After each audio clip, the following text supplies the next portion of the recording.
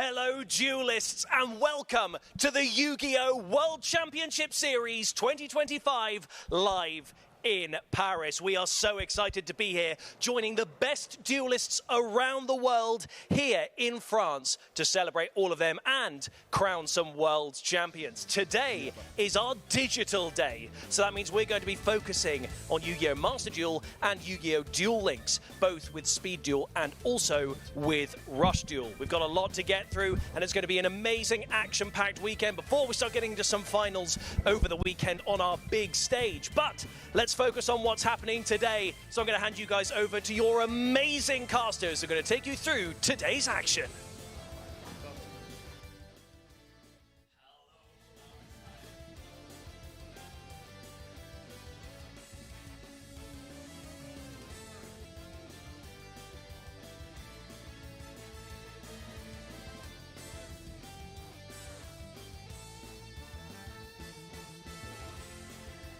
Good morning and welcome to the Yu-Gi-Oh! Duel Links World Championship 2025 live from Paris. My name is Alberto Marazzi and I'm here joined by Marc Patoukas and Jean-Alexis Rousseau, and we will be your casters for this weekend's Duel Link World Championship. Guys, I am super excited to be here. How you feel? I mean, I'm thrilled. I'm speechless. Seeing this event in person and seeing the best of the best players in the whole world right now competing for the trophy of the World Champions means so much for me, and I think that everyone in the world right now is excited to see who will be crowned the world champion, right? Absolutely, it's going to be such an event. You know, this is the biggest event of the year, and all the duelists will just think about one thing: getting crowned at the end of the weekend. It is basically going to be here in Paris, France. 3 days of competition, of huge competition. It's going to be Duel City. Yeah, I mean, this is the best tournament of the year so far, and of course, this is where the tension can be felt. And I think a special mention needs to be seen for, because we are in France. I mean, you're from France, and yeah. I really know how Yu-Gi-Oh! Is, felt within the community. It's not about friendship, it's not about testing. It was all about Yu-Gi-Oh! And I also think that one word is, needs to be felt from you. How is it for the French community? I mean, the French community is obviously very happy to see this event take place here in Paris. Paris is, of course, a very important city for France. You know that, and having such an event brings so much passion, so much excitement for the community. I think that they will be, very, very happy about that. But what I am happy about is basically the duels that we are going to see, because it's going to be an exciting format, both on Speed Duel and Rush Duel, and I hope that we are going to have such duels. Speed Duel and Rush Duel, it's all about, getting all those monsters and being able to achieve your strategy, and I know that some players have brought some spices, so we'll see what happens. Yeah, I mean, we have a variety of decks within the two formats, as you mentioned. I'm really curious to see how is the approach to the World Championship, right? Because our players competed throughout the whole year to get here through KC Cups, World Championship qualifiers. I mean, they really tested the skill and abilities throughout the entire year, and they might have played against each other throughout the year. And this is what really also Yu-Gi-Oh! Is about. You also face an opponent and you're like, I really want to beat you this time, because I really want to take and, put into your shoes and feel how it is, when you win. And here we can bring out on the screen for you the rules. Mike, do you want to go us through quickly some of them? Yes, so with the deck building regulation, it's not like the usual forbidden limited list that we are used to. So there is a specific list just for this event, and as of August 1st, 2025, this list applies. So the duelist must prepare 5 decks that will not overlap with characters and skills, so this is a very good thing for everyone in the home watching that wants a variety. This is exactly what this point is used for. So there are obviously some legendary skills that must be set in 3 or more decks. So you need to prepare your decks that are using legendary skills. A maximum of 3 of a single card across all decks. This is very important. We have seen Also in the Master Duel, another game that this also rule applies, and I'm really enjoying this, to be honest, because I want to see how the competitors will adjust to it and see how they will come across and with the deck building strategies, to be honest. But from the two games, I want to mention that I'm really excited about the change in the Rush Duel regarding the Shiny Shady. I think for me it's a very important card that it's not only good for the meta right now, but it also changes a little bit how the game is played, to be honest, meaning that it slows down a little bit, it gives some interaction into the game, and I really want to see how the best players in the world, obviously, will adapt to it. I mean, I don't know if you are thinking about a way how you would build your deck or what you will approach on facing a Shiny Shady. For me, it's one of the best cards right now. Yeah, of course. And I think you mentioned something that is really important. It's about the rules, because the rules are not really the same. So you have to adapt, you have to adjust yourself. And also, there will be some kind of mind games when you build everything. Because the choice of your deck is not only choosing the best deck of the format, but it's also choosing the deck that will probably counter the other decks of the format. Because remember, it will be a best of 5 on these formats. And a best of 5, you know that it's going to be on the long run that you have to win. It's not only just a single match. It's going to be like 1, 2, 3, maybe 4, maybe 5 games that you have to win. And so you know that some decks are able to counter the other ones. So when you bring the decks, you have to think about all of this. And I am really excited to see, as you just said, what they are going to do to just win this mind game and win it all at the end.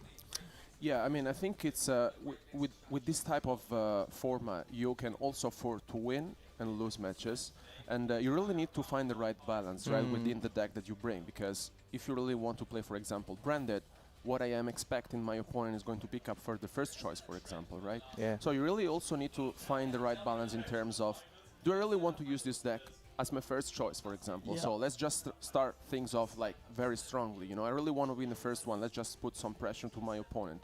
But on the other hand, as you mentioned, I think there's like very good balance within the two formats, both in Speed Duel and in Rush Duel. Of course, Rush Duel to me it's like the real challenge. It's there are a lot of different decks. Yeah. We had the chance to talk to some of our players prior, and besides sharing their emotions, they were all also sharing with us. Yeah, I've tested a lot of them. I'm still, you know, like this deck could be good. I can bring this one, and I mean, we see a lot of varieties. And I mean, it happens to both games, as you mentioned, Alberto, since obviously in Speed Duels there are also some very good decks, but it is the mind game, as Jean Alexis mentioned before, that are you going to start with your best deck, or are you going to start with a more off-meta deck in order to just see then take knowledge what your opponent's playing, or are you going to establish dominance and go for your most powerful deck on the deck list that you have brought? I mean, to be fair, I really have no answer to this. I don't know what I would do. Probably would go for the deck that I feel comfortable, because we have to respect that Duel Links and every competition in Yu-Gi-Oh! Is not about only how good you are in your deck and how powerful your deck is, but it's also the pressure that you feel when you are playing, because all of the players right now are competing for the World Championship, and so they have a lot of pressure. So I would feel more comfortable to bring my best deck and the deck that I'm used to. Yeah, I totally agree with what you just said. The pressure is really a important factor, because, of course, you're not playing at home, you know, in your bed, basically. You are playing on the biggest stage of the world. So, of course, when you wake up in the morning, you feel that pressure. So, for me, I would probably go with a deck which I'm confident with, because you have to just start the day very well. You know, you have to gain that confidence, and to do so, I mean, it's way easier with the best deck of the format than with some off-meta decks. But on the other hand, if you feel very confident, for example, if you are the world champion, then you have the ability to just absorb that pressure and be able to maybe surprise your opponent, because what is your opponent gonna do if you just play an off-meta deck? He's probably gonna be surprised. He's gonna be destabilized, and then you may take an advantage of that. So there are gonna be two different approaches, and I'm very curious to see who is gonna play the best deck and who is gonna play some spices. Totally, especially because as you mentioned, this is the World Championship. So for the speed duel category, we will be having 16 players, and we will be playing today 4 rounds of Swiss, followed by the semifinal. And for the Rush duel category, we have 8 players, so 3 rounds of Swiss, the semifinal, and tomorrow we will be having the 2 finals of the 2 category. That being said, honestly, after talking to some of our players, I feel like in speed duel, for example, there's a trend of playing branded, Shadoll, and Chimera. And as you mentioned, Jean-Alexis, I think there are a lot of different decks, a lot of different varieties, and as you can see here on the screen, here we can have a look at some of our players that we will be participating this weekend. So first of all, I think one that really resembles me on my eyes is, Shelmy, which was last year winner. We had the chance yesterday to talk to Quantum Cubes, which was the Rush Duel champion. Was telling us he's very confident, I think, right, Mike? Exactly. And I mean, being a world champion right now, I mean, he's still the world champion, to be fair. I will also feel confident because you can feel his aura, meaning that when he steps into the room, everyone knows that he's the world champion. And to be fair, imagine competing in such a very important competition and that your first round is against the world champion right now. I will also feel confident, to be honest. The only thing I want to see right now is that how they will start. The two world champions, if they will go with the approach that we discussed before, starting with one of the best decks that they feel and that they're confident with, or they will go with an approach that it's similar to, as Zhang said before, going for something that it's not so common in order to take by surprise their opponent. Imagine playing against a world champion and plays a different deck that you don't expect, right?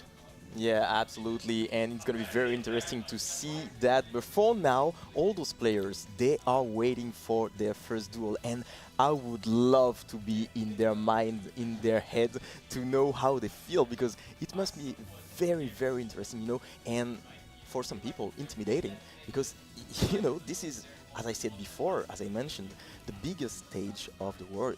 All is going to revolve about your ability to just be the best player, to get the right cards at the right moment, and to build that momentum. Just those 2 days, those 2 or 3 days, and after that you might be crowned world champion. I mean, when you think about it, it's such an important moment. All the year they were trying to be the best. They managed to qualify, which is obviously already such an achievement. And now you are there. You are in the tournament. You only have a few competitors, but they are the best in the world. And you have to be the best of the best. Guys, I would really like to know how they feel right now. Yeah, I mean, you really put all of your effort throughout the whole year to participate in the best tournament of the year at the end of it. And what I really feel like it's most of our players are newcomers, but some others have been participating to the WCSs multiple times. So they're not newcomers at all. I mean, I'm really curious to see how is going to be their approach, because like every World Championship is different within the previous one. And I feel like the tension is still always palpable for people attending the World Championship.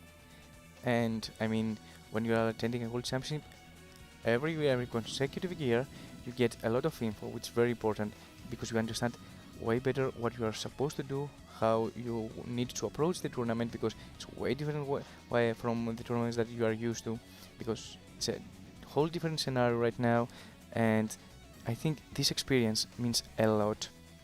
I don't know if you agree with me. I totally agree. Of course, everybody agrees with you, and yeah, as you mentioned, it's such a complete different experience. And I mean, it's not only about the game, it's about the game, but it's also about your preparation, about your experience, about the way you have to just handle things. And if you already came before to the World Championship, you know how it is. You have that experience. But for the newcomers, as you just said, it might be intimidating. And I saw some players in the morning. I saw some of them.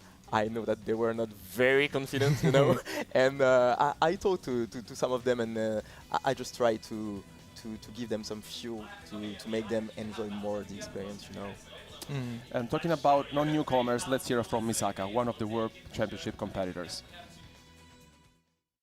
日本の美坂です。遊戯王歴は10年以上です。KC ポイント2位で出場資格を得ました。他の国の選手との交流を楽しみにしてきました。私の好きなカードはメタルフォーゼミスリエルです。クロワッサンの方が好きです。 And as mentioned, we do not have newcomers because Misaka is no stranger to the World Championships because this is the 3rd year in a row that he's been competing. And I mean, this is unbelievable because he is one of the best players, if not the best player at the moment in Asia. And you can just look at his results. He's been topping tournaments. And I mean, what can we say? It's, I mean, unbelievable performances for him, but let's jump also to the next interview.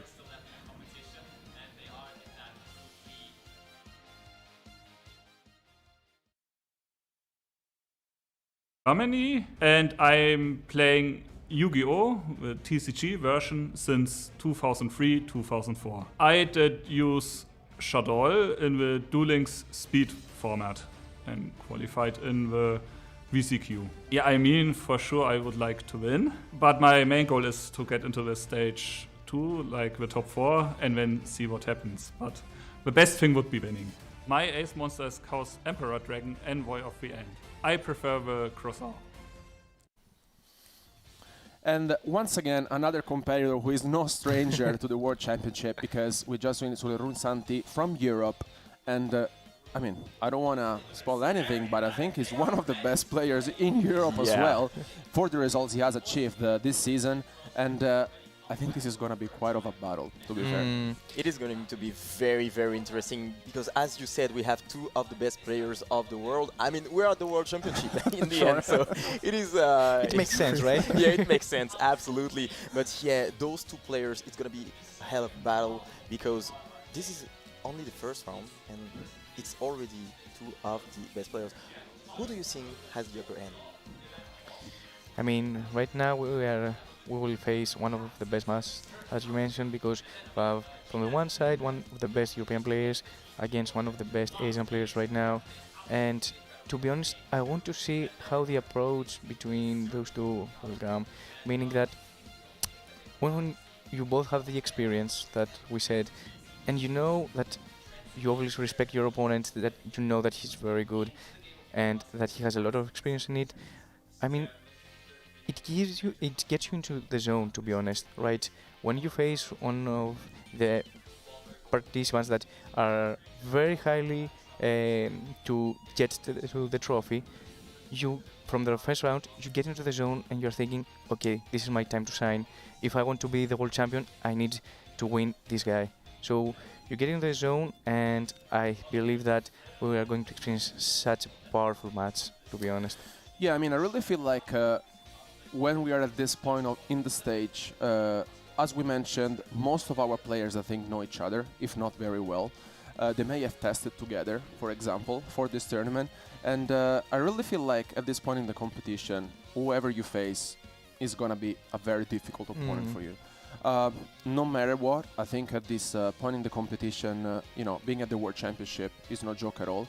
Our players have been playing, I think, countless hours to be here. And also the percentage rate of some of them is just something, you know, out of the ordinary, to be fair. And but of course, I think we have by far 2 very, very excellent players at our tables. And yeah, I mean, of course, starting things off with a win in your very first round, you know, really ease, you know, your mind a little bit, especially because like entering into the second round, you just feel, yeah, you know, I'm turning World Championship, I won round 1. Yeah, maybe I can do that, you know. Absolutely, and you mentioned something really interesting, is that of course you are going to have to beat everybody if you want to win it all. So you are going to have to beat the best as well. So there is no way around. You know, you have to go through the best to become the best. So yeah, of course this is a difficult game for both of the players, but they will have to do that. So first game of the day, you have to win because of the mindset as well. Of course, you want to have the first win. You want to just build up that momentum, to just have those points and to be in the right way. Because if you lose the first one, of course, it's gonna get into your mind and you're gonna think about it, and it can be very difficult, you know, to just get into the second game. You feel the pressure more than ever, and you want to avoid that at all costs. So for both the competitors, of course, it is not completely lost if you lose this one, but you already want to win the first one to just relieve yourself a little bit. So it's going to be very interesting. And speaking about this game, it's going to be very interesting to see what they have for their opponent, because of course they know that their opponent is very good. So will they play a deck that is full of spices, or will they just stick to the plan, you know, and just play the best deck? We're gonna see that in a few moments. I mean, I can't wait to see what they brought for this tournament, honestly, because I mean, we talked about how many different decks, honestly, we have in the current format. But my question for you is, let's pick two decks, okay? If you were at the World Championship, you were to participate, which deck would you have brought? I mean, of course, Cyber Dragon. No, it's not gonna be Cyber Dragon, even if I'm a Cyber Dragon enjoyer. But I would probably have brought Shadoll, of course, but also Branded, because I think that those two decks are very, very strong into the meta game, and of course you can try to counter them, but in the end, you know that you are playing two of the best decks, and I really like the Branded one. You, Mike? Yeah, to be fair, I have to agree with Izan. They are two of the best decks right now, in my opinion, also.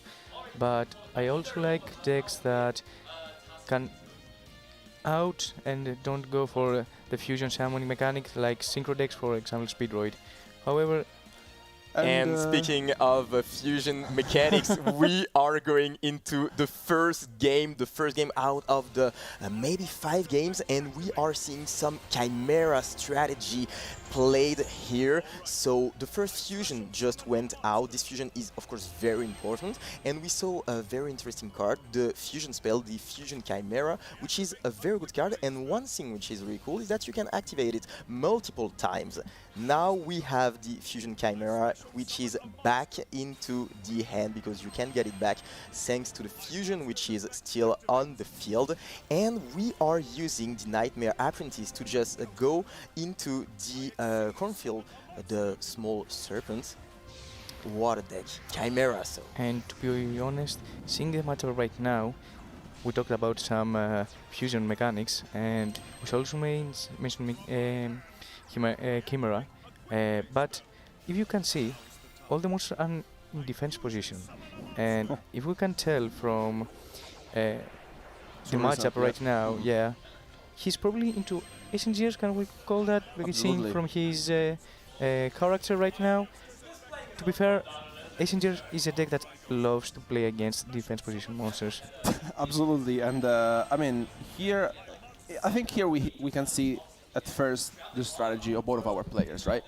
We're starting things off, the tournament is going on, and my first choice is Chimera, and my first choice is Ancient Gear, which, of course, I think Chimera can be considered maybe among Branded and Shadoll, the third pick, we can say.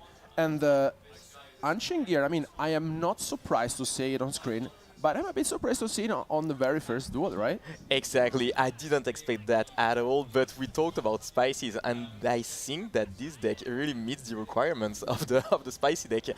And this is going to be very interesting because, as you mentioned, all the monsters are in defense position, and yeah, the good thing about Ancient Gear is that you can really end the game really quick, because you have the ability to deal some piercing damages. And yeah, it's gonna be cool to see if he can just break the field and win it all. Yeah, I mean, I really feel like Ancient Gear is one of those decks that can really be considered maybe as your 4th, if not the 5th pick. Absolutely. Because again, I mean, I think there are so many different ones, but Ancient Gear is very consistent. I mean, I really like that you can also have on the field very big attack monsters that really put a lot of pressure to your opponent. And at the same time, like as we've just seen, using the skill honestly gives you just a lot of options, because, for example, playing against Chimera, you can just, see what your opponent is playing, and here you can play, yes, the first card is the Ancient Gear statue, which essentially you can special summon from hand, and it's not really like, also the Beatrice is 2800 defense, as you mentioned, Mike, it's not a real threat at the moment. And to be fair, Ancient Gear at the moment have an incredible skill, Ancient Gear Engineering. For me, it's one of the best skills right now in the game. I really love that.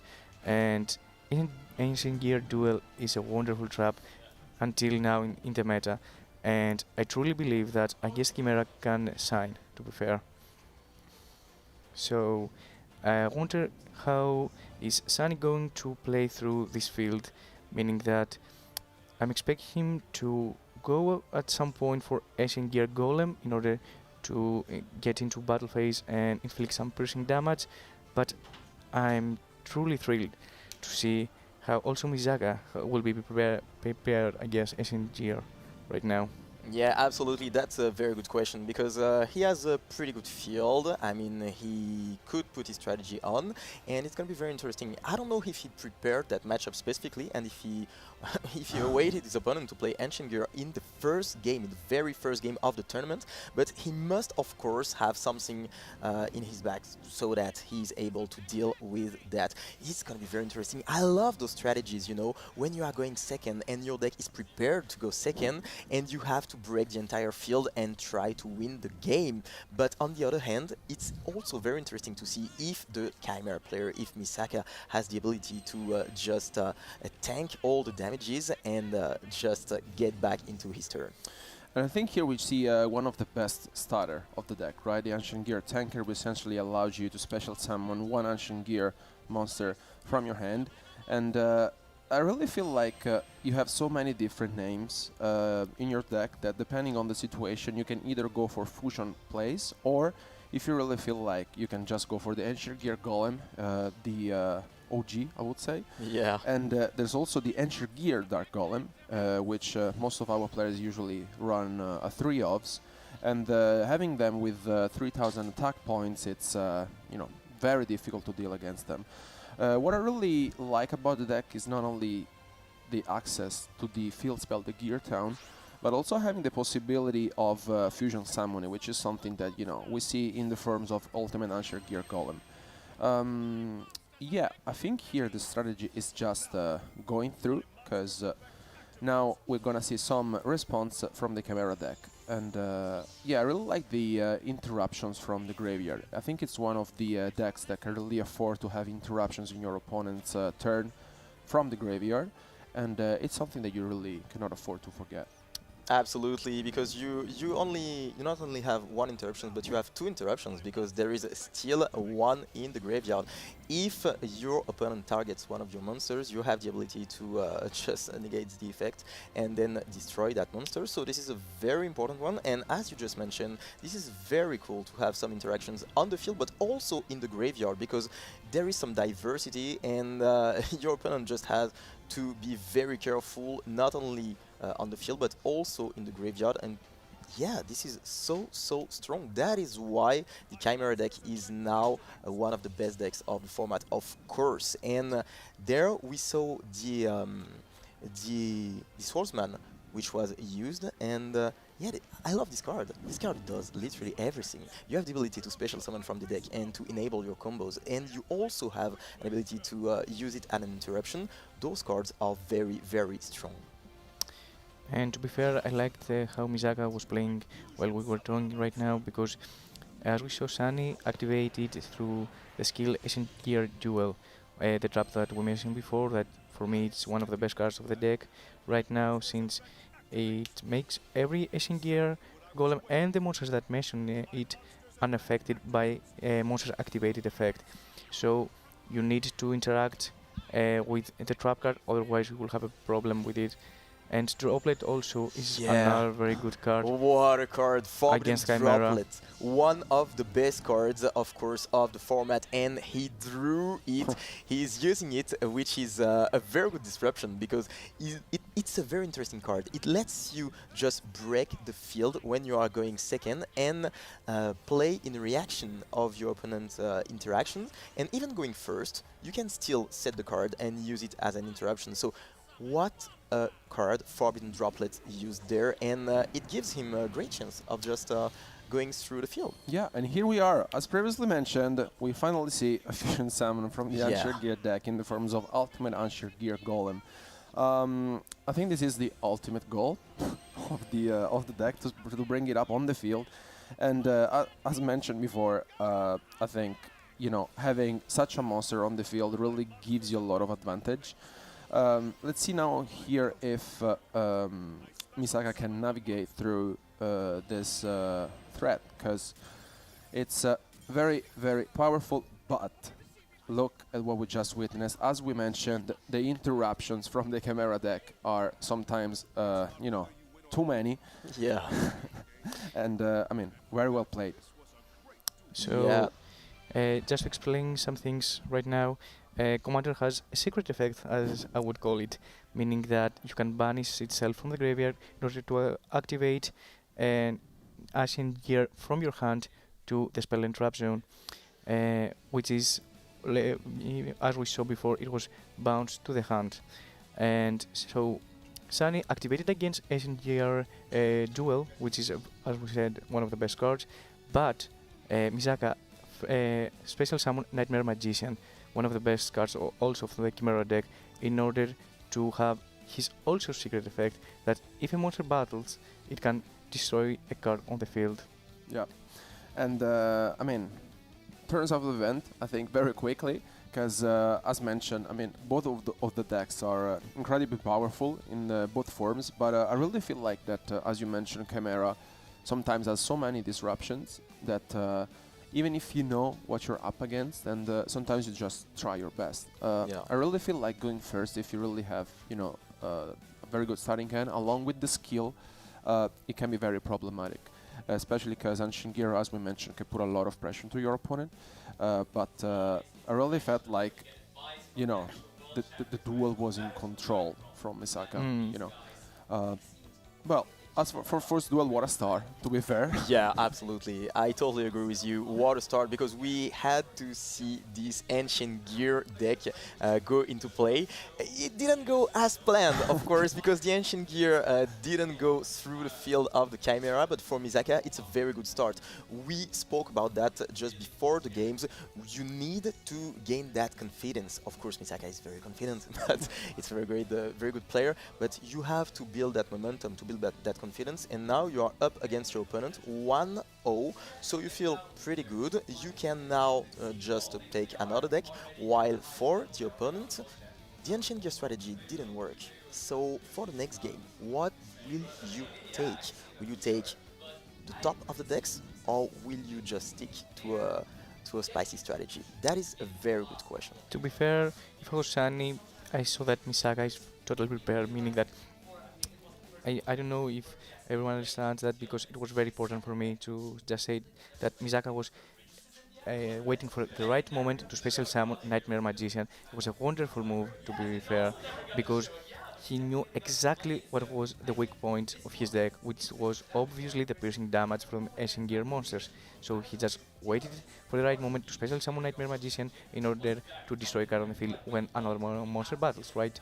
So it was a wonderful play, and if I was Sunny and I was seeing that my opponent knew exactly what was his weak point at the moment and at the current game state, I would go probably for my best option, the deck that I really feel confident, in order to also take some boost and to show my opponent that I'm here also for a reason, I know what I'm doing, and I'm going to prove it to you.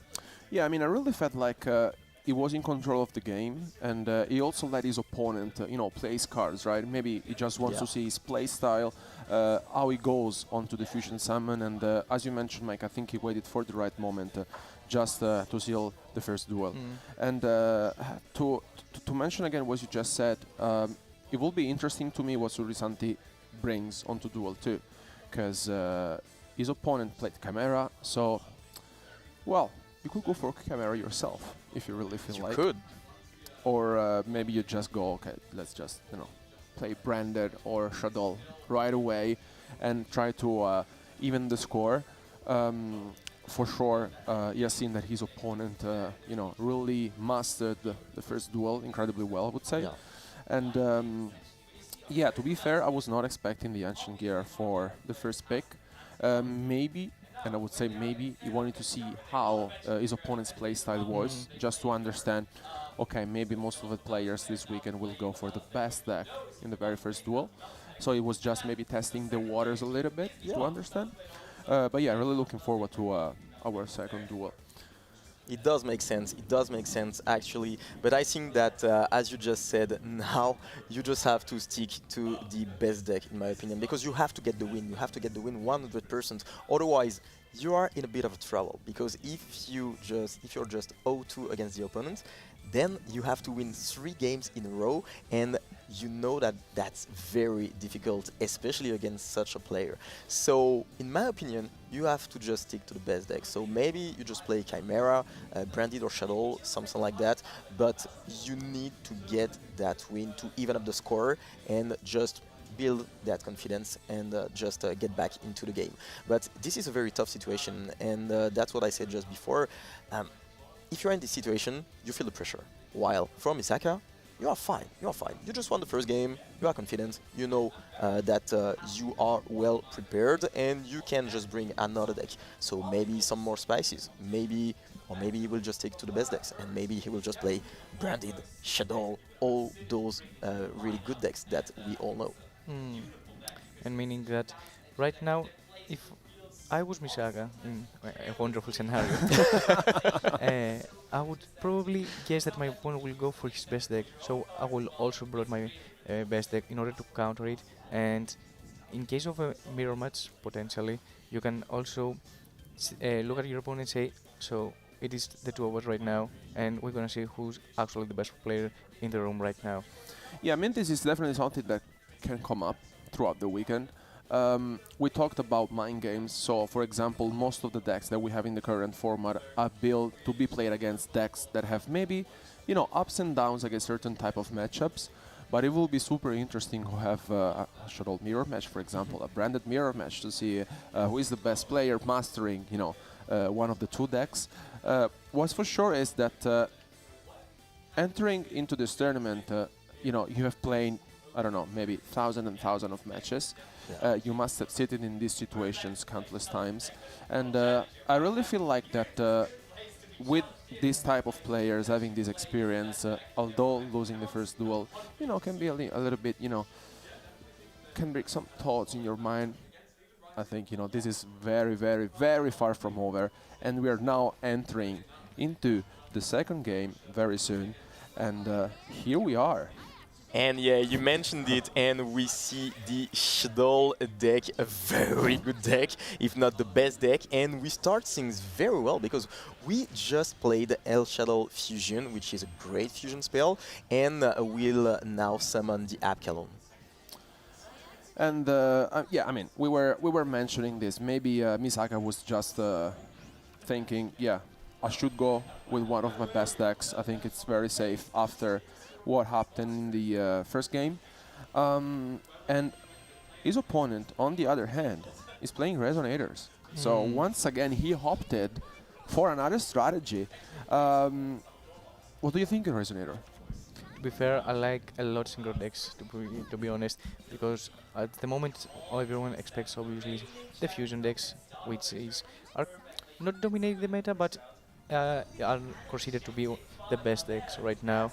But I think decks like Resonators that can access Red Dragon Nova are very good at the game right now. Yeah, I totally agree with you.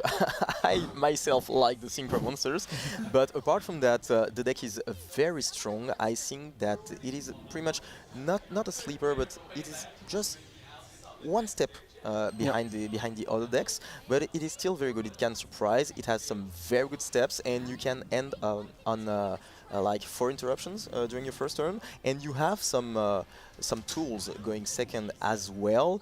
And the fact that you have so many strong cards to just go through the opponent field, and if your bodies can stick on the field, then if you can just have the first steps going through, you are in a very good situation. But going against Shadoll, it's gonna be hard. It's gonna be hard because Shadoll, wow, that's such a deck. It is very, very strong. It has a lot of interruptions, and the mechanic of the deck is overall very good. Yeah, I mean, it's going to be very difficult, to be fair. I mean, I feel like Resonator is a very consistent deck, not only for the synchro summons the deck produces, but also because, as you mentioned, with the skill, essentially, you can also set up a Fiendish Chain plus the Fiendish Golem.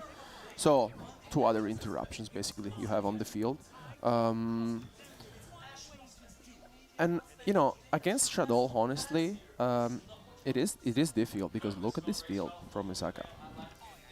It is very strong, but as you said, you can just set up the Finch Mission, which is a very good card, and one good thing is that he can activate the card. So yeah, it is very good to just go through the field. I wonder, do you think that he's going to be able to break this field? Is it possible to break the Shadoll field with the Resonator? I mean, if I have to choose one deck in order to play against this field, will probably be Resonators, meaning that even the skills, I think, is a message for us and for the audience. Witness why I'm known as the true king. So I think that Sunny right now is trying to make a message, and I truly believe that a deck as strong as Resonators are can break through any field right now in the meta, to be honest. And I really feel like Resonator is a very powerful deck, especially because with the Soul Resonator, the first card we saw in Sorensante's hand, it's basically the key card of the deck, because essentially gives you access to the Born Archfey. You can discard a card, bring it up to the field, go for your Synchro Summon, revive one of your bases, and go for another Synchro Summon. And essentially, the deck relies on the flipping face down your opponent's monsters onto the field. And we really know that there's one Synchro monster in particular, which is the Red Dragon Archfey, which can essentially destroy all of your opponent's defense monster. But against Shadoll, it's gonna be very difficult because, you know, as we are witnessing, there are a lot of different interruptions. Absolutely, and we see the Winda on the field. What a card! And it's going to be very hard if you don't have the proper answer. Of course, we know that there is the Fiendish Shen, and the Fiendish Shen will, of course, be able to activate itself. But yeah, Winda is such a good card going first, because you set up an interruption which just doesn't allow your opponent to special summon a lot of times, and you need those special summons if you want to break through the field. I mean, imagine being Bisaga and see this animation right now. Yeah. I would be totally be scared. One of the ace monsters of Yu-Gi-Oh! Right now has been summoned into the World Championship. I'm totally thrilled, to be honest. And I can see again the Forbidden Droplet, once again, we saw it during the last game, and it was a very good card. It wasn't enough to break the field during the last game, but this time maybe it will be enough. This card is very good going second, because it allows you to just mitigate the damages of the interruptions of your opponent. And yeah, we saw the heart of the card, basically, because drawing 2 times in a row the Forbidden Droplet is, of course, very good going second. Yeah, I mean, and thanks to the Vision Resonator's effect, you basically get access to the Crimson Gaia. And now I'm scared, because, I mean, as previously mentioned, you have the Red Dragon Archfiend onto the field, and I think we all know what is going to happen next, because, as we mentioned, the Forbidden Droplet was activated, and look at this. I mean, the entire field of Misaka was wiped out. I told you that if I have to choose one deck to play against a whole established field of Shadoll, it will be totally Resonator. I mean, Red Dragon monsters right now are very, very strong. You have the Heart of the Cards with you, and obviously one of the skills that, as we said, I think is a secret message for us and for the audience. Witness why I'm known as the true king. Absolutely, and of course now we will have all the Shadoll monsters that will activate their effect to get back some cards. But yeah, as you just said, this is absolutely awesome. Like literally, he just broke the field like that. And I mean, this is not surprising, of course, but this is very interesting. This to is see impressive. It's impressive It's very because impressive, Misaka's hand was very good, and at the same time, I really feel like Zursanti was able to navigate through this. With this direct attack, of course, this is gonna hurt a lot because with 1,000 life points remaining. But I think it was incredibly played because I think he navigated through every single card of Misaka, and the Shadoll Dragon, of course, was preventing him to close this one out. But let's see if he can come back once again into this game. Oh, and Oh, what the a card! Shadoll What a Fusion. card to open up the Shadoll Fusion! It is a very good card going first, but it is even a better card going second because you have the ability to use some materials directly from the deck, and he has this card. One way to start his second turn.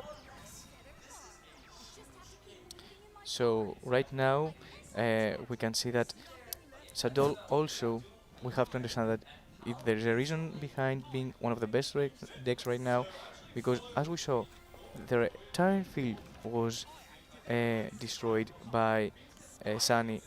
However, as we saw, it was able to take all resources back and establish again a board that you have to respect it.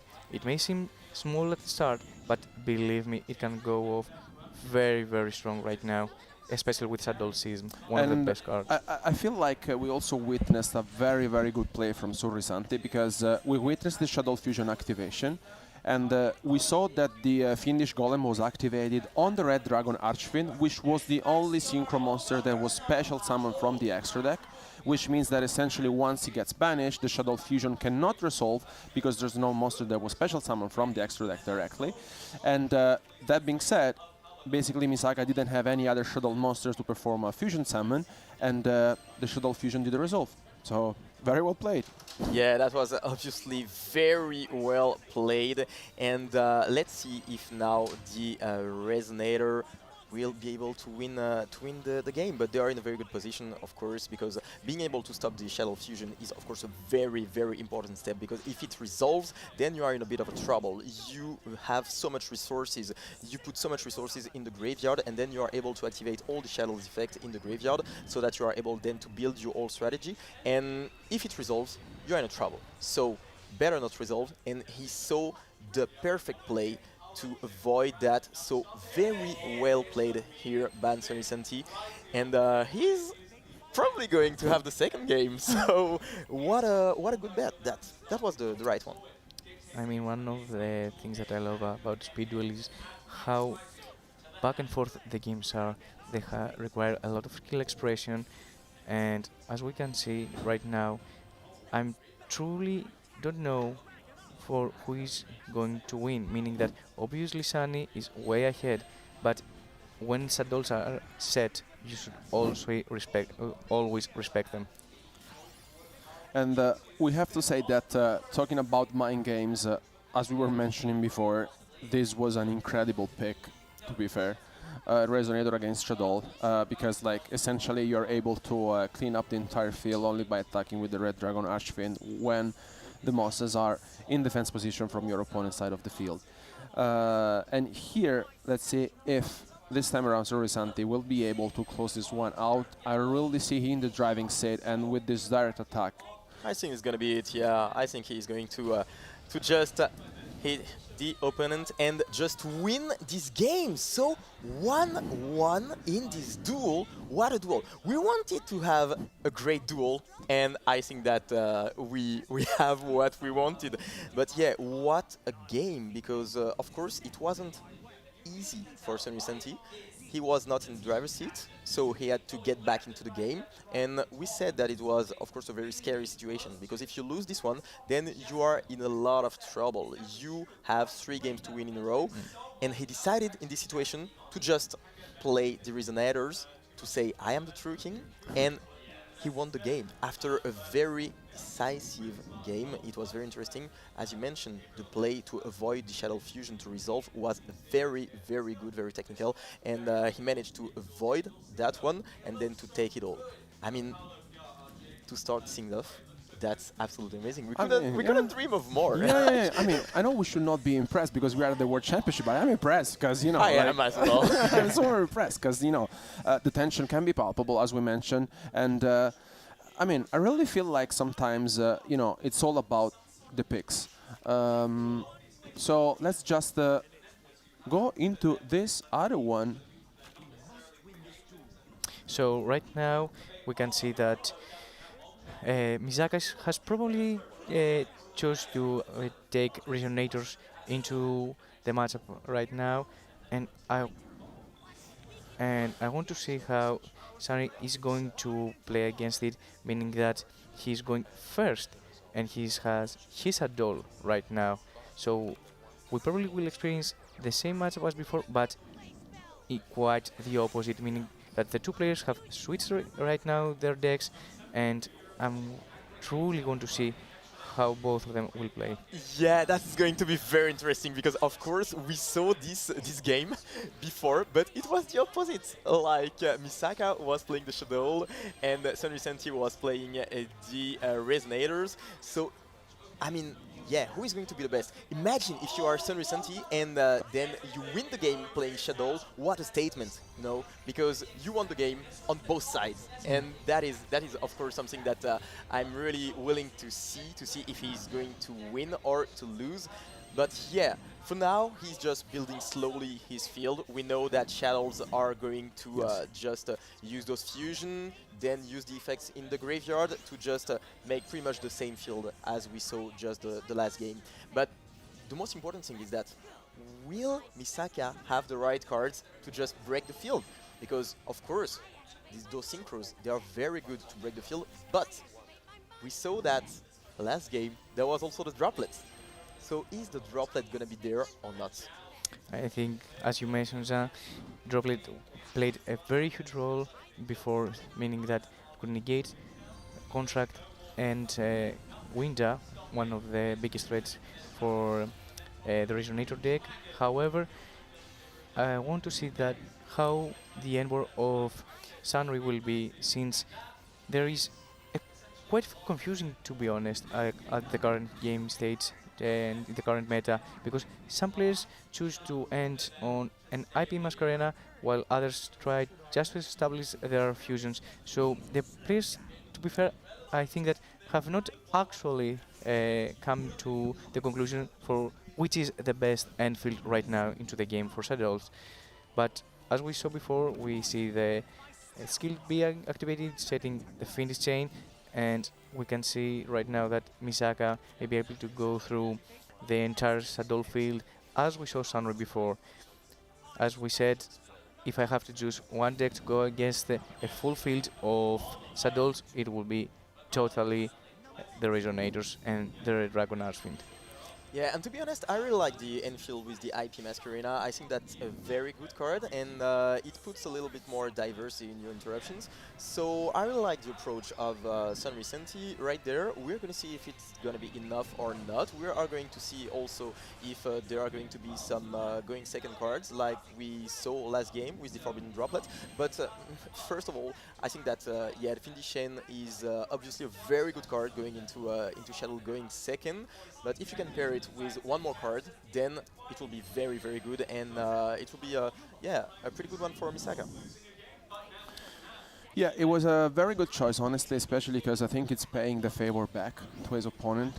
I mean, I really feel like here, if you are Sunrisanti, how do you deal with this? Because you just literally won against this deck, right? So you must know the strategy. You really want to try to find a way to deal with this. And of course, the IP Masquerena maybe can help you out a little bit just to navigate through your opponent's field, but I really feel like the Resonator deck can have a chance once again in this game. To be fair, Masquerena, one of the reasons also that I love is that Red Dragon wants to destroy your field, right? So IP Masquerena gives the extra bonus effect to the Link Summon that will be Link Summon right now. Probably Unicorn, I believe, will have the effect that it will be unable to destroy by card effect. But of course, we will not see the effect of the IP Masquerena resolve, because we are going to use the Fiendish Chain on this IP Masquerena. But in response, then there will be the El Shadoll Fusion activated, the quick play spell, so that we can fuse. So here we are going to see one of the first interruptions, and what else than Winda, which arrives on the field, and Winda is of course a very good card. We talked about it last game. How will you deal with that? Yeah, I mean, I think once you see the wind on your opponent's side of the field, of course you are aware that you can only basically special summon once, and you are already in trouble, right? I feel like against Resonator, and the Forbidden Droplet, of course, that helped him out a lot in the previous duel. Shadoll Winda is very difficult to play against. So I feel like sometimes it's just on its own incredibly powerful. Let's find out if here it can just, you know, find a solution to this. And to be fair, as we saw, Nail Shadoll Ariel has been activated for... speaking with the players in the morning, it was one of the scariest cards right now in the current meta state, meaning that it has such a wonderful effect to counter the most decks of the meta right now. So a lot of the best players right now in the world thinking that El Shadoll Ariel is one of the best cards of the whole format, to be honest. But at the current game state, we see exactly like the previous match went, meaning that Resonator were able to play across the Shadoll field, able to break it. However, we will now see how much follow-up the Shadoll can generate, meaning that, as we said, when you see a Shadoll field with a set Shadoll, it may be unscary at first, but trust me, it's very scary.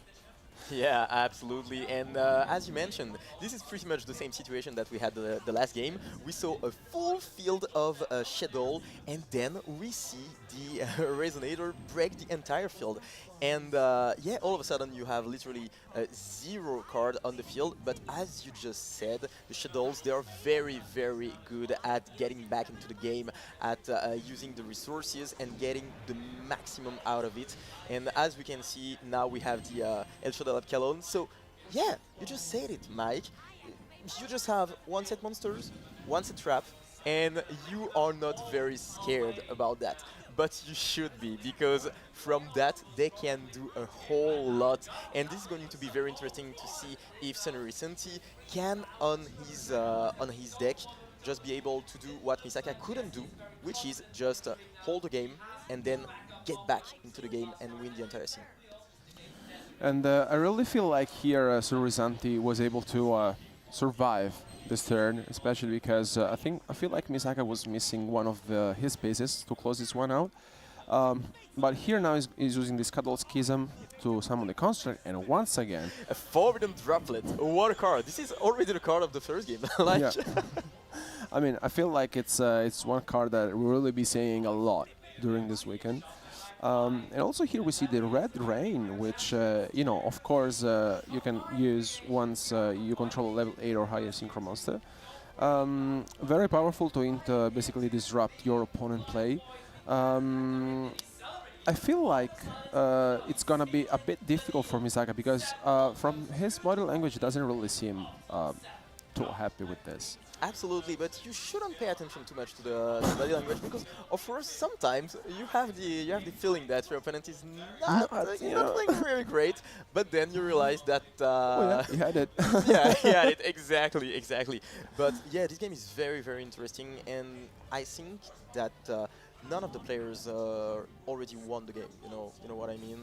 And nice top deck. who is going to be one game away from the whole victory? Yeah, that is a very nice top deck. Yeah, this is a very nice top deck, because essentially the Crimson Resonator, if you control one dragon type Synchro Monster, you get to special summon 2 monsters from your hand or deck, so very good top Which deck is very here. good, yes. are really going to see how this turn will go, meaning that at the moment Sin is still on the field, there is a set monster and obviously there is a construct. To be fair, when I see a Shadoll field and I see a construct on the field, I know that my opponent has a lot to do later, so I really want to respect the construct and try to find a solution how to play around it. Yeah, absolutely. As we just mentioned, the Shadoll is just, again and again you have to face those interruptions because you just recycle very well. You just take back the resources from the graveyard and you add them back to the hand. You use all your resources and they come back at the end of the turn or during the opponent turn. And maybe, I just say maybe in the end, he will just keep the game in that state, and if he can resist, then he will be in a very good situation because it is one of the best decks. Speaking about the grind game, of course. Yeah, grind game. I think it's very difficult to play against this deck, especially because I feel like the Shadoll Schism puts you in a very good situation because the more Shadoll monsters you have in your graveyard, the more you're able to fusion summon monsters. Of course, with this top deck card being drawn by Misaka. Here, of course, he opens up a lot of different synchro summons from him, and let's see here now what he decides to go for. Because to be honest, I think one is the answer, right? It's the one and only Hot Red Dragon. And water card. This is a very good card. A card that can negate one card on the opponent's field. And yeah, this is one of the best synchros of the deck, to be honest. And once again, with more than 3,000 attack points. But one thing that is different from the last game is that in this game, you know, the life points are not that low for San Vicente. While during the last game, he only had 1,000 life points. So this is a bit different because it's all about pushing for the whole victory. He's going to try to just get the victory and to end the game, while San Vicente is going to try to absorb all those damages. And I really love the fact that Misaka goes one step at a time, as we can see that he knows what the cards are able to destroy and play around his strategy, and so he goes one step at a time. He banish the whole field with Red Rain, and right now he has a Hot Red Dragon Archfiend in order to negate Shadoll's Schism, right? And I want to see right now another set monster from Sunry, and I want to see what's the card that he drew for his turn because it's very important right now. And he's going to special summon a monster. Which one will it be? It's going to be the Bone Archfiend from the graveyard. And then the Vision Resonator is going to be able to add the Continue spell, the Crimson Gaia, which is of course a very good spell. And to be fair, right now, I can tell that Misaka has a slight advantage, meaning that one of the best cards in the Shadoll deck right now is obviously the Shadoll Schism, and since he has the Hot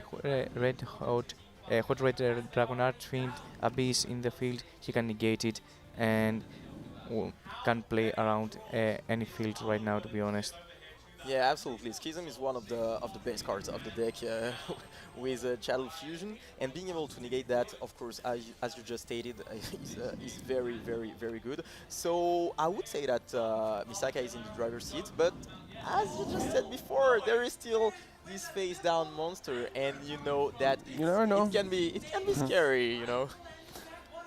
I mean, of course, all of this would not be witnessed if he didn't draw the Crimson Resonator, which alone is just, causing all of this. And I mean, we talked about this before. I think the deck is super consistent. Only with one card, you're essentially able to wipe out all of your opponent's field. And what I really like about the deck is all the interruptions they have, also in the graveyard, because the Red Rain, essentially when a Dark Dragon type monster gets summoned to the field, you can get it back.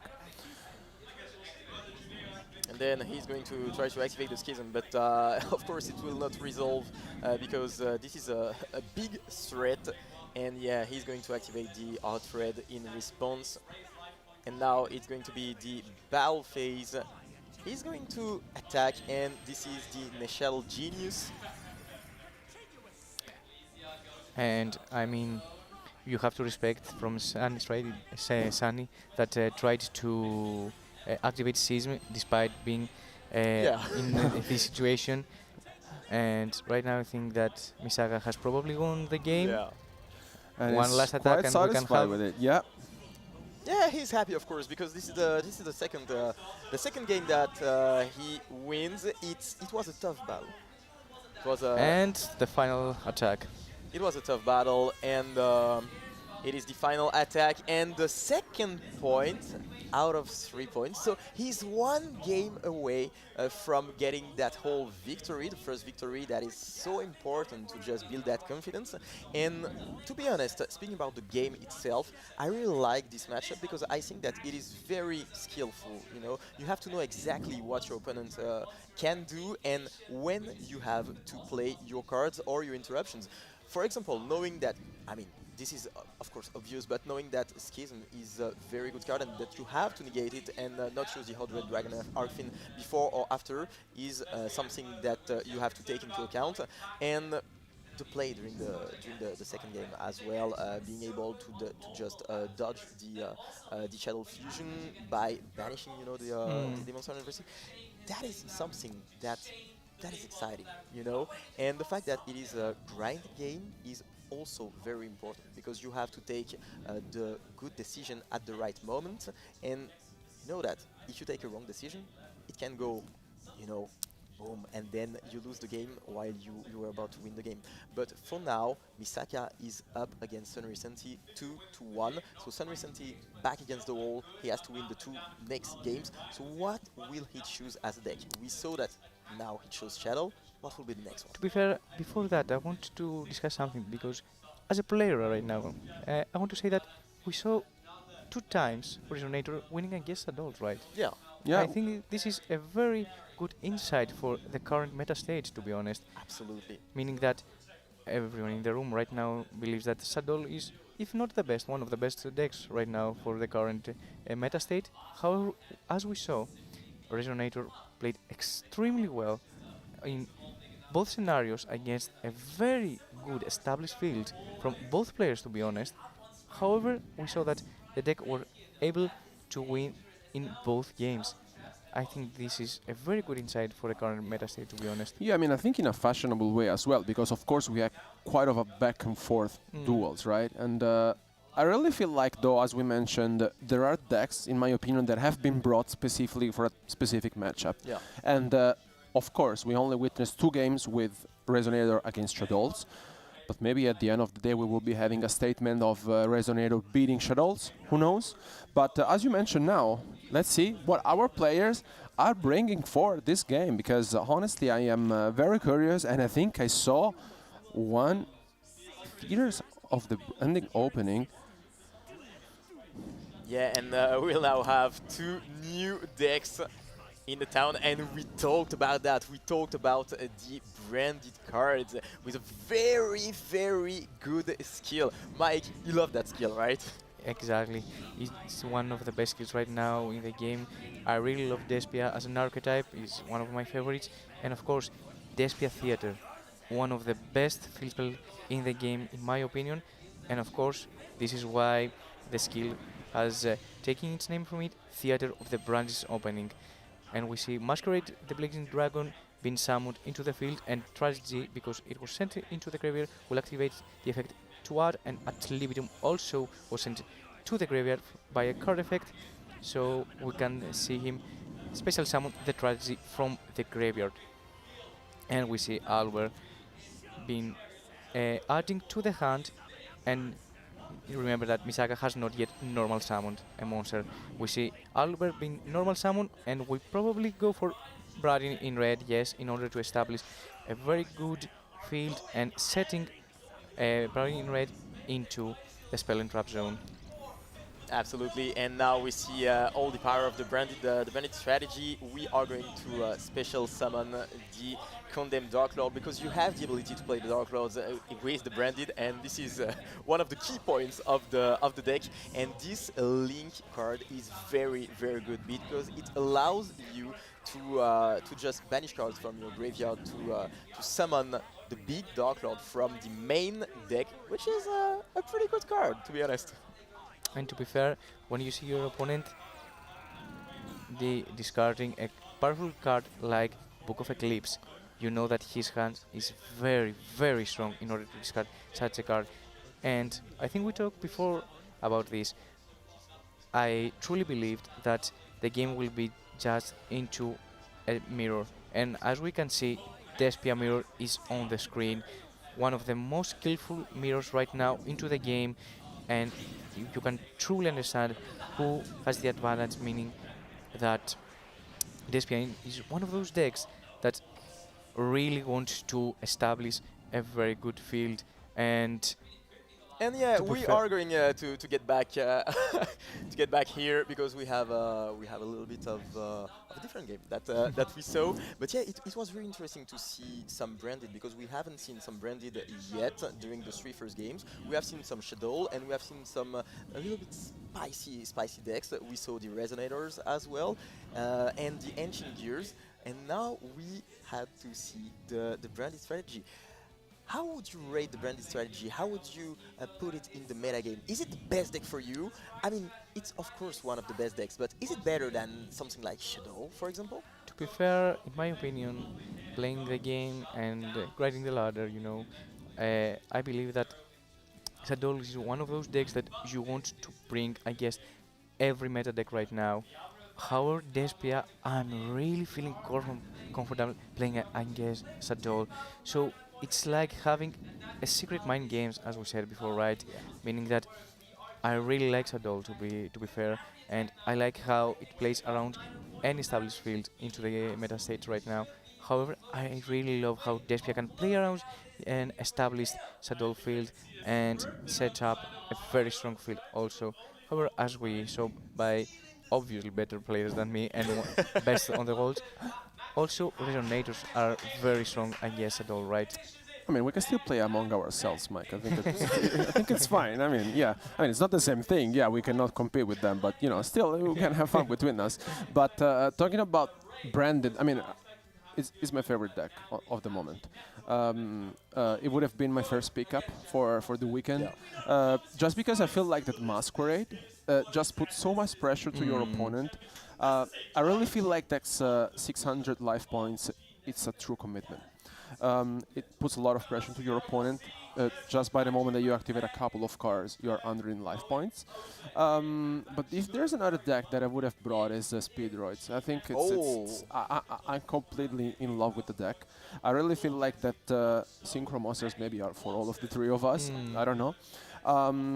Yeah, but I think you put a lot of pressure to your opponent. I think by having multiple strategy in your deck, multiple synchro summons, we just witnessed it. I think I feel like it's one of those decks that maybe can be your 4th, if not your 5th pick.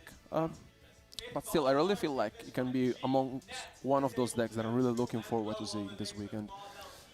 Yeah, for the rest, I mean, I really feel like both the players, also the other matches that we quickly just witnessed. I mean, what we're talking about is, I think the most playing decks we will be, Shadolls, Branded, Chimera, for sure. Are you surprised of Resonators? Of course, now, I mean, cards have been played, we knew the results, but... yeah, but of course, at first, I was a bit surprised because I think that the deck is very good, don't get me wrong, but I think it's a bit behind the 2 other decks. Obviously, we saw that it's very good against Shadoll, which I didn't expect, because being able to win those 2 games, of course, this is a very small sample, this is only 2 games, but we saw that it won in a very convincing way, and that surprises me a little bit, to be honest. I didn't expect Shadoll to crumble under the pressure against Resonator that much, and it's going to be very interesting throughout the whole weekend to see if it is something that repeats itself, and also to see if some players are able to just pull out this strategy to just take also the Resonator and be able to just win consistently against the Shadoll players. To be fair, I totally agree with you, meaning that Resonators is one of those decks that you don't expect to be so good, meaning that it really outshined in the match, both matches that we saw, and I believe that it was one very good deck, as you guys mentioned, but I wasn't expecting to be so good against Shadoll, right? And to be fair, I really want to try myself and see, are they so good against Shadoll, and I didn't have a clue, and I really want to understand how the game meta will evolve right now, to be fair, because if you are playing Shadoll and you know that you take some weak points against Resonator, how you are going to adapt to it, right? And I think we will soon find out how the meta is evolving here at the World Championship, because we are going on a small break. So don't go anywhere, because we will be back soon with more action for the Duel Links World Championship. Keep watching.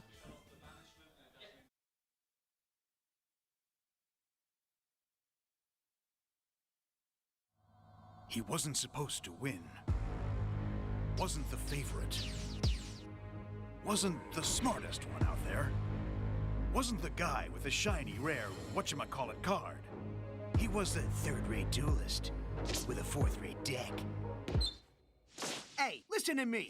I say talk is cheap. I fought my hardest to get where I am right now, and I never let anyone get the best of me, even when all hope seemed lost. So why should I start now? The whole gang's rooting for me. And with my friends behind me, there's no way I can lose. What I'm fighting for? I got that part down. Here I go. It's all or nothing.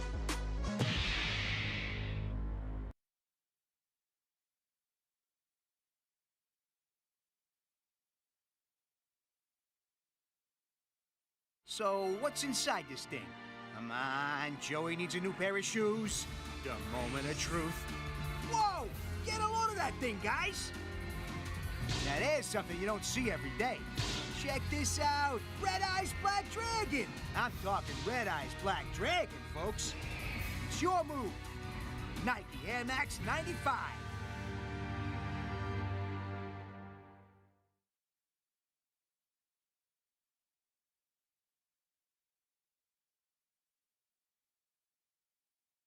なんだなんだなんかドキドキするなうわ来た来た来たこれはすっげえ見てみろよこれどうよ俺もびっくりしたぜおいみんなここにすっげえのが見えるぜレッドアイズブラックドラゴンさあお前のターンだぜナイキエアマックス95Here we're back at the Duel Links World Championship 2025 in Paris. We witnessed an incredible duel between Misaka and Sunrisanti in the very first match, and I also feel like we have a small statement that Resonators just bet twice Shadoll. We will find out throughout the day if this will be the maybe recurrent maybe theme of the day, I would say. But so far we have seen a lot of different decks. We talked about how basically the current format is shaped, a lot of different decks, a lot of different choices, and it's gonna be very interesting to see how our players are approaching this format and this tournament, of course. And we also talked about how entering into this tournament, you can be a little bit of tension, but all of our duelists have been competing throughout the whole year. They have a lot of experience, a lot of top finishes, and they have been testing, playing for hours. And I'm sure that even if you start with a loss, that is not going to be a loss, because in your mentality, you really want to seal a 3-1 score at the end of the day. And hopefully we will see Sunrisanti once again on our streams. But that being said, we will soon find out who our next two players will be for the next match. And we were also discussing a little bit our maybe picks, just friendly picks, because as Mike said, we cannot compete here just because maybe we will lose all of three. Maybe the other two decks will not be even shown. You think? I think I mean we can give it a try. I mean, but We can. maybe we can just To be time honest, ourselves up. We cannot, to be fair. But no, so far it's been a pleasure to see a lot of different strategies, and we have had back and forth games. Yeah. I really feel like that our duelists are ready for every sort of interruptions from their opponent. I feel like that sometimes there's not much that you can do, right? If the duel shapes up in different forms, you just have to take it and pass it on to the next one. Jean Alexis was mentioning something very interesting, which is the mind games, right? Yeah, absolutely. Yeah, this is very interesting. To know if you can be in your opponent's head, because it's all gonna be about the counter picks. Is your opponent gonna play this deck, and then what do I have to play? Do I start with the best deck, or do I start with the spices? And we saw two very different approach during the last best of format, because we saw during the first duel that one player, Misaka, decided to go all out with the best decks, and it worked out pretty well for him. But on the other hand, we saw that Sun Recenti decided to go with a little bit more spices. We saw the Ancient Gear strategy at first, and then we saw the Resonator. Resonator, which will be shown maybe as one of the best contenders against the Shadoll deck, as we just said.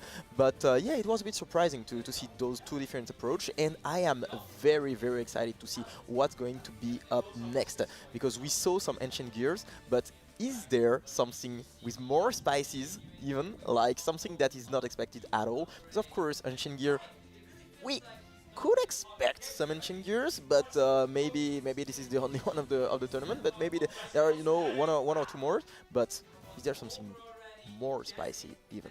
To be fair, Ancient Gear for me is one of those decks that definitely reserve a spot in the best decks right now. So I would probably brought it into the table and bring it to the World Championship. I mean, it's a deck that obviously it has evolved through the current meta state, dealing against decks like obviously Shadoll, Despia, even Speedroid and Resonator, as we just see. But I truly believe that if you want to compete in such a high competitive game scene, you need to bring some more spicy decks, as you call them, meaning that you need to make a little bit of the difference, right?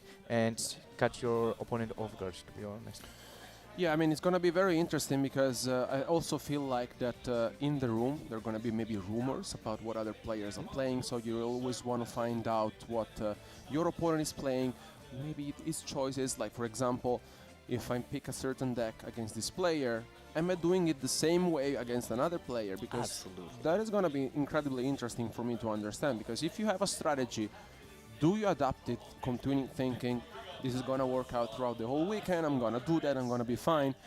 But what if you're going to adapt your strategy so that your opponent doesn't know that you just changed it, And this is going to be very interesting, and I would really like to see how this is going to be shaped, because of course we have, I know we're talking a bit more about Resonators, but guys, just love the deck.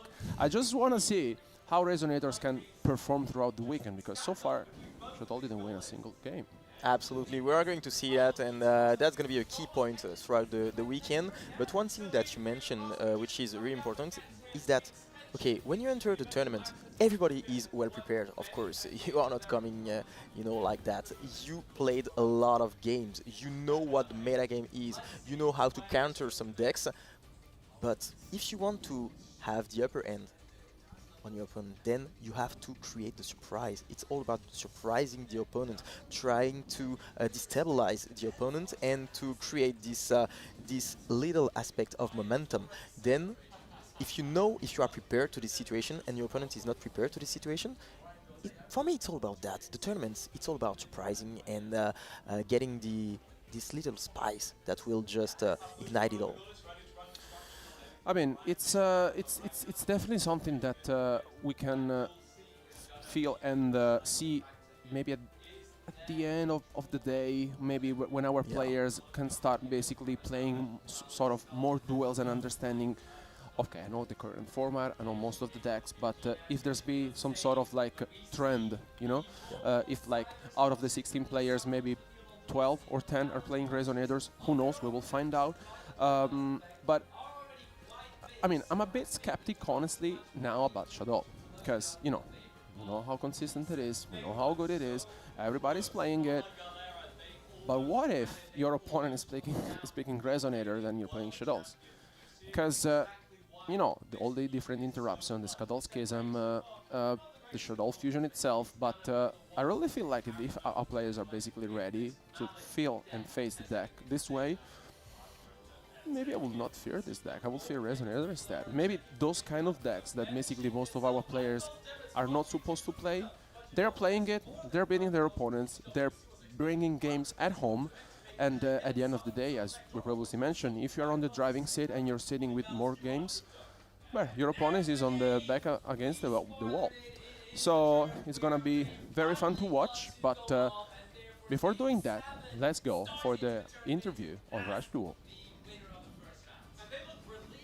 Cubes. I'm from Canada.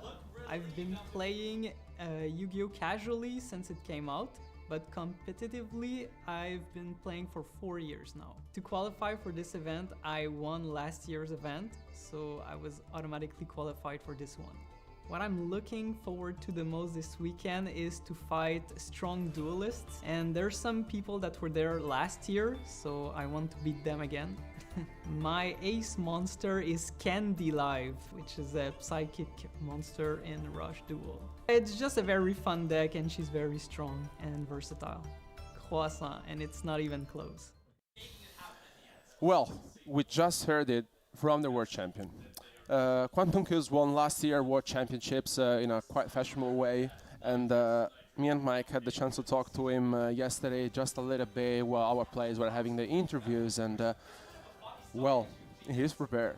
He is prepared to defend the title, right? I mean, you have the confidence, obviously, from the previous tournament, and I don't know if everyone was able to catch this, but they asked him how you are qualified for the current World Champions. He just said that I won the previous World Champions, of course. So, is there a biggest achievement in the game? I mean, one of the most honorable things to do. But, however, he's also against a very strong player, right? Yeah, and not only that, I think we really want to hear from him. So let's go with the next interview.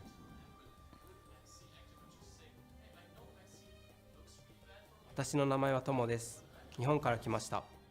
遊戯王は小学校からやっています。デュエルリンクスのゲーム内のラッシュデュエル予選で日本2位になり出場権を獲得しました。世界大会の最高の舞台でプレイできることです。私の好きなカードはロイヤルデモンズヘビーメタルです。私がラッシュデュエル始めた時にからずっと愛用しています。Croissant. And once again here, this is not going to be a very, very maybe happy duel for Tomo, if we can say this, because you're facing the world champion, right? So there must be some pressure, of course, on his opponent, and I have no idea how the feeling can be to play against the world champion in your first round. Of course, the nerves must be, quite high. The competition is great, but entering into the tournament, and the first name that you see on the, the pairings is the world champion. Well, I mean, you're in it. You're in it. You wake up in the morning. You hope that you will have some good pairings. But in the end, as we just said before, you have to beat everybody if you want to just win it all and to get crowned at the end of the weekend. So if you have to face the world champion, I mean, this is it. You have to prove that you have what it takes to win the game and to win the duel. So this is the first step. This is a big step, yeah, of course. But this is a necessary step. And it will, if you win this game, it will allow you to gain so much confidence, because then you know that you can do it. You can do it. You have the ability to do it. You did it once. You can do it throughout all the weekend. So yeah, on the first hand, yeah, this is a bit scary, because you know that you are facing one of the best, if not the best player. But on the other hand, it can bring you so much confidence. And even if you lose, then you are like, okay, I lost this one, but yeah, I can win the next ones. So I think that this is not necessarily a bad thing, you know, to face the world champion on the first round. And I would personally be very happy to do that, because it allows you to just face someone who is considered the best player in the world. And to be fair, there are two routes right now. Either you think that is the world champion and you play more defensive, and obviously your nerves are, you know, tight because you are very nervous. And the second route is that, okay, I'm facing the world champion. I want to have what he's having right now. So in order to prove myself, in order to be the current world champion, I need to win against him, right? And if I want to be the best right now player of the world, I need to obviously beat the best players and the current world champion. So it really gets you into the zone, to be fair. Yeah. And I mean, Rush Duel meta right now, I think it has changed a lot regarding in comparison to the previous year, meaning that for me Sunny Shade is a card that really not evolves the meta, but the whole game, to be fair. Yeah, I mean, I think we have a lot of more stability with Shiny Shady. I really feel like the card has hit a lot the format in the last weeks, especially in preparation to the World Championships. I think it's one of those cards that is has become a must in basically every deck. And I really feel like talking about deck choices, if we talk about deck choices for Speed Duel, for Rush Duel, also talking about with our players, I really feel like that there's a trend. So, Light Galaxy, Yeah. Heroes, Spellcasters. and then there's a fourth and fifth choice. I really feel like there's once again an incredible pool of cards and pool of decks, you know, to choose from. I have my favorite one is baseball. I don't know. Oh, I just love baseball one. baseball. I don't know. Maybe it's just me, but we will find out, because now we're gonna have our first. Okay? Yeah, the first duel is starting right now between the two duelists, and we are going to see what they brought to the table. Quantum Cubes is now starting. He is going to set 3 cards and set a monster. So this is basically a classical turn 1, of course, because you want to get rid of most of the cards in your hand, because of course during the next turn you will be able to get back to all the cards, and you want to draw and to dig into your deck so that you get a lot of resources. And here we see the Void deck as brought as first choice, because once again, essentially what happens is that we talked about this before. It's not essentially mandatory to bring as your first choice the best deck right away.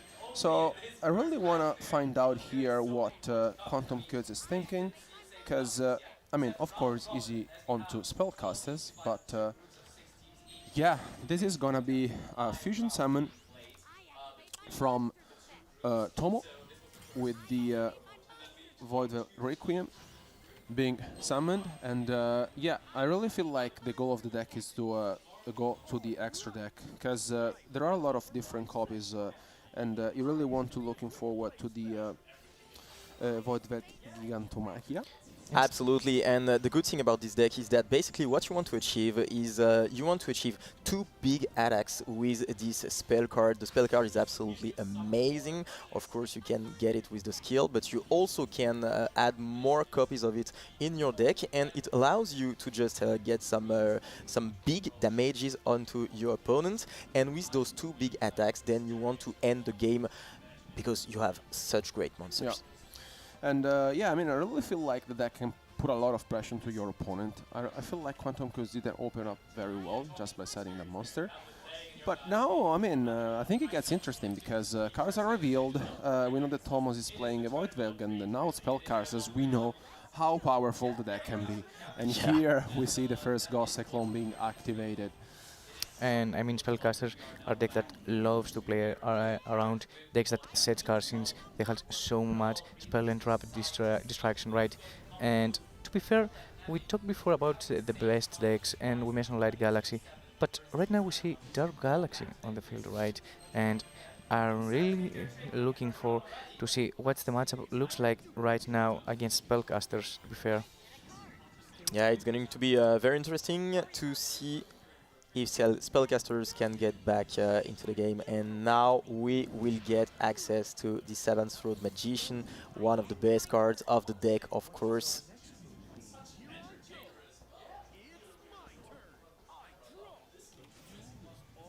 And for Magicians, it's going to be all about getting to those fusion monsters from the extra deck.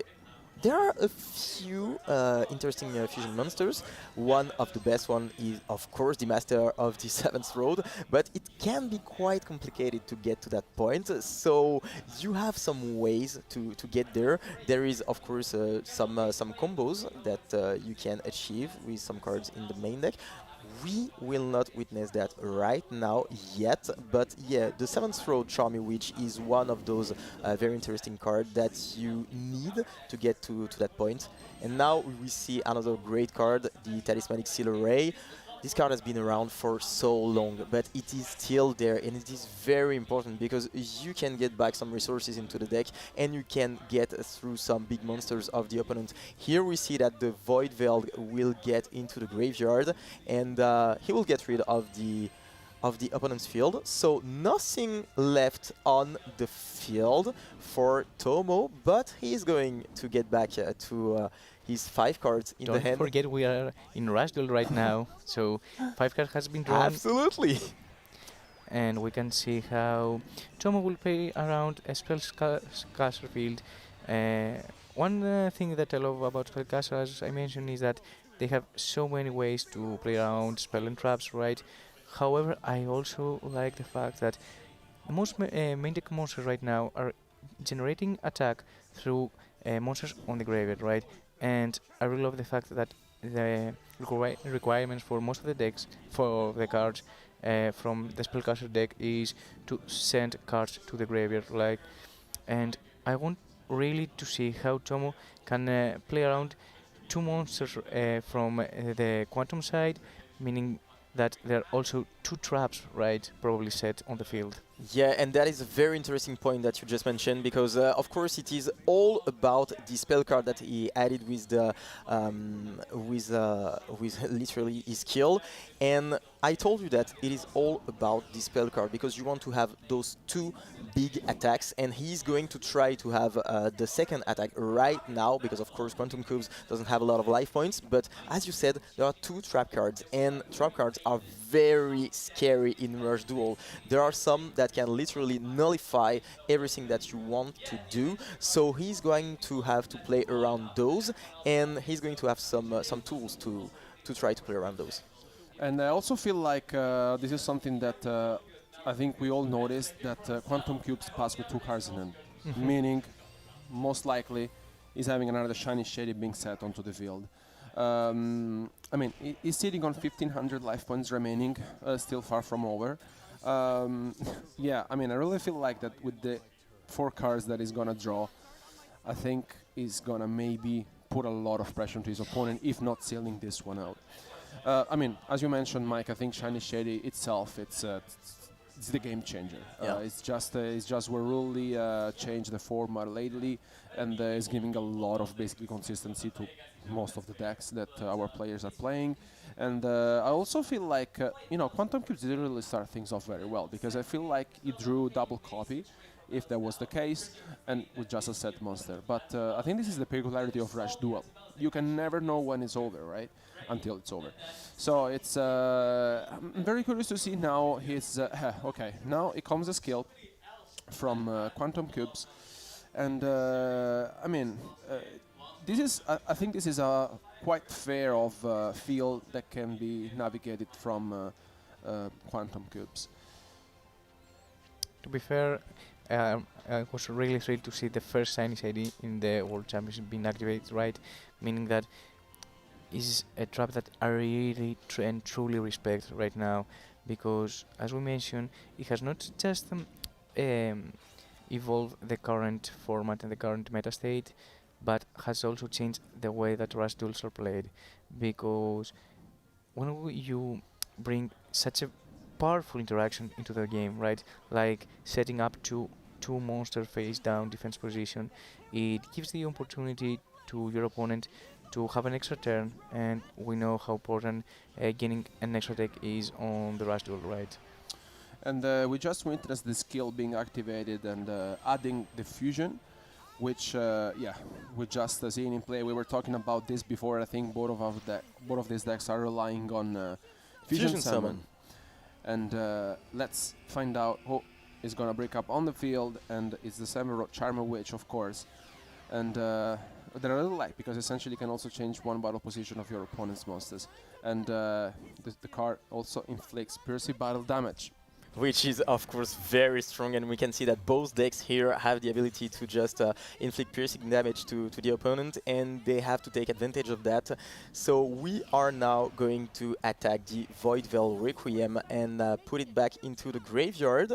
So that's pretty cool right now, but don't forget that we sit on almost 1,000 LPs, which is not a lot, and now the Void Veil will be in the driver's seat. So we are going to summon the Void Veil Pale Rider, which is a pretty decent monster, 1,600 attack. Speaking of very strong monsters, we see Parafungus Colony be summoned, and in order to go into obviously the Volberg Requiem again, as we saw in the first turn. Yeah, I mean, I really feel like this is the card you're really looking forward, to draw into your deck. Oh, again, and the second Shiny Shady. Again. He had those good cards set. Yeah, I mean, we mentioned this. I mean, I think he was... his starting hand wasn't ideal because he had double copy, he set a monster, and we understood that he may have had 2 copies of Shiny Shady when he passed with 2 cards in hand, right? Because you need 1 card to discard. Once again, Shiny Shady is just putting out a lot of work for him. And yeah, here Tom is just sitting with his last cards remaining, and let's see if this will be enough for him, because it's left also with 5 cards in the deck.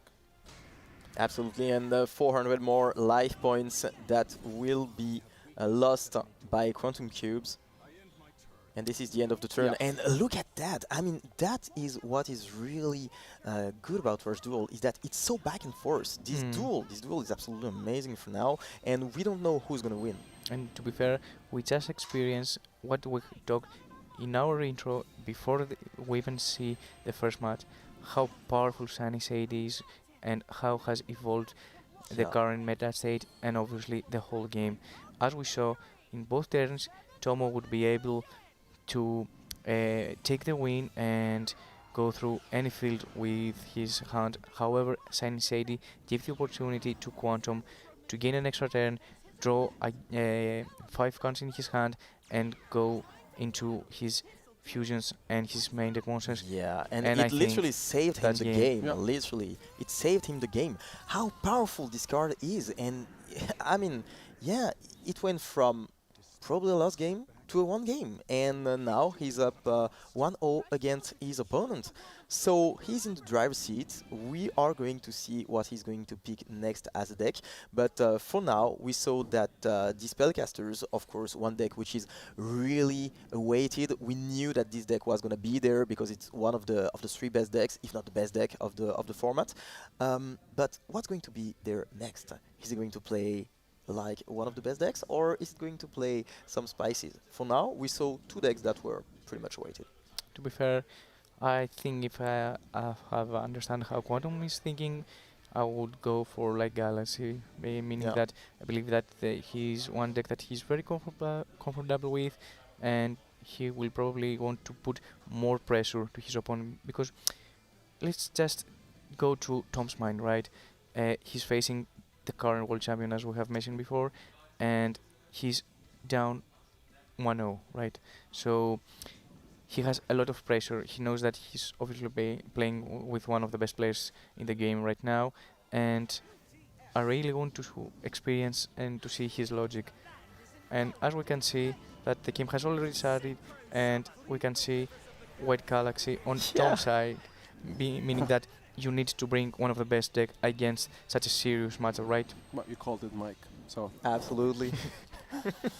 Yeah, you were in his mind. I mean, I think you could compete actually, because To be fair, seeing these guys play, I have no no hope against them. I really love the game, but I'm not so good as those guys. But yeah, your prediction was correct because basically now we're seeing like Galaxy and Quantum because in sitting on heroes. Yeah, I mean, I think once again we talked about it before the match started. Well, spellcasters, heroes, and Light Galaxy, of course, are the decks that have been brought by our players. And we can see Elemental Hero Clayman. He was one of my favorite monsters, to be fair, from Elemental Hero deck, because I really love the artwork. I mean, those decks, yeah, I really love them. Both of them, I really love them. And for now, it is very interesting because we see that both decks are still decks that we waited for those decks. They were expected. And we don't have any spice yet, but we have two competitors who just decided to bring their A game. They wanted to be there for a reason and to just play the best things as possible. This elemental hero looks great. Yeah, if you have to choose one elemental hero, what would you be your pick? Apart from what?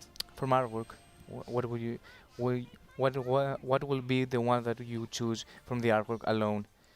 I'm not gonna be, somebody special. I'm gonna be Avian. No, Avian looks great. Avian looks really great. But in general, I think that hero is an archetype that is pretty much loved by the community, and this is very, very cool to see them right now at the World Championship on the biggest stage. I mean, I also feel like we grew up with heroes because, I mean, if I have to choose one, I will pick Sparkman. I don't know. I also felt like when I was a kid, watching the anime, I was always like, I was looking forward to see hero in action, and yeah, now I'm casting the World Championship. Can you guess?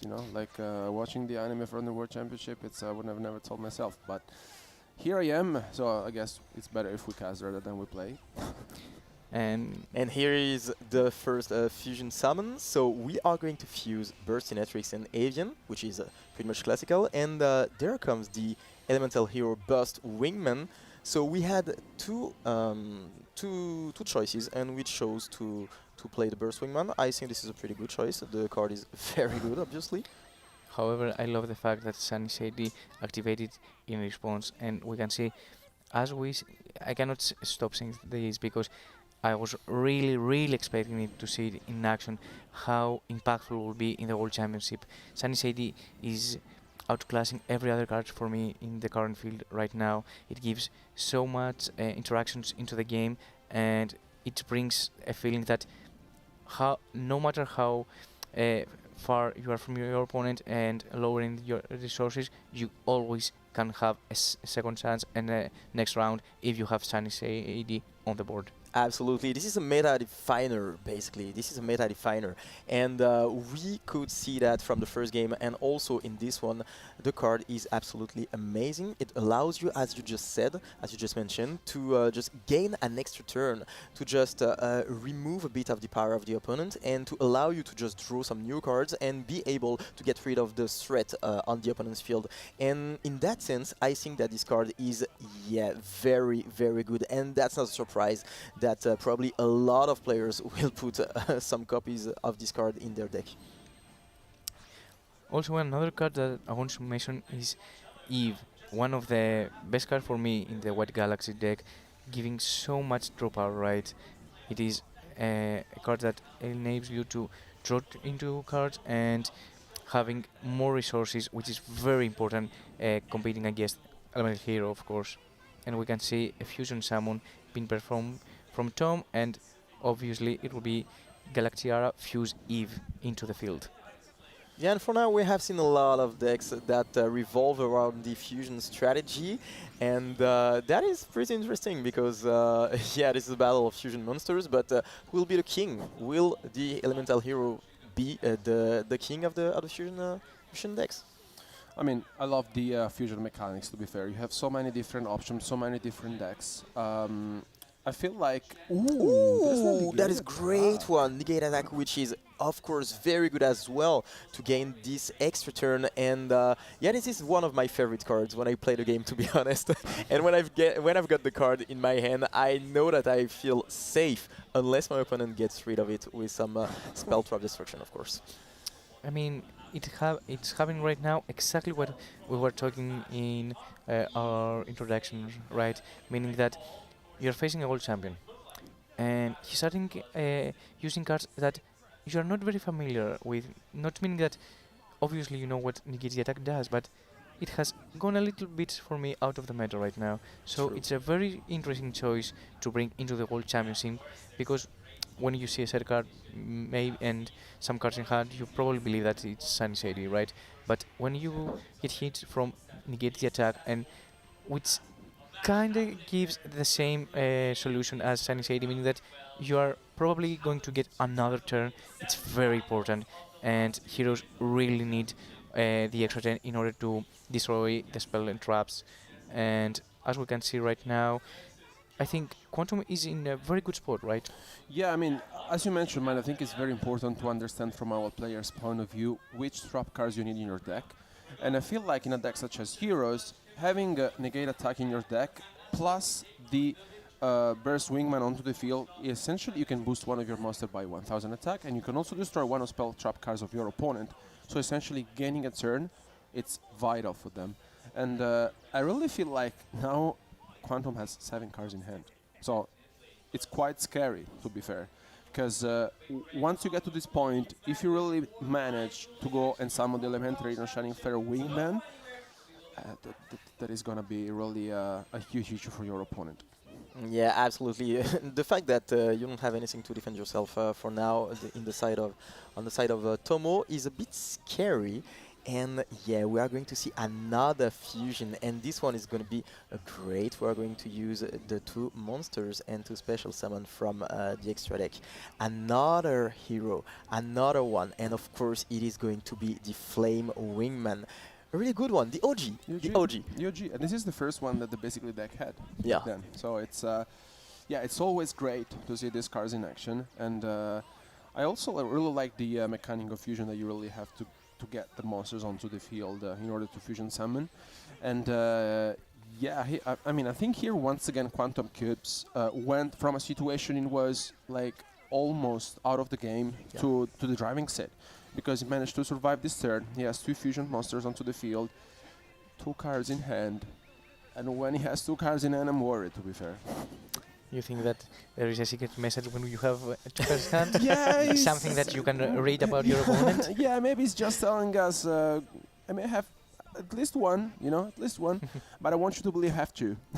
So, no, but I mean, this is very, very good stuff from him. I mean, he's the world champion. I mean, that's for a reason, right? That's for a reason. So it's super experienced. He must have played hours, you know, preparing for this tournament as the reigning champion. But Thomas, on the other hand, really wants to seal this one and fight these hero monsters on Quantum Q side of the field. And we're going to get access to the Galactica Oblivion, but also to the Fusion, and we talked about that. We saw that the Fusion was a really crucial aspect of this game to Fusion deck, and we now get access to the Secret Order, which is of course a very good card. So once again, it is back and forth, but contrary to the last turn, there is 2 set cards on the side of Quantum Cubes, and we saw that this is a very decisive point. This is a crucial point. The set cards allow you to stay alive and to just resolve another turn, to see another turn, and to be able to just get rid of the opponent's field. So now we are going to try to go through those set cards to try to discover what they are. Are there some trap cards, or is there some spell cards, you know? Because it can be something like a bait, you know? You set some cards, maybe you just want to get rid of some cards in your hand, and you threaten your opponent by doing that. Yeah, I mean, sometimes it's all about mind games, especially if you really want your opponent to think, do I have Shiny Shady? Do you have it? I really want to say it? And that may be the case, because, you know, sometimes it's just what you really need to think. And 3 cards set on the side of Tomo. This is very, very scary, to be honest. Yeah, but to be fair, Elemental Hero wants to see set spell and trap cards, right? Meaning that if I want to bring a deck into a tournament that wants to deal against spell and trap cards, it will be probably Hero, right? and obviously spellcasters. But as we saw, Quantum has already used spellcasters, and I think that Hero are really comfortable playing against spell and traps, right? Yeah, and with the Clayman, who is a very good hero, to be honest, very good because he has 2000 points of defense. This is not the best one. This is not the best one because it doesn't allow you to go into all your combos, but only a few ones. But some players decided to play one, some players decided to play three, and it's going to be very interesting to see if Quantum Cubes decided one or the other options. And can I say just, I love the artwork of Galactica Oblivion, right? Yeah, I agree. Yeah, It's beautiful. look amazing. Beautiful, but there's no shiny shady from Quantum Cubes, and as you mentioned, maybe they were just spell cards. Absolutely, it must have been that, otherwise it would have been activated. But yeah, here Tomo going 1-1 like the last duel that we saw. So no back against the wall, he just equalized things and he just gets a little bit of a relief. You know, he must be a little bit relieved right now. You can breathe and you are just back. You know, so the question is, what are you going to play for the next game? Very interesting question because he could potentially play spellcasters, given that his opponent has already played it.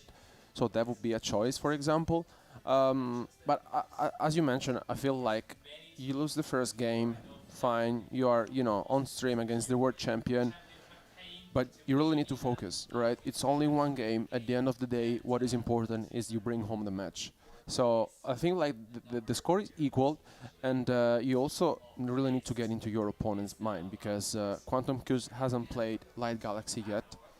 So the deck is somewhere here, 1 out of 3. So when and where is he gonna bring it up? We will soon find out because Game 3 is here with us. And to be fair, I would expect to see a matchup something like baseball, maybe from Quantum. Ooh, famous baseball. Yes, because I truly believe that he's one of the best decks right now, and one of the favorite decks of Quantum, to be fair. And I'm truly want to see what we are going to experience right now. Yeah, Quantum indeed decided to go for the Light Galaxy. Makes sense, right? Yeah, I think it makes sense, And on the other hand, we have from Tomo. I really want to see how White Galaxy can go through this matchup, because White Galaxy is one of the best decks right now, arguably, and I want to see how a world champion plays this deck, right? Because I want to experience, for me, to be fair, what I make with the mistakes that I make and how one of the best players plays the deck, and I want to see in action how he's going to play this deck, because to be fair, it is considered one of the best decks for a reason into the current meta right now, and I want to see from one of the best decks in the world and a very experienced player how he's going to utilize his card. Yeah, and I mean, as we mentioned before, baseball is one of those decks that not only we like, but apparently that our players are playing. So thankfully, they basically share our own passion. And I don't know, I really feel like that baseball in general can afford to play a lot of different cards. And of course, it relies on player 39 and player 99, which are, let's say, the key of this deck. Especially the player 39 is usually the one that really seals the game, and especially because it's almost 5,000 attack until the end of the turn once summoned. Yeah, I mean, the deck seems consistent to me. I think it makes a lot of sense to bring it into this tournament. I think it can be one of those decks that can be unexpected, although it is, of course, present during the format. But yeah, I mean, I think here Light Galaxy once again is on the driving seat. I mean, I think it is the deck to beat this weekend, right? I really feel like the deck is, as it all, has a lot of different options, can access the extra deck, you have drop cards as well. But Quantum Cubes is just left with 2 monsters onto the field. Of course, like, it was a very good turn for him, but no trap cards.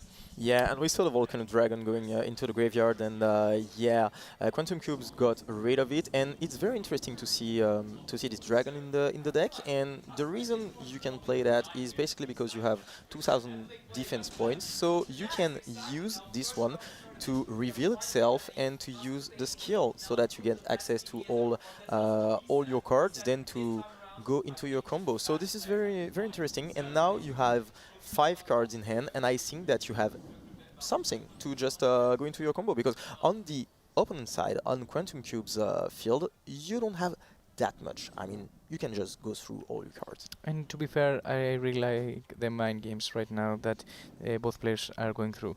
So, in my understanding right now, Quantum had the opportunity to take his White Galaxy. It's game 3, as we need to remember. So, meaning that White Galaxy, I think Quantum is very comfortable with his deck and feels very confident, right?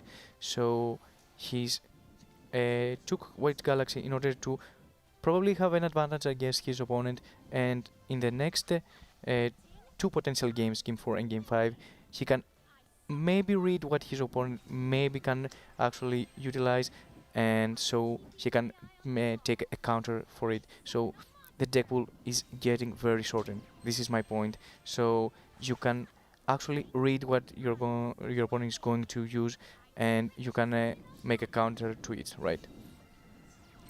So the only problem for me is that I was expecting quite the opposite, to be fair.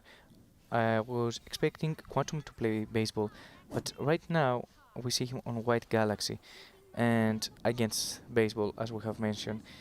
And I want to see how this game will be evolved, since we don't see any set spell trap card, right? Yeah, I mean, I think Quantum was quite exposed to his opponent. Of course, attack monsters helped him out surviving this turn, essentially.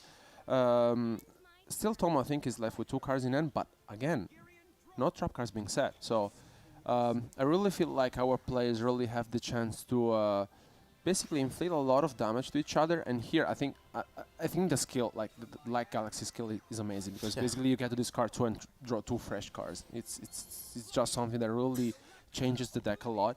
And I really feel like, I think, as you mentioned, Mike, the Galactica Oblivion is. I will play the deck only for this, to be fair. You know? It looks amazing, yeah. I mean, look at this animation. He looks so strong, and he really can feel his aura when he's on the field, right? Totally. And with him having it on the field, it's once again the fusion. Yeah, this is getting out of hand, to be fair, because here we get to see finally I think the card that I like the most in the deck, and which is the Eternal Galactica Oblivion. I really hope that we get to see this card a lot in action this weekend. I just love it. I don't know. It's so powerful. I don't know, by itself. I think once he hits the field, I'm in trouble. Yeah, absolutely, because you can gain so much attack points, and you can inflict so much damages to your opponent. And the fact that you see this big monster in front of you is also some emotional damages. Yeah, I mean, as we just mentioned, 7,700 attack. Look at that. It's of course I like it. I mean, how can you not like it? It's yeah. And there it is. What can you say? What can you say? Yeah. Like this is absolutely insane. Yeah. Look at that, 7,700 attack points. When you look at that, you don't know what you can do, because you don't have any set cards, so you cannot defend yourself. And I think that I really want to emphasize on the fact that the set cards are really the key point of the game. If you don't have any set cards, then you're in a bit of a trouble, because you cannot defend yourself, you cannot get this extra turn that you talked about. Of course, there is Shiny Shades, which is a very, very, very interesting card, but we also saw some cards like the attack cancellation, and this is some cards that you absolutely need on your field if you want to be able to survive the turn and to be able to put your strategy on the field. And we saw that when you don't have those cards, it is very difficult for you to just keep up in the game. But speaking of some games, we will have the next game right now. The players, they don't stop, they start again and again. And yeah, I mean, as we mentioned, Tomo decided to bring spellcasters. I think it makes sense at this point. You are under 2-1 against the Quantum Cubes, and I mean, I think it was about time for him to play the spellcasters. I think it makes sense. While Quantum Cubes is on Red Boot Dragons, another deck that yeah, I love it. I love dragons in general. So it's So Red Boot is one of those decks that I'm quite interested to see how it's going to adapt to the current meta state and how it would perform into obviously the World Championship. It still has a very, very strong skill supersonic fusion enhancement. However, talking to players also, they were very concerned about how the deck can adapt to Shiny Shady, as we have mentioned so many times during those matches. we saw Pot of Greed being activated for the first time on stream this weekend. And the text is very simple. Draw the cards, that's no it. requirements, No. but a strong effect. Just draw. Yeah, draw. Just draw 2 cards. Yeah, it's. I think each one of us playing Yu-Gi-Oh has activated 1 Pot of Greed at least in our life. I mean, I think it's one of the iconic cards, that are in our hearts for sure. And it's great to have it in Rush Duel for sure. It's just gives so much consistency to every deck.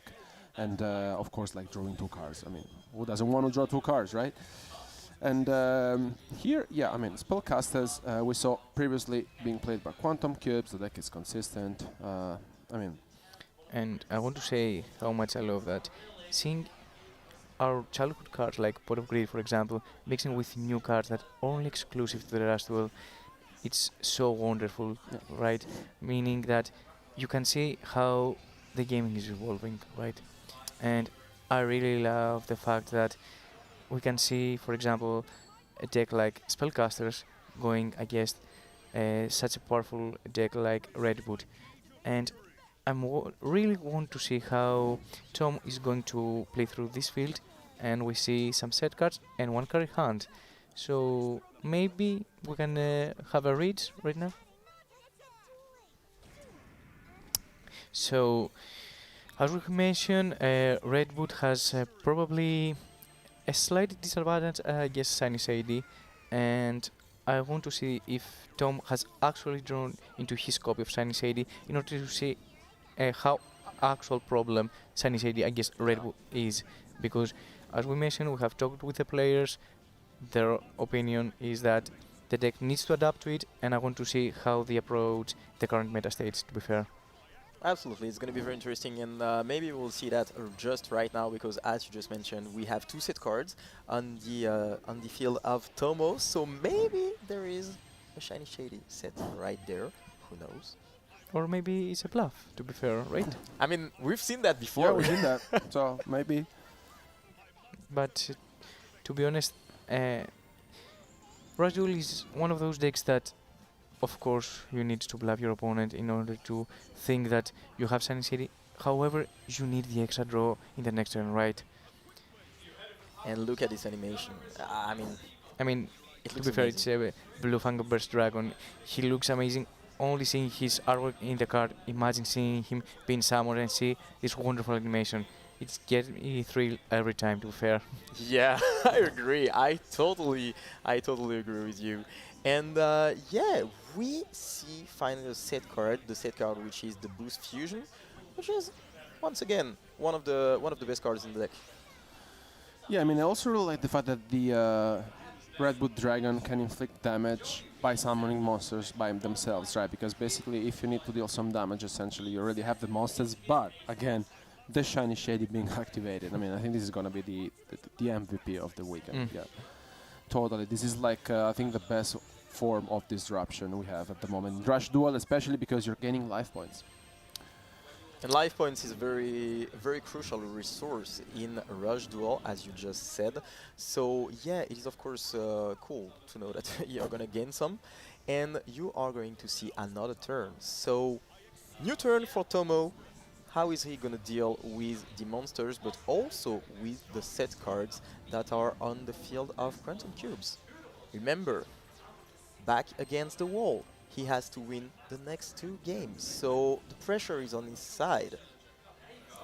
And to be fair, Shiny City is for a reason the MLB, at least for the first round of the tournament, Yeah. because I really wanted, as a player right now, as Mike, to be fair, to see how the game has evolved regarding this card. I wanted to see the best players in the world using this card, going against this card, which is very difficult for me at least, and I wanted to see how they would adapt their deck list. Negate the attack, as we said before, was a very quite interesting choice from Quantum, which I really loved, meaning that it gives the same vibe as the Sunny Shady. Obviously, you don't get the extra effect to set to face down defense position the monster, but it has the same logic, gaining the extra turn, right? Absolutely, and I think that is the point. You know, you want to have this extra turn, and if you can perform that using Shiny Shady or using Negate Attack, I mean, Negate Attack is still a very good card because it just ends the turn, you get to see your turn, and you get to get back into the game. So 2 very important cards, but there's also some other trap cards that we haven't seen yet, but maybe, I just say maybe, we will see some of them throughout the weekend. Yeah, for example, the compulsory evacuation device is super strong. It's a very good one. Very good one. And here, luckily for Quantum Cubes, he had another copy of Shiny Shady, because the previous one he had said was destroyed by the Gothic Cyclone from Tomos. So it was not a real 50-50, because like when you see a Shiny Shady, you can maybe think, okay, maybe I hit it, so you know I'm quite safe. But he had another copy. Yeah. So that was not enough. But the good thing is that you know that you already got rid of 2 copies, so there's a good chance that you might not have to face a 3rd copy, you know. And I really like the fact when so powerful cards have been introduced into the game that when only one player has it, it seems quite unfair, to be honest. However, when you get Sunny Shady, your opponent, and your opponent also has Sunny Shady, it is so much skill expression, right? Because it makes the game back and forth. It's very important if both players have at least 1 copy. You can see them starting to pop off and trying to interact with you. Yeah, that is true. And speaking about the interaction and the skill expression, we are going to see the effect of the 7th Paladin and set another card. So this is another threat to deal with on the side of Quantum Cubes. We're going to go straight into battle and end the turn.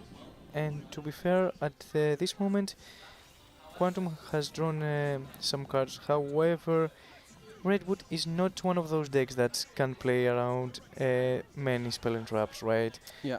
It's from the current meta state, it's not the deck that you want to go against a lot of spell and trap cards. Yeah, this is totally the contrary of, for example, heroes or even spellcasters who are very good at dealing with spell and trap threats. But yeah, we are going to see how he's going to deal with that. You talked about the problem. And yeah, I mean, look at Tomo's reaction. It means it all, because essentially he was able to flip face up one of Quantum Cube's monster with the Charmer Witch. And here, you can tell, I mean, he knows. He even the score. And once again, you see that it's 2-2, so what a great game and what a great duel, because we are going to have our decisive game, the 5th one. Already 4 games have been played between those 2 players, and you can see Tomo on this camera. He's very focused and he wants to bring it all. I mean, just think about it. what is going through his mind right now? You are going up against the one of the best players, if not the best players, and you are going toe to toe because it is 2-2 right now. 2 times you have been against a guy who is in the driver's seat, and 2 times you have been able to get back. But this time, he cannot get back. Okay, he has to win this one. And the game 5 just starts right now. So no more losses, you have to win this one. And Quantum Cubes is going to start his turn by setting 2 monsters and summoning another one and another one and set a card. So no card in hand, so that means during the next turn he's going to be able to draw 5 cards, which is of course great. And what a way to start his turn for Tomo with the Pot of Greed that we just talked about. 2 more cards in the hand. And to be fair, when you're experiencing such a very interesting matchup, you need to draw some cards. And the very important read that we can have right now is that Quantum is not on a Sunny Shady, probably because he has still a card in his hand, which is very important right now. So we can see that 7 Sources has been activated and 7 Road Magician has been activated and has been summoned. I always love the fact that when he's summoned into the field, he has such a cool animation. And 7 Road Magician is summoned into the field, gaining a very strong effect, in my opinion. That gains attack equal to the number of different attributes into the graveyard. And we can see that Fusion has been activated in order to summon 7 Road Charmy Magician. And right now on the field is one of the best monsters of the deck. I really love the fact that we can experience spellcasters against Quantum, because I believe that it is one of his favorite deck spellcasters, right? So I want to see how he's going to counter and how he's going to play through one of his favorite deck, to be fair. And at the moment I think he's in a very disadvantageous position, to be fair. Having 1 set card, which is probably a spell, I'm guessing, and drawing some cards for his turn. So I want to see how he's going to start his turn right now. So summoning Beta Burn Dragon into the field and probably summoning again Straving Wyvern, and when there are 2 monsters on the field you can have a lot of things to do, to be fair. And probably we are experiencing the summon, yes, of one of the key monsters of the deck. We mentioned before Bluefang Burst Dragon, who has an amazing animation.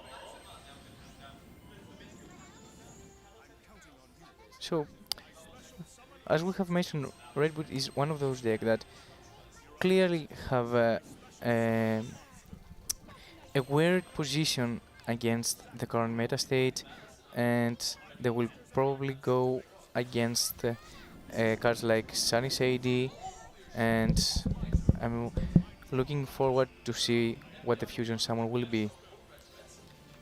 So we can see Bluefang Enhanced Burst Dragon be summoned, and of course the Sunny Shady will be activated on his summon. It is exactly what we were speaking on the whole tournament, that obviously Redwood has a lot of difficulty playing against Sunny Shady, and we can experience in first hand that the Redwood is very in a difficult position against Sunny Shady. So Tomo activated the Sunny Shady on the summon, which is obviously the correct way to play in order to set the monsters. So Quantum had to pass turn, and now we can see Tom going again and playing with his spellcasters. So getting fusion from your to your hand is very, very important. Because Cyclone, obviously, to destroy a spell and trap card, and now we can see Strange Witch, which means probably that we are going to go to a fusion summon. And yes, 7-throw Charming Witch has been summoned into the field, and we can see again a copy of fusion being getting brought into the hand, and we see Sunny Shady from Quantum field being activated. As we mentioned before, seeing the match, we said that Sunny Shady is one of those cards that you really need to have going first and second, and that you really need to have when your opponent also have it. It's very important for both players to draw at least one copy. So 7-year-old Magician has been summoned again with, and we will probably experience a fusion summon. I mean, it will be only one option, to be fair. Again, with a very nice effect. 7th Paladin will be summoned into the field, having a very nice effect that gains attack equal to the number of different attributes, but with 400 attacks. And yeah, I mean, you can tell that Tomo is very happy with the result. It's we had here a small technical difficulty because this was the previous game that we just witnessed, but we can tell you that Tomo is the winner. What a match, honestly, to be fair. It's I mean, you play against the world champion in the very first round of the world championships. You lose the first game, and then you're down 2-1. I mean, I was honestly not expecting this. Tomo kept his composure and was able to come back into the match. Unbelievable performance for him. I think the world champion, of course, will try his best to win the 2 remaining rounds and advance into the top 4, but congratulations to Tomo. I mean, we talked about this, like, our players are the most experienced players on the world this year. They have been playing hours and hours, and they're here to compete for the world championship title. And it's unbelievable. It's incredible to see these performances. And as mentioned, we just had a small technical difficulties, but we are able to show you the 5th game we didn't have the chance to see. So let's jump into the 5th game and see how Tomo sealed this match.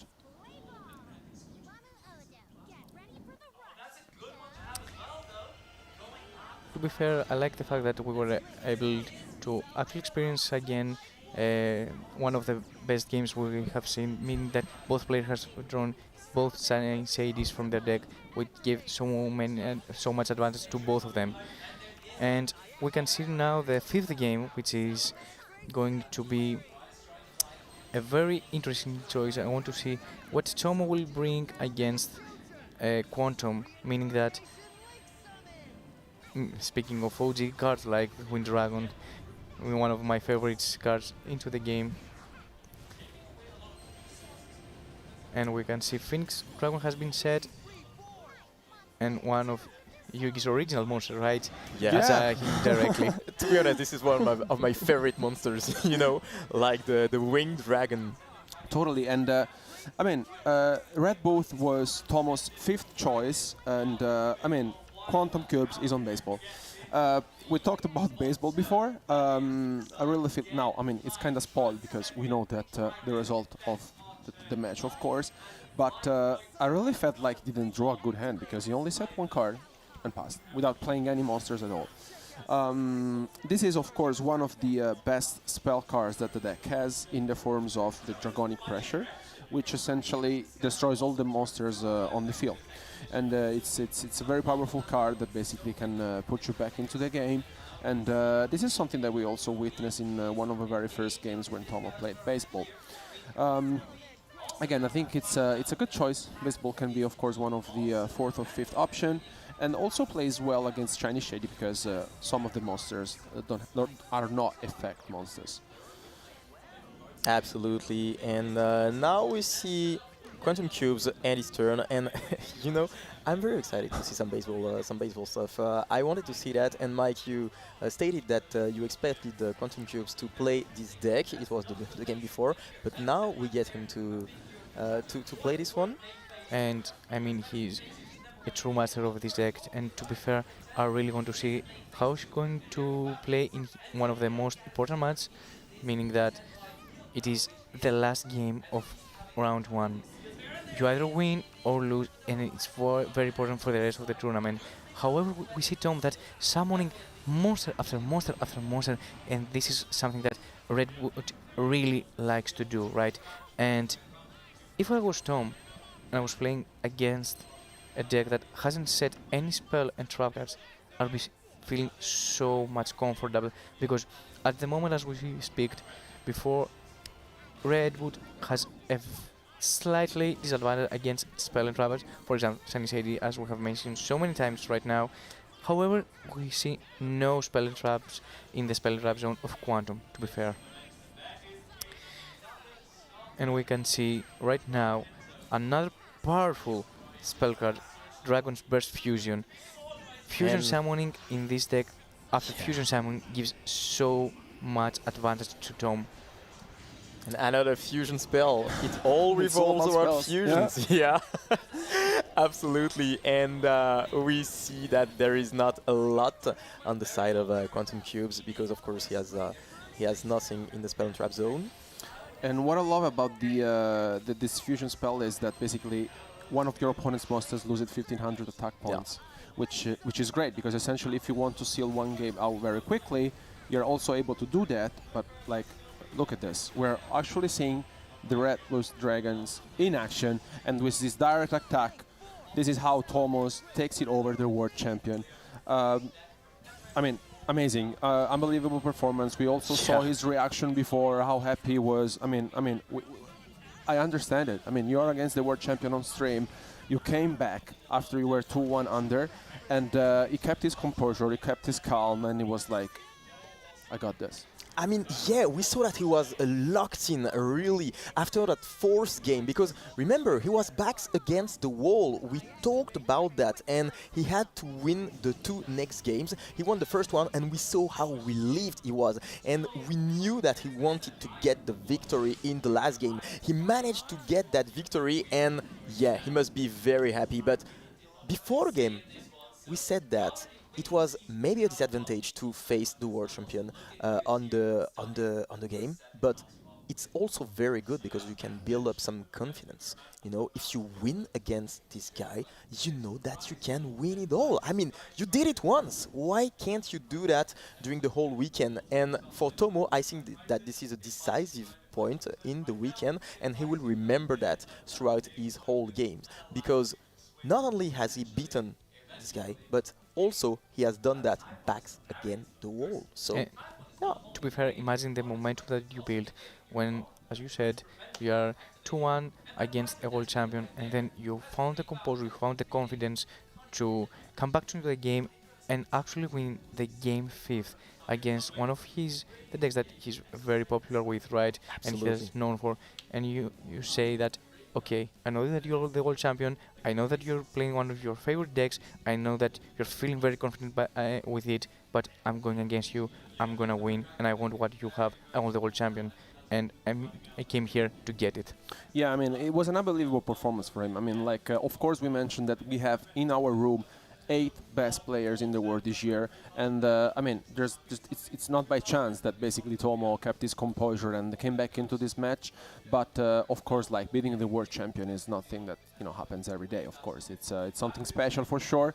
But on the other side, Quantum Cubes, of course, will really try his best to win the next 2 matches and advance into the top 4, the semi-final, and have this chance to defend his title, because this is far from over. This was just the first round, and but of course, congratulations to Tamo to advance basically to the next round with a solid first win.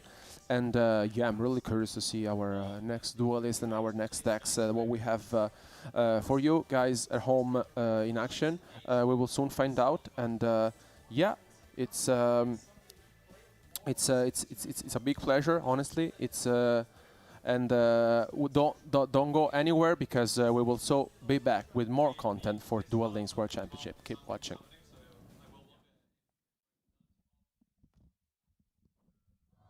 He wasn't supposed to win. Wasn't the favorite. Wasn't the smartest one out there.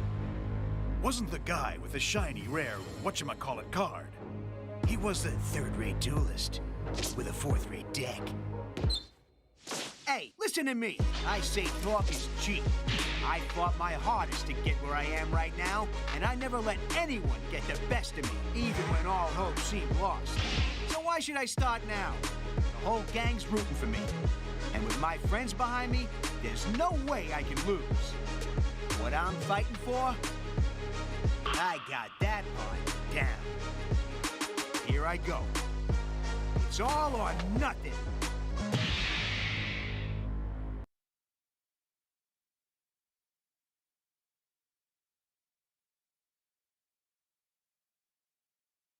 So, what's inside this thing? Come on, Joey needs a new pair of shoes. The moment of truth. Whoa! Get a load of that thing, guys! Now there's something you don't see every day.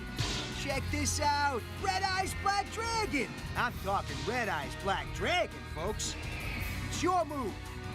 Nike Air Max 95.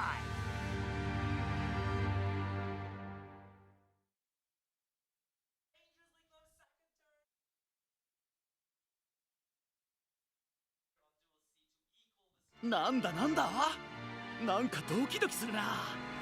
うわ、来た来た来た。これはすっげえ。見てみろよこれ。どうよ、俺もびっくりしたぜ。おいみんな、ここにすっげえのが見えるぜ。レッドアイズブラックドラゴン。さあお前のターンだぜ。ナイキエアマックス95。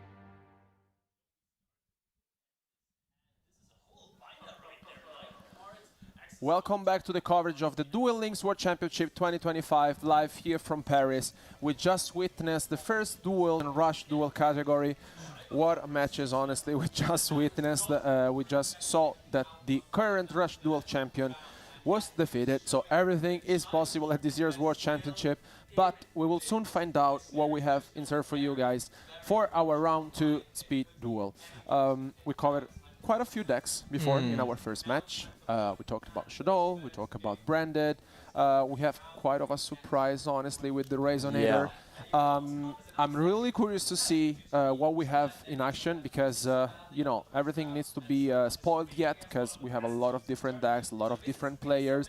And I'm really curious to see what will be the deck that, amongst all of them, will be the best one. Because, of course, that we know that Branded, Shadoll, most likely, you know, also Heroes are the most played decks.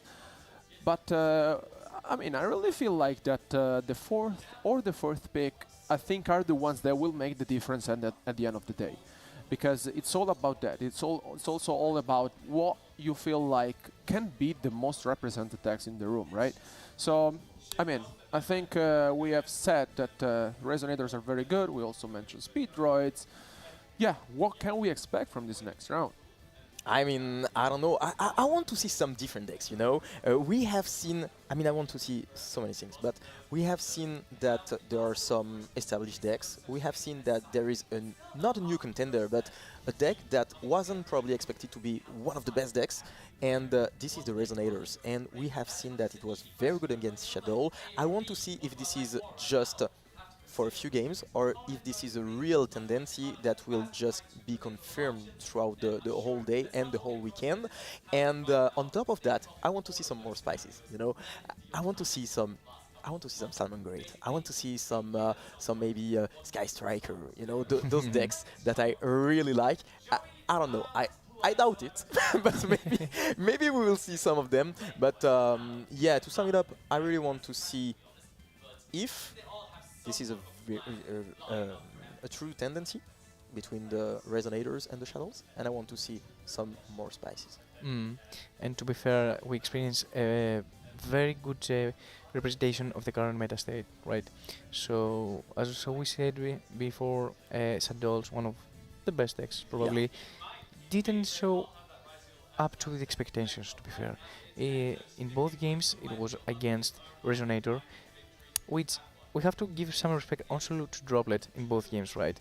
It was a very nice to have card in both scenarios that was activated, and I really want to see if the Resonator can actually play against the Shadoll field even without a Droplet in the hand. Obviously, you need something to negate the Winter and potentially the Constant when she summoned through Shadoll Sisme in order to send Shadoll from the deck to the graveyard. However, I want to see how it will be against other meta decks, for example, Despia, since Branding Opening is a card that it has a very secret effect against Resonator. So Resonator wants to destroy your monster, right?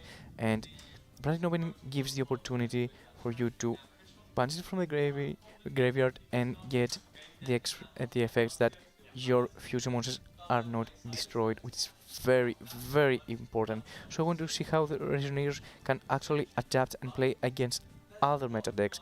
For example, Speedroid, as we mentioned, and Asian Gear, actually, since Asian Gear Engineering is still one of my favorite skills, to be fair. I really love it. Yeah, especially because I feel like that Ancient Gears as well is one of those decks that we brought from the anime as well. Like, it's one of those decks that have always been, you know, in our minds. I mean, we also talked about it in Rush Duel with Pot of Grid, for example. I think there are some thematics, heroes, of course, spellcasters. I think there are a lot of thematics in Yu-Gi-Oh! That we will always bring in our hearts and playing in different formats, different categories, different games, different digital games. And I mean, I really feel like in this type of format, this type of tournament, 16 players, every single choice matters. It's not only about the decks you brought, we said, it's also about how you want to play them. Because like, we have a lot of different players, a lot of different styles. We saw players maybe playing, you know, 2 or 3 same decks, but again, it is in the small detail sometimes that the difference is made. And I really feel like that our players, it's, you know, they're all super experienced, to say, they're all a lot, but I really want to see this one out and see who the next winner of this match will be. So without no further ado, let's jump into this match.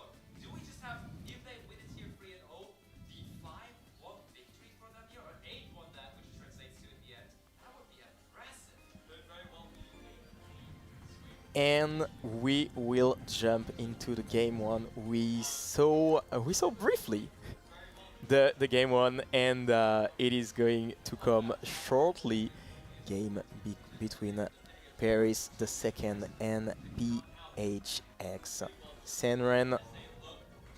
And yeah, we jump into the game. We have the toss coin. So Paris was one of the players that I get to talk to before our tournament, and he seemed very experienced. He told me what he thought about this tournament, what are his expectations, and I truly can see in his face that he's very calm right now. He's knowing what he has to do, and when you are in this scenario that you are going against set 2 cards and 3 cards even. Wow. It gives you a lot of boost, to be fair, right?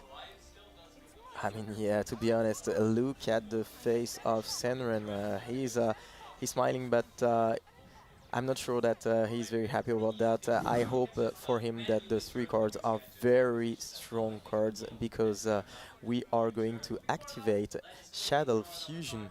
And one thing, there's no fusion here. Wow! Wow! So yeah, basically the text is very simple. You cannot fusion summon. And against Shadoll, this is a very, very, very strong card, because of course it all revolves around the fusion mechanics.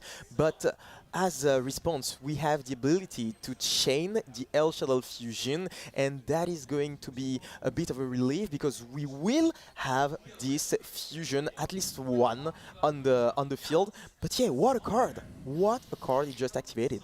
So Shadoll Fusion has been activated to fusion summon, and non-fusion area has been activated and chained to Shadoll Fusion. However, Paris had El Shadoll Fusion to chain as a chilling 3, to non-fusion area in order to activate El Shadoll Fusion, which is a quick play spell, so means that it can be as a chailing, and to fusion summon El Shadoll Construct, to send Wendy, and Wendy to set Shadoll Beast. So Droplet, again, one of the best cards Yeah. in the game right now, which gives so many answers, not only negating powerful effects like Winda, but also effects that give consistency like Gauntlet, of course. And I really feel like he was very unfortunate from Serenity because his opponent had both Shadoll Fusion and Il Shadoll Fusion, which I think is the only interaction against the non-fusion area, because Shadoll Fusion essentially you run one, and you really need to have the both of them. So it's very unfortunate, especially because, you know, most of the times non-fusion area is gonna be activated and stay on the field, and here essentially Paris II, it's on the driving seat, and with only one card remaining on the field for Serenity, this is gonna be maybe too much. And I'm pretty sure that Paris had in his hand one of Shadoll Dragon maybe in order to destroy non-fusion area. Yeah, exactly. He had it. He had it in his hand. I mean, his hand was Shadoll Fusion, El Shadoll Fusion, and Shadoll Dragon, which, you know, yeah, I think he could have not asked for more. This is exactly the hand you want to see when you are going against non-fusion area, meaning that it is one of the cards that a lot of players talked to me about this, that, and I think every player right now that plays the game has thought of this card. When you see the best decks on the meta, and the most popular, if not the best decks, wanting to fusion summon, it is the first card that you think, right? Meaning that you just set a card that it gives you the ability to you that you are protected from fusion summoning from your opponent. So when you bring a deck like Speedroid that wants to synchron summon instead of fusion summon, this is one of those cards that you want to counter the meta and play against decks, for example Despia, Shadoll, and or even Chimera actually. And there are very few options for those decks to counter it. However, Paris, as we said, has the exact way to play around non-fusion area and managed to fusion summon using Shadoll Dragon in order to destroy the non-fusion area which was on the field. And we can see that on the side of Senran, finally we can start playing thanks to the trap card, because it was a disruption during the opponent's turn, allowing him to just bounce, so send back to the hand the Link monster. And now it is also a piece to just achieve his goal and to perform some synchro summons, because he can just special summon back this trap card as a monster by reducing the level of a monster on his field. In this case, it is the Terror Top. And we can see the first synchro monsters with the Agrita and now the Shooter that is special summon on the field. So yeah, this is very interesting, because you know what, I was a bit sad at first because he didn't get to play the game, but now we are finally going to see some Speedroid cards, and it is going great for him for now. And speaking about Speedroids, you talked about it, Alberto, and you were expecting some Speedroids as a 4th or 5th deck, and yeah, in this case, this is the first deck that is played by Senran, which is also very interesting, because he decided not to go with the strongest deck, with the Shadoll and the Brandy that we are used to see, but decided instead to pick his spicy deck in the first game. So yeah, once again, some mind games, and it's going to be interesting if it pays off or not. I think it makes a lot of sense, especially because Speed Droids can afford to play non-fusion era that we witnessed before. I think it was very unfortunate for Serenity that his opponent had Shadoll Fusion, El Shadoll Fusion, and Shadoll Dragon, like the perfect sequence of answers to non-fusion area, essentially, like the perfect answers. But I really feel like deck, although we witnessed that essentially it was left with one card in hand, I think he really has a lot of potential, because, for example, with the Speedroid Terror Top that we just saw, the Tacton board essentially can bring onto the field another Speedroid monsters. And the more monsters you have on the field, the more synchro summons you can perform. I really feel like the deck it's one of those decks that can afford a lot of different cards, for example, a lot of different taps. And I mean, I think this is more. This is far from over. To be fair, it's one of those decks that can really rely also at a certain point into the duel with their skill, which is very strong because it can bring up onto the field by discarding a card the clear with dragon. The clear with Synchro Dragon, and yeah, I mean, I feel like overall it's one of those decks that can really put a lot of pressure to your opponent. Here comes the Takedonborg, as mentioned. If there's a wind monster, you can basically special summon it and tribute it to bring it up onto the field and other monsters. There's only one restriction, which doesn't really matter in that case. Yes, yeah, exactly. And here there's the Dandan that can basically bring out onto the field another tuner speed droid monsters. Yeah, I mean, I think there's a lot going on for speed droids. I think it's one of those decks that if you can't stop it, it just gets out of control. You know what I love about speed droids? That they utilize a lot of cards that most of the time were utilized by other decks as single options, like Clearing Dragon or even Chambara, with giving a lot of OTK options, and of course Crystal Wing Synchro Dragon, one of OG's cards of the game. And I think that the people starting to realize why to play all those cards in different decks and just not play on their own deck, and just play what actual we need to find in our extra deck from our very strong main deck, a very consistent main deck, right? Yeah. Speedroid is one of those decks that they seems some card like Takedonborg, for example, that has been used in a variety of decks and will be considered a break. In this deck, you really want to draw it, right? It's one of those cards that you need to have in your hand. And to be fair, we see right now one of those romantic battles against Synchro versus Fusion ceremony mechanics, which always love to see and experience. And to be fair, Crystal Wing is a very strong card against Shadolls. It is one of those cards that you want to have on the field. He has such a great effect, and to be fair, if you are Paris II right now, right, and when you play Shadoll as your first option, I would consider it that you are going there to establish your power, right? You want to showcase your best deck, showcase the deck that you're comfortable with, and go and play and say, okay, this is me and this is what I can do. And however you take a loss, you need to fight the confidence, you need to fight the power inside you in order to overcome the situation and to come back into the game, right?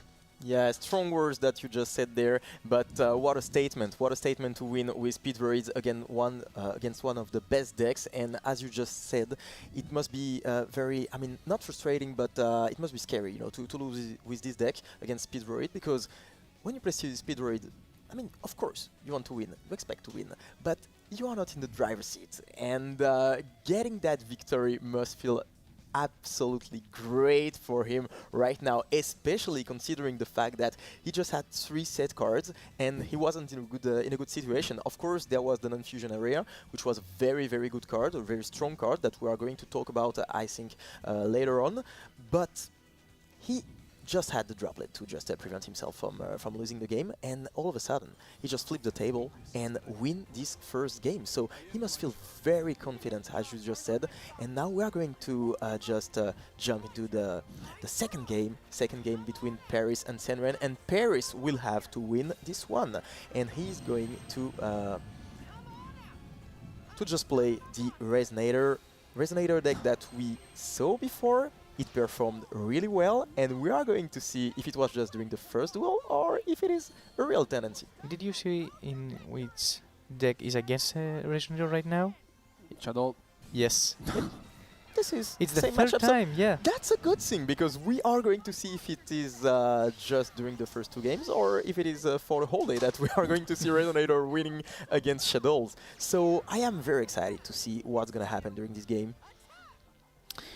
Red Rising Dragon, one of the starter synchro monsters that you want to summon in order to go to the bigger synchro monsters, in order to bring back a Resonator monster from the graveyard, special summon into the field, and synchro summon into another big synchro from your deck. And we're probably going to see Red Dragon Archfiend, I believe. Absolutely, and already 4 monsters on the field, and as you just mentioned, yeah, this is a very good enabler, so it allows you to go through your whole combo. And yeah, I really like this deck. The problem is that, yeah, there is the Nibiru the Primal Being, and when you see that card activated in your opponent's hand, you are not happy, of course. And yeah, this card is so good against combo decks like that, because you don't always have the ability to just play around this card. And yeah, we are going to see if he can just achieve his combo or not, but he still has something. You know what I love about Nibiru? Not only the obvious effect to tribute every face-up monster on the field, but also he's playing Shadoll and he's a light attribute, right? Yes, totally. But also here, I mean, we know how powerful the Primal Being is, right? Yeah. But I feel like against this type of matchup, the Resonator deck, thanks to his skill, you can basically send one card from your hand and one card you control. That was the token that was summoned by the Nibiru to basically special summon the Red Dragon Archfiend onto the field. So essentially it's just, yeah, okay, you give me a token, I'll just use it as a synchro monster. But yeah, I mean, once again here, I mean, what we witnessed so far on stream is Shadoll is not winning. So let's see if the trend will change in this game. Because so far we saw two Resonators and the game we just witnessed being won by Speedroids. But yeah, here we saw that maybe the Nibiru will just lower a little bit the ceiling of the field of the Red Dragons. Yeah, it's going to be very interesting, and we know that there is a very powerful card going to the field, the Shadoll Fusion. So if he draws the Shadoll Fusion, he's able to activate it, and it is not dodged by the opponent, then it can be really, really scary. But yeah, as you just said, I think it's going to be very interesting to see if Shadoll can finally get the first win against Resonators, because but for now, it's hard. I think we are going to experience the same play as we see before, that Fiendish Golems will be probably activated. Let's see. And the Shadoll Fusion resolves. We are going to see El Shadoll construct, and that is a very good start going into an established field, because you are going to be able to activate all these effects in the graveyard, bring the Hell Shadow Hollow, which is of course another good card, and the Hound as well. So Hollow will be flipped face up and be able to activate its effect. And in response, we are going to activate Tuning Gum. I really love this card, to be fair. Yeah. It is one of those cards that, since it has its effect on the graveyard, is one of those that are a little bit secret, to be fair. Like if your opponent doesn't check the graveyard, he maybe forgot about this, and he plays, you know, more comfortable, think that, okay, my one has only 2 sets, I know the one, and however, you should always check what your opponent has as resources, because you never know what may be on the graveyard. I mean, this would have been a very good interaction from Serenity, especially because with Digital Construct, he was able to basically flip summon the Hollow. With the Hollow, he was able to banish one monster from his opponent's side of the field, but thanks to the Tuning Gum, that effect was negated. So as you mentioned, I think it's very important. We also mentioned this before with Chimera. I think having a lot of interruptions in the graveyard is super important, so you always need to be careful and check it out.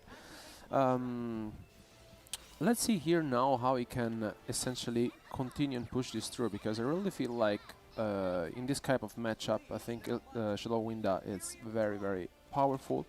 However, here he really needs to take care of the Synchro Monster, but it's not going to be easy, to be fair.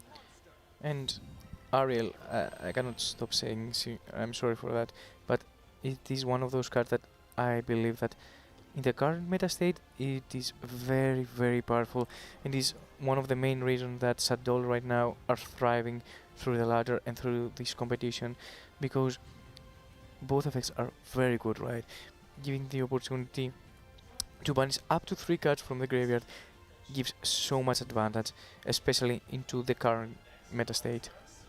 I mean, the deck has a lot for it, of course, because you have the ability to not only prevent your opponent from summoning multiple monsters with the Winda, but you also have some other interruptions. You have the Trap card, you also have some interruptions, as you just said, to just banish card from the graveyard, and all those little things are very good. On top of that, you have the ability to have a very, very, very good grind game. We saw earlier during this turn that Senran was able to just get back the Shadoll Fusion, so you know that you're gonna have to face this Shadoll Fusion once again during during the next turn. So very good grind game, a lot of interruptions and disruptions from everywhere.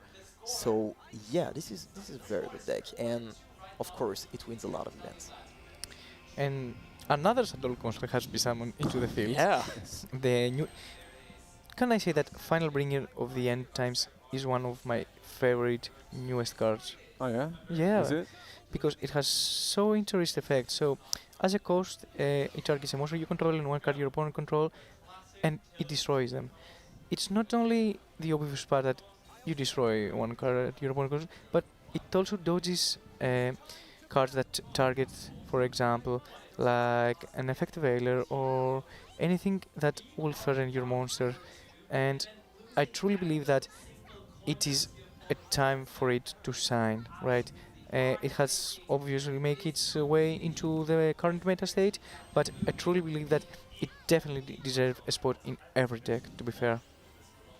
Yeah, and the good thing is that, of course, you destroy on resolution, so it destroys by card effects. So it allows you to just declare some effects in the graveyard if your cards have some. Oh, I love this artwork.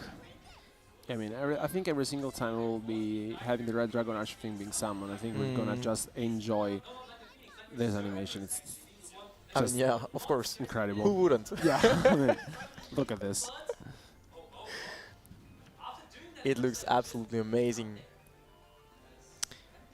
I mean, one of my favorite monsters from the show has been summoned into the field in the World Championship. What else is there to ask, right? And we can see right now that I'm truly believing that we may see Shadoll have some advantage, but still, you cannot think that Resonator is not still into the game, right? El Shadoll construct, despite being with lower attack, obviously can destroy a monster that is battling if he has been special summoned, which is very good, and you don't take the damage, right? So Yeah, it's a very powerful boss monster to play against. I agree. And we can see right now that Paris is following the path that every Resonator right now has going through, trying to summon monsters. However, Shadoll is on the field, probably summoning Winda, I would think, and I really want to see what a potential out may be to a Winda. Yes, it's obviously a Winda. And the good thing is that, of course, thanks to the Solar Schism, you have the ability to just send the Synchro monster to the graveyard. Because, yeah, this is one of the secret thing on Shadow Schism, is that you can literally just send a monster that your opponent control with the same attribute as the monster that you just summoned. And Winda being a dark monster, you have the ability to send a dark monster from the opponent's field to the graveyard. So, here, a very good interaction, and he managed to get rid of part. He's trying to dismantle the enemy's field, and he's doing very well doing so. So maybe he will bring back Shadoll in the long run. Maybe we will see the first victory of Shadoll against the Resonators, because we are still waiting for it. Yeah, I mean, we're still waiting for it, but especially like we mentioned how important it is for our players to bring decks that are basically targeted for arguably the best deck of the format. Yeah. And I mean, so far it's working out, because I mean, we saw how difficult it is to navigate through Resonator Synchro monsters, and I mean, I think I'm incredibly enjoying seeing Resonators being played at the World Championship, to be fair, especially because, I mean, it was for sure one of the decks that could be considered for speed duels, But I mean, honestly, seeing it in action and beating Shadolls, and hopefully it also will be played against other decks. Who knows? Because as we mentioned, our players may adapt their strategies throughout the weekend. I'm just enjoying it, to be fair, and also seeing different lineups from Shadoll in order to counteract the strategy of Resonator. It's something that I'm really looking forward to seeing, and how our players obviously are going to adapt.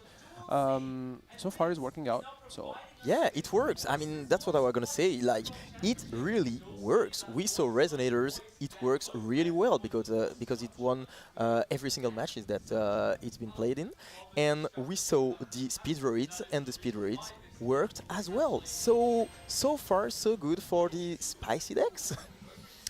And we can see now that Paris is going again with a fusion deck, which is the Despia. Despia Theater of the Branded is one of the best cards of the deck. Is the one that you can access through Theater of the Branded's opening the skills of the deck, and just summoning monsters, fusion summoning, and passing on to Masquerade, and potentially, I'm sure that there is a Branded in red set on the field. You can actually push a lot, and as we mentioned in Speed Duel, losing life points with every card that you activate is very important when you are starting with 4,000 life points, right? So it means that you are not having a lot of moves that you can go through. I mean, we were mentioning this before. Honestly, I really feel like Branded is one of those decks. Really makes me comfortable, right? Because you have quite of easy access to Masquerade, and I really feel like that, you know, like this, forecast being activated, 1,600 life points remaining. It's essentially like here, yeah, it's just left at 1,000, and you really need to take care of it as soon as possible. I know it's difficult, of course, to take care of it, especially if you have a response. Like, for example, Branded in Dread, and here comes the Forbidden Droplet. What a card! I mean, we said it. I think it may be one of those cards of the entire tournament, because, like, alone, it's causing a lot of troubles to our players, especially because, like, now we basically halve the attack monsters onto the field for Serenity, and here comes the Despian Quiritis. It's, I mean, Branded to me, it really feels like sometimes it's just, I don't know, it has something that the other decks may have missed. Of course, the Masquerade itself is just something that, you know, it's incredibly scary. I think Yeah. it's better actually. You say to your opponent, so you have 6 cards activations that you can do. On the 7th one, you will lose the game. Can you make something on 6 moves or not? And I truly love this fact and this aspect of the game. Obviously, Droplet played a huge role, and Branded in Red was an extremely strong card, spamming Despia and Branded monsters onto the field, fusion summoning, and gaining so many resources. And right now, we can see that Serenity doesn't have another card to activate, because on the activation, it will be burned through the damage and of Masquerade. it is going Ooh, you to know what be is going the to happen? goddess. Of course, we are going to just take the Masquerade away. So yeah, 6 Wow. activations, Very but then well the played. 7th move was the good one. Now he can play. He doesn't have this sword on his head, so he's able to just activate as many effects as he wants, but he will still have lost a lot of LPs. I mean, honestly, it's, I mean, of course, 3,600 life points, 400 life points remaining. That hurts, of course. But, I mean, that was the ultimate goal. Going for the Goddess, getting rid of the Masquerade, and trying to stay into this, which, of course, like, seems very, very complicated. But he had a plan. He had a plan. He was the Goddess, getting 5 monsters onto the field and summoning it. And now we are going to see the Sword Knight, who is really, really important in the strategy, because he can now special summon the Baphomet, and the Baphomet is a very good card because it allows you to just add 2 cards, the Chimera Fusion and the Gazelle, and then you are able to activate the Chimera Fusion directly from hand. And as we said before, one thing which is really interesting about the Chimera Fusion is that you can use it multiple times during the turn, and it can add back itself from the graveyard if you control the right monsters on the field or in the graveyard, which is something that sometimes players forget. And another thing to say about Masquerade is that it has a second effect actually, that it gives the opportunity if your opponent has a monster like a Link, Fusion, Synchro, Xyz, or a Ritual monster to be summoned from the graveyard. However, the burn effect that deals effect damage to your opponent is only when this card has been Fusion summoned, which is very important. So you cannot just bring back a Masquerade and deal effect damage to your opponent. Imagine, it would be absolutely yeah, right. So we see a Book of Eclipse activating against the established field of the Chimeras. However, Goddess is still on attack position since it's a Link monster, obviously. However, with 0 attack, right? Yeah. Yeah, absolutely, but Book of Eclipse is a very, very strong card. We talked about cards that lets you play another turn, and this is one of them, because of course it allows you to literally end the battle phase, basically, because the opponent cannot attack anymore. So he lives, yeah, but he is going to have to deal with a very, very strong field. Of course, there is the Goddess, but there are also 2 more monsters in defense position, the 2 set cards that are on the field. But remember, only 400 life points on the side of Serenity. So, you know, a little mistake, and then the game is over. And to be fair, Masquerade activated on the graveyard, Goddess has an additional effect to negate monster effect activating into the graveyard. However, she has been already negated with Dramaturge on the start of the turn. We can see Dramaturge again. It was the reason why Goddess could not negate Masquerade. And right now, in the mind of Paris, as you said, there is only one thing: how to deal 400 life points. Yeah. Right. I mean, I think of course Paris is on the driving seat. I think he was able to survive the previous turn. I mean, of course the Masquerade just alone just deal all of this damage. The Book of Eclipse, of course, was the key point of the entire game, because I think Serenity really navigates very well. But here comes one of my favorite fusion monsters of the deck, the first Dark Lord. What a card. Yeah, it is a very good card, and we knew that in Branded we had the ability to play those cards, the Dark Lord cards, and the Fusion monster is of course very, very strong. You can summon back some monsters from your graveyard or your hand, by the way, and yeah, this card has 4,000 attack points, and we only have 400 life points. Yeah. So the differential is very high. Yeah, you can tell that, especially because now here essentially Serenity is forced to activate the Chimera, and look, that's the 5th card being activated into this chain. I mean, can we appreciate how many chainlinks have been No. There are never right too now? many. Yeah. One more to go. Yeah. To be honest, I really love high chain links. I really love that. Yeah, but to be fair, for me, it gets so much confusing, right? I cannot follow up sometimes, and I really love the fact that we can see what card has been activated on the side of the screen. Yeah. And right now we'll probably see a Fusion summon. And it's Ad going to libitum be that the will be ad libitum. probably with the effect of Theater, has been summoned through the deck. Everything And is look at boosted, that. but Look at that, 5,200 attack points. I think that's more than enough, to be fair, right? Yeah. I mean, yeah, it is. Yeah. But we're still performing some summons, and here come the Link monster. Probably IP Masquerena, or No, No, it it's will not IP. actually be maybe the Pentestag. Yeah. I was thinking about the Pentestag when I saw the arrows. So it gives such an incredible effect to provide piercing damage when you battle a defense position monster.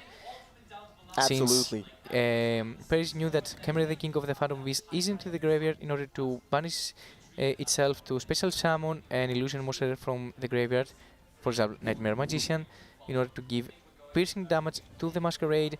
Now Nightmare Magician will probably activate its effect since another monster declares an attack to destroy a card on the field, but then Predator Sack will still be on the field. I want to see what card will be target to be destroyed right now. I mean, to be honest, I think it will not change the end of the game, will it? I mean, you have the ability to special summon the Chimera. Yeah, that is right. Yeah, I mean, I really feel like Paris here noticed that the Pentastack was needed to seal the game. There may have been a little bit of misstep in terms of, can I really see this one out right now, or am I missing something? Because we mentioned this before, I think the most of interruptions this weekend are in the graveyard, and you really need to be careful about that. And I mean, 400 life points before seemed like nothing. At the moment, seemed something that cannot be really achieved. We need to give credit to Serenity, honestly, because like the way surviving, it's I didn't expect that, to be honest. I didn't expect that. And all of a sudden, yeah, this is the tables are just turning around, and we are now using the Chimera fusion, and we are getting back into this this cycle with those fusion monsters, and we see the Chimera, the Illusion Beast, which is such a great card in this type of situations, because yeah, it just has the ability to enter battle phase and to activate its effect. So it has multiple attacks, and it can just end the game just like that. With 400 life points, Serenity manages to just win the game and to be up against his opponent 2-1. Remember, the game started really bad for Serenity because of the Masquerade. The Masquerade was on the field, and you just said that only 6 effects could be activated. On the 7th one, I mean, it wasn't really an effect, but the 7th interaction, it was the Goddess, got rid of the Masquerade, and right after that, just with 400 life points, manages to survive the game and to just win it all right after that. What a statement. Once again, what a game. No, I mean, it was unbelievable. Honestly, I have no idea how he managed. Like, I'm speechless, because, I mean, we talked about it. I think the beginning of the duel was, yeah, Masquerade paid 3,600 life points, and I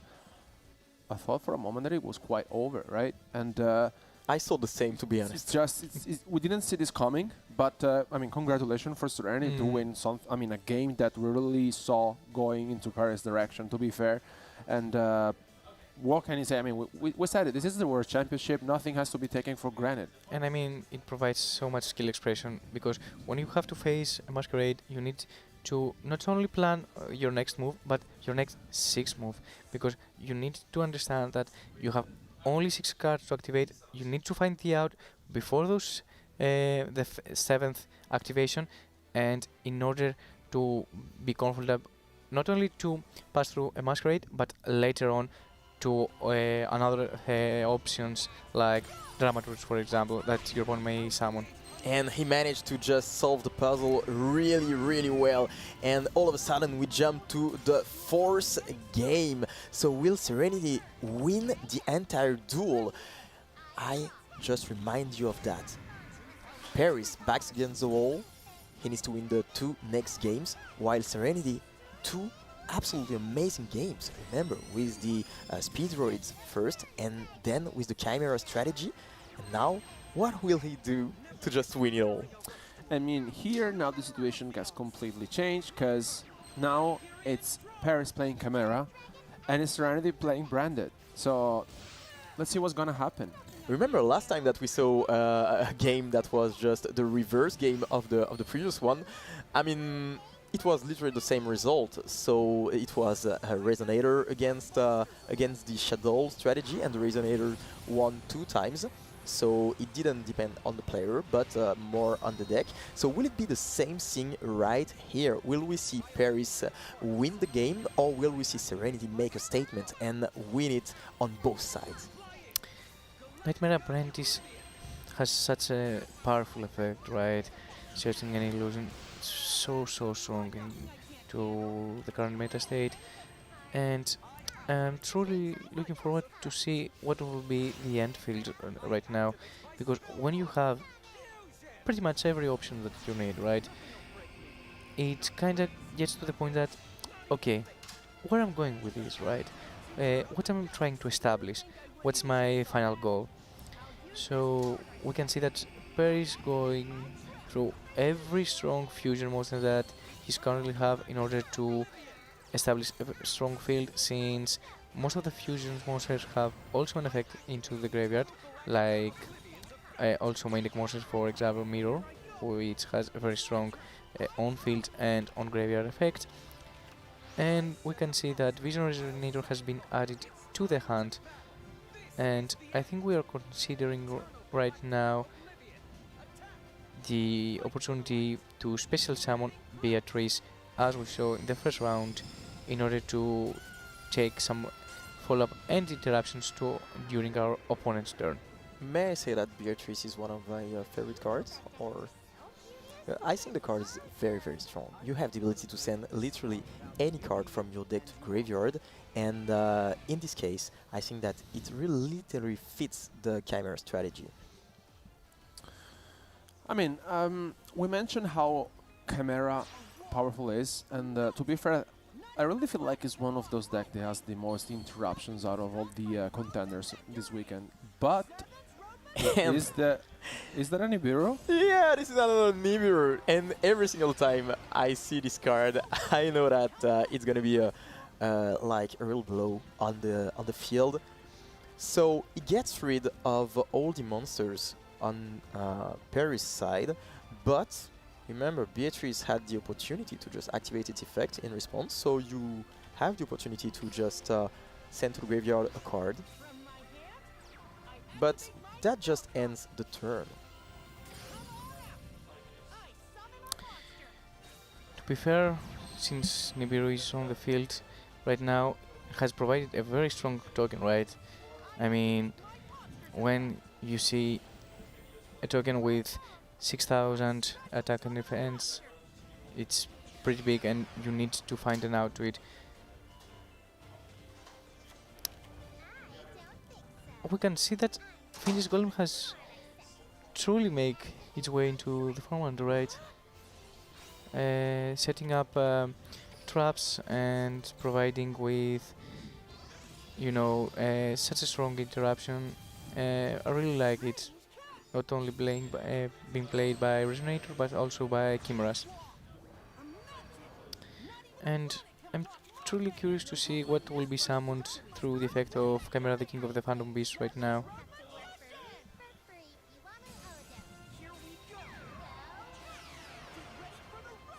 So we are going to special summon the King of Phantom Beasts and the Apprentice as well. Generating so much advantage and resources is very important in the current game state, since our opponent only has one set card, and Paris now, I think, yes, adding Chimera Fusion must be feeling very comfortable. Absolutely, and the Chimera Fusion might be activated very soon, but first we are going to summon the Gazelle. I mean, I really feel like, after watching our duelist playing Chimera, that sometimes the deck is just too powerful. I mean, I really feel like, I don't know, with the amount of disruption that they have onto the field, into the graveyard, I think they have access to the extra deck very easily. It's just, you have so many different options that sometimes it's just too much, you know. And I mean, look at this, it's just, it's 4,000. It's exactly 4,000 to be fair. Quick math. And I think that's probably game, right? Yeah. Yeah, it is going to be game there. And once again, we have such a duel, because it is going to be 2 and between those two players. So Serenity showing some very, very strong skills during the game 1 and the game 3, but Paris very confident, calm. We can see that on the camera. He's very chill and he just stays focused on the game, and every single time he just managed to get back into this duel.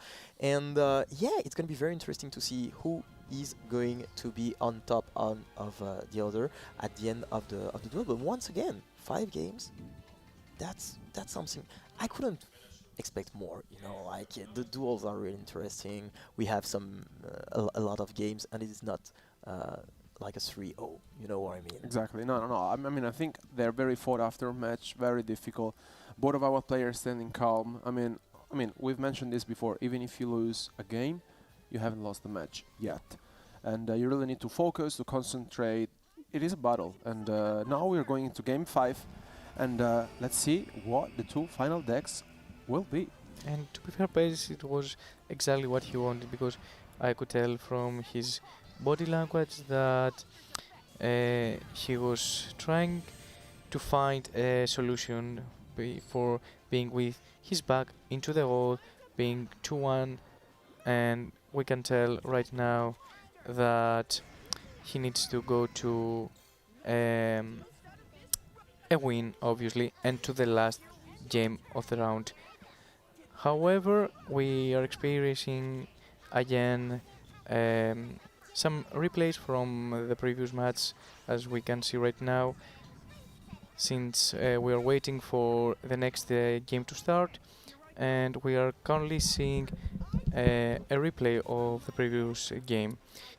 So as we saw, Paris started with Chimera Fusion summoning Chimera, the king of the Phantom Beast, in attack position, and so both effects will be triggered of Gazelle and Becher form to add the Nightmare Apprentice into the hand.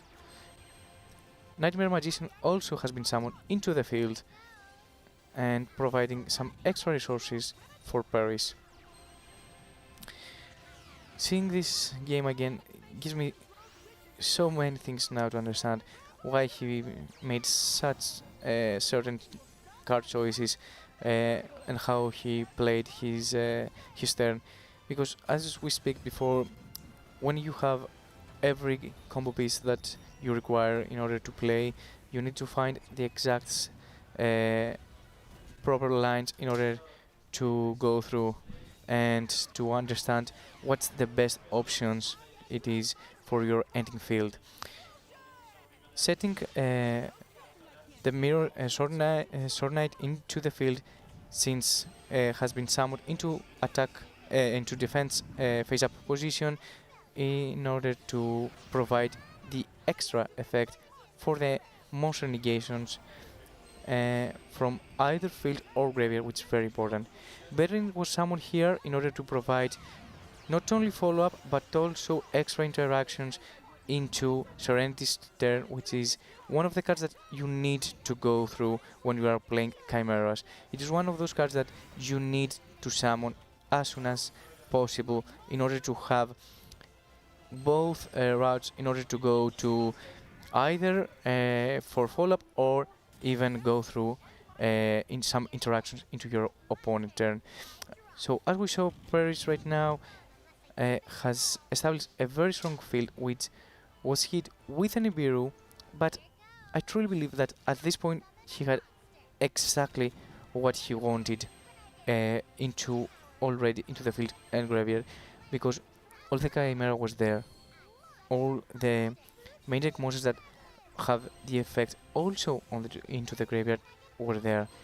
So he was very confident about what he was going to do, since the fusion monsters also have an effect into the graveyard to special summon illusions monsters from the graveyard or even banishment. And at this point we saw that Serenity just set it a card in order to pass turn, and I think this is the time that Paris acknowledged that it is the time to activate my monster effects. So he activated both fusions, summoning Chimera, the King of the Phantom Beast, and also summoning a Nightmare Apprentice with the effect of the Chimera effect in order to add some follow-up, since he can add any illusion from his deck to his hand. Yeah, I mean, I really felt like also here Serenity didn't draw a good hand.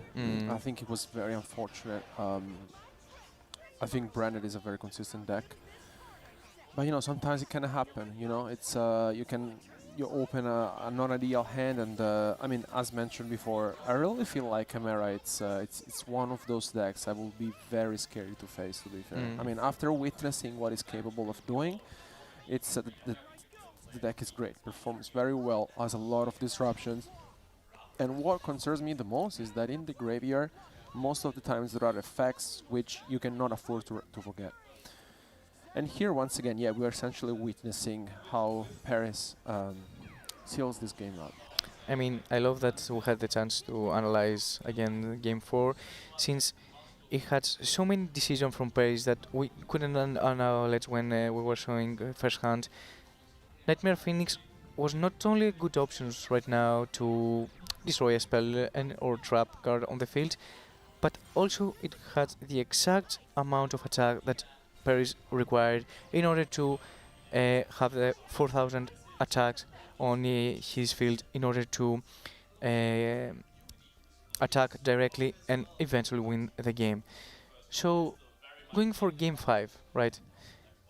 You have already used Shadoll. You have already used Despia. Yep. You have already used Chimera, so no more fusion decks, right?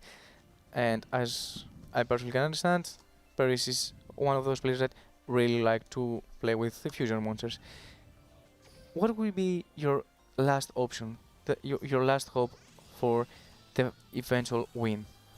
It's difficult to say because honestly, I mean, we were talking about the different decks that we have in the current format. We saw the best decks being played already. I really feel like, from my personal point of view, if I had to choose, for example, I would go maybe for Ancient Gear. I love Speed Droids, for example. I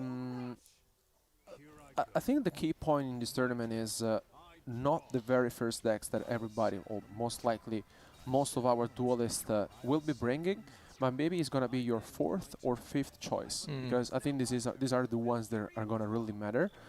And now we're going to be seeing the fifth game, because as you may have witnessed, I had a very small technical difficulties showing once again Game 4, and this is the Game 5 indeed, to decide the decisive. So, can I say the fact that, as Alexis said before, that he was expecting a certain deck?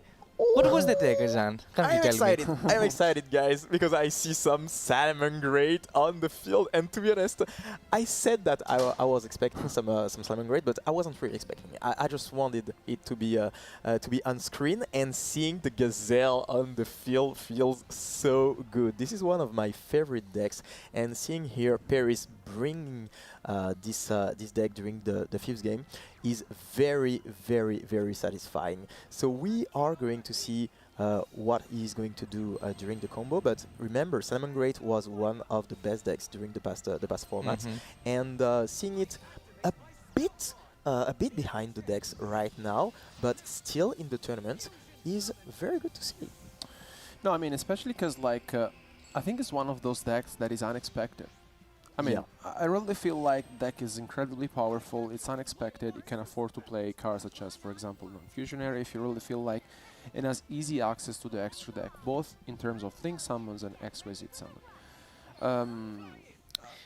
And can I say that when you bring a fifth deck, right, you know that will be 2-2, otherwise you will not pick it.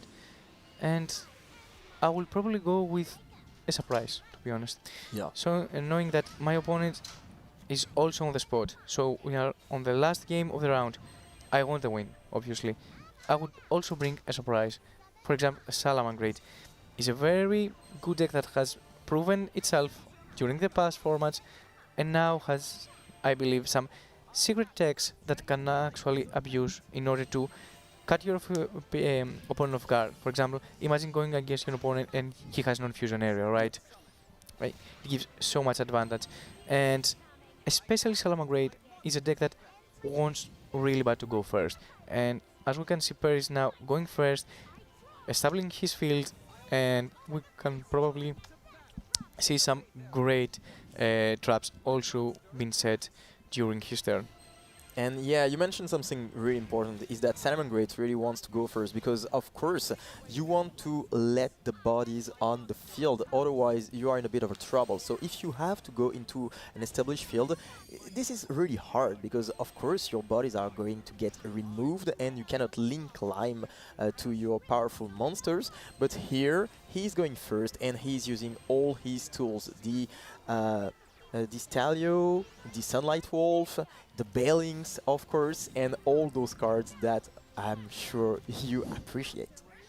Yeah, I mean, I'm a fan. I also played the deck not only in Speed Duel, but also in TCG back then when the deck was incredibly popular. I mean, I love the archetype. To be fair, it's one of those decks that you know, I just love the deck. It's super consistent. And yeah, I mean, let's.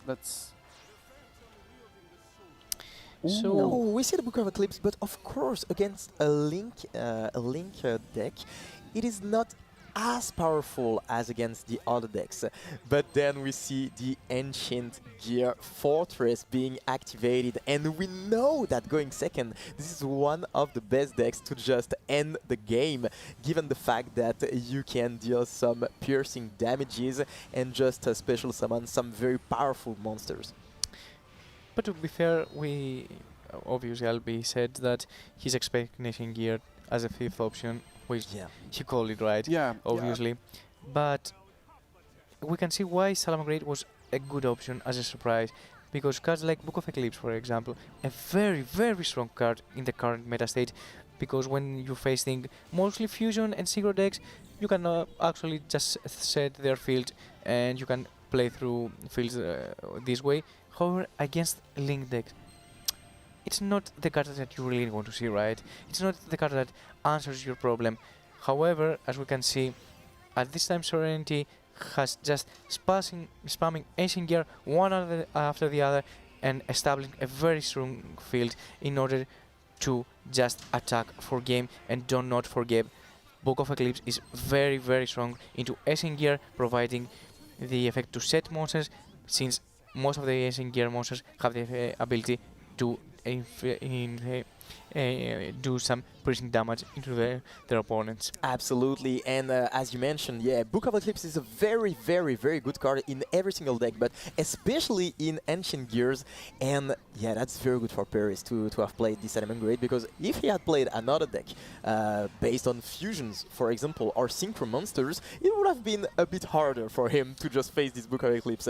But here he's pretty fine, special summoning the Pyro Phoenix on the field and trying to deal with the opponent's threats.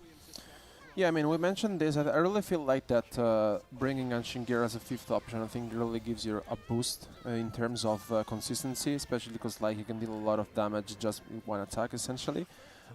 Once again, one of the, if not the card of the tournament, the Forbidden Droplet. So good to deal with established field, but also to try to survive through the opponent's threat during the battle phase. I mean, as we can see, it is the card that at the moment has outshined every other card into the game that every deck right now is using, right? It is the card that you need to have, you want to have, and as we can see before, Droplet is one of those cards that require a lot of skill expression also, because it has some hidden effects that, for example, it's not only the card to send a card, but also you need to send cards that match the type that you want to negate, meaning that their opponent will not have a response. And we can see that Paris is also back in track when you see Salamangreat Gazelle being summoned into the field, sending a Salamangreat card from the deck to the graveyard. You are in a very, very good spot. And Salamangreat of Fire has been summoned into the field, providing the ability to add one level 4 or lower Salamangreat monster from your deck to your hand. And he's going to be able to just start link climbing again, because he's going to use the Salamangreat of Fire, special summoning, of course, the Bailings from the extra deck, and all of a sudden he's back on track, as you just said. So he managed to survive the aggression of the Ancient Gear deck, and we know that the Ancient Gear deck just wants to get rid of the opponent's life point during the battle phase, and if it doesn't manage to do that, I mean, the deck is fine, but it doesn't do as much as the other decks that we saw before, for example, the Shadoll or the branded ones. So yeah, he's a bit on a downside here for Serenity, and on the side of Paris, he must be very happy to just be in the driver's seat right now. Yeah, I mean, I really feel like cards such as Book of Eclipse, which I think it's one of the most popular cards that I think our players is playing. I mean, yeah, Droplet and Eclipse are I mean, I think we are seeing Droplets or Eclipse so far in every single game. So I think they're super popular. Of course, against Salamangreat, as you mentioned, Mike, is not so great, especially because of all the Link monsters that are going to be happening. But, I mean, once again, I think here the surprise effect is really paying off, because Paris is just once again able to combo off here and deal with the Ancient Gear Golem fields from Serenity. And what I really like about this deck is also the easy access that basically has to the extra deck. We haven't seen Stalio yet, which, you know, it could be one of those cards that with level 3s being at home in the field can be easily exquisite summoned. But here, again, no surprise, another Link summon. And as we mentioned, and I really want to make it clear that Salamangreat was a very, very good option for the 5th deck. Understanding how the meta has shifted, that now most of the decks are utilizing either Fusion or Synchro mechanic from the extra deck, so the players have adapted to it, playing cards Droplet, which obviously hits everything, but also Book of Eclipse that only hits those two mechanics, and a mechanic like Link Summoning has not been there, has not a problem with that. So you cannot book a Link monster, so you just tell your opponent, so let me get it straight, I have understood the meta, I know how the meta it works, I know what we are going to do, and I'm going to counter it. So we can see now that Hitleo has been summoned into the field, providing such a strong effect in order to shuffle a spell and trap card into the field, and now we can see a potential Link summon again into another Sunlight Wolf maybe, or a Phoenix, even better.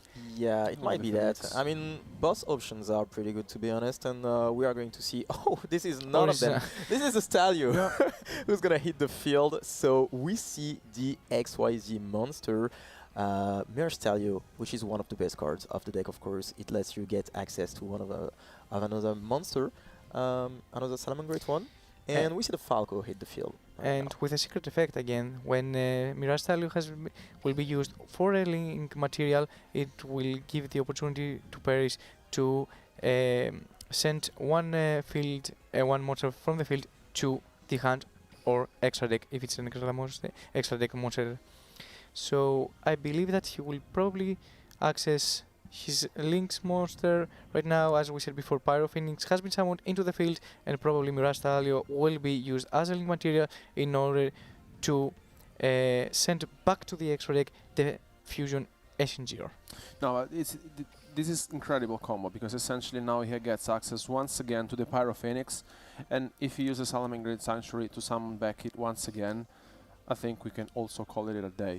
Absolutely. Itself. I mean, once again, the Pyro Phoenix is going to be summoned onto the field, and I mean, what a turn of events, honestly, we are witnessing, because, I mean, Salamangreat, we mentioned how powerful the deck is, but, I mean, just with its effect, if it's summoning, can destroy all cards your opponent controls.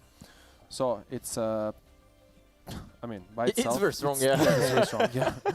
It is very strong, and we are going to witness that. We are going to see that because Pyro Phoenix is going to activate its effect right now, because it has been reincarnated.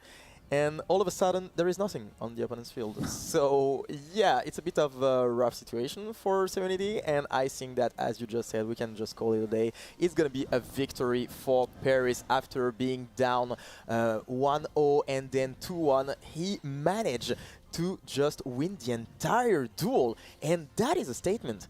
wow, what a game from Paris with the Salamangreat strategy. I mean, we really give credit to both of our players because essentially, once again, we saw 5 games in total, and all of them were incredible, very back and forth games. I really feel like there was a moment in which we counted out one of our players, but that was not the right moment, especially because Paris was able to come back into the match and win it out. And I mean, congratulations, especially because I really feel like the Salamangreat is one of those decks that can be unexpected, to be fair.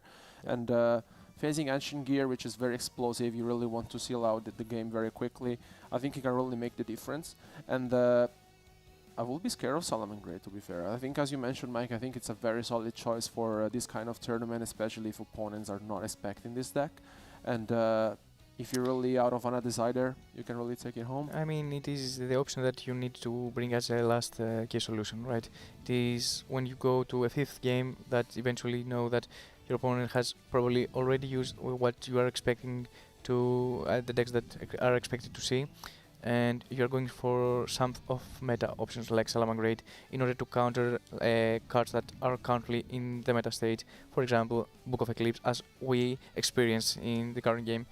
And this is what I love, that not only the game mechanics that we saw during the match played a huge factor obviously into the win, but also the deck choice and the preparation for this tournament, and how very impactful it was to think that, okay, so my opponent will have used already 4 of his best decks right now, and he will have his last option. I need to counter this, and I need to bring something to the table that it won't be expected. So, okay, let me be Salamangreat, right? And I think it was a very good choice, especially because Paris advancing with a solid win. But thanks for watching, and don't go anywhere because we will be back soon with the next round for the Duel Links World Championship 2025. Keep watching. C'est l'heure du duel.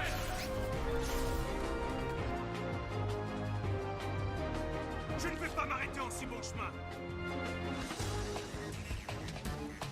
Alors, qu'as-tu à répondre à ça? Te voilà enfin, Yugi.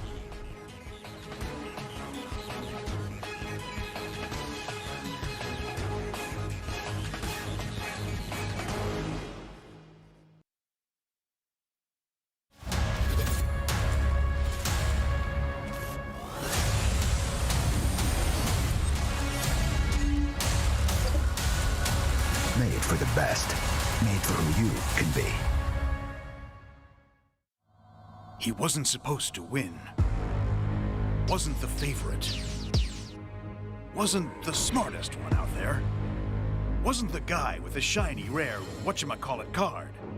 He was a third-rate duelist with a fourth-rate deck. Hey, listen to me. I say talk is cheap. I fought my hardest to get where I am right now, and I never let anyone get the best of me, even when all hope seemed lost. So why should I start now? The whole gang's rooting for me. And with my friends behind me, there's no way I can lose. What I'm fighting for? I got that part down. Here I go. It's all or nothing.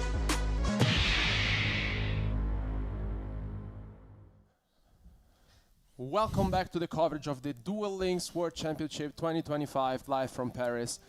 We just witnessed an incredible match of speed duels. Honestly, it was an incredible back and forth match. We couldn't really tell who could have brought it home.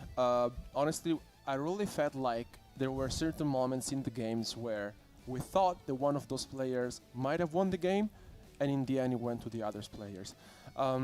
We never can count out anyone in this tournament, especially because, as mentioned, we have the best tournaments in the world competing to become the next world champion. I really feel like we are witnessing a lot of different decks, a lot of different card choices, and also mind games, because it's all about the choices you make and the decks you bring. Now we will be having a Rush Duel, and we also saw in the previous match, in our first round, the current world champion being defeated by Tomo in an incredible match. We have to say that Tomo was with this back against the wall, being 2-1 below, and what a turnaround of events, to be fair. He just beat the world champion into the first round, and honestly, it's just we were speechless because I mean it was an incredible show off, and but we're sure that Quantum Cubes will try his best. This is what we have on the screen for Speed Duels, just to give you an idea of how the tournament is shaping. We just saw some of our players in action, such as, for example, Misaka, Sondrisanti, Paris the second, we just have him on the screen for you, also with Serenity. I really feel like there's a lot of variety. Are you surprised at all with the results we are seeing on the screen, Mike? Are you looking forward to see once again any of the other players? To be fair, I want to experience what will be the mind games that you mentioned, Albi. Meaning that, as we saw, a lot of the players have made choices like not Fusion Area, for example, and Book of Eclipse, which is a more generic option to counter the decks that are expected right now. But when you know that and you are preparing for such a very big and serious event, you are thinking, okay, maybe I need to find a way to counter it. And as we saw, Paris II choose to take Salamangreat as his fifth option. For me, I wouldn't expect a deck such as Sala to be used in such strong competition at the current meta state, and this is why it caught people off guard.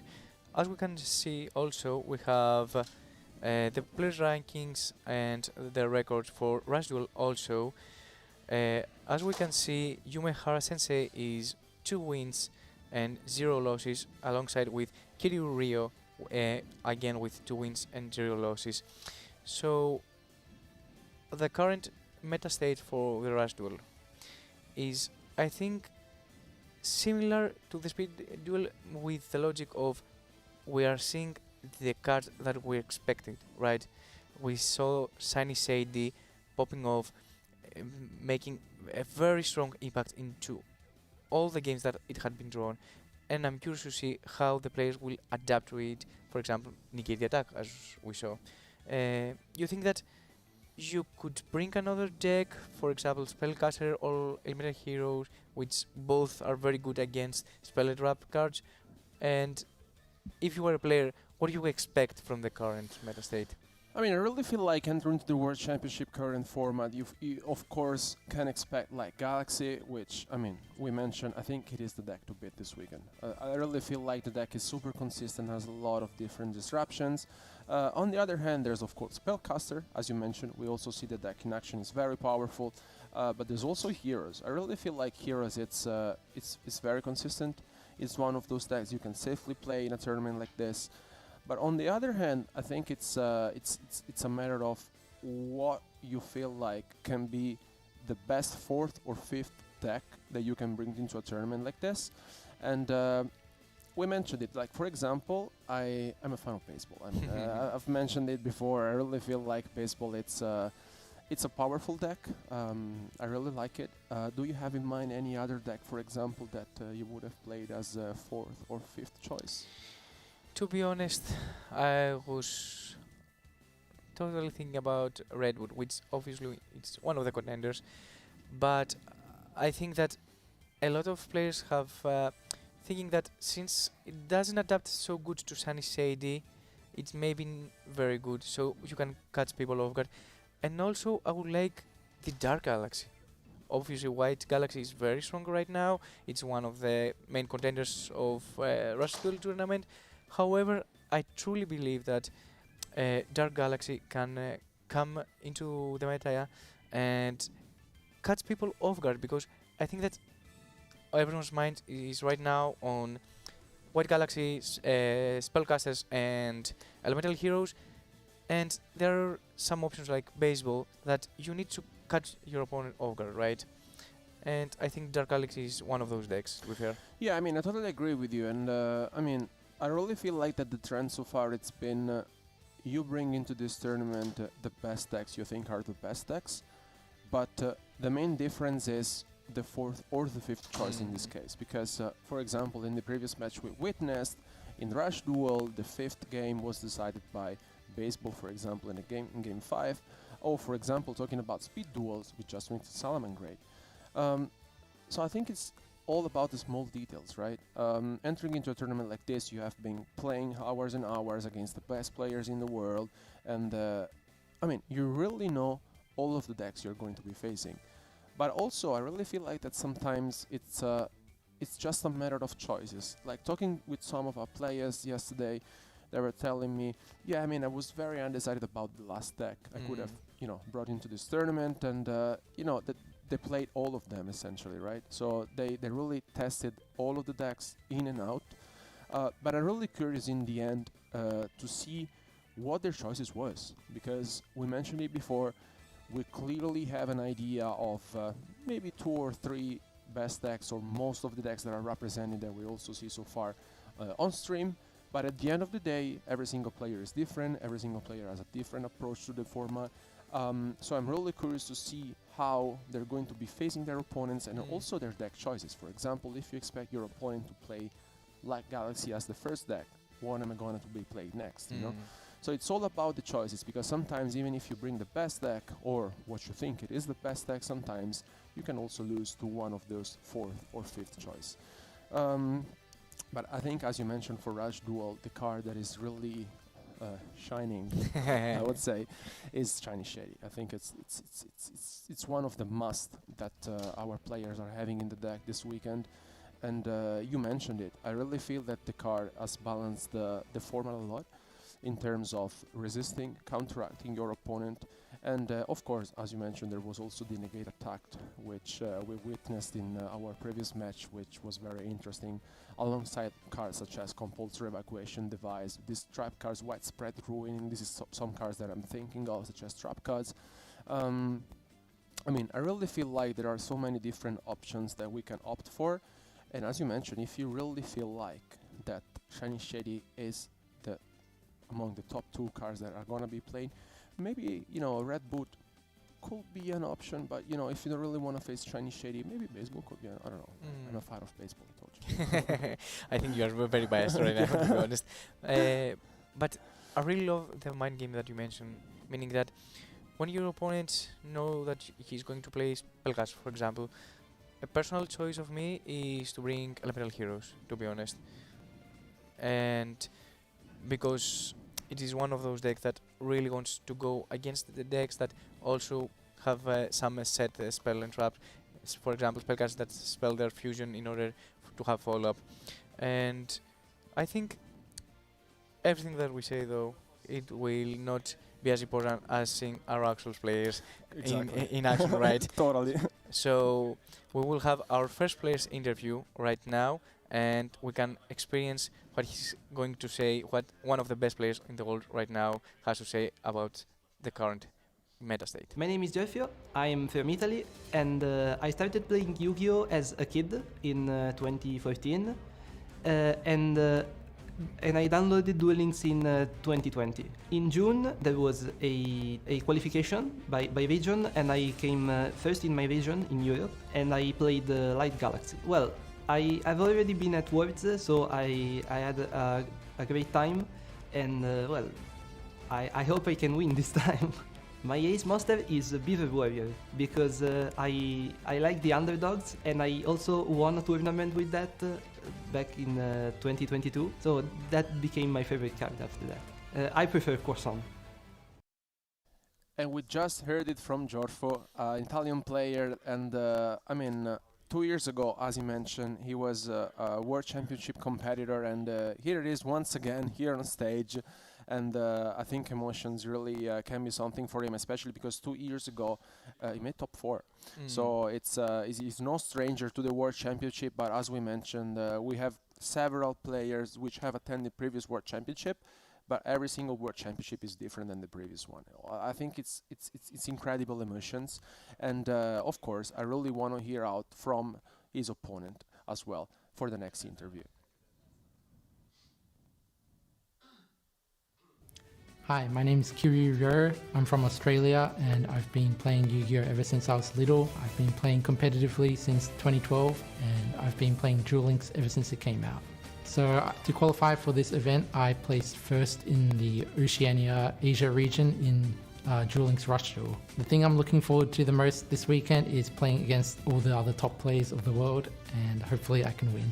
My ace monster would be Blackluster Soldier. Envoy of the Beginning has one of the strongest effects and attack points in the game. I would probably prefer Croissants because I've never had a macaron before. And yeah, this is Jorfo's opponent, Kirurio. I think it's, I mean, as you mentioned, an unbelievable experience here to be at the World Championship. He must have played a lot of Yu-Gi-Oh! To qualify for the Rush Duel World Championships.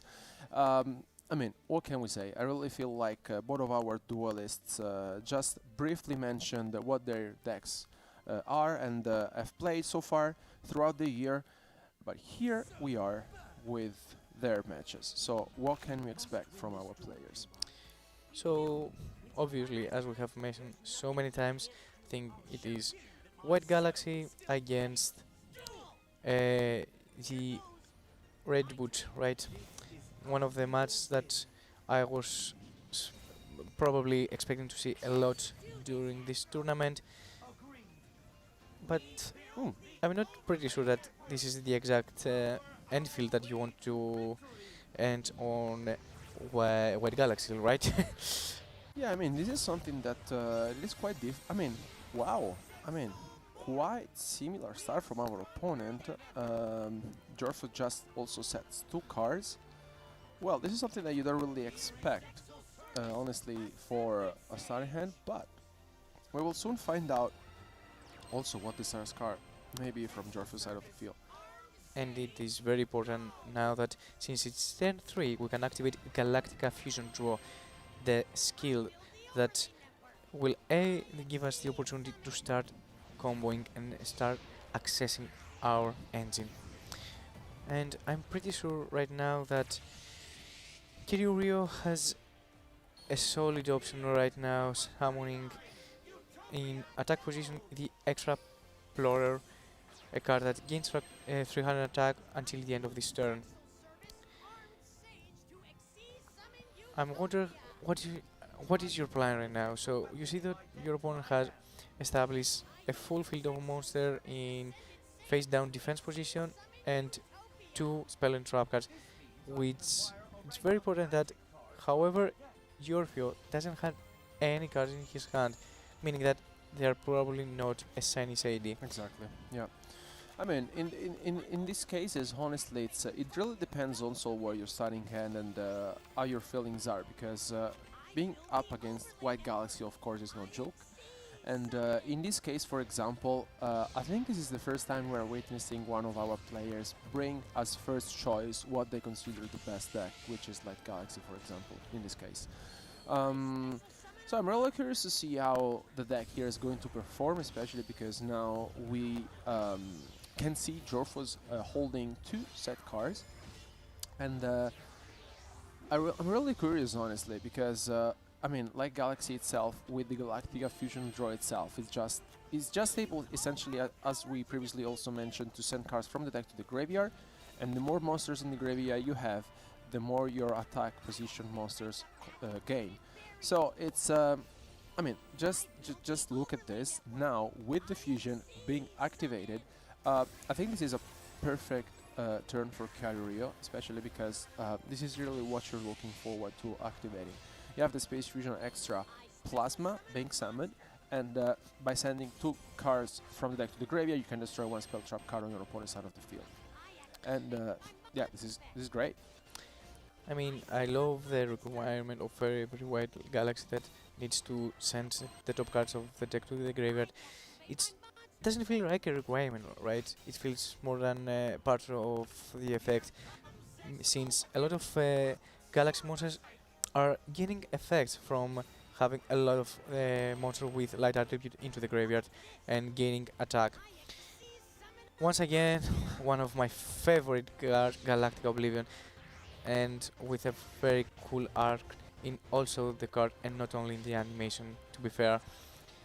And it is the mind games that we spoke to so much before, because I think it plays a very huge aspect into both, to be fair, Speed and Rush Duel.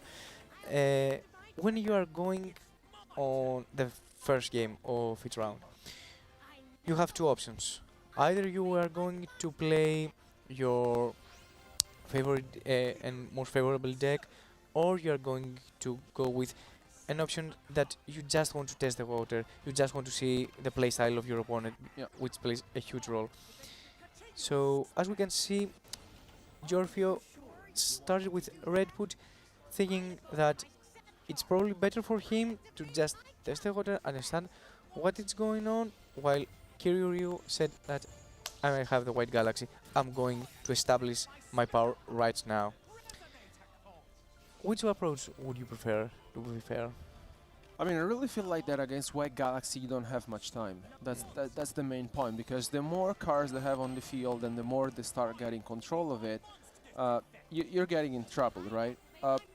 But also, on the other hand, I really feel like that, for example, the Red Bull deck has easy access to the extra deck in forms of fusion summons, and Dragon's Boost Fusion is of course one of those examples, and also we see in action in the previous match the Dragon's Burst Fusion. I mean, I really feel like here Giorgio has a chance, especially because you know, with 5 cards in hand now being freshly drawn, he can try and deal with this, although we see Karirio holding 1 card in hand, which, you know, we can think that he could potentially have a Shiny Shady being set. So you can, if you're Giorgio, you can also now have to think, what if my opponent has this card? Do I have to play around it? How do I play around it? So it's gonna be for sure difficult, but let's see how he's going to navigate through this. It's amazing how a card has changed the game so much, right? Because it's not only the fact that you interact with your opponent with a powerful effect, it's not the fact that you probably gain an extra turn, and this is the reason why this card has been so impactful in the current meta state, but it's also the fact that it also provides the extra mind game during the game, right? It provides the effect and the aspect that you are starting to think, oh, he has a card in his hand. Can his sets be a Shiny Shady? Is he bluffing? Is it another monster he couldn't summon? And it gives so many space to the game to evolve, right? I mean, I completely agree, especially because I really feel like that even if your opponent, for example, set 2 spell cards, you still and has 1 card in hand, you still think about Shiny Shiny specifically, which doesn't mean that you can have it set, of course, but it's just how the game basically has shaped lately, and I really enjoy this, especially because I really feel like in Rush Duel, drawing fresh card is very important. So the more card you can play on one turn, the more cards you will be drawing in your next turn.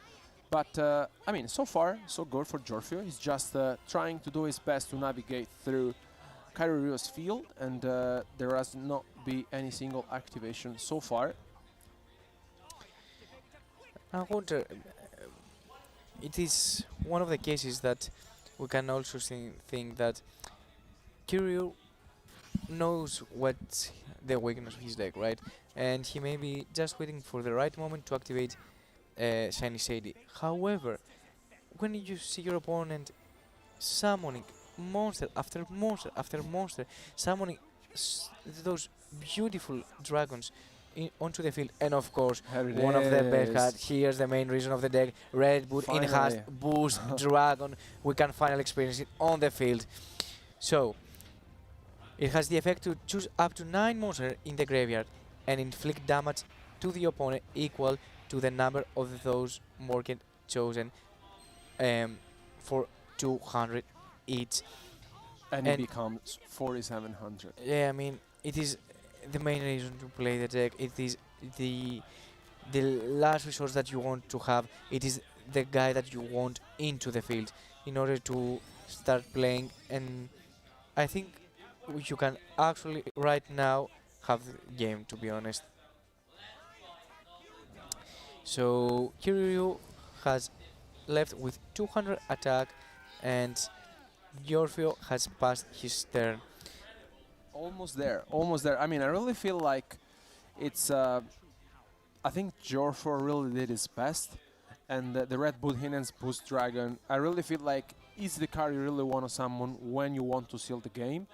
I am pretty sure that Jorfro realized that this may have not been enough to seal the game out. Still, I think this is what he really needed for putting pressure into his opponent. Anyways, I mean, it's we mentioned this before, how these games are never over until they're over, right? Because 200 life points remaining. Let's see now how Carario can come back into this game. I mean, as you mentioned, Mike, I really feel like that, you know, there's sometimes a turning point to every single game in which you can say, okay, this game is going in this direction. But here, once again, we may see a comeback from our duelist. And to be fair, when you are against White Galaxy, you can never say that it's over until it's actually over. For example, Internal Galactica Oblivion has been summoned into the field, providing so much power, so much confidence. When you see this powerful card being summoned, can you feel that you are winning? I mean, you see him getting into the field with 6,200 attack, right? Yeah, it's 37. It's 37. It's 37. Wow. Yeah. I think that will be game. And we can experience that at the moment it will be game, and we had an amazing duel. What a meaning that, comeback. yeah, not only the comeback, but also that both players summoned their ace monsters, right? The monsters that they needed the most, the monsters that they required to have into the field, and the monsters that want to have the reason why you play the deck, right? So we experience a wonderful moment for both ace monsters being on the field. However, White Galaxy is one of the strongest deck for a reason, to be fair. Yeah, I mean, we've mentioned it. I really think that it is the deck to be beaten this weekend, and once again, it proved itself to be unbeatable so far. I really feel like Jorfo put a lot of effort into this one. There was a moment in which we thought that he might have won the game. For 200 life points, he didn't have enough, and I really think that he did his best to arrive into that position.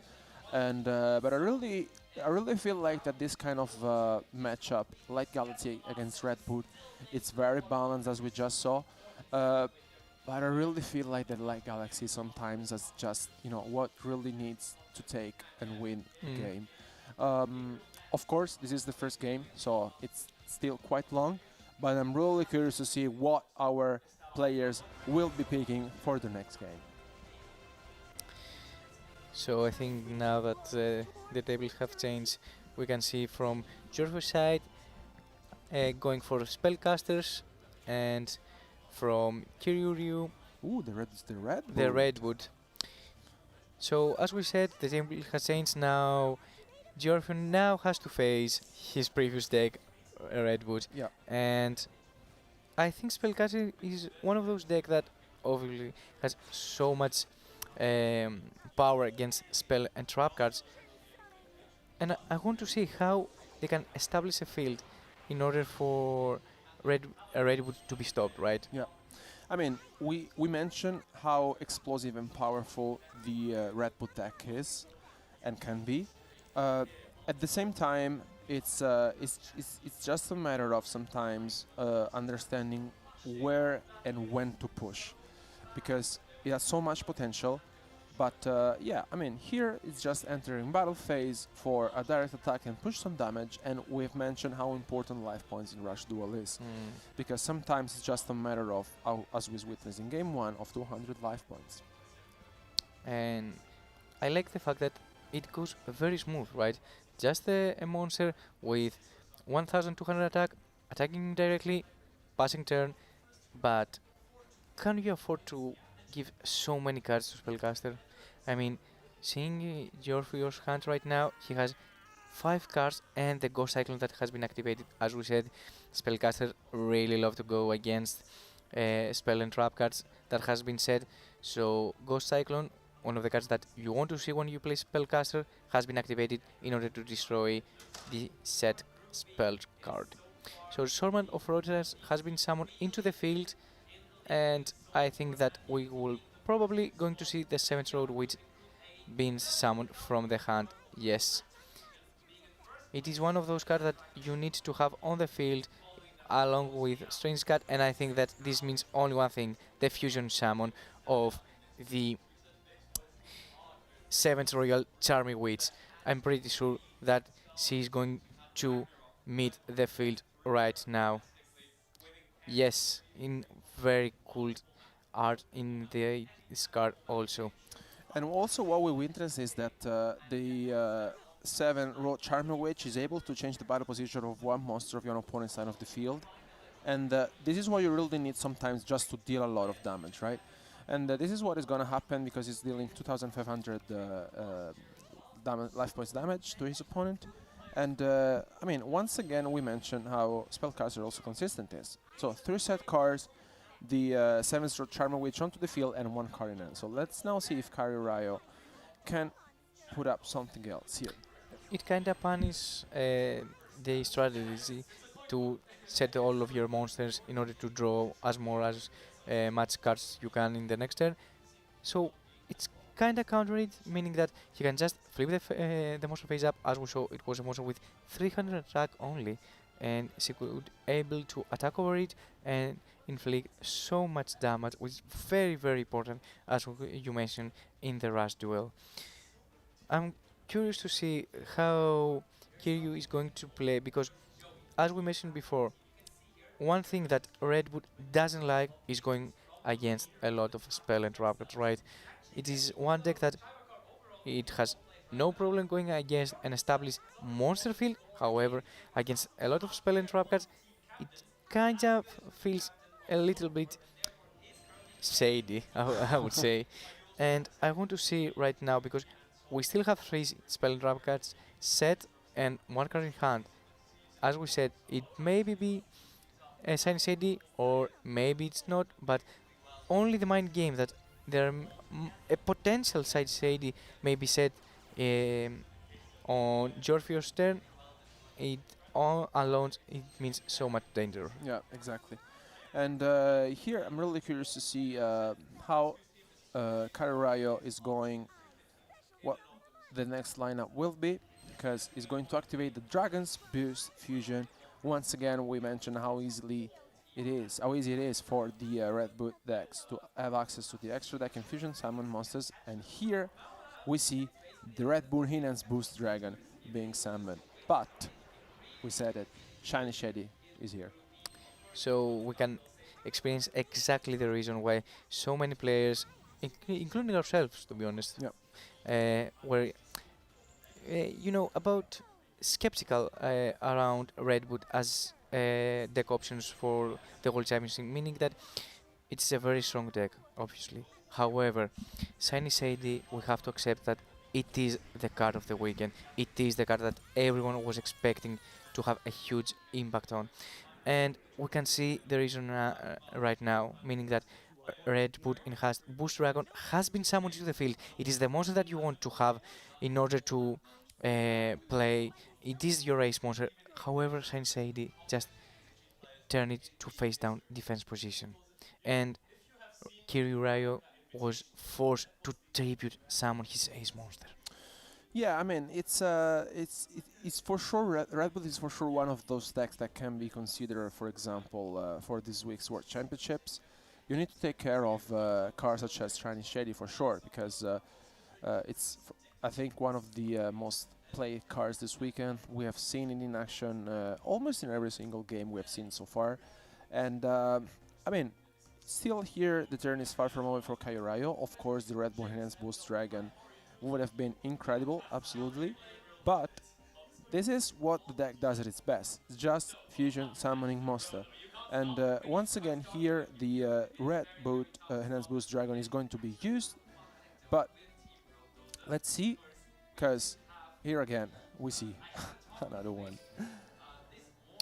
So Red Boot. Ooh, but wow, the compulsory evacuation device, it's being activated. Yeah. So it is the card that you waited for so much, to be honest. You wanted to see how it will be into the current meta state, and you really wanted to see how it's going to work into the game. So we saw compulsory evacuation device being activated, right?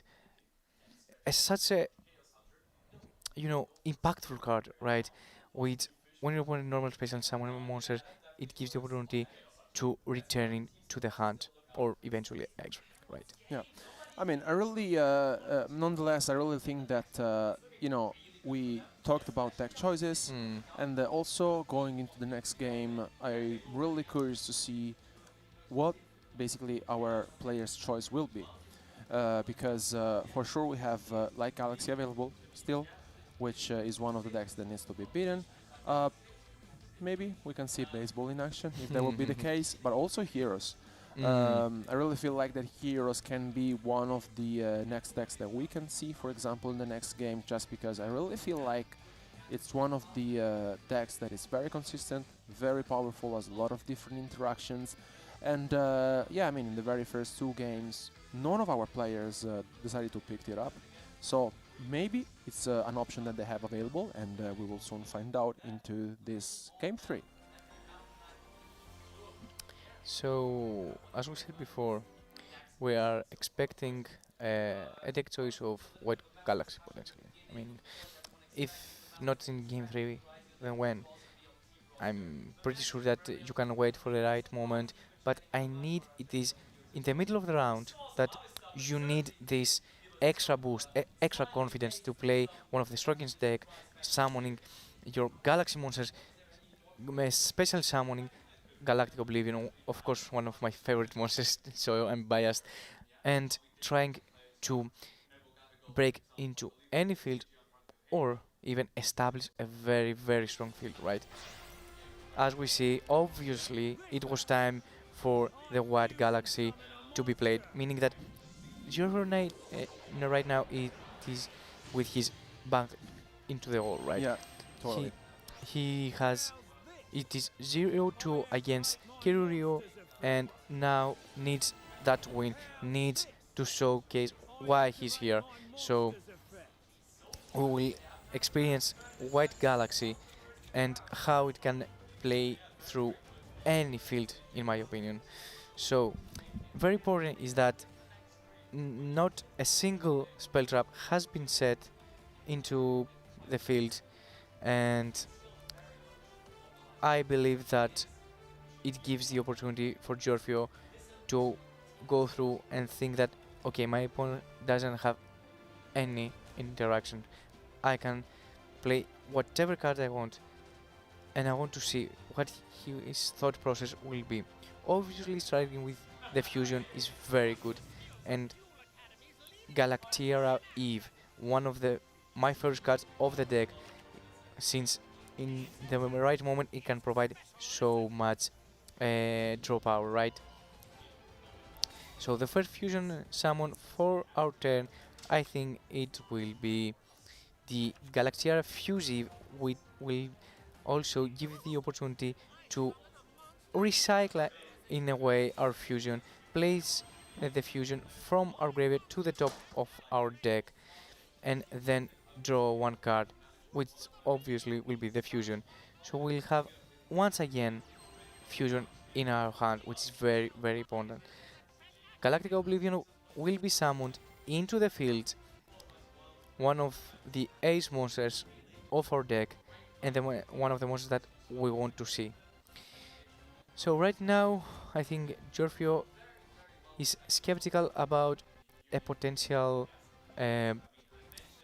win over this turn, meaning that obviously there are 3 sets on the monster zone. However, there's not a single interruption from Kirurio turn. Yeah, I mean, I really feel like Giorgio here, I mean, he might think what is going on, because like 3 set monsters, 2 cards in hand, maybe my opponent didn't draw a perfect hand or a hand that maybe is helping me out, but he really needs to take advantage of this, and we mentioned the pressure that the Light Galaxy deck puts into your opponent. Yeah, I think here is just entering battle phase.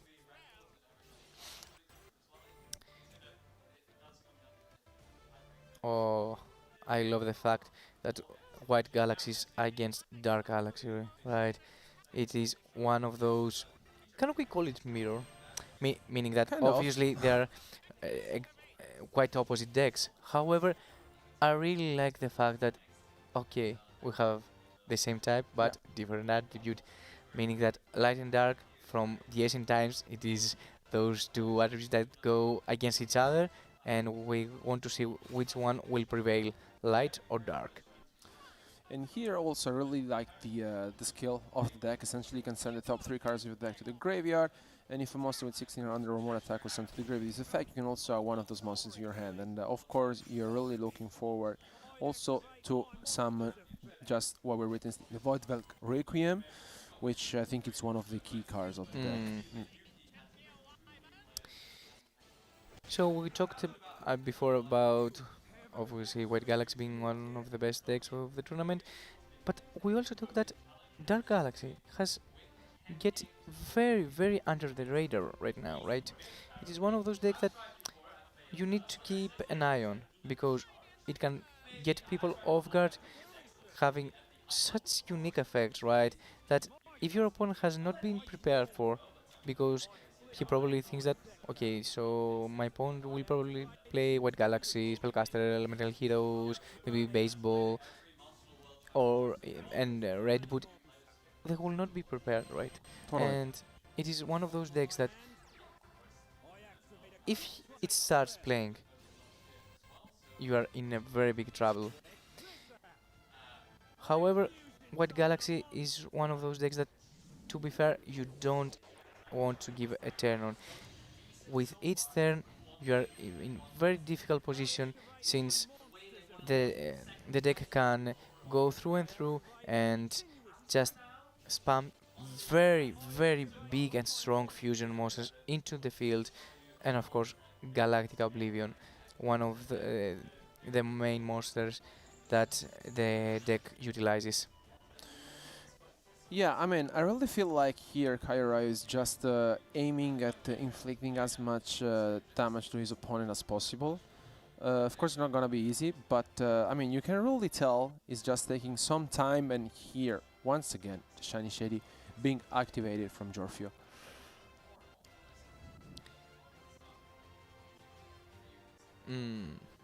Yes.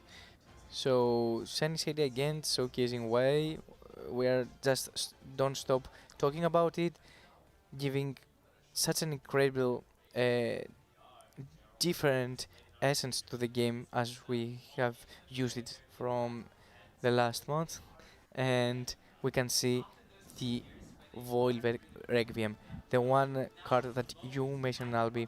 It is one of the strongest cards of the deck, and I truly believe that Kiryu is feels very confident right now, right? Yeah, I mean, it feels very confident here, and look at this. I mean, also Jorfio just, I mean, I think from the body language, I mean, you can tell that this is, I mean, over.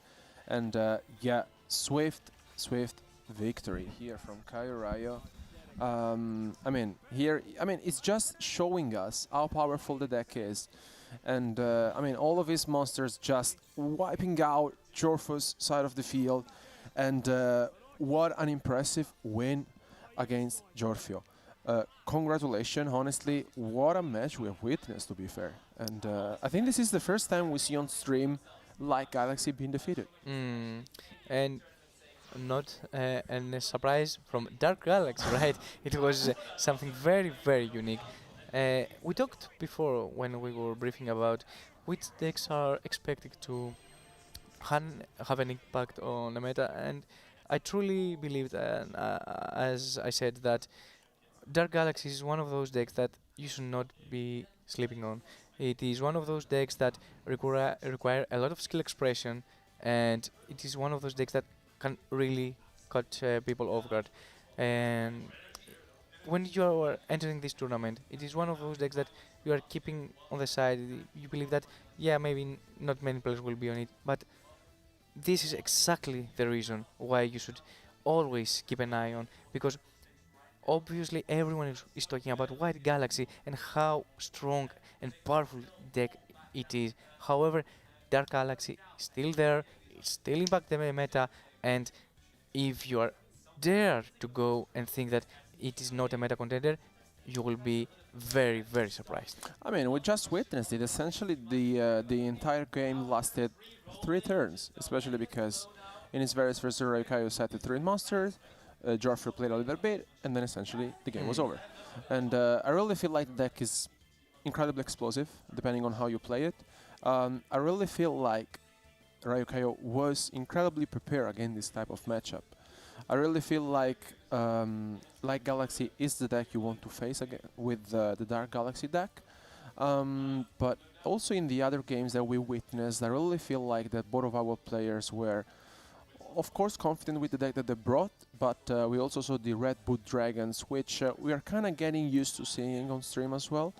I think the deck is very powerful. You have access to the extra deck incredibly easily with the fusion summons, and I really enjoyed these matches, honestly. And both of our players now, Ryukayo with a 2-0 record, while Joffrey is on 1-1 record, so he really needs to meet the last one.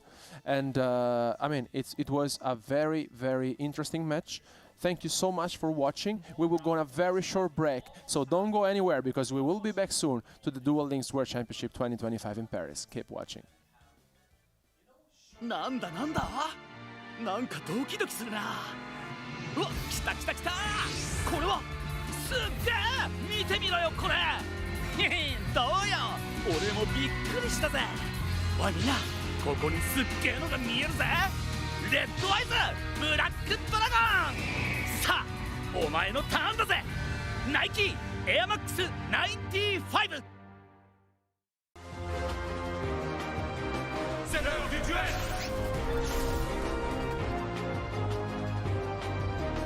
Je ne vais pas m'arrêter en si bon chemin. Alors, qu'as-tu à répondre à ça? Te voilà enfin, Yugi.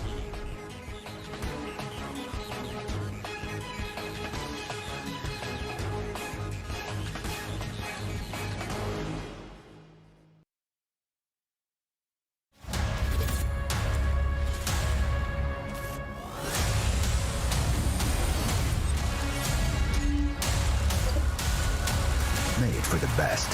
Made for who you can be. What a match we just experienced, and I mean, this is the World Championship, right? It's nothing less to expect from those duels. All the duelists right now are competitors for the World Champion, right? And I was quite surprised to see White Galaxy feeling so odd against Dark Galaxy, right? I know that everyone on the home right now watching was expecting White Galaxy probably to win because it has some advantages, as we have said before, but Dark Galaxy is still on the meta and it's still there. However, how you feel about the speed duel for at this moment? Yeah, we've seen a lot of scenes during the last rounds, especially the fact that there is this duality between the Shadoll strategy and all the synchro strategies. We've seen the synchro ones, we also see the Resonator one. So yeah, it's going to be very interesting to see if it works or not for the synchro ones against the Shadoll strategy. And on top of that, you've talked about the Salamangreat, and I think that you made a very, very interesting point about the Salamangreat because, you know, it is the 4th or 5th deck, and I think that the goal is to surprise, and you said that before. I think this is very clear. I mean, we've seen Salamangreat, we've seen some other decks, but I think that one other deck could be very, very strong as a 5th deck, and it could be Sky Striker, because this is, once again, a link strategy, so you don't crumble when you see some droplets, when you see some Book of Eclipse, which are some very strong cards right now, and you have the ability to go very, very deep into an enemy field because you have the ability with all those Sky Striker cards to just break this field. But for now, we have a bit of a standings after the 3 first rounds, and we see that there are 2 duelists still undefeated, Sniffus and Kama 3, who are just on top of everything and are pretty well into the tournament. And we see that also Mizaka and Paris II, who both were on the stream before, are going pretty well, to be honest. They have 2 wins, 1 loss, and I think they are in the time that they are thinking, okay, I am potentially 1 win away.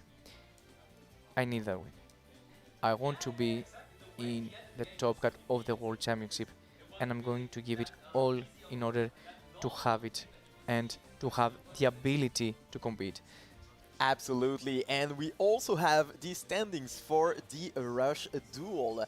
As for the speed duels, we still have 2 duelists who are just undefeated with a 2-0 record, so they are pretty well into the game. But one thing that is very, very surprising is to see Quantum Cubes being 0-2 right now at the bottom of the standings. And Mike, I don't think we could expect that for this tournament, to be honest. I mean, when we entered the event, we knew that he is the world champion, right? We knew that he's bringing all the aura, all his confidence of a world champion. However, this is the beauty of the world championship. You need to understand that you never have to disrespect anyone. All the players here are not the best players. It is the best of the best of the best players. And in order to compete here, you need to be not only focused, not only on the zone, but prepared to face any opponent, even the current world champion. Absolutely, and we talked about that earlier, and the key point, in my opinion, is to still have, you need to still be hungry to want to win the title, and you know, because all those people, all those duelists, they want to get the title, so you're gonna have to be, I mean, at your maximum if you want to keep it. But for now, we are going to jump into the first game of the next round, which will be on Speed Duel, and I hope that it's going to be a very interesting one. Will we see, once again, some famous droplets? Will we see some battle between the Shadolls and the Resonators? We'll see that real soon. So, seeing again this matchup, how do you feel? Meaning that I really like the skill. It is just a message, I believe. It is witness why I'm the true king, right? It needs to establish that I'm here to make my way, and I'm here to show you why I'm here, why I deserve to be in the World Championship, and why I deserve to be part of it. So, right now we can experience Vino going first. And this is very interesting because this is a deck that we have not seen for now, and this is the Utopia deck. Did you expect to see this deck in the tournament, to be honest? To be fair, I felt that Utopia has lost some power from the current format, to be honest. I wasn't expecting to see it in the World Championship. However, it is one of those decks that, as we mentioned before, you need to always respect. Utopia Double is an amazing card, gives you opportunity of inflicting so much damage, right? And when this card is summoned into the field, you know that you are in a good spot. However, it is one of those decks that you kind of wish maybe to go second instead of first, giving the opportunity to have the luxury to even go second and still able to take the win. However, totally. I want to see how Centiras will face a potential Utopia Double and set two potential 3 cards sets, because we will go for double or nothing, one of my favorite trap cards, to be fair. Yeah, this is a very good card, and yeah, as you mentioned, we talked about the decks that are willing to go second, and Utopia is one of those decks because it has some really good strains going second into some field, and of course it has the ability to just end the game real quick thanks to this spell card, the Double or Nothing, which is one of the best cards to just have some huge attack points. But for now, we are going to go into the Ultimate Leo Utopia Ray, which is one of the best cards of the deck, and we are going to use the Power of the Future, the skill of the deck. So it's a very powerful skill that has been activated, that it is one of those that you can activate twice per duel. It's very important this, because most of the current skills right now into the meta are once per duel, right? So when you see a skill which are a very big impactful into the current meta state, have the ability to reactivate it on a later turn, it gives some advantage. We have to be fair on this. So I'm really looking forward to see what will be the casual end field from Vino. So he just searched one of the best cards, to be honest, one of those cards that you want to have into your field. Numbers Protection. It's a counter trap card which gives the ability to, when a spell, trap card or a monster effect is activated while you control a number exist monster, you can negate the activation. And this is of course very, very strong, because this is not only a negate but also a counter trap, and counter traps are very, very strong in the game. But on top of that, we see the cherry on the cake, because we see the Abyss Dweller on the field, and Abyss Dweller is so strong. Literally, it prevents your opponent from activating effects in the graveyard, and we know that there are a lot of decks in the metagame that play with the graveyard, especially decks like Shadoll or Branded, which are on top of the metagame. So yeah, very, very good card in this meta, and of course the Utopia deck has some really good strains to just play Dweller, because they play a lot of level 4. And to be fair, Dweller is one of those monsters that you want to have on your field, and yes, Resonator, because they have not only effects on the field but also a lot of effects onto the graveyard.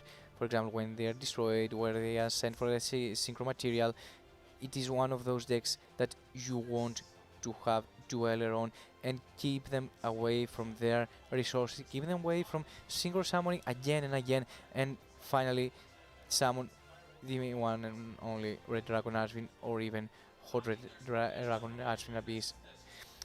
And yeah, this is once again, I would like to just put an emphasis on the fact that this skill, the skill of the Resonators, is very strong. Being able to just set the Findishen and to activate it the same turn is very, very good going second, because you have the ability to have literally not a droplet but some kind of droplet that you can activate whenever you want. So it can get rid of some cards like, for example, the Winda for the Shadoll cards, but also the Masquerade, which is a very, very strong card in the Branded archetype that we saw earlier, is pretty hard to deal with sometimes. But yeah, I think that this skill is very, very good, and you said that before, but I think that yeah, Resonator is a very good deck going into the tournament, and we see a lot of players playing this deck basically. And the fact with the Dweller is that, as we can see, Resonator starts to loses a lot of resources, meaning that yes, it synchro climbs, however, in order to keep up with the resources, in order to keep up with cards in your hand, in order to keep up with the monsters on the field, you need to have your graveyard effects. And since they are not a thing right now, we just pass to a scared Dragon Archfiend. I mean, Dweller made her job, gave to Vino another turn, and right now, if he's able to go through this field, Sentiras will be on just what he's going to draw, right? Absolutely, and now we are probably going to see the true strength of the Utopia deck, because yeah, they now can end the game. They have the ability to just play all those cards that are able to accomplish this goal, and it is going to be very interesting to see if they are able to just go through the field and end it. But for now, we see the XYZ import, which is a very good card, and a card that you really like, the Final Bringer of the End Times that you mentioned earlier. A very good card, because it not only lets you destroy a card on the opponent's field, but also it lets you try to dodge some interactions, or to send one of your monsters to the graveyard by card effect, which is sometimes very, very strong. But of course, we have the number protection, which can activate in the graveyard as well. Yeah, this card is very, very good. I mean, this is a key point of the strategy. And I mean, we talked about the secret effects, as we could tell from body language of Sentiras.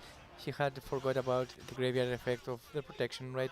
And now that obviously Red Dragon Ashwin will be summoned onto the field, however, we have double or nothing still on our hand. So I think that Vino knows exactly what he's going to do. And imagine playing the World Championship, right?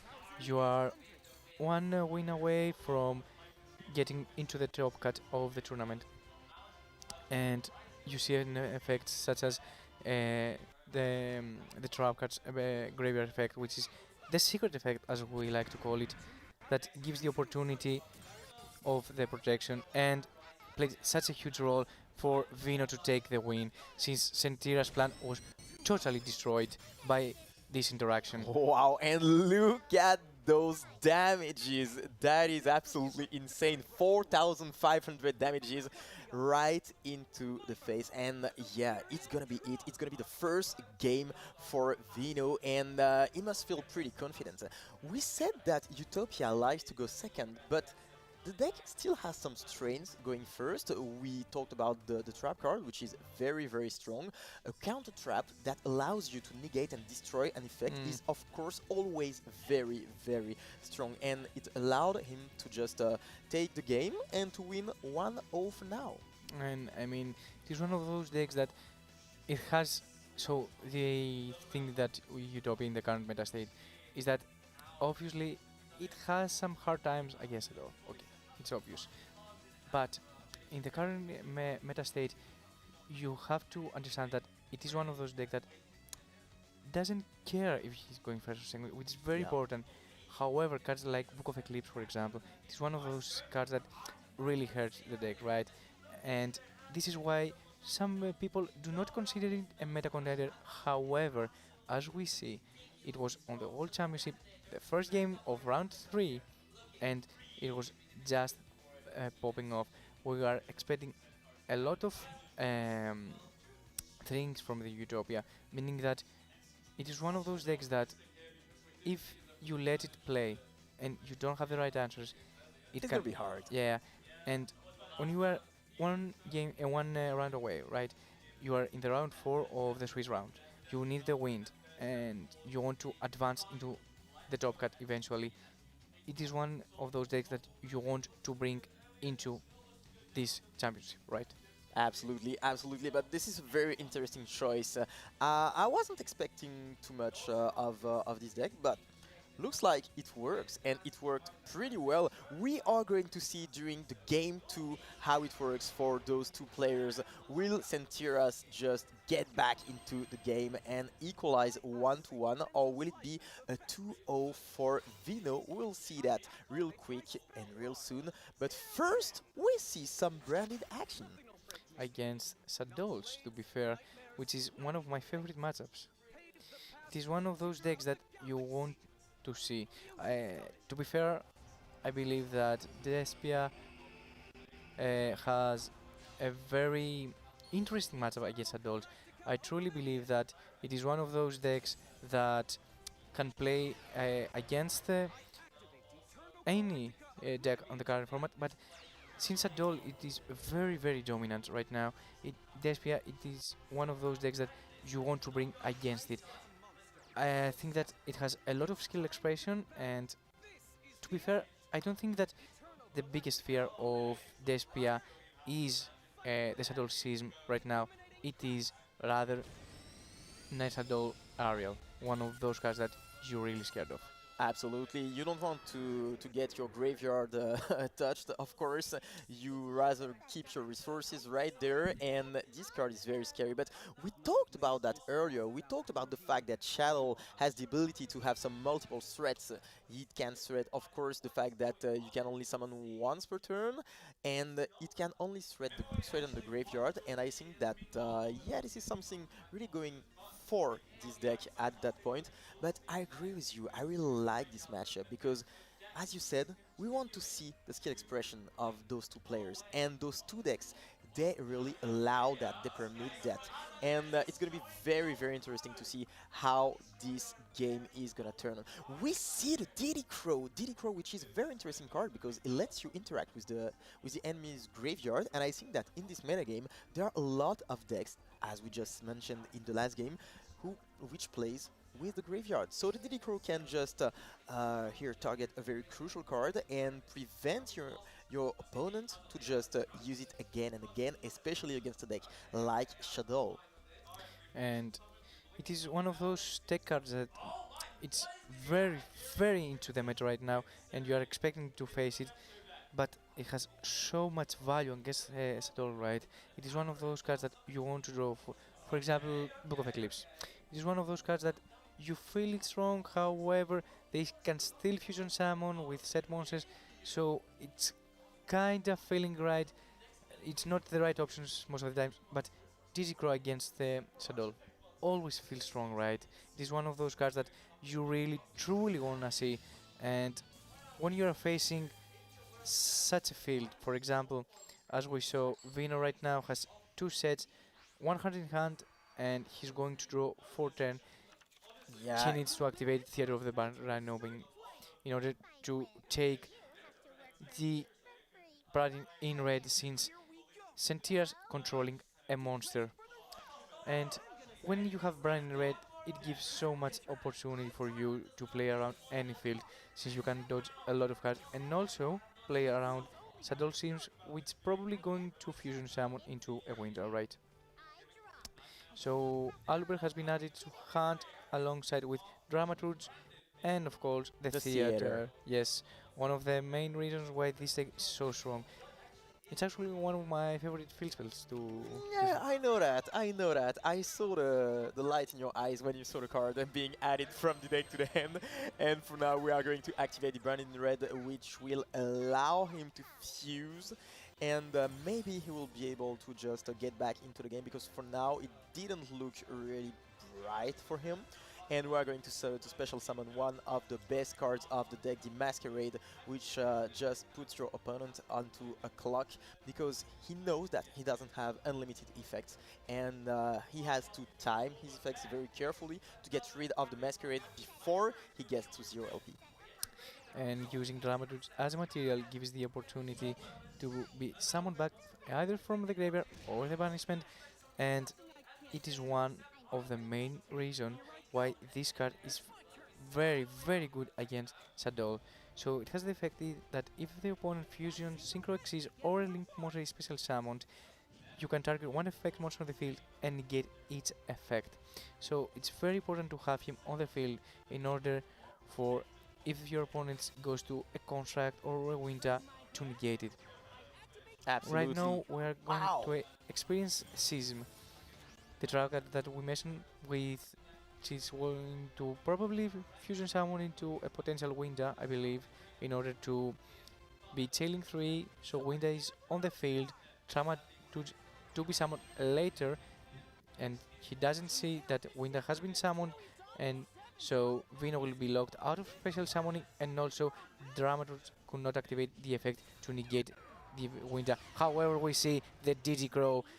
Wow, a second Diddy Crow activated right now. So we see the second one. 1 is already strong, but 2 is very, very strong, and we see the power of those cards. And you mentioned that earlier, but going into a tournament, of course there is the game itself, but before that there is all the preparation, all the deck building strategy, and you have to be prepared with some cards that you put into your deck. Some people have chosen to put some Book of Eclipse or some Droplets, which are some very, very strong cards. But here we see Vino using the Diddy Crow, which we didn't see a lot during this day, and it's putting on a lot of work. So props to Vino for this tech choice. To be honest, it was an amazing interaction right now, because Sentiras wanted to fusion summon into Winter in order to lock Vino from special summoning, since Dramaturge would be summoned and it will count as a special summon. However, Vino had the Diddy Crow for the Dark Monster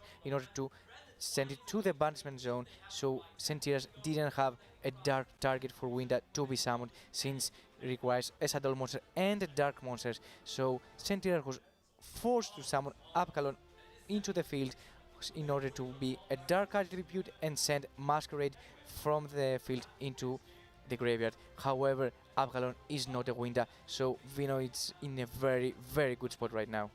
Absolutely, and that is very good to see, to be honest. It's been the second or third time that we've seen some players maybe not having the best first turn, but then all of a sudden they just flip the tables and they get back into the game and they get the victory. So we don't know yet if Vino is going to get the victory in this game, but at least he's getting back into the game, and that is very, very cool to see that.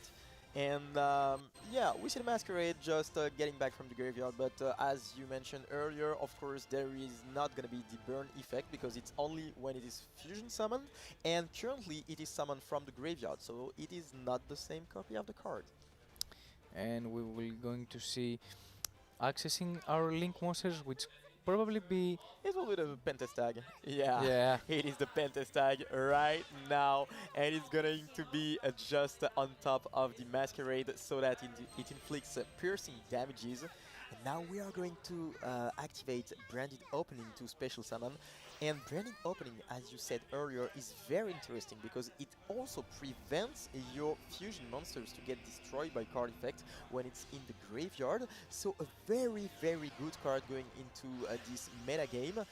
Yeah, Branded has a lot of tools to get rid of the other decks. And we see Starving Venom Fusion Dragon be summoned into the field, and since Adlibin was used as a fusion material, it can special summon a fusion monster from the graveyard or banishment, which is very, very important because you can actually target Masquerade, be summoned back from the banishment in order for him to be again into the graveyard and recycle your resources and still going through your monsters again and again and again. And we see Starving Venom attacking into a defense position area and inflicting piercing damage through the Predator Stag. I mean, yeah, the Pentestag is such a good card in the deck because it allows you to just inflict piercing damages, and I think that this is very, very important in this metagame because there are a lot of players who will have some monsters in defense position. Of course, we have Shadoll who likes their monsters to be in face down position to just flip them over and over again, but there are also some other decks that will like to have their monsters face down or in defense position, because usually, yeah, you like to special summon in defense position so that you don't take some damages, but with Pentestag, oh no, it's not the case. You are going to take those damages, and with such a great attack, it is game. It is just game. And to be fair, it is one of those cards that it had currently gone under the radar, to be honest, because many people choose to play other options, for example, the Dark Link or IP Masquerade even. However, the Predator Stag gives the potential of, you know, going for game just one turn, and the most important fact is that when you see a Predator Stag, you not only see a Link monster that gives piercing damage into defense position monsters, but also a meta rate, because right now Book of Eclipse, as we have said, it is on the meta, and when you go against a deck, you have to remember that Book of Eclipse also gets your monsters in face down defense position. So if even your opponent has activated Book of Eclipse, he will turn his monster face down defense position, and then with a Desperate deck that you can fusion summon even with set monsters, you can go into Predator Stag and then attack for game through piercing damage. Absolutely, and we are going to game 3, and we see something very, very exciting because we see the strategy, so the Shadoll strategy, but in front of that, we are going to see Ancient Gear once again. So the deck is still there, and it's going to be interesting to see if Ancient Gear is able to just get the game. It's going to have to win the game, right? Ancient Gear is one of those decks that I truly believe that we will see it on the World Championship. It is one of those decks that you are not considering was top 2 or even 3 decks on the current format, but it's still on the top 5. It's still one of those deck options that you want to bring into the game, and in many cases it's a very, very good deck option in order to counter certain matchups. However, when you are playing game 3, when you are 2 games behind and you are facing Shadolls, how confident can you feel? You are I think you're with your back on the wall, right? You are feeling that I need right now to make everything possible for me to win this. And to be fair, Eclipse and Veiler are those cards that you want to see. Veiler activating on the El Shadoll contract, it was very, very good. However, she was used as a fusion material since we have El Shadoll fusion in order to dodge the Veiler, since contract is not anymore on the field, in order to send a Shadoll card from the deck to the graveyard.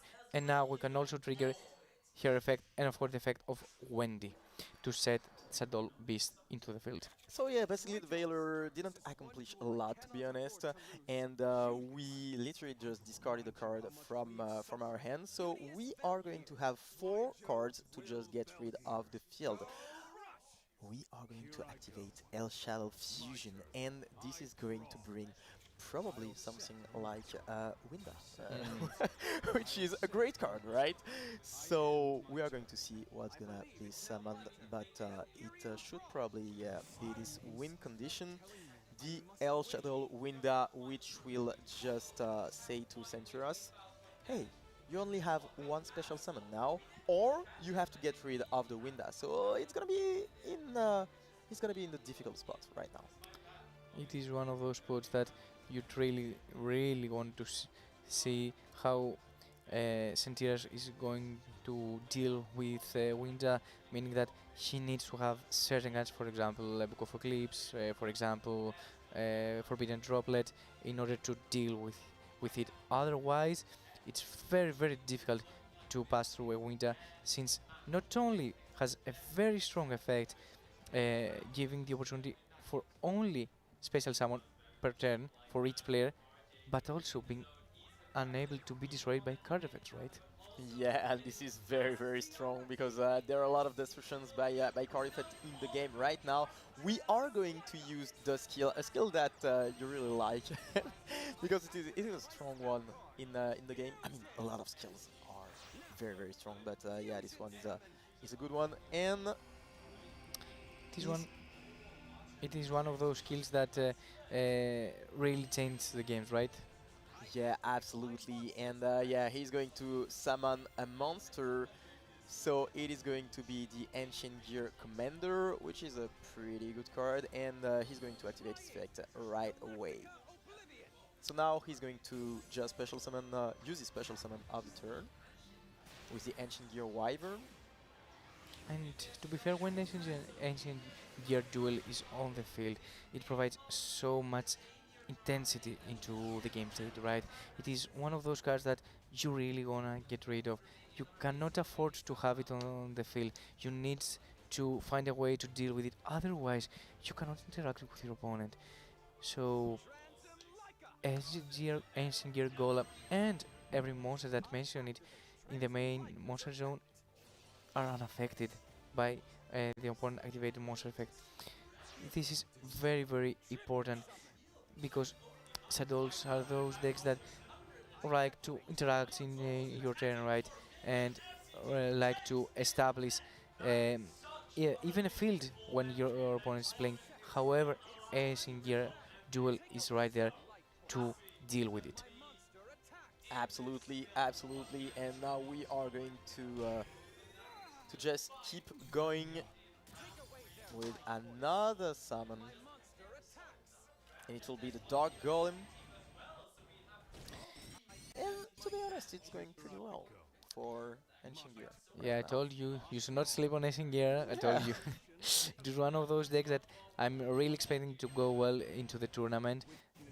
And having faced Shadoll, doesn't Shadoll feel like right now are just in the mercy of Ancient Gear, right? It feels like right now you can not actually deal with them. And obviously Ancient Gear, Dark Golem, one of the main ace monsters of the deck, has the ability to, when it attacks, your opponent cannot activate spell and track until the end of the damage step, which is very important in case that a droplet may be set in order to counter an attack on a window, for example. Absolutely, and we've seen that droplet is probably the card of the tournament for right now. So it's good to have a protection against that. But for now, the Winda just let Vino add back the El Shadow fusion, and he's going to start with 4 cards in his hand, plus the Shadoll core, which was set before. It is one of those cards that you are kinda wanna grind with and kinda wanna send it to the grave. However, when it's on the field set, also provides a very strong possibilities for the deck if you are able to fusion summon. And since Vino has the right cards, right now he can access his whole extra deck, right? So he sent Ariel and Shadoll Call to summon Abkalon. One of those cards that you really want to summon when you are going through an established, since it can negate a face-up card and it targets the Essen Gear Duel, which is very, very important. And of course Ariel, one of those cards that are very, very scary to face, and banishing almost the whole graveyard of Sentiras, leaving only the effect Veiler there. Yeah, this is of course a very strong interaction with the Ariel. It hurts a lot of decks, and here it doesn't change. It doesn't change a lot. Yeah, it hurts the Ancient Gear strategy a lot because now the Golem is just banished, which is not a very good thing. And yeah, I cannot say it enough, but Shadoll, they have a lot of tools to just get rid of the opponent's resources, and it's all about managing the resources so that you are able to cycle yours and to just get on top of the game. So very good here, seeing that the Ariel just resolves, and we are going to see if the Shadoll player can just stop the Ancient Gear player in his tracks. I mean, it is one of those decks that you cannot afford to give one more turn, right? It is one of those decks that you cannot say that, okay, you can go.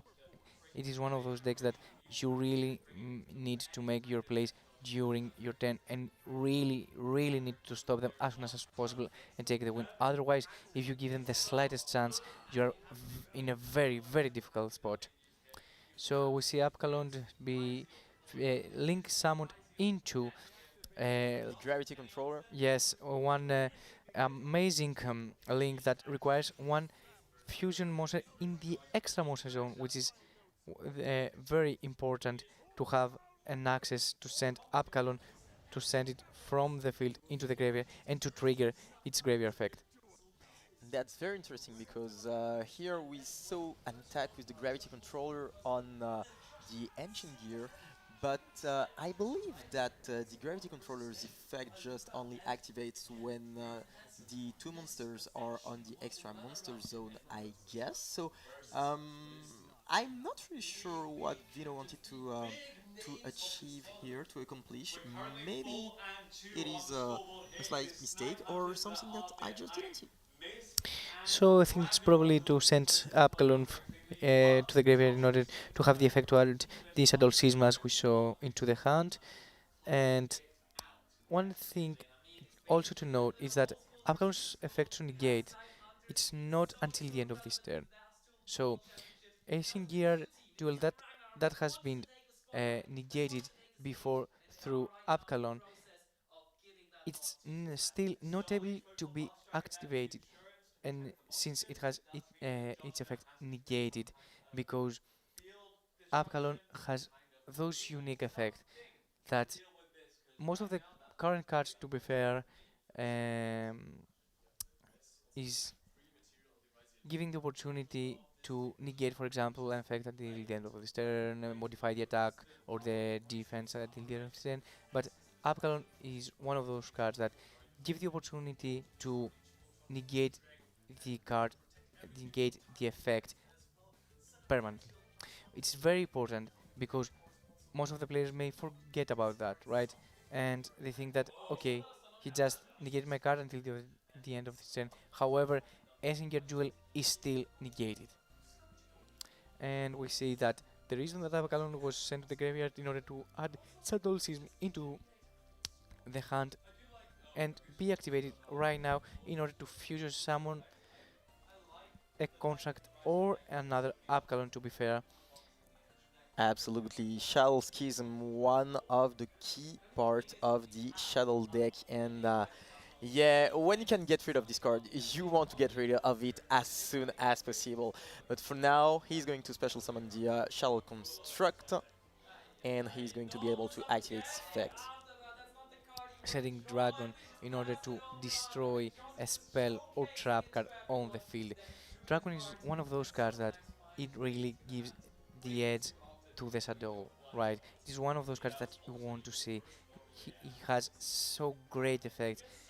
When he's sent to the graveyard, he destroys a spell trap on the field, and one of the effects that I really love is the set effect, right? That it can send back to hand one monster on the field.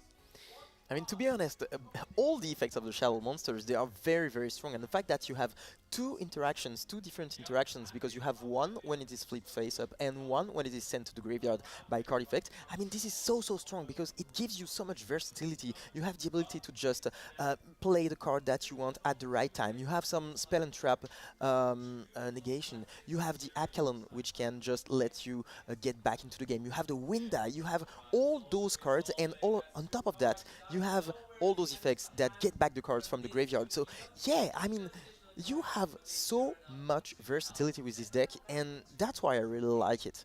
But yeah, for now it's gonna be hard. It's gonna be hard because the Ancient Gear Golem is just gonna seal the deal for now, and it's gonna be 2-1. So the duel is not over yet. Vino will just have another game to win, to be able to win the whole duel.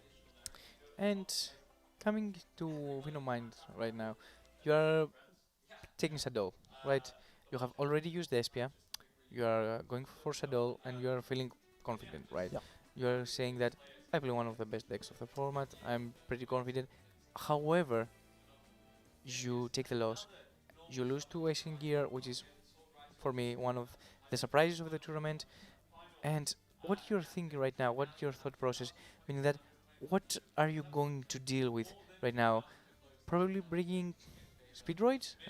I mean, to be honest, yeah, I think that this is the time, the moment to bring the surprise, you know, the spicy deck. This is the time because you can still lose one game, okay? You are still 2-1, yes, you lost the previous game, but you are still in the driver's seat. So it is the moment or never, you know? If you play it right now, you have a chance to surprise your opponent, and you still have your best deck to just play during the last game that you will have to win. But we don't know what is the spice, what is the spicy deck in his choice of decks, and we will realize that in a few moments if he decides to play that right now. But yeah, I would probably play the deck that surprises the opponent, because this is the moment to destabilize your opponent. But we are going to see that real soon as we are jumping into the fourth game of the round. And we will see probably Chimera against Resonators. Oh, it's not a Chimera, it's Theater of the Branded opening, so we will see how Resonators can deal with Branded. I'm really looking forward for this matchup, because we will talk about Resonators being a very good option against Shadoll, right? It is one of those decks that, as we see in the tournament, players that were competing against Shadolls with Resonator felt very, very confident, right? However, now against Despia, I want to see how you can actually challenge another fusion deck. Yeah, and it's going to be very interesting. Yeah, I totally agree with you. We want to see how Resonator deals with the other decks, and not only with Shadoll, because we saw that Resonator is a very good deck into Shadoll, but we want to see how good it is against a deck like Branded Despia, as you just said.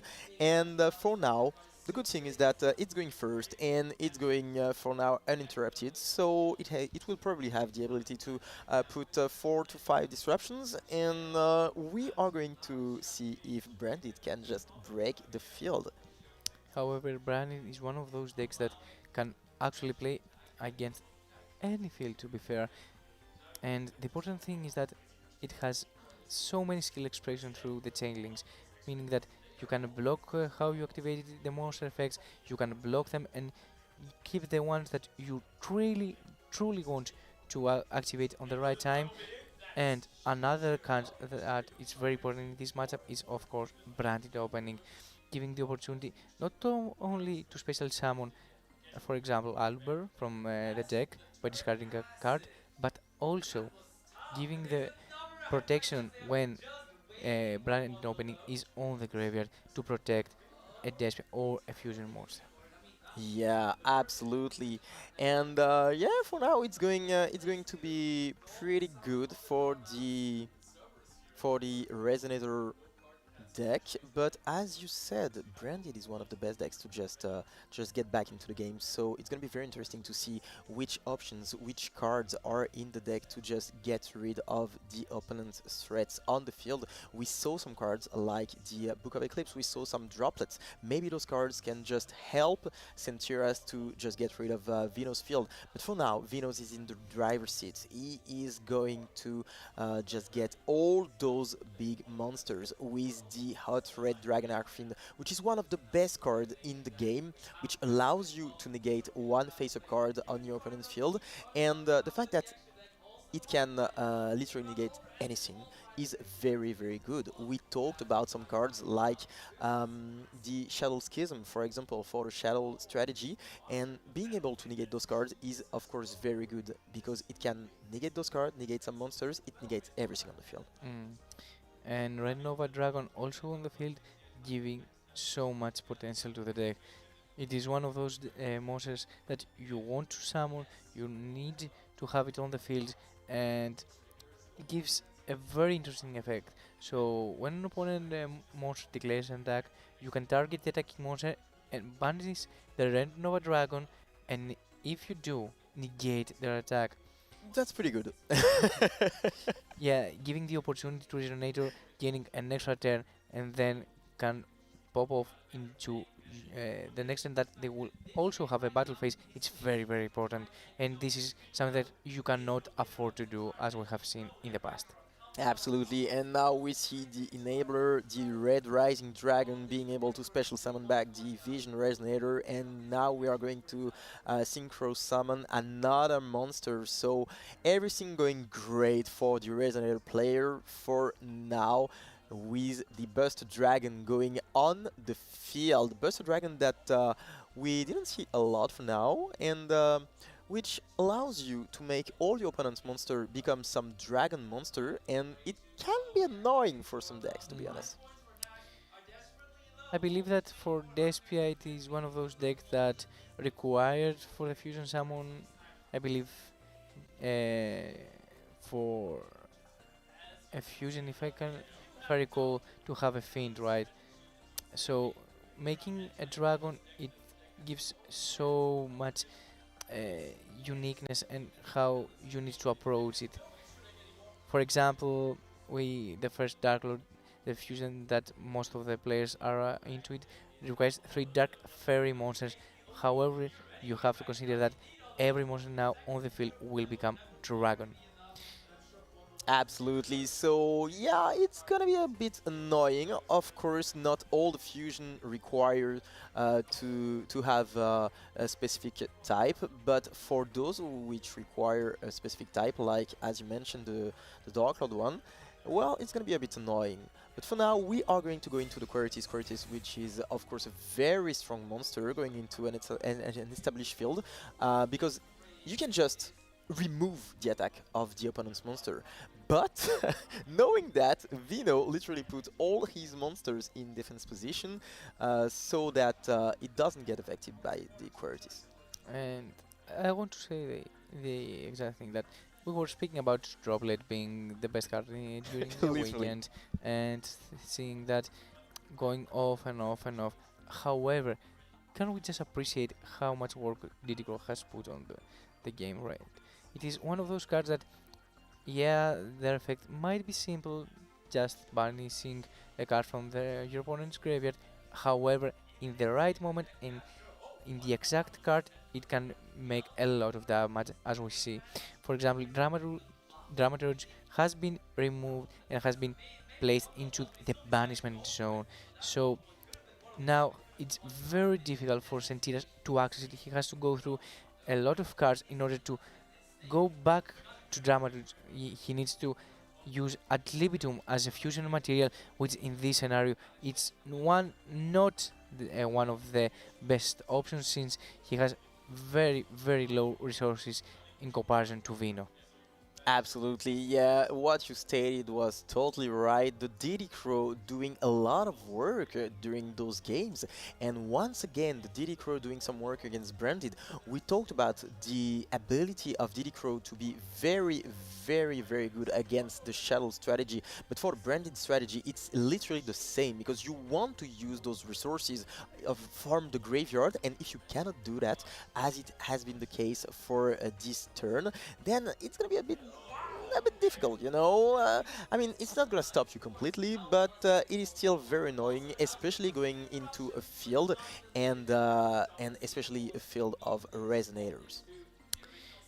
So we can see the true power of Resonators right here.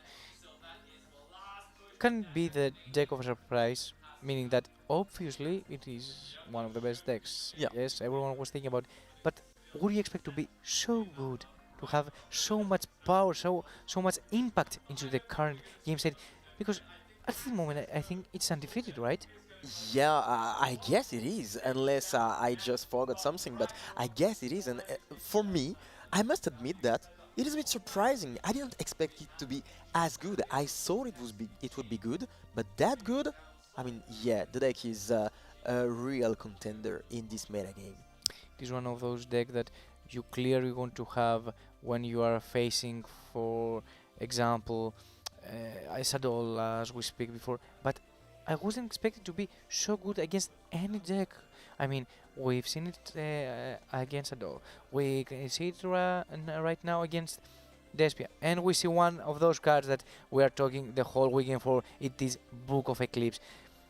However, can you go and break this field on the next turn? Because even if Vino passes right now, he still will have the 4 draws. However, Horde Red Dragon Arena Beast has been summoned on the previous turn alongside with Red Nova Dragon, and they can both be flipped face up. Face up, yeah. Yeah, since they have not changed their battle position in this turn. And absolutely, yeah, this is such a good card. I mean, a lot of players, they are on those two cards. They are on the Droplet, they are on the Book of Eclipse. And when you are facing a deck like Salamangreat, of course, the Book of Eclipse doesn't do as much as you want it to do. But against a deck like the Resonators, this is not a link climbing deck. So the Synchro monsters will be affected by this Book of Eclipse. It will be flipped face down, and it can be a bit annoying.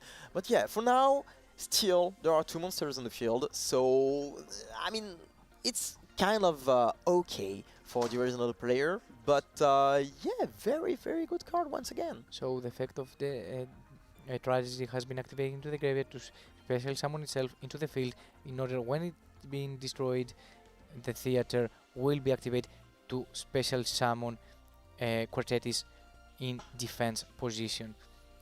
And I think now another Forbidden card. Droplet. Like, we've seen this card all day, and we said it. This is going to be the card of the tournament. Literally, it has accomplished so many things for a lot of players. And once again, the Droplet is just there to maybe save Sentiras. And we can see in the end phase that both monsters has been flipped face up, and through the effect of Book of Eclipse, 2 cards will be drawn, one for each monster that has been flipped face up through the effect of Book of Eclipse, since it sets all monsters on the field without target, however, until the end of the turn. And for each monster flipped face up in the opponent field, the opponent draws 1 card for each. And I must admit that it feels really good, you know, when your opponent activates Book of Eclipse, you are like, okay, that's not very good for me. But when you draw the cards, you are very happy about that. Yeah, and to be honest, look at this field, meaning that 3 very powerful Synchro monsters are on the field. You have follow up through Crimson Gaia being on the field, and of course a set card, and you have 3 cards in hand, right? Meaning that if Sentiras doesn't find a way in this turn to win, I'm pretty sure that Vino can for sure deal 500 damage. Yeah, absolutely. But yeah, it would have been funny because we can see that there is one monster in defense position which has 0 points of defense. It would have been funny to see, like, you know, an attack with the Pentestag and just see the game won like that. Well, it's not gonna happen, at least not during this turn. But yeah, I would have loved to see that. I mean, Pentestag is one of those extra deck monsters that have taken into my consideration, to be honest. I feel that it was a very good meta goal because I wasn't expecting it to be so impactful in the current meta, to be honest. However, not only gives the opportunity for OTKs through any fields, meaning that a lot of decks right now want to summon monsters into defense position, but also giving the ability to play cards against, for example, Book of Eclipse. Because as we said, Pentestag gives the ability to the monster that it points to inflict piercing damage to defense position monsters, right? So when you have this opportunity against a meta card, for instance, Book of Eclipse, that every player playing right now, right? And absolutely. Gives the opportunity to inflict some piercing damage and going through games, since you can fusion summon even with set monsters. So I truly was speechless about the Resonators. If I was coming before the event and I was telling you that, I'm telling you, Resonators are going to thrive, are going to see that they are going through every matchup and they are thriving in every scenario. Would you believe me? Absolutely not. Absolutely not. I mean, I would have thought maybe this guy really likes Resonator, but I'm not sure it's really going to be the case. But you are absolutely right. Resonator, one of the best decks right now, and I think that it performs really well. It has a lot of advantages. Of course, going first, which is very, very good, but also the ability to, going second, be able to break some very, very good fields. We have seen that during the 2 first rounds with the Resonator being able to break the Shadoll field, which is considered to be one of the best fields in the game. And we have seen that also with the branded ones. So yeah, Resonator really a strong deck. And I just think that this is very good to watch. I am impressed, and this is a very, very good thing. We are going to see if it continues, if it keeps going that way, but for now, we are going to do a little break. Don't go anywhere, because right after, we're gonna have the next round. So, what's inside this thing? Come on, Joey needs a new pair of shoes. The moment of truth. Whoa! Get a load of that thing, guys! Now there's something you don't see every day. Check this out! Red Eyes Black Dragon! I'm talking Red Eyes Black Dragon, folks. It's your move. Nike Air Max 95.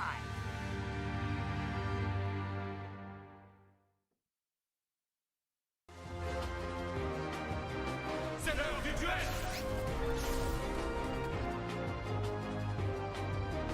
Je ne vais pas m'arrêter en si bon chemin. Alors, qu'as-tu à répondre à ça? Te voilà enfin, Yugi.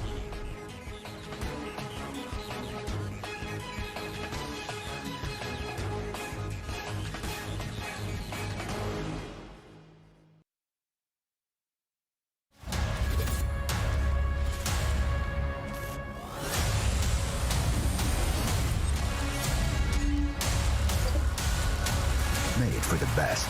Made for who you can be.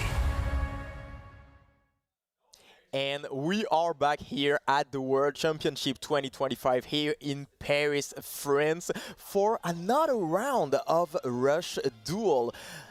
Now I'm with Alberto. How do you feel about this day for now?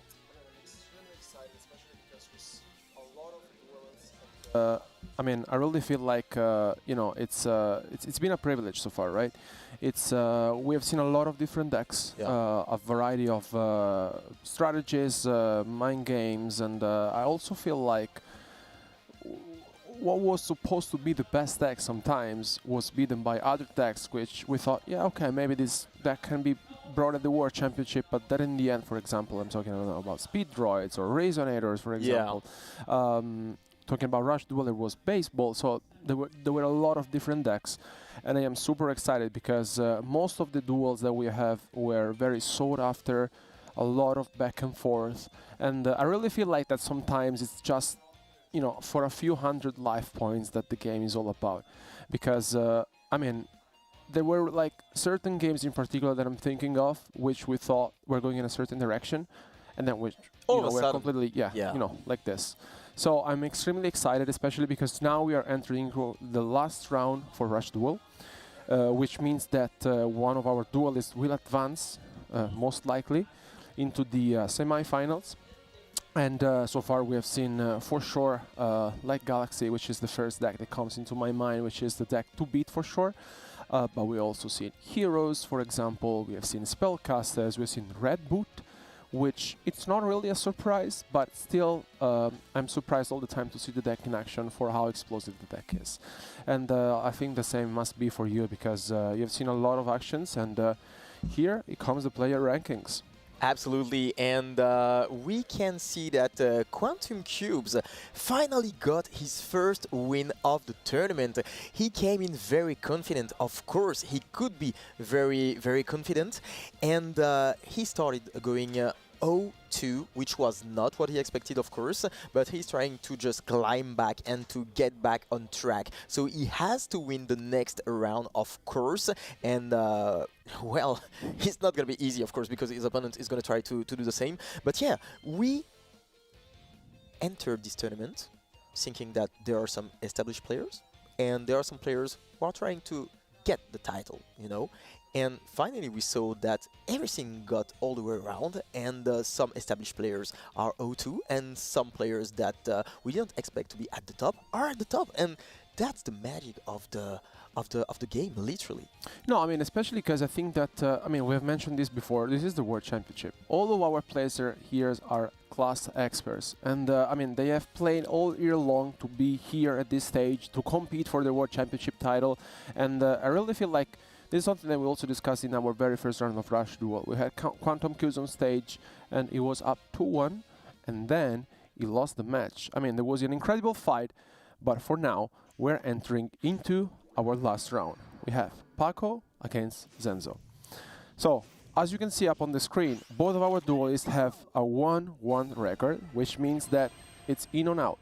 So, one of our players will be advancing into the semi-final, and I really want to see now what is going to happen next. Yeah, they're going to have to bring their A game, of course, because it's just or you go big or you go home. If you do not win this game, then you're going to be in a bit of trouble, and we know that those players, they want to be in the top 4. They have worked during the entire year for this, and this is the moment, this is the game that you have to win. 3 games to win and to be in the top 4. And here, like, we start things off with like Galaxy, like right away. It's not really a surprise, I would say. You really want to seal this one out and win it. But I also really want to see the strategy, because I think this is the first time we made City Galactic Oblivion being summoned in defense position, right? So, as mentioned, our player strategy may adapt depending on the round they're in, depending on the opponent they're facing. And I'm really curious to see now the decks in action, especially because now he's up against Spellcasters. Yeah, and we saw just 2 cards in hand for Zenzo, which is kind of interesting, to be honest. And 2 set cards. We mentioned earlier that the set cards are very, very important in this game, because they are the wall that prevents you from losing the game, and that lets you have another turn to just get back into the game. And those are the cards that give us those back and forth games, so that we have some pleasure, you know, to watch to watch this. For now, we are going to start with the Strange Witch, which is such a good card for the Spellcaster deck. We are going to be able to bring back the 7th Road Witch, which will then allow us to go into the fusions. And I really feel like the peculiarity of all these decks that resembles them, it's the ability of fusion summons, right? I think having access to the extra deck and fusion summons, what really is a game changer, right? And especially the 7th Road Charming Witch, I think it's one of those cards that we have seen a lot over the last duels, and changing the body position of a monster is very relevant because we mentioned how important it is to take care of life points, and I mean, I really feel like the Spellcaster is more of a control deck that suddenly basically can turn up events like very quickly. On the other hand, of course, as you mentioned, Light Galaxy having 2 cards in hand, it's not something that you really see every day. I mean, sometimes you may have 1 card for the Shiny Shady. 2 cards maybe would have had another monster to summon, maybe really feel like doing it. I mean, yeah, and of course. there First is the Shiny Shady. Not a big surprise. Not a big surprise. I mean, yeah. I mean, we talked about it before. It's super powerful card. I think every our player is playing it this weekend. But also another important point is that you gain 1500 life points, which is always relevant. Here comes, the 7th Road Magician. I mean, it's I think this is something that we already witnessed, and what I really like is most of the Rush Duel decks that we have in the current format play with the graveyard in terms of gaining attack points to boost your monsters on the field, and I think this is pretty much it. Yeah, and right now we see only 1 card in hand and 1 card set, so it might be once again the same trap card. And I hope so, otherwise he's gonna be in trouble, because right now we have Zenzo in the driver's seat. He's going to be able to summon those 2 monsters and then being able to summon the extra floor. And of course, this is the Shiny Shady being activated, which will allow him to put the monster face down and to gain those life points in that case. Ooh, okay, but here goes with the skill, which I mean, we talked about it before. I think it's I think the skill is very important to get rid of 2 cards and draw 2 new fresh cards. Yeah. Especially because you essentially put into the graveyard new names that you can then eventually shuffle back into the deck. You can shuffle them back, you can bring them back. I mean, you can do a lot of things, and yeah, I mean, you can just cycle through your resources and find the cards that you really want to just perform your whole combo. So yeah, very good skill. Of course, it allows you to just make some pluses, because the graveyard is basically a second deck. You can use that to just perform everything that you want to do. Pretty much, and here Zenzo, I mean, I think it's just having a little bit of a thought of what could be next, especially because, as we mentioned, Shiny Shady, of course, is an incalculable disruption, and of course, you really need to find another way to deal with it. But that's a good card. That's a good card. Draw 2 cards. Yeah, that is definitely something that may solve the issue, especially because now comes the fusion. Yep. That part of Grid alone, I mean, we mentioned, it's just, draw 2 cards. That is very good. That is very, very good. And now we are going to special summon the Fuse Eve, which will allow us to just special summon the Galaxy Oblivion. And it also have the ability to just get back a card from the deck and to put it on top or on the bottom. And on that, in that occurrence, you wanted to just put it on top and draw the same card. So. Yeah, it's very powerful, especially because you can essentially recycle back one of your fusion, and if you really feel like you can add it back immediately by drawing it again. And then, if that's the case, you can also, maybe, we're gonna see the Eternal Galactic Oblivion being summoned onto the field. I mean, it's something that honestly, it's that is the card that usually you summon where you want to seal this one out. So maybe Zenzo was missing one piece, that is why maybe he didn't go for display, but he did not set any card. So absolutely. So now we know that Paco has a free road basically, so he can just use his 5 cards and try to just take the game on his own.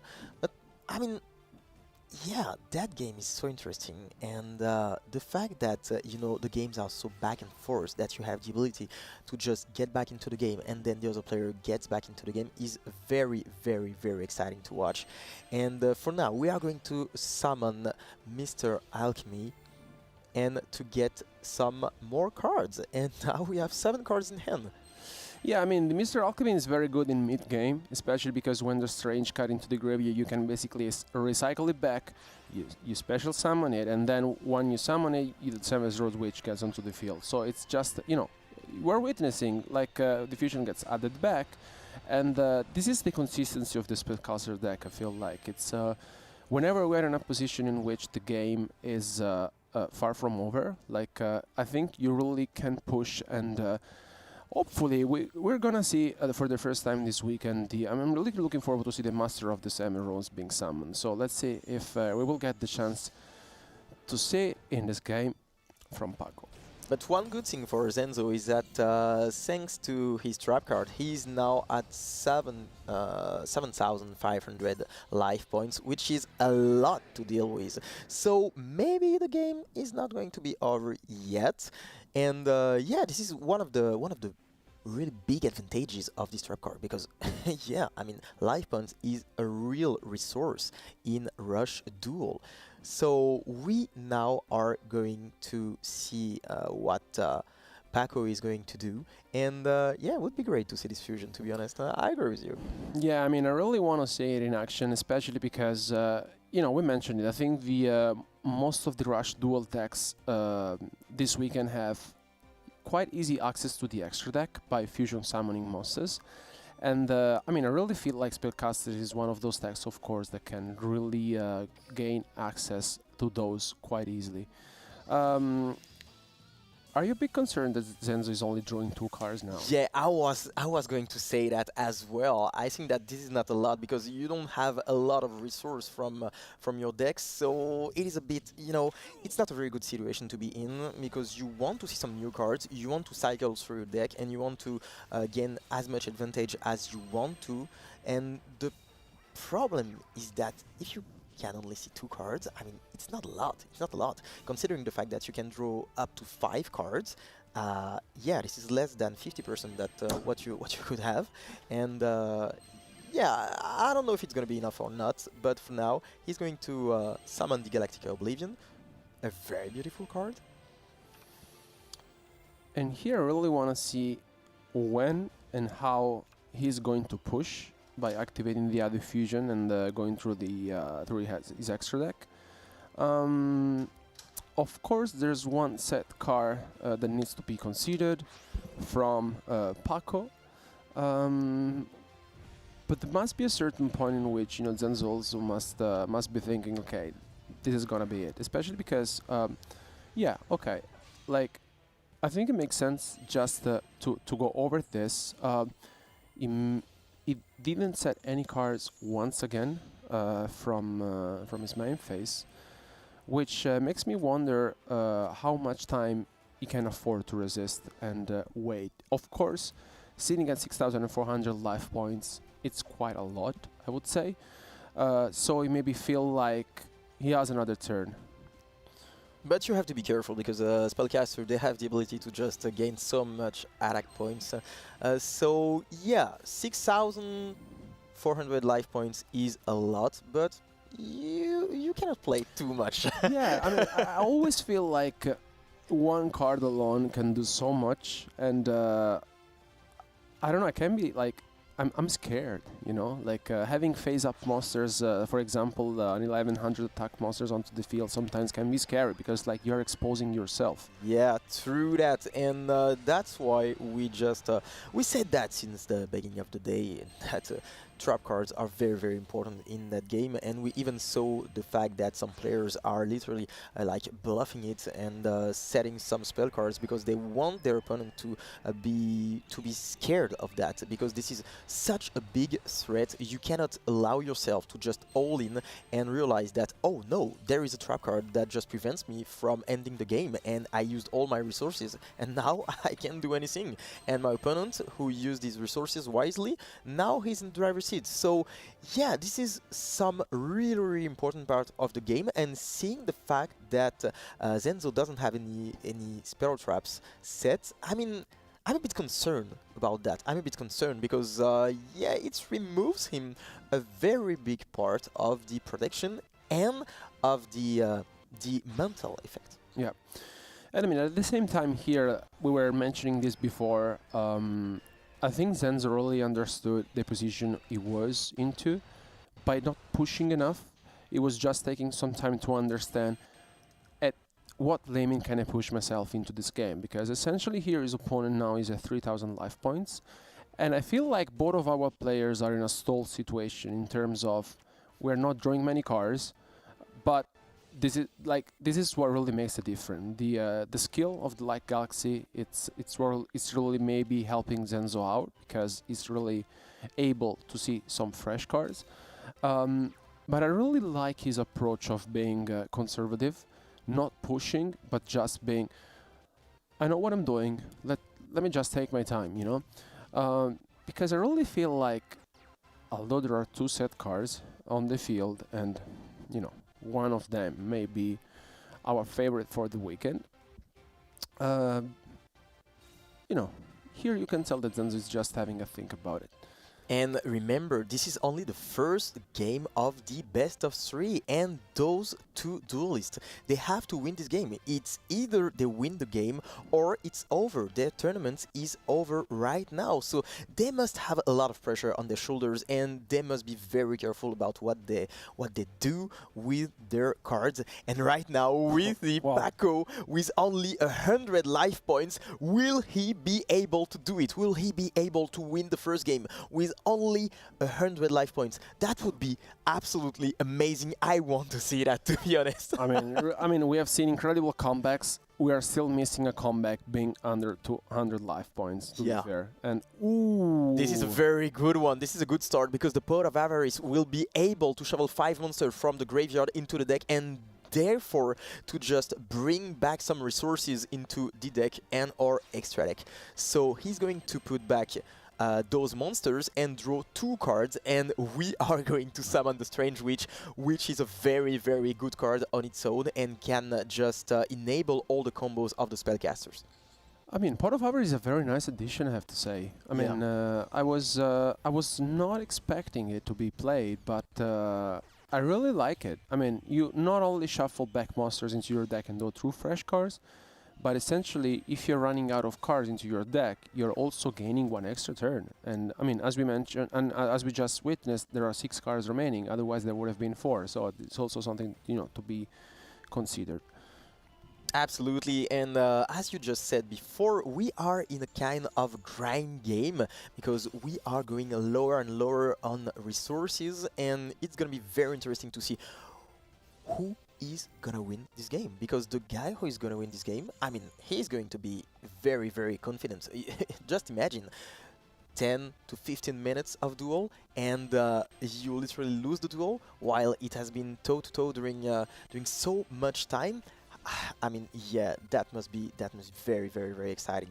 And with only 100 life points, Paco is still fighting. He's summoning the 7th Throat Magician and doing his whole combo, but he's gonna have to do a lot, because if he doesn't end the game right now, it's gonna be very hard for him to just survive this game, because of course he doesn't have a lot of life points, and we know how easy it is for the Light Galaxy to just push and gain some attack points. So yeah, he'd better have something really good in those set cards to just survive another turn. Yeah, because as you mentioned, I think Spellcasters is able to put upon the field fusion monsters that have also very high level attack, and here he did it! Paco won the game with only 100 life points. What a game it was! 10 to 15 minutes playing this game, and we know that they both have to win the duel, and it was only the first game. I think even Zenzo was not see this coming, to be fair, because like I'm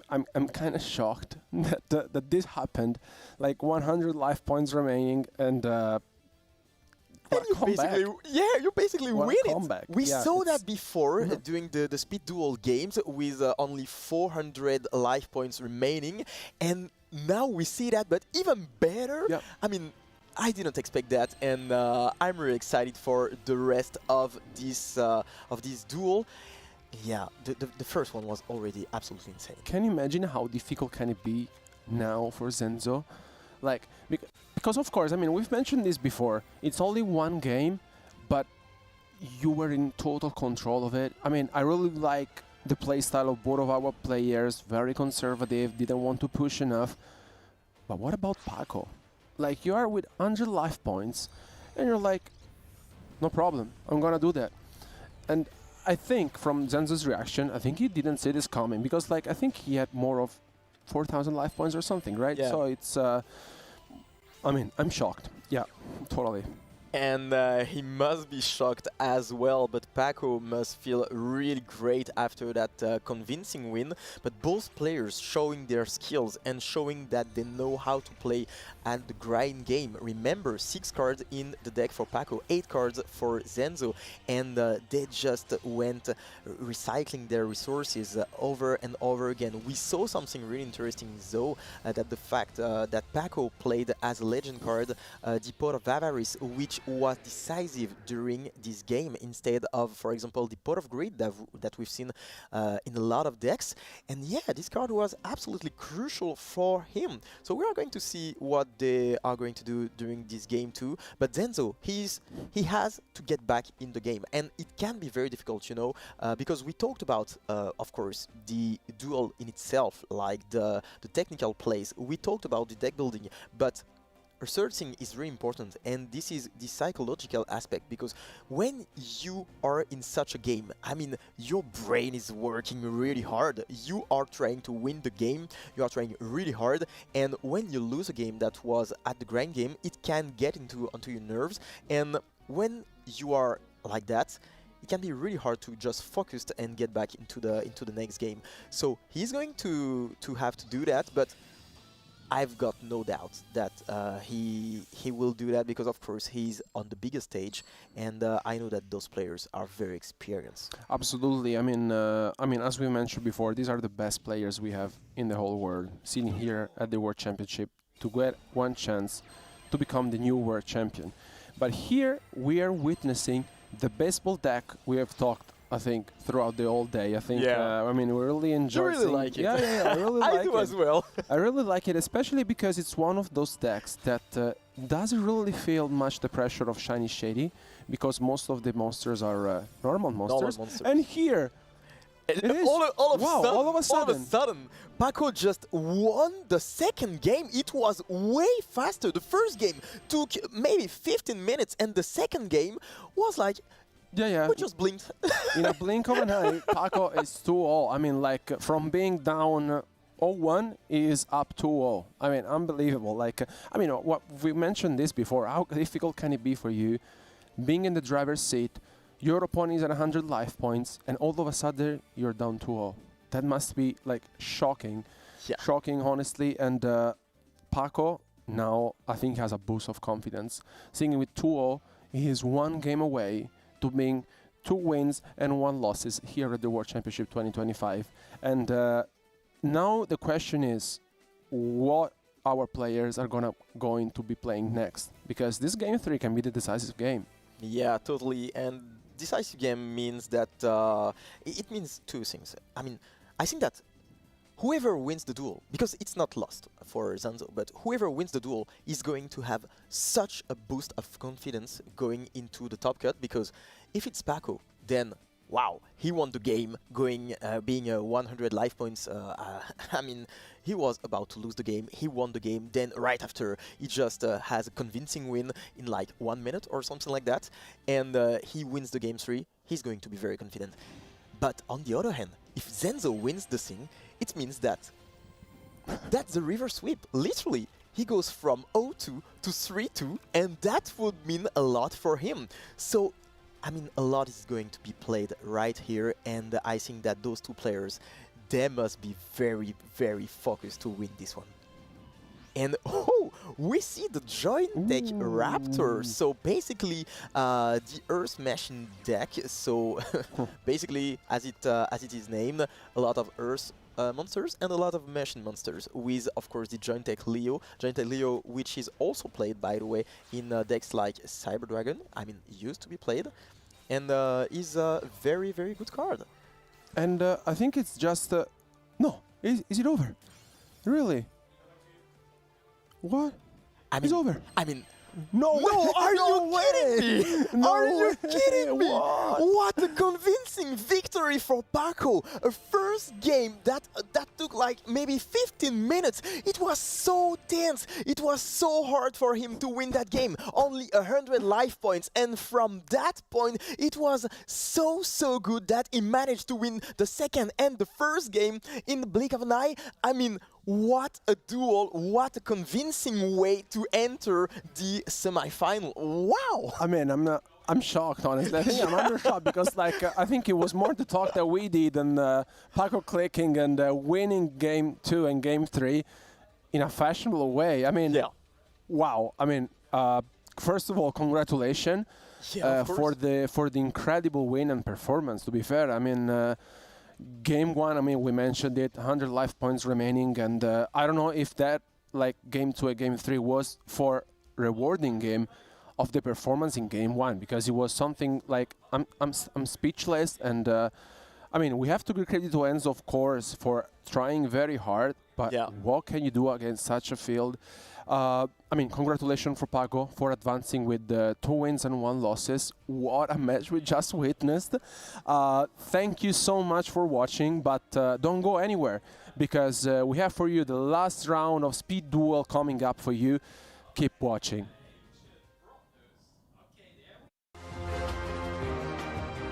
C'est l'heure du duel.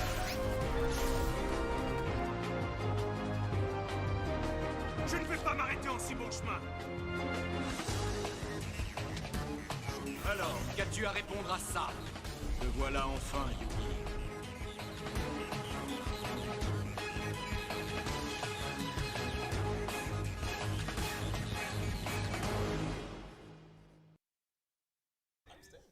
Yeah.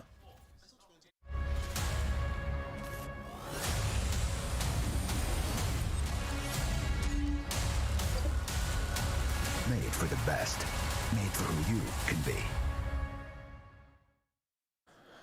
And we're back to the coverage of the Yu-Gi-Oh! Duel Links World Championship 2025. We told you it would have been a small break because we are back with the last round of Speed Duel. We just witnessed an incredible match of Rush Duel instead, with Paco taking over Enzo and, I mean, advancing and securing his spot for the semi-finals in a fashionable way. Congratulations to him. But now, enough with the talk, because we have the last round of Wiz for the Speed Duel category, and I think you guys casted the last ones, and I had the chance to say it, and it was a lot of fun, a lot of different actions, and I mean, we talked about it during the day, how different the decks are. And I think this is the most important round, of course, of the tournament for our players, because it means that either player who wins is going most likely to advance into the top card. Of course, everything has to be seen, but a win is really what you're really looking for. And I mean, at this point to the competition, you may have noticed maybe what your next opponent could be. We also talked about you know, the most played decks and what, you know, we are expecting throughout the day.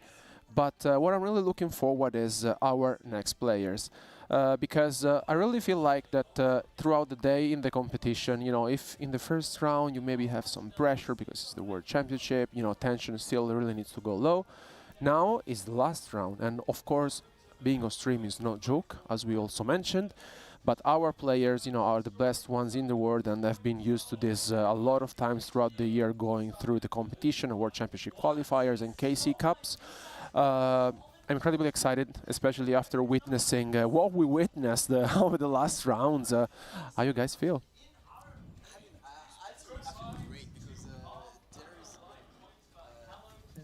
There is going to be such great thing. I can feel it. I can feel it. We have seen such a great duel right now with the Rush Duel, and I think it's going to be the same with the Speed Duel. Remember, it is going to be a very decisive round because one of those players will be in the top cut and the other one will just pack his things. So this is crucial for those players because everything revolves around this duel, and I hope that we will have the same energy and the same things that we saw just before, and we are going to jump into the game. So last round of Swiss, round 4 out of 4. One of them will qualify and the other one will not.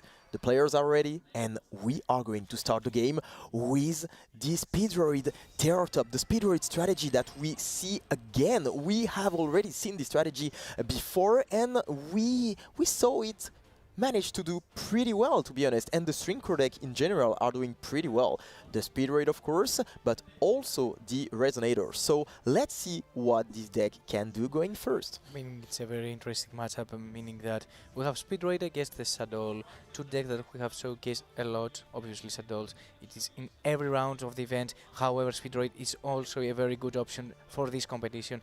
And I'm really interested in this matchup, meaning that Shadoll have powerful spellcards, for example, Shadoll Fusion, to counter all the Secret Summoning from the Speedroid, and one more tool in the arcade, in the meaning of, since the Speedroid wants to summon Clearing Wing Dragon in order to negate a monster effect, Shadoll can actually play around it with Shadoll Fusion, chain-linking and blocking their effects in order to protect their big monsters effects, for example, El Shadoll Upcalon or Shadoll Construct, and in order to let those effects that they're really mandatory for you in order to play and advance your game state to go through and not be negated. So I'm really want to see how Speedroid can establish a very good field against Shadoll and how they are going to counter every option that the Shadoll can have going second. And I really feel like now also looking at our duelists, Philip, known as Nifus, is actually the brother of Christian Thomas, who is participating in Master Duels. So we have two brothers participating in two different categories. And I mean, it's great to see that our duelist is sitting on 3 wins and 0 losses, which means that most likely, depending on the results of this match, we will be seeing it in the semi-finals. And it's great because, you know, Christian Thomas, I managed to know him in the TCG, and 2 years ago, he also qualified for the TCG category. So it's a great story, honestly. I mean, we talked about it that, you know, Yu-Gi-Oh! Not only is about, you know, cards, but also about friendships and brotherhood in this case. So can you imagine going to the World Championship with your brother and both qualified for it? Yeah, absolutely, because 2 years ago he went to the World Championship, but he was just watching his brother on the TCG category, and now they are both in the tournament, and well, it's going pretty well for Philip, because he's now, as you just said, 3-0. So this is very cool, you know, to see two brothers going together and having the ability to just support each other, to be able to train together, to be able to prepare for this big event. And maybe his brother just gave him some advice to just be well prepared and to have a good approach of this tournament. Imagine being in the family dinner and the discussion is, what are you going to do in the weekend? Oh, we are both attending the World Championship. I mean, it's an incredible story. I cannot even imagine having my brother in the World Championship with me competing, but again, Magic Deflector, one of the strongest cards to counter Shadolls, have been activated, and for the rest of this turn, it negates all equip, field, continuous, and quick play spell card effects on the field. So it's similar the logic of Imperial Order, one of the most powerful and tremendous trap cards on the game, but it's only until the end of this turn, and it does not negate the normal spell cards. Yeah, and I think it makes a lot of difference. But I mean, if we gave credit to Philips, on the other side we have Kama 3 Wei, which is the highest ranking player worldwide at the WCQ currently, and he also qualified for the WCS in 2023, where he was the highest ranking Asian player at the qualifiers. I mean, I think we said this countless times. We're at the World Championship, but looking at the statistics, I mean, it's these players are the best of the best. And I am super excited to see both of our players with this score, like 0 losses at the, I mean, last round. I really think that you really want to win this one as well, because you really want to prove that... make a statement. Exactly, you want to make a statement. You go into the semi-final saying, I didn't drop a single match. And, I mean, at this point, I think in this match, can we say that both players will advance to the top cut probably? Quite safely. We can safely say that. Quite yeah. safely, I would say, because I mean they are the only players sitting in the 3-0 record, and most likely, I would say, we will be seeing them into the semi-finals, regardless of this last result. But still, I really think that is super important, as John Alexi mentioned, not only to make a statement, but to prove that you are the best player in the room so far. And I mean, when you are competing in an event and you take a loss, even if you made it to the top cut, you still have the feeling that why did I lose against him? And if you face him again during the top cut, you maybe have some second thoughts, right? So I believe that it will be very crucial for emotional boost and for confidence, of course, to take the win and advance to the top cut with 0 losses. I mean, if you are a real competitor, you don't want to drop anything. You want to win every single game, as you just said. So yeah, of course, those two players will just want to win it all, and they will not want to drop this one. And for now, we are seeing the Shadoll strategy going pretty okay. I mean, of course, there is the Magic Deflector, which is a very strong card, and you know, having such cards like the Magic Deflector or the non-area fusion, being alone, I mean, you can kind of play around that. But when it is paired to an established field, it is way harder to just play and try to go through everything.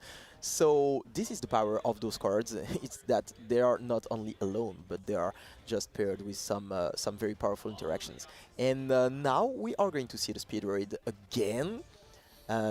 Being able to play, and in front of them there is a Shadoll monster, but the problem is that this Shadoll monster is not face down, he is face up, and you don't want to see that when you are playing Shadoll.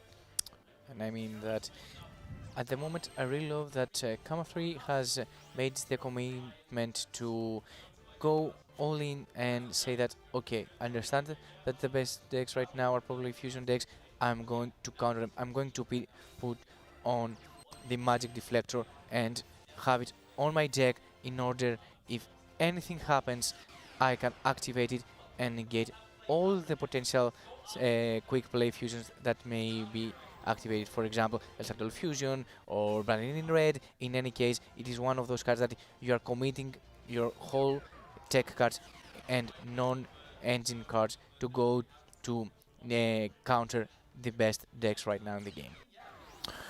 And I mean, I really feel like the Magic Deflector, as you mentioned, I think maybe the game changer of this game, especially because this is something that really shuts down Shadoll strategy entirely, and having the Crystal Wing Synchro Dragon onto the field, I mean, it makes the difference, and it made the difference into this game 1 that goes to KONAMI 3. Absolutely, and the Speedroid strategy is going very well, so for now, I mean, the synchro strategies are very, very good into this tournament, and I must admit that I did not expect that. I thought that the fusion strategies would be way better than those ones, but I must admit that, yeah, they are pretty strong. We've seen Speedroids, we've seen Resonators, and I think that going into tomorrow, people will pay a lot more attention to these decks, of course. They will know what their opponent play, but if they play some synchro, they will pay attention to that, and we are going to get back into, you know, this mind game and trying to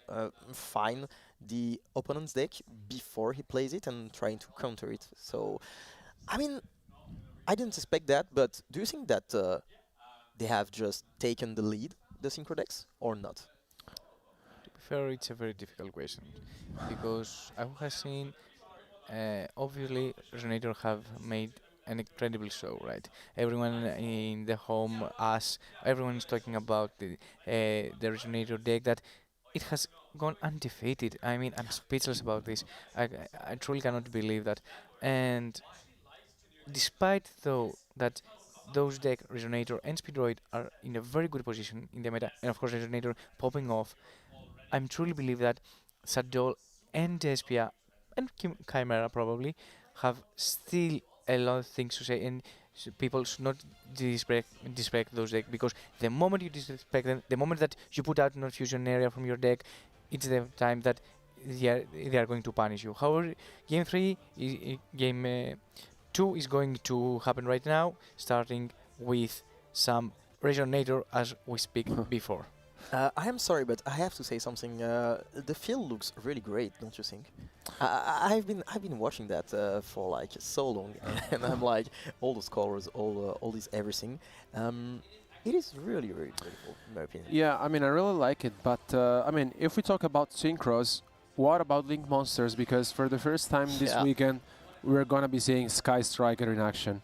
I mean, let's talk about Sky Striker for a little bit, and let's just focus on it, because I think Kama3 has been so far the only player we had the chance to see on stream playing Sky Striker.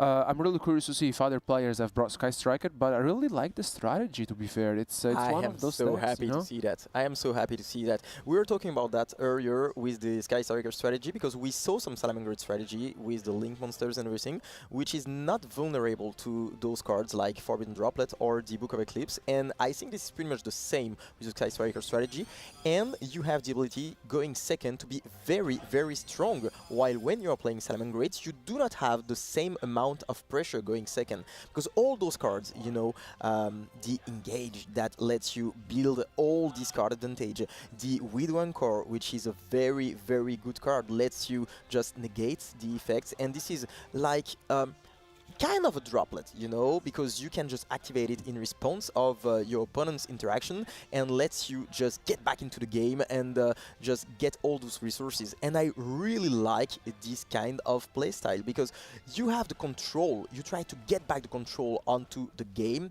and you try to just establish your power onto this game. So I'm very, very excited to see what is Chemistry just going to do, what he's going to bring to the table with maybe some going second cards, and yeah, it's going to be very, very interesting. But I am happy to see this strategy. And to be honest, San, you called it, right? I was expecting all day to see the flame, the uniqueness, and now we can experience Sky Strikers. But I didn't think it would happen.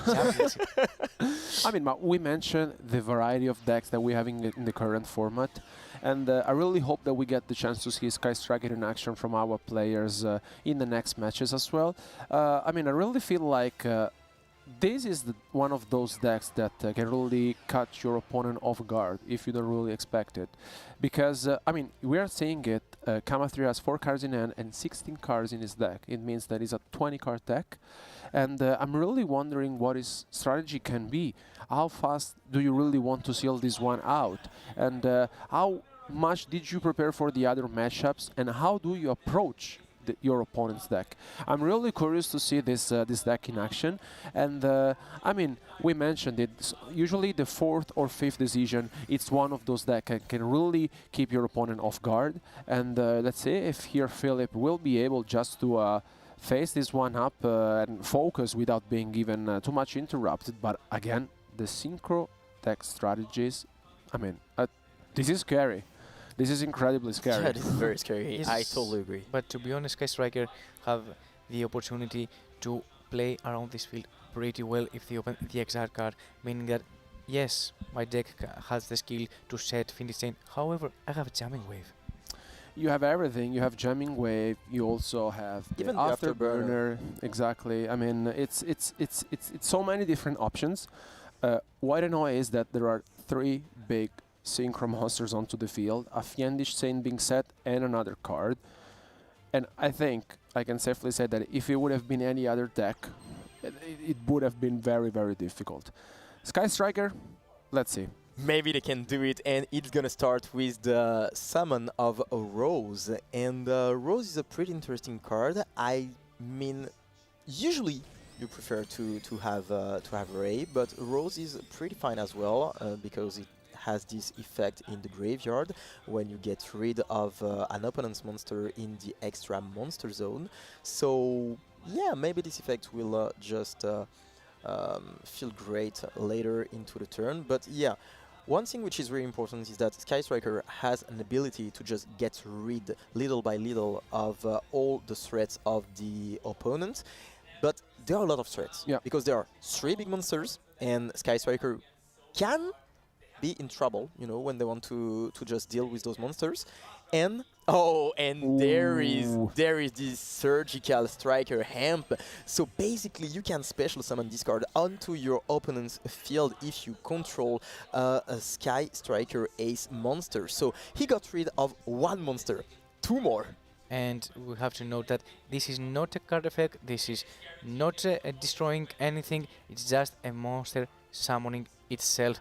It's just tributing an opponent monster, which is very important since no effect can be triggered. Kaina will be summoned on the field targeting the Red Dragon Archfiend in order to be... Ooh, and we have a card that we've seen earlier today, the Final Bringer of the End Times, and this is a very good card because it will get rid of the field spell, and that is kind of a problem because of course he wanted this effect to resolve, but there will be another effect in the graveyard because this field spell is very good, so it has an on-field effect and a graveyard effect. Yeah, a lot of times you activate multi-roll in order to destroy your own field spell and access your Sky Striker Ace Ray, the main monster of the deck. There it is. And since she's on the field, Sky Striker can feel a lot of comfortable since when any Sky Striker monster will leave the field by a battle or card effect, she can summon herself back.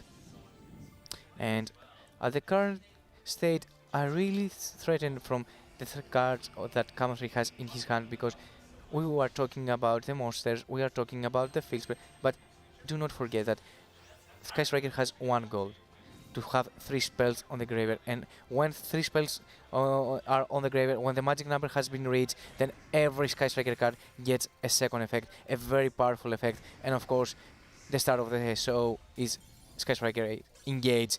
Yeah. Will we see Engage? Does he have Engage in hand? That is would the be question. very interesting, especially because now he has... Speaking of Engage! There it is. Especially because I really feel like the skill effect Sky Striker is defying fate. Like, for example, he had 2 monsters onto the field. You can get rid up to 2 Sky Striker cards. He got rid of the Ray to draw 1 fresh card. What if it was the Engage?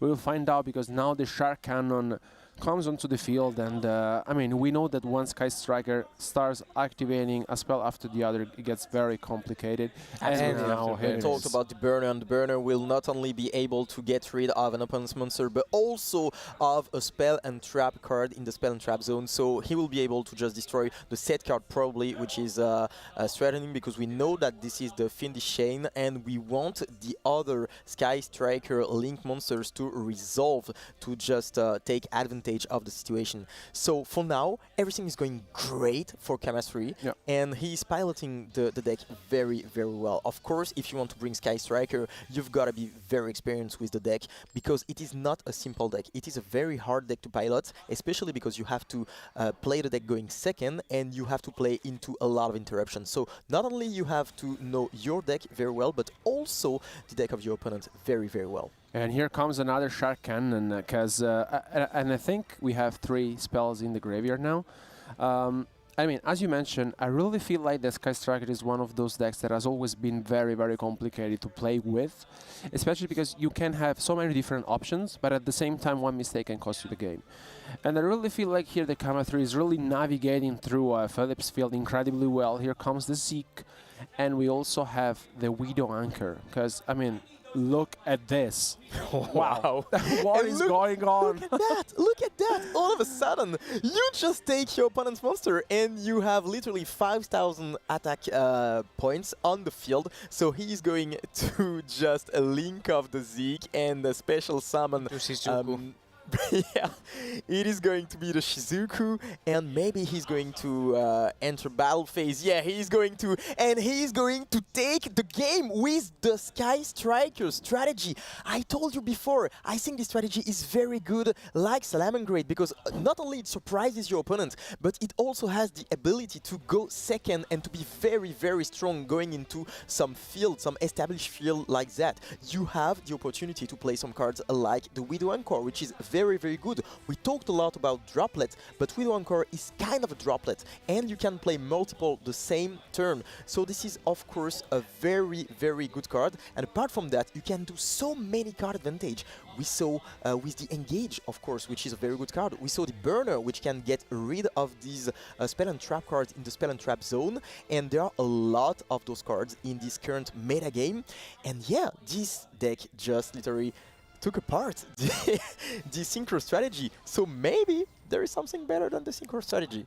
And I mean, you should also remember that yes, Synchros were spamming on the field. We were seeing Red Dragon Nashvin hot red, but you have to remember that this is exactly what Sky Strikers wants to do, to play with your monsters. So when you summon big monsters, you have to remember that Anchor is still there.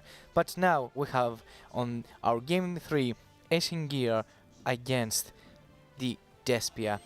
So another matchup we have seen plenty of times, and I'm pretty sure right now that everything will be based on how Apple will be Philip to play around Ashen Gear Duel, one of the best drops on the game right now.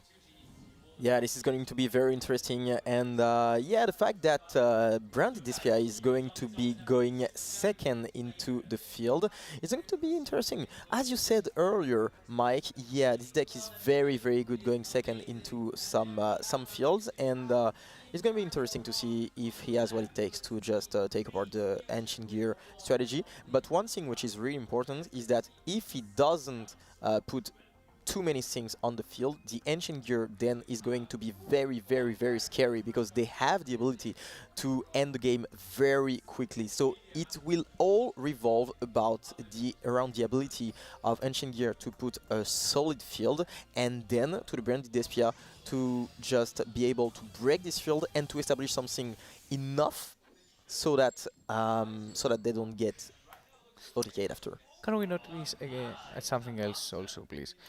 We're talking all day about the best deck being the fusion decks, right? KONAMI 3 right now is the most valuable player, right? He has the most points in the whole world. Yeah. Have you seen any fusion in his field? Because I have not. I mean, that's a fair point, to be honest. That's a fair point. And I was about to say that the three decks that he played, I mean, Ancient Gear and the Sky Striker strategy, and then the Speed Raid strategy. I mean, those 3 decks, did you expect that? That is very, very surprising to me. And being 3-0 and now being 2-0 in the last round shows that maybe it was the strategy to just play during this tournament. I mean, for now, this is the case. But I mean, look at this. Honestly, with this starting hand, it's going to be scary, because he got rid of the Gear Town. You basically asked for one of your Ancient Gear monsters, and even if there was a DD Crow from Philip's side, this is one of the most scarier starting hand that we have seen from Ancient Gear. Yeah. And I really love that also we went from the Gear Gigant X that added the Construction Trade Signal Red, which also is another layer of interaction. And here comes maybe I think the first Ingirsu of the day. Yeah. Ingirsu, which is a very good card, to be honest. We have to experience a totally different way to play Ashen Gear. So we talked at this before at the start of the day, that players, yes, they play, for example, Shadoll, right? But there are so many ending options for every deck right now. It's not that you have a certain field that you want to establish. You can go to IP Mascarena, you can stick just to your fusions, and this is what I like to experience, that KONAMI 3 has come with another ending field. He's have a totally different approach and a totally different strategy, and I think it is one of the biggest reasons why he's 3-0 right now, and with a 2-0 lead in the final round of the Swiss. The only thing that I want to also say is that Shadolls and Despia and Chimera are those decks that hurt a lot from cards, for example, non-fusion area, right? But the moment you disrespect them, the moment that you don't use a non-fusion area and starting to think that, yeah, for example, Despia is not good anymore, as we saw in the World Championship, this is exactly the moment when those decks will thrive, and this is exactly the moment that those decks will come back to the meta state, right? So, at this moment, we are experiencing KONAMI going with his Essinger and passing turn to Philip. So the first card will be activated and branded in red. That has been set, I believe, through the skills, probably because KONAMI has monsters on the field and will fusion summon into Masquerade, I believe. No, I think it's going to be the first yes. Dark Lord. 3 materials and 3 Dog Fairy monsters. And now we are going to be able to activate all the effects from the banishment. We are going to have the Despian Tragedy back on the field, and we are going to get back and to get an Aluber. Aluber, which is a very good card, of course, one of the key pieces of the strategy.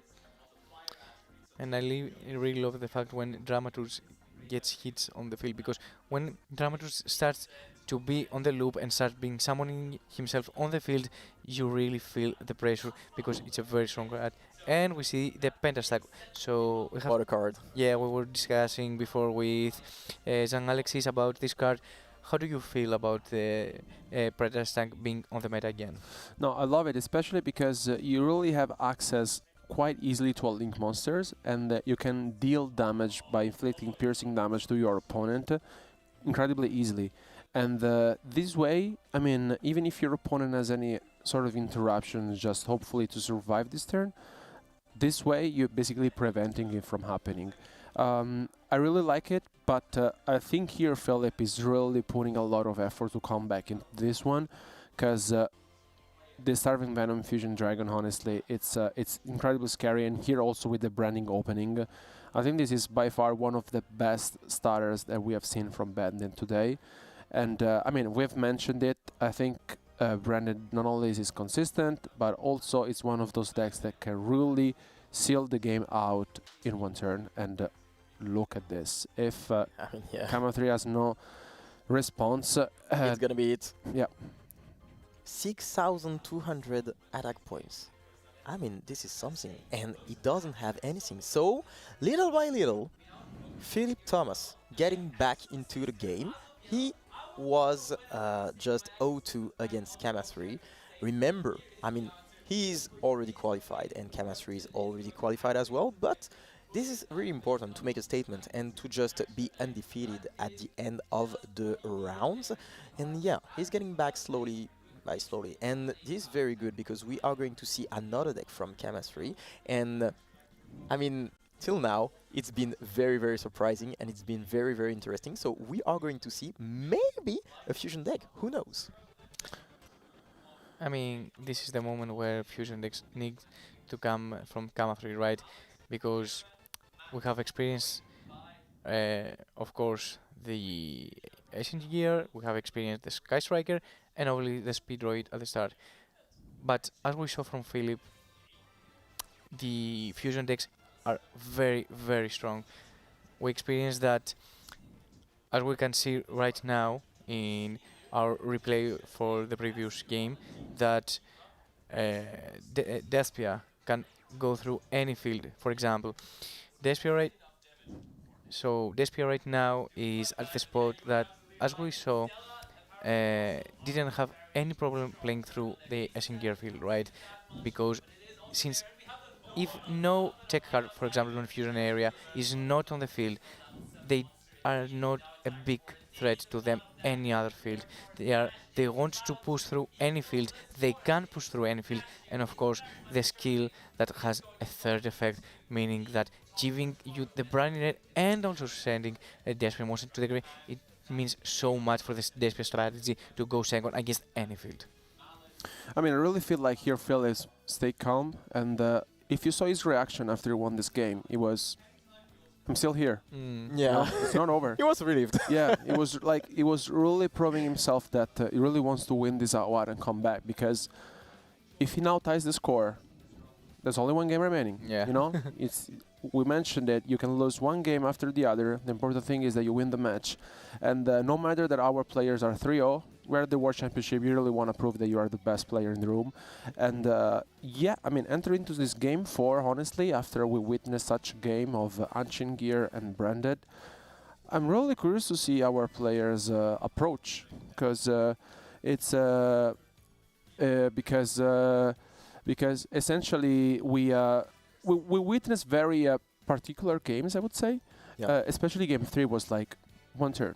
That was it. It just, like I do my things, and the DD Crow I think was quite impactful at the very beginning, and that was pretty much it with the skill itself of the branded. And here we go to game 4. So what is he gonna play? Okay, so we have some Chimera experience against some Shadoll. So it's gonna be very interesting as well. And to be fair, we are talking about Kama 3 being 3-0 and having the lead right now. But we should remember that also Philip is 3-0, right? He's still undefeated, he's still going for 4-0, and I'm thinking that right now they are playing a very strong matchup, since Chimera against Shadoll is very impactful, very skillful, since probably no fusion area will be on the field. So it is just engine against engine, and skill against skill, and mechanics against mechanics. I'm wondering now how Kama 3 will approach this matchup, since we saw that he's playing very unique cards. Magical Deflector that was activated in the first game, it was very impactful. However, Philip, since he has won the Toinkos and he's going first, he can establish a very strong field, the one that we have been usual to from the Chimera strategy. I believe that he can also access right now his Beatrice also, if I can recall correctly, since he has 2 level 6 on the field, and obviously Beatrice is a very strong card to have, since you can not only gain resources on your turn, but also being an interruption on your opponent's turn. And one thing that the Chimera deck wants to do is just send all these monsters into the graveyard. For example, Mirror Sword Knight. Ooh. Invader of Darkness. Yeah, Invader of Darkness is a very, very good card because being sent. Yeah, it prevents your opponent from activating any quick play spell, and we know that there are a lot of decks that play some quick play spell. So quite a few. Yeah, quite a few, quite a few. And when you add that on top of a very good field already, then this is almost impossible to just break, because we know that the Chimera has some interruptions in the graveyard. We saw the Cornfield Quaddle, but we also saw the Swordsman, which is very good. And on top of that, we have the Abyss Dweller. We saw that card before, and the Abyss Dweller is very, very good in this metagame because it prevents your opponent from activating card effects during his turn in the graveyard. So, I mean, a lot of decks are playing with their graveyards. We've seen that. The branded strategy, of course, the Shadoll strategy. So it's almost impossible to just break that. I mean, what a field. Like, I mean, I know I'm always impressed by Chimera, but look at this. Like, once again, a different lineup from our player, and who goes with Beatrice, Abyss Dweller, and the Baphomet. And this is incredible, to be fair, because, you know, every single card that is going to be sent to your opponent's graveyard turn is not going to be activated. And this is a big deal for Shadoll because, of course, they have a lot of effects in the graveyard. I mean, one of their best thing is that they can activate all their effects, sending the monsters to the graveyard, especially with the Shadoll fusion from the deck to the graveyard. And if you cannot activate the effects, then I mean, you don't have a lot to do with. To be honest, if you only special summon, for example, the Construct, you're not going to do a whole lot. And to be honest, we are calling Chimera a fusion deck, but right now on the field, there are more X's than fusions. Yeah. Fair point. However, I want to see how this will go through, because obviously Dueller, as you have mentioned, is very strong, very powerful against Shadoll. And the thing about Shadoll strategy is that yes, it has so good effects on the field. For example, Winter, Construct, Upcalon from the fusion. It has also strong effects from when monsters are flip face up. For example, Beast, they draw 2 cards and discard 1. But then all the magic happens in the graveyard, and since Dueller has been activated, those effects cannot be accessed. So Upcalon has been summoned into the field and been summoned into Link Gravity controller, yes. Gravity controller, yeah. So we have gravity control into the field that will attack on batteries, and since both of them are on the extra motion zone, they will be returned to the hand. However, the mythical beast has been activated in order to special summon Nightmare Magician. Nightmare Magician effect is when an opponent monster another monster attacks during the damage step, you can destroy one card on the field. I mean, this is not the first time that we see this specific type of play for Chimera, and I love it. Like the Nightmare Magician itself, I think does so much that most of the times I really feel like that you have so many disruptions in your graveyard that is just too much. Like onto the field now you have the Abyss Dweller, which is just a disruption by itself. Also the Beatrice, which gives you access to other cards by sending them from the deck to the graveyard. And here once again we're seeing the Abyss Dweller because I really feel like the Philip is thinking, I think I can close this one out right now. Yeah, absolutely, because Abyss Dweller has 2 materials, so 2 turns of no effects in the graveyard. I mean, that's pretty strong against Shadoll. And I think that Philip right now is very well into this game, and if he wins this game, then he will tie the game, tie the score 2-2, and that would be amazing because it will once again give us a game 5. I mean, these duels are absolutely amazing. But yeah, speaking about Chimera, I think that Chimera is a very, very strong deck and very scary deck going first.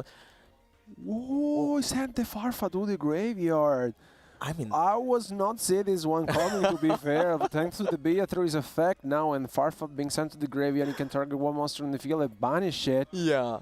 What is going on? And I mean, right now we are in a duel against Shadoll, against Burning Abyss, bringing back memories from back in the day. Absolutely. But we were talking about KONAMI playing some unique tech cards and unique strategies, and we see that Philip is playing so many unique cards. For example, Farfa, that it can activate its effect when it's sent to the graveyard to banish a field from the motion zone into the banishment until the end of the turn. And right now, I think when you get hit by a Farfa, right, you do not expect it. And this is why the exact reason why you play this card, because your opponent will not play around it. I'm sure that KONAMI was not playing around a potential Farfa to be sent to the graveyard. And right now, he's activating Shadoll Sism in order to special summon and fusion summon probably a Construct or a Winda. I think the Winda is the only option right here because I didn't see a light. Yes, no. Winda will be summoned that can send to the graveyard the Nightmare Magician since he's a Dark Age tribute. At the moment, again Winda on the extra motion zone. We can maybe see another gravity control, maybe. But at the moment, I want to see how KONAMI will go through this because we still need to remember that there is the effect of Dueler still being activated. It has been so much time that KONAMI is trying to push through the field of Philip. However, he has not effects on the graveyard, which is very, very important on this game state. Yeah, absolutely. I mean, this Dweller has done so much for Philip right now. It's been so good for him. I mean, almost single-handedly, he won the game for Philip. I mean, there were some other cards, of course, with this Beatrice sending the Farfa, with all these Chimera cards. But in the end, the Dweller did so much that I think that it is really a meta-defining cards right now.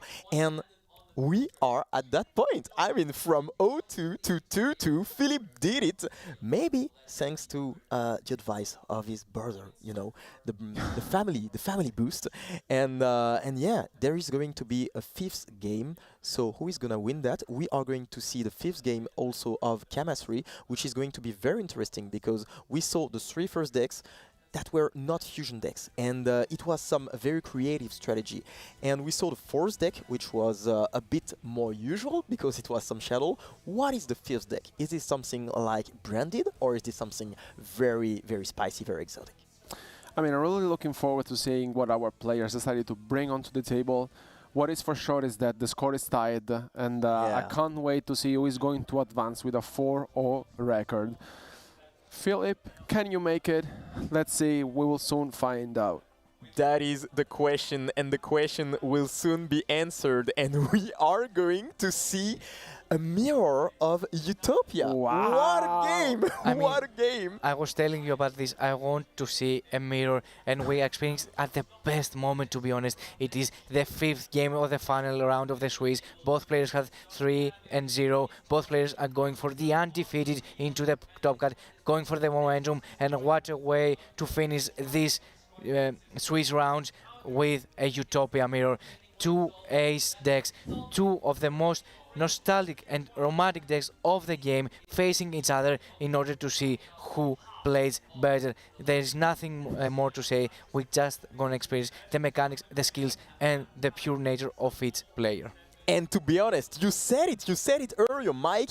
You told us that you wanted to see a mirror match, and that is the case right now. So the question is, who has the advantage? Because going first, the Utopia deck is good, of course. We saw the trap card, the counter trap, which is very, very good. But going second, it is very scary, and we see the Drawn Logbird being activated on resolution. So now Philip cannot add some cards from the deck to the hand. How much will it hurt the strategy? That is the question, because of course Utopia does want to search some monsters to be able to special summon them and then go into the XYZ plays. But yeah, we are going to see that. He still has 6 cards in hand, so maybe he has what it takes to just put a very scary field anyway. Would you expect Roll to be on the World Not at Championship? all. Absolutely not. As a deck option. I mean, it is one of those cards that they come and back and forth into the meta, right? Every week we can discuss this, and for example, 1 week before that, yeah, Roll is an amazing card. 1 week after, no, Roll is not be played, because this is the exact part of Roll that when you don't expect it, it's very strong. When you have prepared for it and you have made the right card options for your deck, it doesn't feel so much wrong, right? So it gives all this mind game and changes the format consistently. So approaching this format, I would expect cards like, for example, Droplet and Book of Eclipse that we have. So maybe some Crows, which also we saw during our matches. But Droll have been taken in out of the radar for the latest weeks, since most players will probably use, for example, in the Fusion area, take cards that completely shut down the Shadoll, Despia, and Chimera strategies. However, Droll is one of those cards that can really hurt you when you don't expect, and it's the least expected card to face against. So right now we'll probably see set 2 and set 1 monster and pass to Gamma 3, and I think this is one of the scenarios that you don't want to do, because we can tell by chances that one of those sets will be double or nothing. And Philip is laughing, I think. Yeah. Yeah, I mean, it's the point of the deck is essentially activating double or nothing and seal the game as quick as possible, right?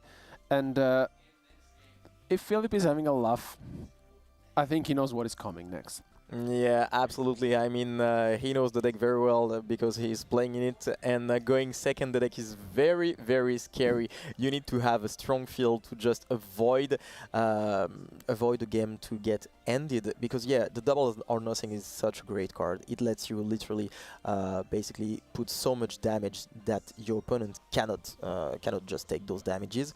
And right now, Chemistry is still very focused, and he's just doing all his combos. He's probably going to look for this double or nothing, the rank up spell, and yeah, he's going to probably, not sure, but probably end the game. And I mean, as we discussed earlier, Utopia is one of those decks that have taken some steps back from the meta. However, it's a very good option for an event like this, because we should not consider it as, for example, the ladder that you play your deck and you continue to grind. However, this you need to bring a variety of decks, a variety of strategies, and Utopia, one of the reasons that I really like is the fact that it can go in first and second. It doesn't care about having the throwing cost, having to go first, having to go second, because in both scenarios it has so many things to do. For example, as we discussed now, Double or Nothing is the card that you want to go to, is the card that will steal the show, and is the card to have in order to win the game. Yeah, I mean, and once the Utopia double gets summoned onto the field, you can attach a material to search for the Double or Nothing, and XYZ summon another Utopia on it. And here, it's looking very good for Kama, honestly, to be fair. It doesn't seem like Philip have any sort of interruptions, especially because, as we mentioned, Utopia, it's quite of a very, quick interactive deck, and you really want to seal the game as fast as possible, relying on your strategy. And of course, I think it's one of those matchups in which you really want to go second. Yeah, absolutely. Going second, the deck is very scary, and here is the double nursing. And if you don't have anything to play during your opponent's turn, it's going to be very hard to just survive. You will just try to expect your opponent to do a mistake, but I think that Kamasri is not going any mistakes right now. He's very focused, and Philip is just waiting for his fate. And since Double or Nothing has been already on the hand and now into the graveyard, I really want to see how Kama3 is going to seal the game, is going to take this win, because we have seen Philip's turn, right? He was trying to establish a board, he got hit with a drone lockbait, and he made him pass turn back to Kama3. However, we have not seen a single interaction from Philip. We have not seen a single card being activated. Kama3 is just activating cards, just summoning monster, exist summoning, special summoning, activating random spells, and yet we have not seen a single interaction yet. I wonder what this is going to be. This is going to be just a turn for Kama3 that he will go through without his opponent activating any card, or does Philip have an ace in his sleeve and we are going to see a turn back and a potential return to the game state? Yeah, and with the XYZ import, honestly, it also gets even more complicated for Philip to come back into this one, because essentially Kama3 is able to take control of his opponent's monster and put it as a material on his XYZ monster. And look at this. Also the Tornado Dragon, just in case. Just in case, the touching one to destroy. And yeah, of course, this is just a spell card, as we expected. Like, we saw Philip's face, and there was absolutely nothing surprising in the fact that it was not a trap card or anything that could prevent him from getting OTK there.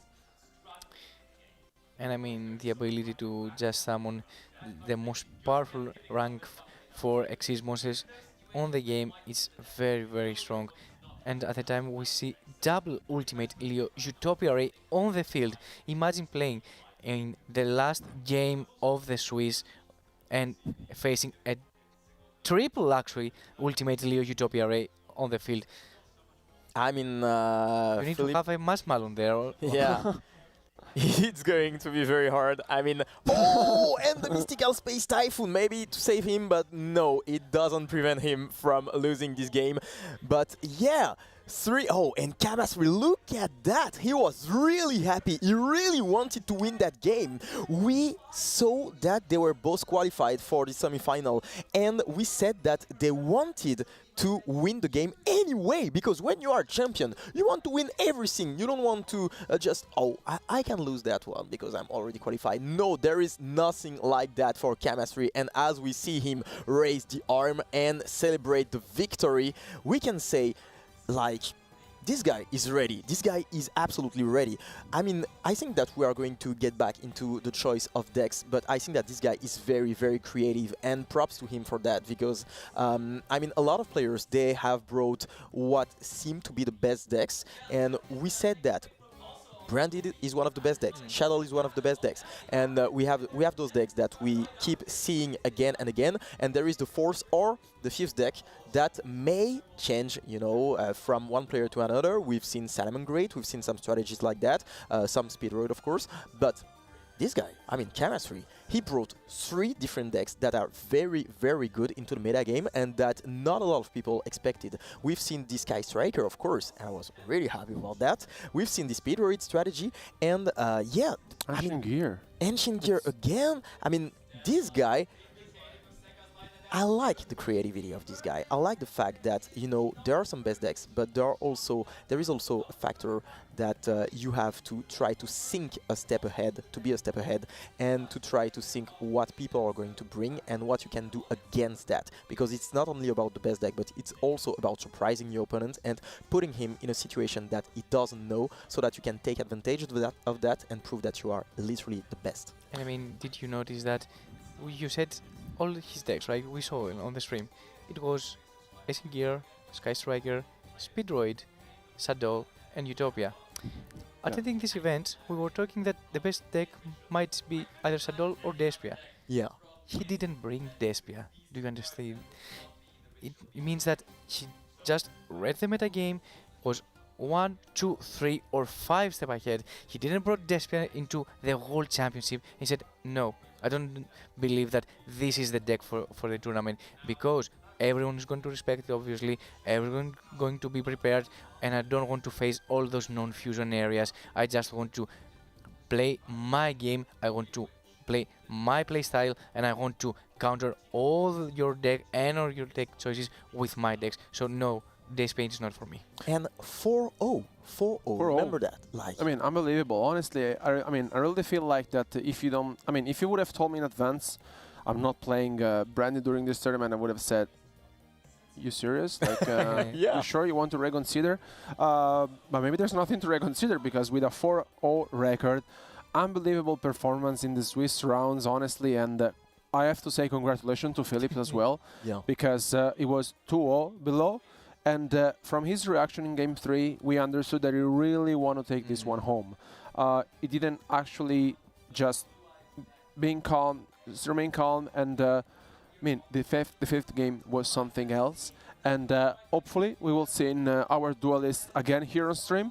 But for the moment, thank you so much for watching. But don't go anywhere, because after a short commercial break, we will be back with the first semi-final of the Duel Links category. Keep watching.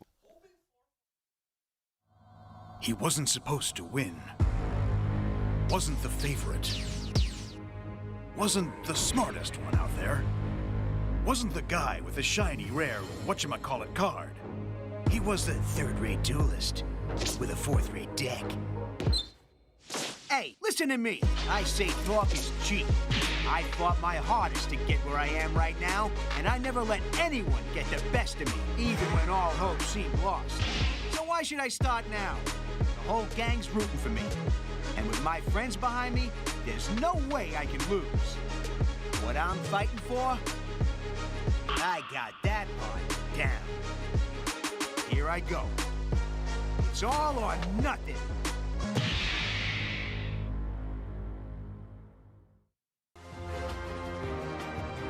C'est l'heure du duel.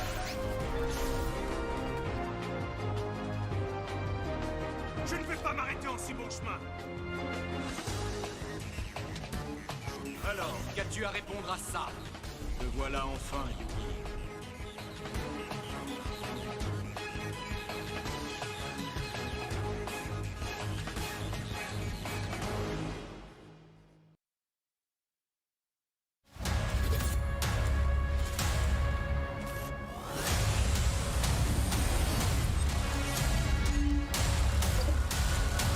Made for the best. Made for who you can be. Welcome back to the coverage of the Duel Links World Championship 2025, live from Paris. We are here for the semi-finals. I am incredibly excited after a whole day of Swiss rounds of both speed duels and rush duels. We have our players advancing into the top 4. And how you feel, guys? I mean, I feel very well. We've been watching some very interesting games, both in Rush Duel and Speed Duel. It's been back and forth. We've seen some comebacks from 100 life points. We've seen that in Speed Duel and in Rush Duel, which is absolutely amazing. We've seen some very creative strategies in Speed Duel and in Rush Duel. So, yeah, I mean, it's been a long day for the duelists, and now we have 4 last duelists, both in Speed Duel and Rush Duel. And speaking about that, we have just the semi-final. So Vino will be against Sniffus that we just watched, and on the other side, Misaka is going up against Kama 3. So who is going to be the winner of both semi-finals? We will know that shortly when it will start. But yeah, those duelists, I mean, they are giving us some great content to watch, and I'm really happy about that. And to be honest, all 4 players were showcased during our stream today, and I truly cannot say who is going to win the whole tournament, meaning that all 4 of them are extremely good. They played extremely well, and all of their matches were just into small details. I mean, the last match that we just showcased, Sniffus against Kama 3, was one of the best matches I have ever seen. So back and forth, very, very strong duelists facing each other, and the uniqueness of their deck choices and card choices from both sides. Kama 3, as we saw in the first game, he had made that I'm here, I want to take it home, I want to go all the way, and this is why I have made some choices for ground magical deflector to face all the fusion meta decks. However, on the other side, Philip was playing cards like Farfa, for example, a card that you do not actually expect right now in the meta state. It is obviously a good meta choice, but coming to this event, I wouldn't believe that someone would actually play Farfa into his Chimera deck. So, no further ado, I think that we are ready to experience who is going to the finals, who is going to take the first ticket for this final, and who is going to be a potential world champion in our Speed Duel category. And just for your information, this is the first semi-final we will be live streaming, which means that we will be live streaming all 4 semi-finals. So 2 semi-finals for the Speed Duel category and 2 semi-finals for the Rush Duel category. So you don't want to miss this one out, because as mentioned, we just witnessed 2 incredible players on the last round of Speed Duels, and these 2 players are in the top cut, as expected, I would say. But still, you really want to think about how we started the day, so discussing the different decks, the approaches to the current format.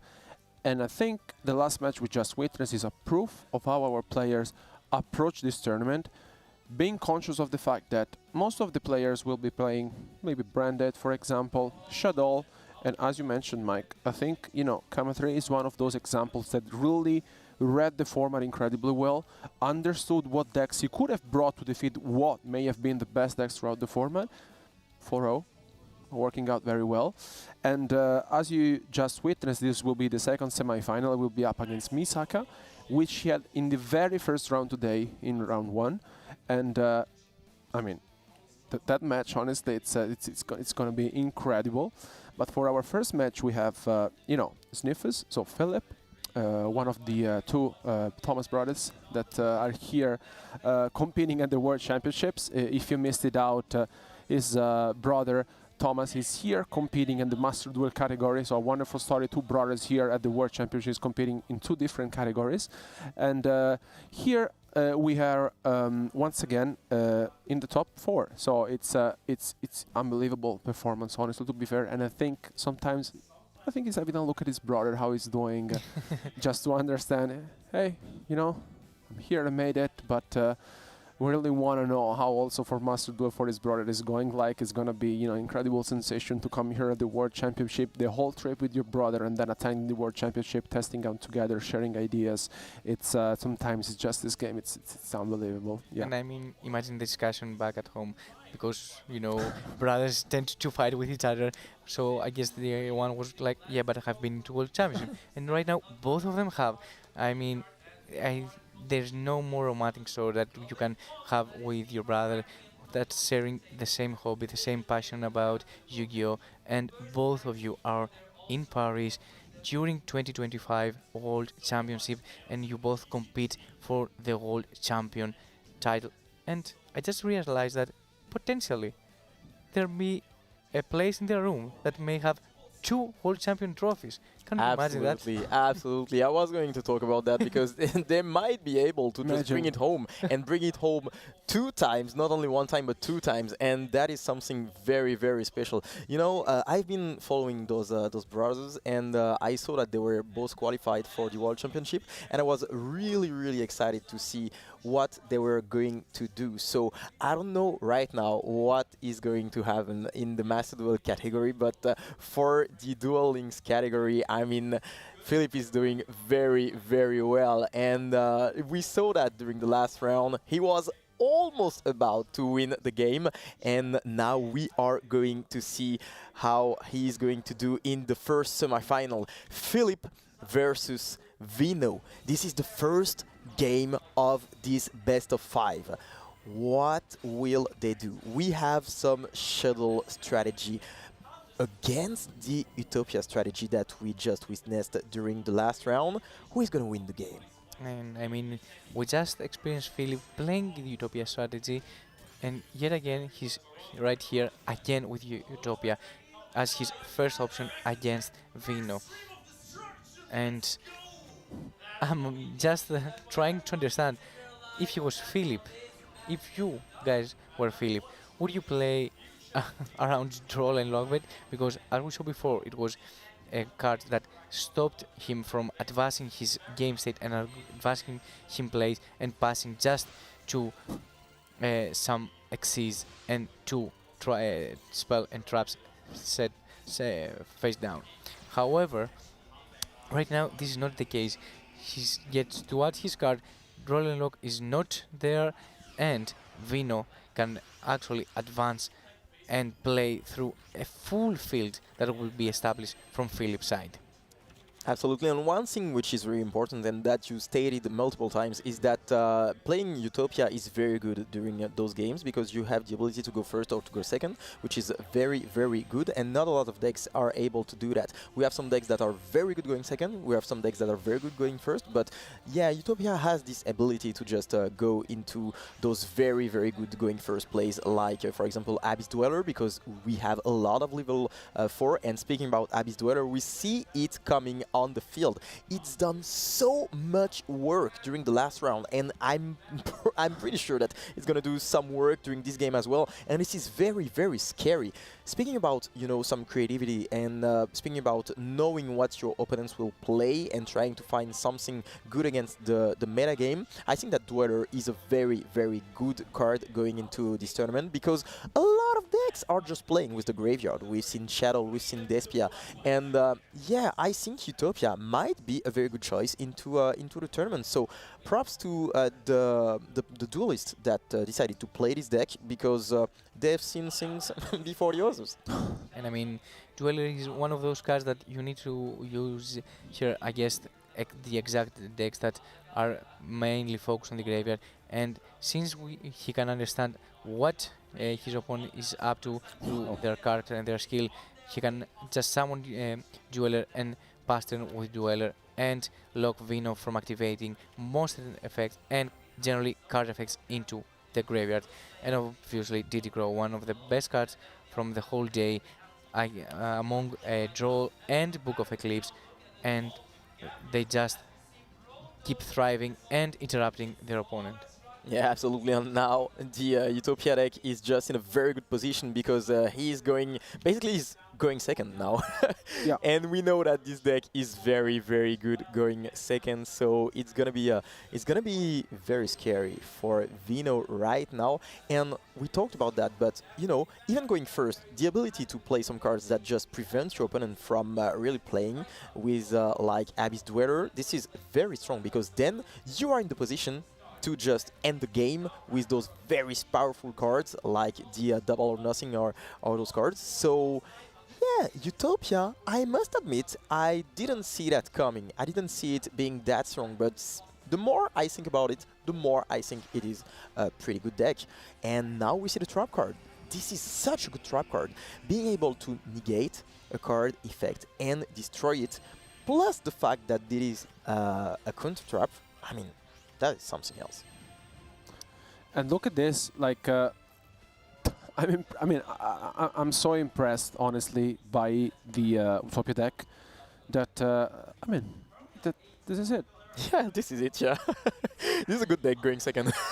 It's incredible. Like, yeah, I mean, Phillips takes first game on a blink of an eye, proving us once again how incredible the Utopia deck is. I mean, for sure, we have to say that the DD Crow, that was the last card in hand, I think was the game changer of the entire game, because, you know, he actually prevented his opponent to activate the Shadoll Schism that was in the graveyard, and of course the Abyss Dweller being onto the field made the job by itself. Still, what a deck. Yeah, what a deck. It is a very, very good deck, especially because of the Abyss Dweller being able to just tempo the game and try to just go into this turn 3, where you are able then to utilize all the power of the Utopia stuff, like Double or Nothing, which is able to just end the game real quick with all those big monsters with a lot of attack points. So yeah, the Utopia strategy once again, which is doing very great, very good. And what I'm thinking about right now is that Philippine is 1-0, and you know that we can have a rematch of the last round in the final. If both of them win their games, it would be absolutely amazing. Imagine the rematch. Imagine that. And Yeah, I imagine, didn't think about it.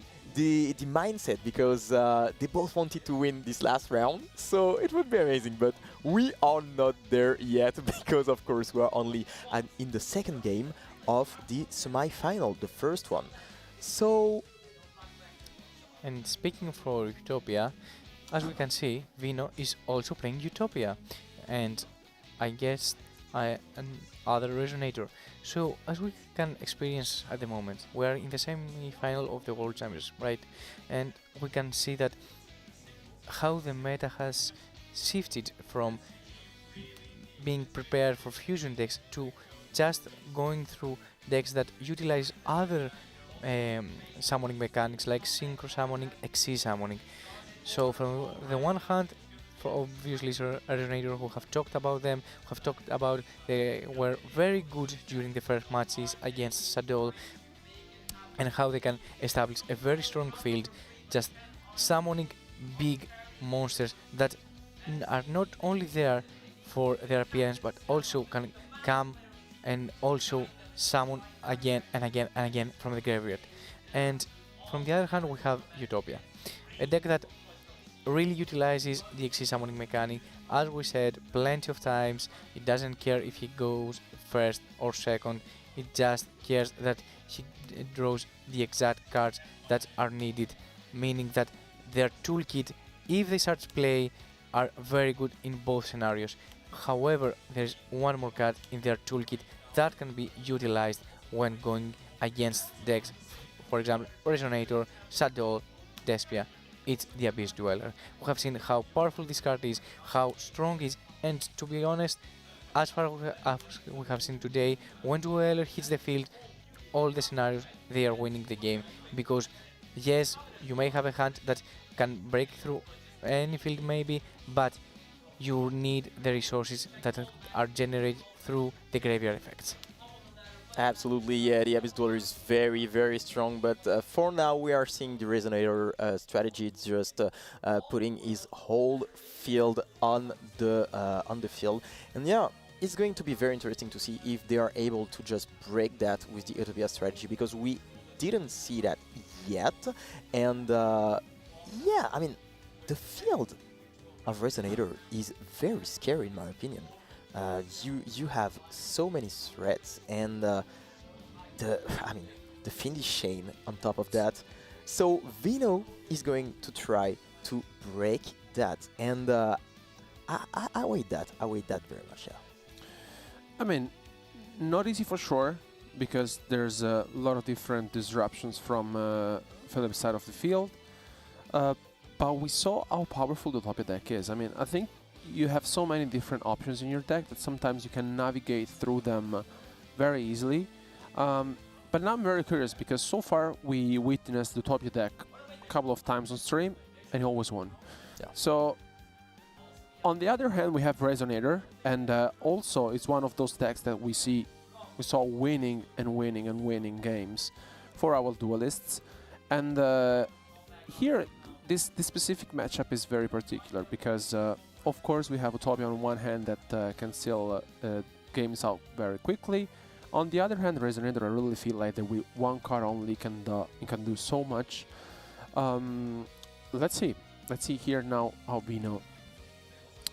And speaking of the way that Utopia can go second, Utopia has been summoned onto the field to search double or nothing, the card that gives the Utopia strategy the advantage, gives the Utopia strategy the way to play into any field, and Utopia double is the one card that sets it, the card that you want to have into your hand, the card that you want to have in play when you are facing an established field and going second. And I think on the Forbidden Droplet activation, the Mystical Space Typhoon was chained on the last remaining set card on the Philip side of the field. I think here Phillips is just considering options, and yeah, he's going to chain the Finnish chain, which of course makes sense because the card is going to be destroyed anyway. Yeah.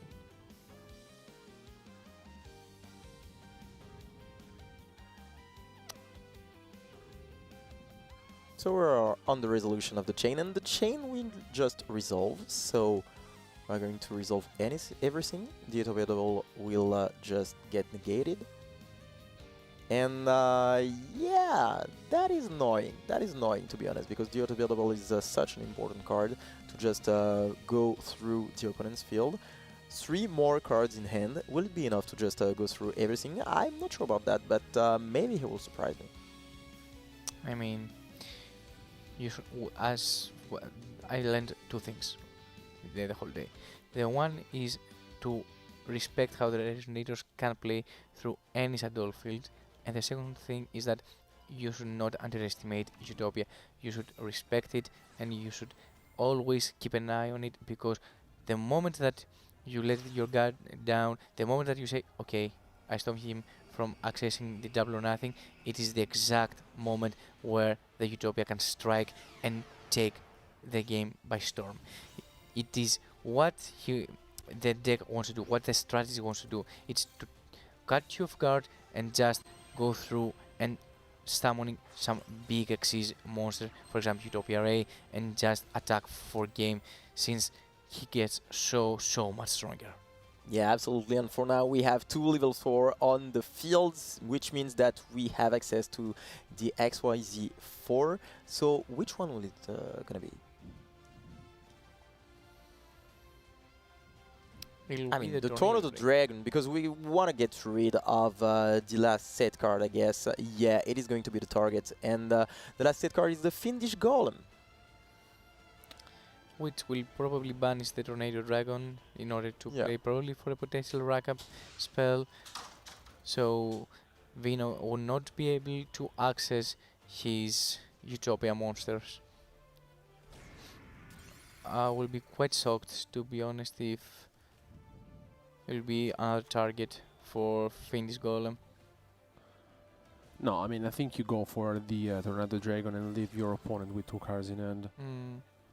Yeah, and I mean, he's going to need 2 very good cards to just be able to break that. But yeah, this is very strong. Look at that. Look at all those interruptions. There are so many disruptions. You have the Finnish chain, you have the Golem, you have all those monsters on the field. And yeah, this is very hard to go through, especially considering the fact that the Utopia double got negated. And we are going to see the last card in hand, which is the spell card, the Brian one. And Utopia, the OG, the ace monster has been summoned into the field, waiting for Phillips to enter battle phase. And please note that as long as Utopia has a very impactful effect during the battle phase, he has not material. Yeah, he has no material, and when there's no material under Utopia, you know that there's no effect, and it's gonna be destroyed at the first attack. I mean, what can we say? I really feel like Philip knows the Utopia deck in and out, to be fair. He really knows where to activate his responses, and I think he's mastering not only playing the deck, but also playing against the deck. And I mean, there was not much that honestly Vino could have done, to be fair. And here, as we mentioned, of course, Utopia gets destroyed because it doesn't have any materials, and Philips wins game 2. What Absolutely. a game. That was a convincing win, because we saw during the first game that he mastered the Utopia, but he knows how to play against Utopia as well. He perfectly layered his interruptions so that he's able to just stop the opponents from playing and from getting the game won. So this is very, very convincing for Philip, and now he's 2-0 in the series. I mean, this is not one, of course. We've seen some reverse sweep earlier, but this is a very, very good situation. You'd rather be in that situation, in a driver's seat, than than having to win the 3 next games.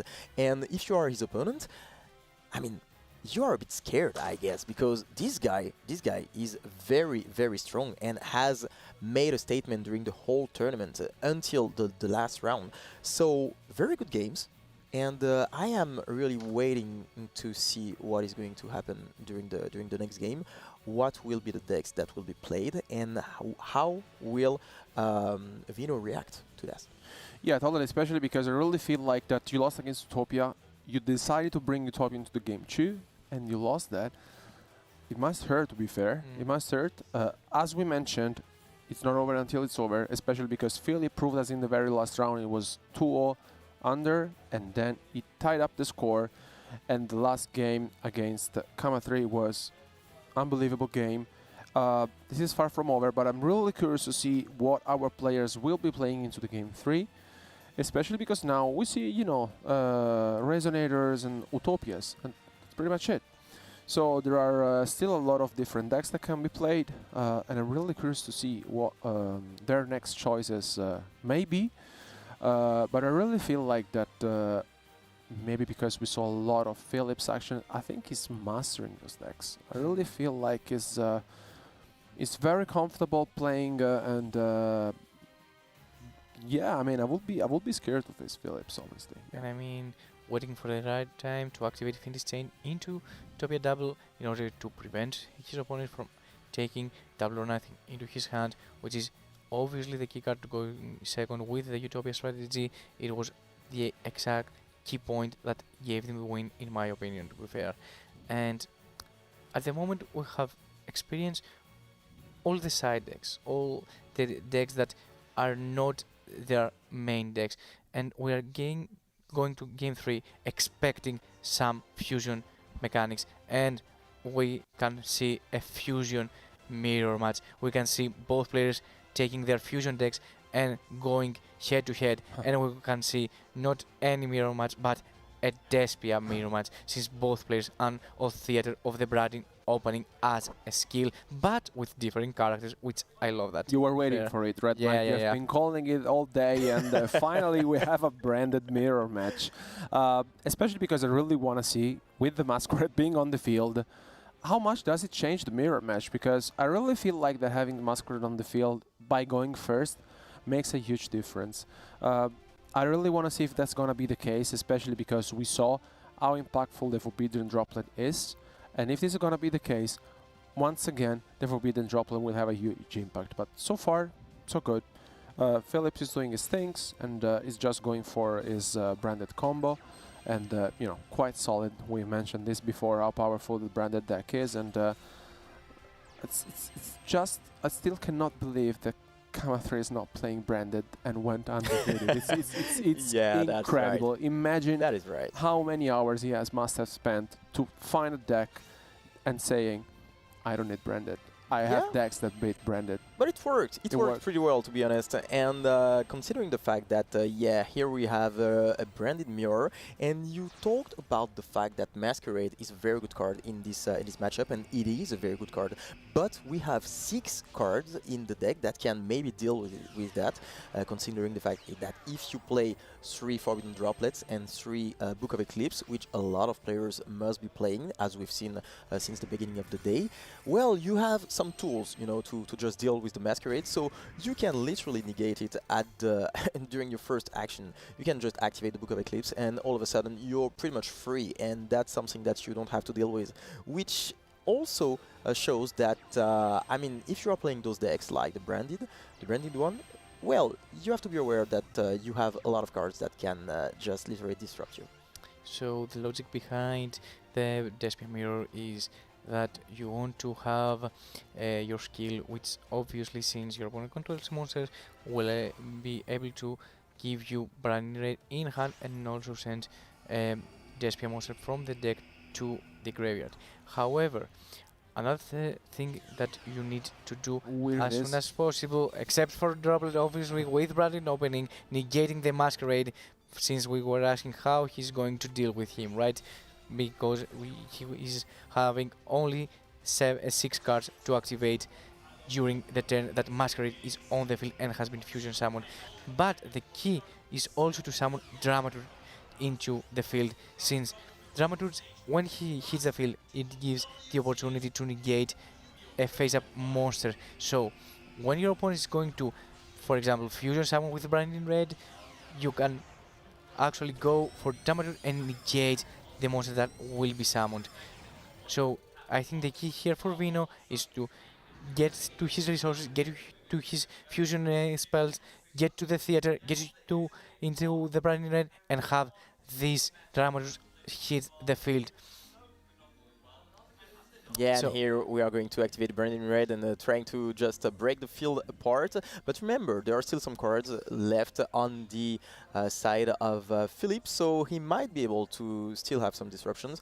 I mean, yeah, he's going to fuse, of course, obviously, but will be enough. Remember something we have seen before is the Pentestag, and the Pentestag is very, very good because you have the ability to go very easily into Link monsters and to end the game, especially with this type of fusion monsters that just hit the field. The first Dark Lord, a lot of attack points, so it is very easy to end the game with this kind of monsters and a Pentestag on top of him. So I mean, Philip has to be careful about that, and he will have to be very careful of how he uses those. To be honest, Branding Opening has been activated, so Vino has been locked into fusion summons from the That extra is deck. right. That is so right. Pentestag is not current an option. However, when you let your opponent go into fusion summons, you really need to be cared from. Oh, how big? Oh, Forbidden Droplet. From a droplet. So Droplet for me, the whole day, has outshined everything, right? It's the card of the format for me. It's the card that you need to have in your deck list. It just outclasses every other card for me right now. It feels like Droplet going first, going second. It's just a huge, impactful card. Keeps negating the monster and also very important, halving their attack, which is very crucial in the game sets that we are experiencing right now.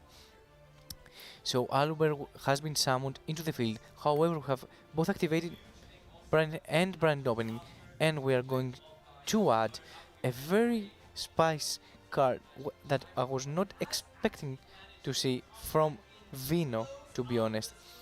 So Aluber, when he's summoned, he's able to add a branded spell or trap card from the deck to the hand, and he chose to add Judgment of the Branded. It is a normal trap card that targets a 1 level 8 or higher fusion monster that you control and destroys all monsters your opponent controls with an equal or higher attack than that monster.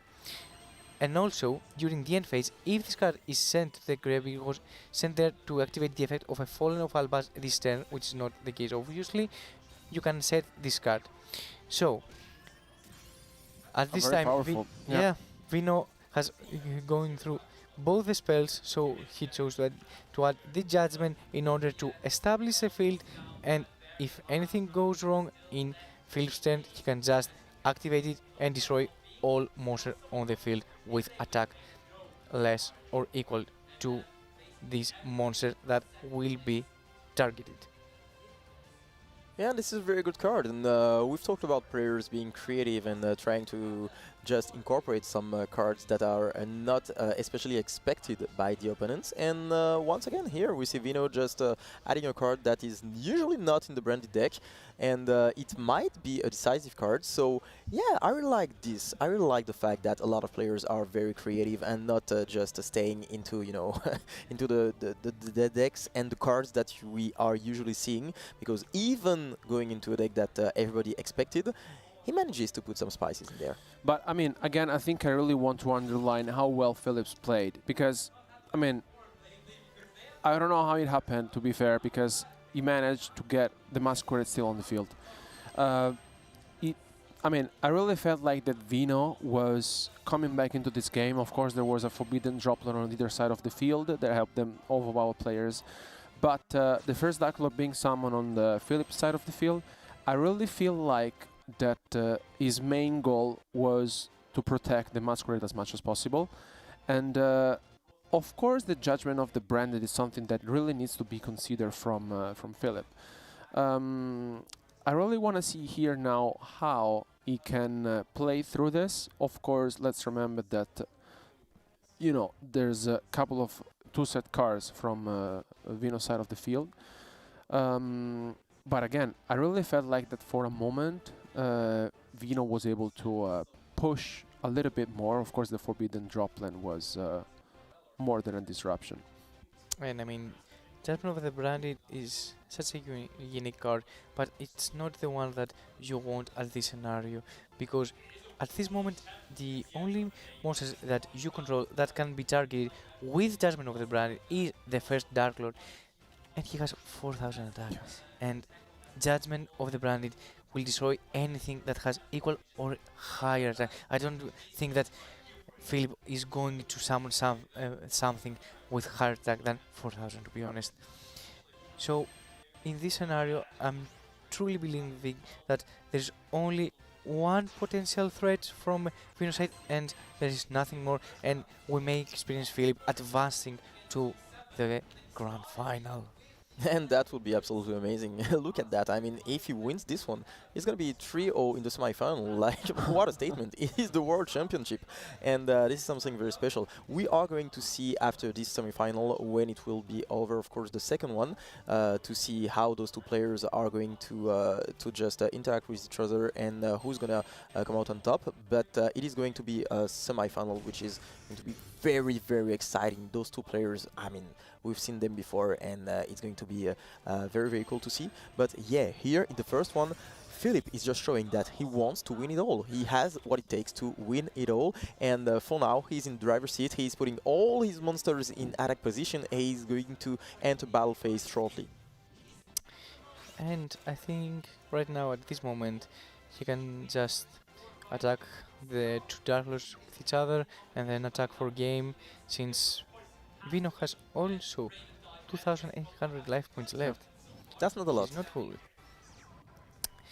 And also, as Albi just mentioned before, Masquerade Dragon is still on the field, and he's still considered as fusion summoned, meaning that his effect to deal some affected damage through the activation of Vino cards is still there, has not left.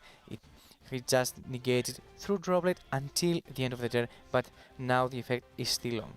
Absolutely, and that also means that if he activates something like a card effect, then he will drop below the bar of the 2500 LPs, which means that a single attack from the Masquerade or the other fusion monster will be enough to just end the game. So that is very, very important. That is crucial, and he's going to do everything he can to just survive this, but it's going to be very hard.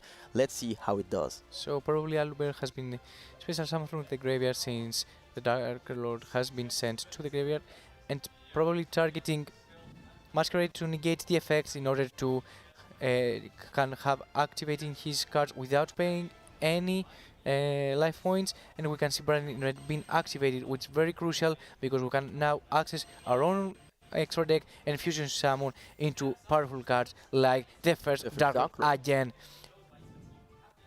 One of those cards that you really want to have on the field, and since Ad Libitum and Tragedy were both using as fusion material and were sent to the banishment in order to from a card effect can activate their effects. So Ad Libitum will summon the first Dark and Tragedy will add Aluber into the hand in order for more follow-up. So Vino right now has taken the front seat, he's completely controlling the duel and has the first Dark Lord fusion monsters on the field, ready to go for changing the whole game. This is exactly what you are expecting to see from the semi-final of your Duel Links category. But one thing that is important to mention is that Aluber only negated the Masquerade until the end of turn, so now he still has to deal with the Masquerade before the battle phase, and if he wants to just deal with it with the battle phase, it's going to be hard for him because he's going to just give up his turn to just deal with it, so it's not going to be a very good situation.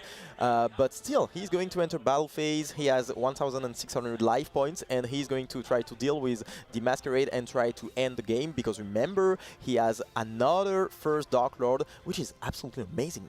Imagine that. I mean, 8,000 life points on the field, but there is the book! There is the book to survive this turn! And wow! Those cards, those two cards, the Droplet, Forbidden Droplet and Book of Eclipse coming in clutch right there. And we talked about the cards that lets you survive and try to just take over the game. And this one is for sure one of those cards. I mean, hey, he survived while we thought that it was over. And the game is back and forth once again. We're talking about this the whole day, and I cannot stop that talk about how strong Book of Eclipse and Droplet have been the whole day, activating, setting the monsters face down in the whole field, and it's very important to get an extra turn, and in order to take the turn on your side and have the opportunity to win the game. However, right now you have to face not one but two Dark Lords. I mean, how you are even going to manage to go through those big ones when your own Dark Lord has been already sent to the graveyard? So your resources are slightly going through, you know, slowing down and having less and less options into the extra deck.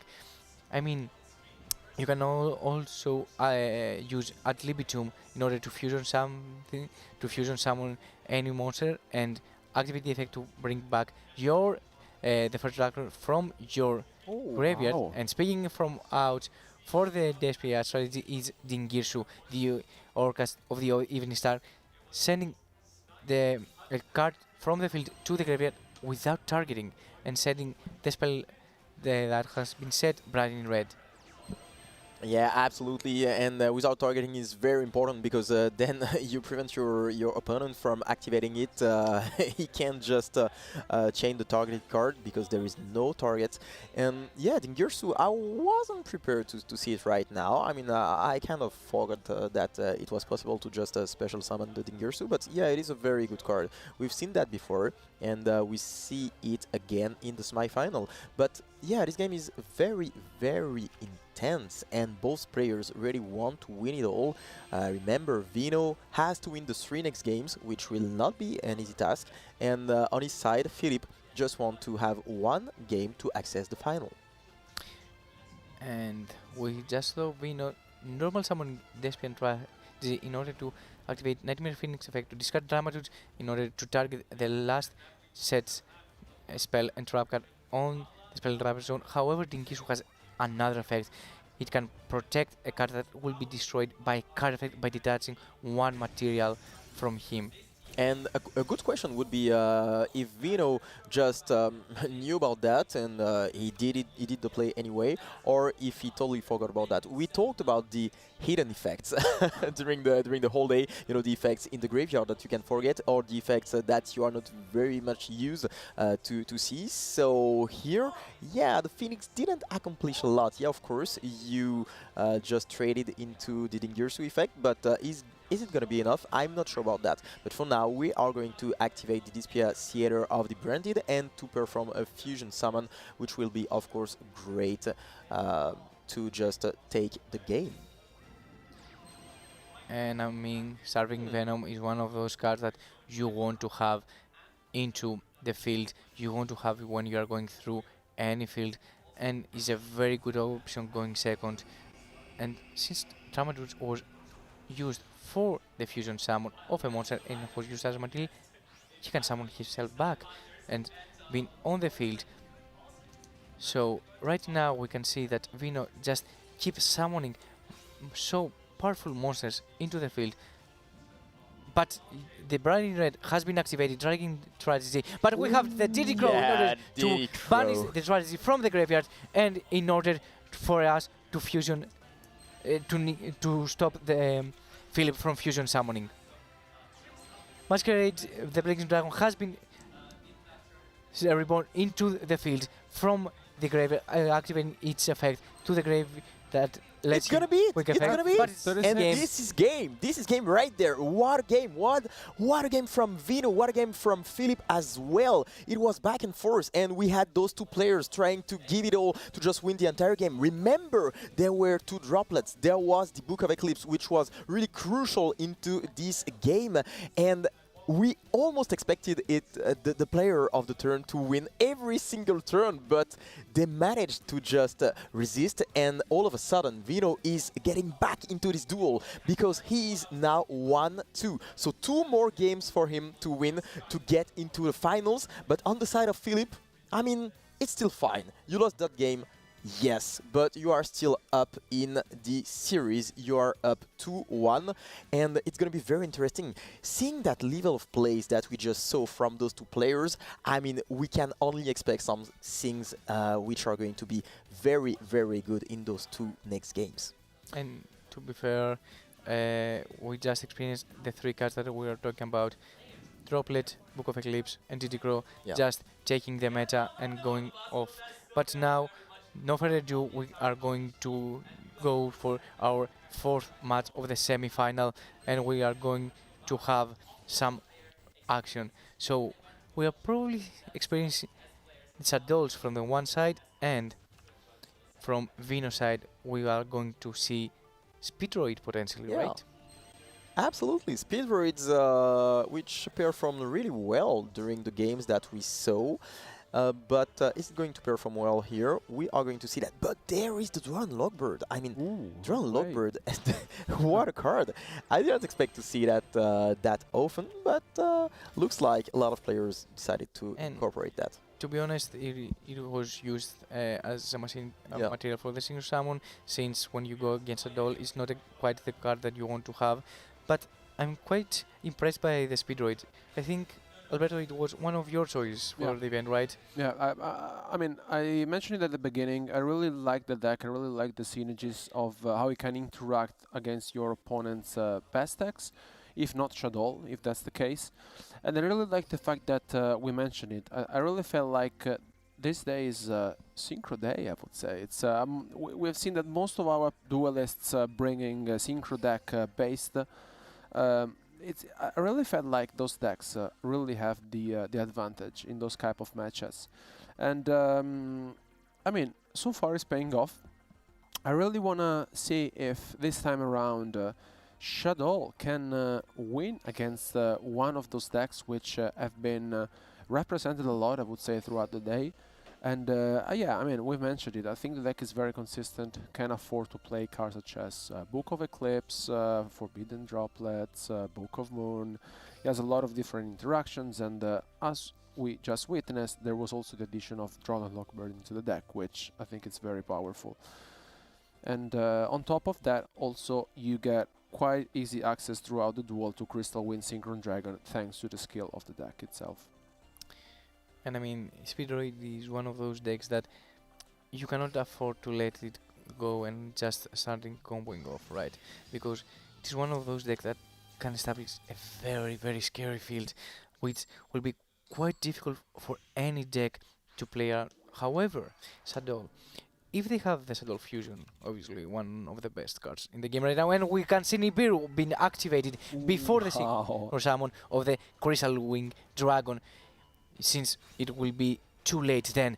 And now I want to see how Vino is going to manage to play with 2 cards in his hand against Nibiru, and it's just a set card and passes. Yes, it is what you expect from a Nibiru, and as we said before, Nibiru in Shadoll is not only that he's a very strong card, it's not only his obvious effect that it tribute summon every face-up monster on the field, but it's also a light monster which gives access to Construct, and if Construct hits the field, it's exactly what the Shadoll strategy wants to in order to start comboing off, starting to find its pieces.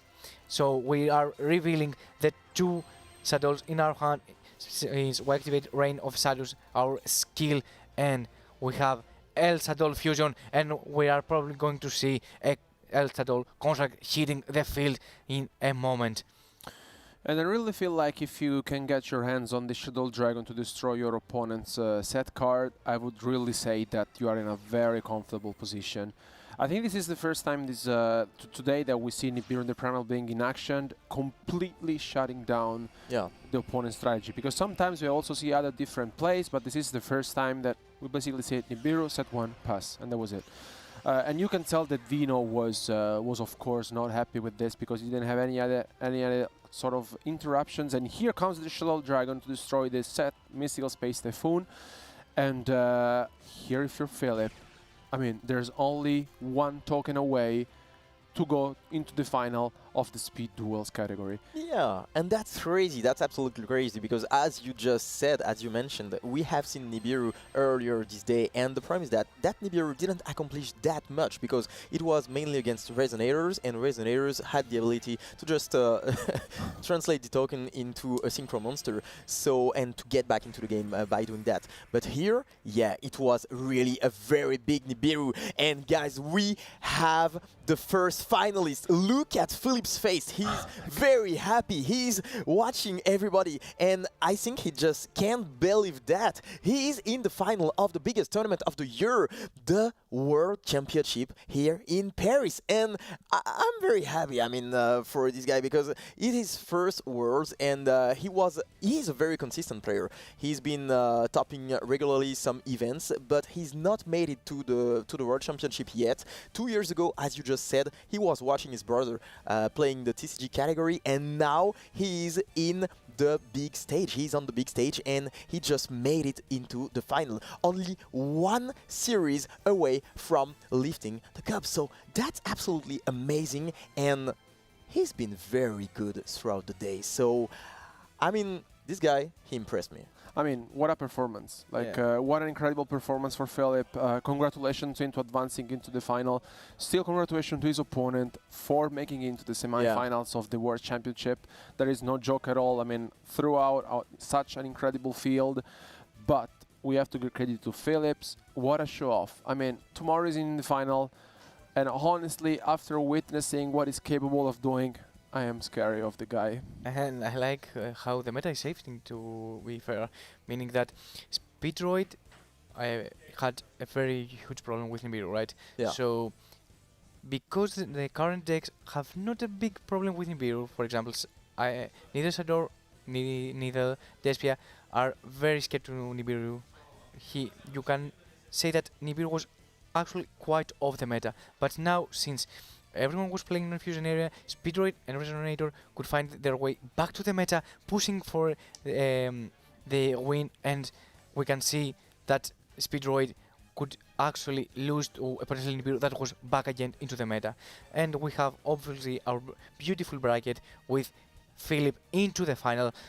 He's waiting for his opponent between Misaka and Kama3, 2 of the best players right now. Absolutely, and that's going to be very interesting to see this duel. I mean, this duel is going to be absolutely amazing, so don't go anywhere. We are going to do a short break, but after that, we are going to get back for the second semi-final. My name is Philip, my in-game name is Sniffus, I'm from Germany, and I've been playing Yu-Gi-Oh! Since I was 6 years old, and Duel Links since 2018. I qualified by getting 3rd place in Europe in the World Championship qualifier, which is basically the last chance qualifier event.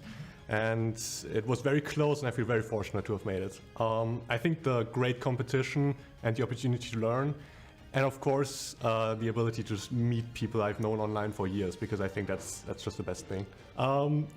It's a funny backstory, because when that grass looks greener, it's like one of my favorite cards. It came out in the TCG, and I looked at the artwork, and I was like, oh, what's that dog on the artwork called? And looked it up, and it's Sniffles, and I was, oh, that's actually kind of a good nickname, so I just stuck with that. Croissant.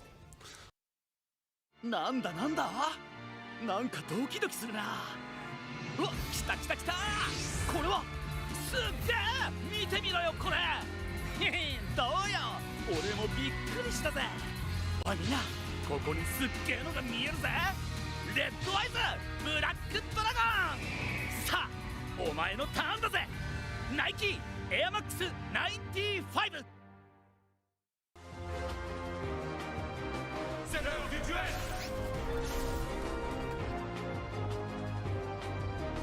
Je ne vais pas m'arrêter en si bon chemin.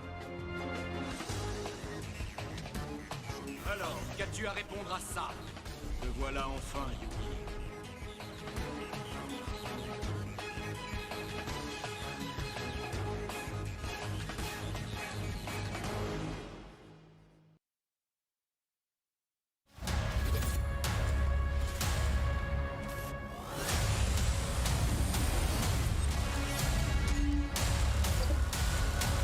Made for the best. Made for who you can be. And we're back at the coverage of the Yu-Gi-Oh! Duel Links World Championship 2025 live in Paris. We just witnessed the first semi-final of the Speed Duel category, but now we are entering into Rush Duel instead for the first semi-final. Honestly, we have quite a few players that we have also seen before on stream, and the 3 of our players we have actually seen are Giorgio, Caricaio, Paco, which won in a fashionable way in our very first round, and then Yume.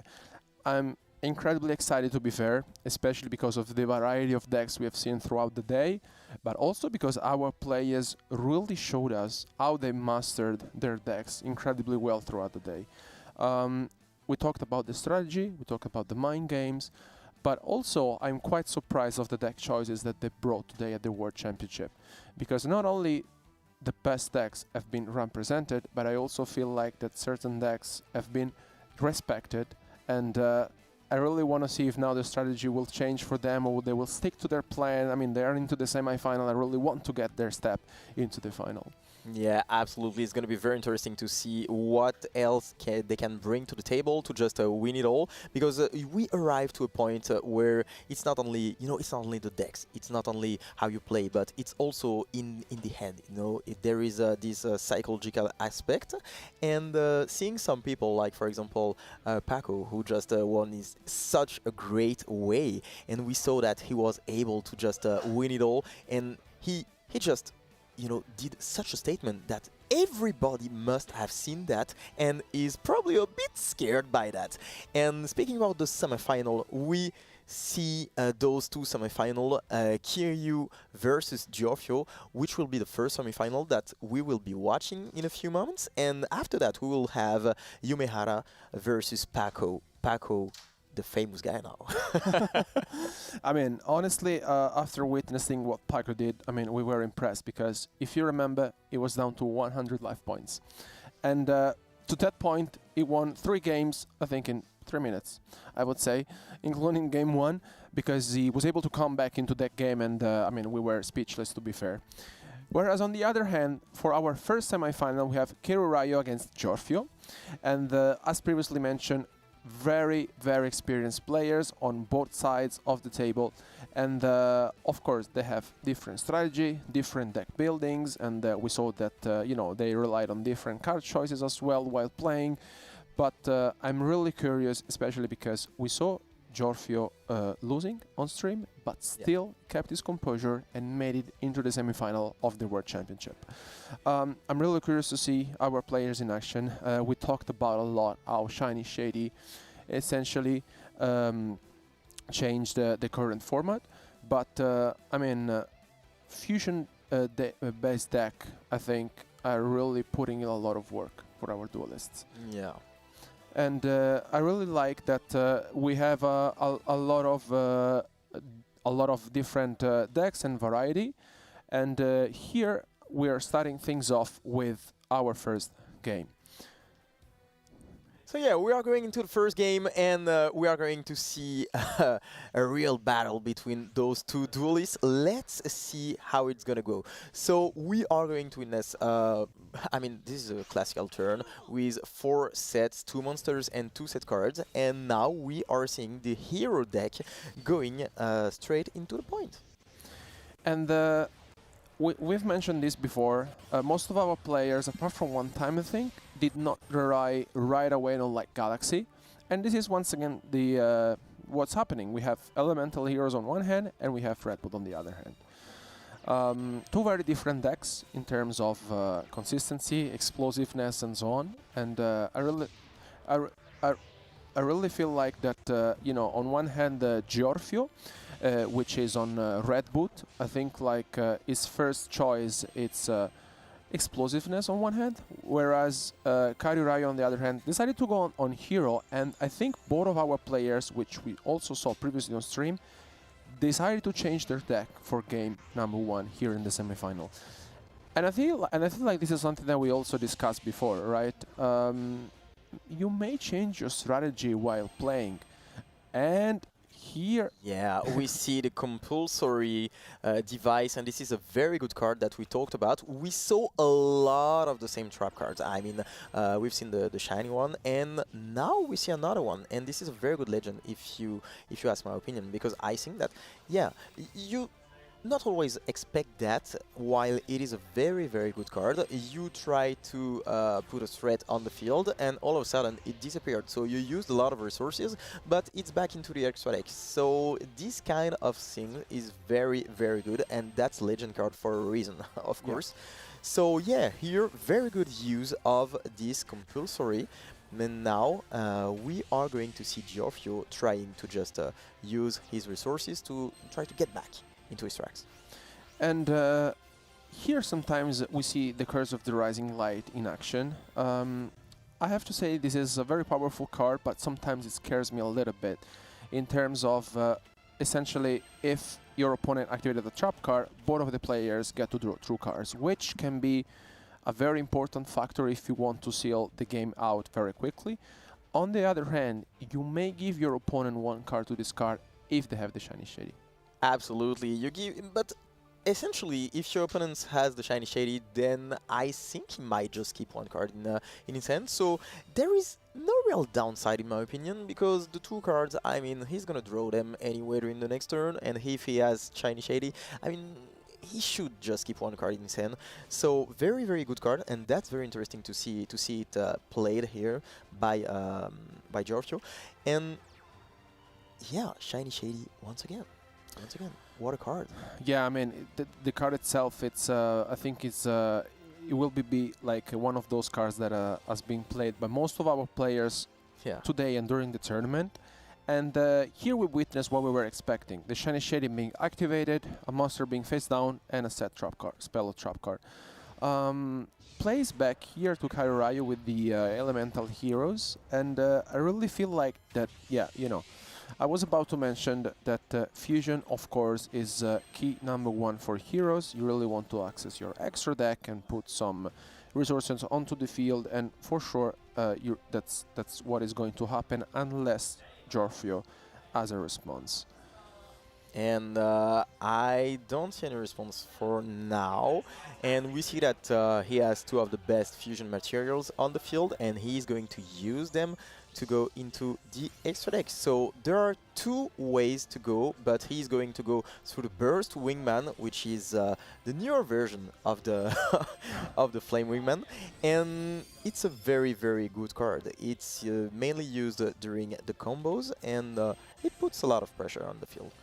And I really liked it, especially because it basically forces your opponent to activate the Shiny Shady, which is something that we just witnessed, because otherwise it could have boosted itself for 1000 and then destroy either one of the 2 set cards of Giorfio.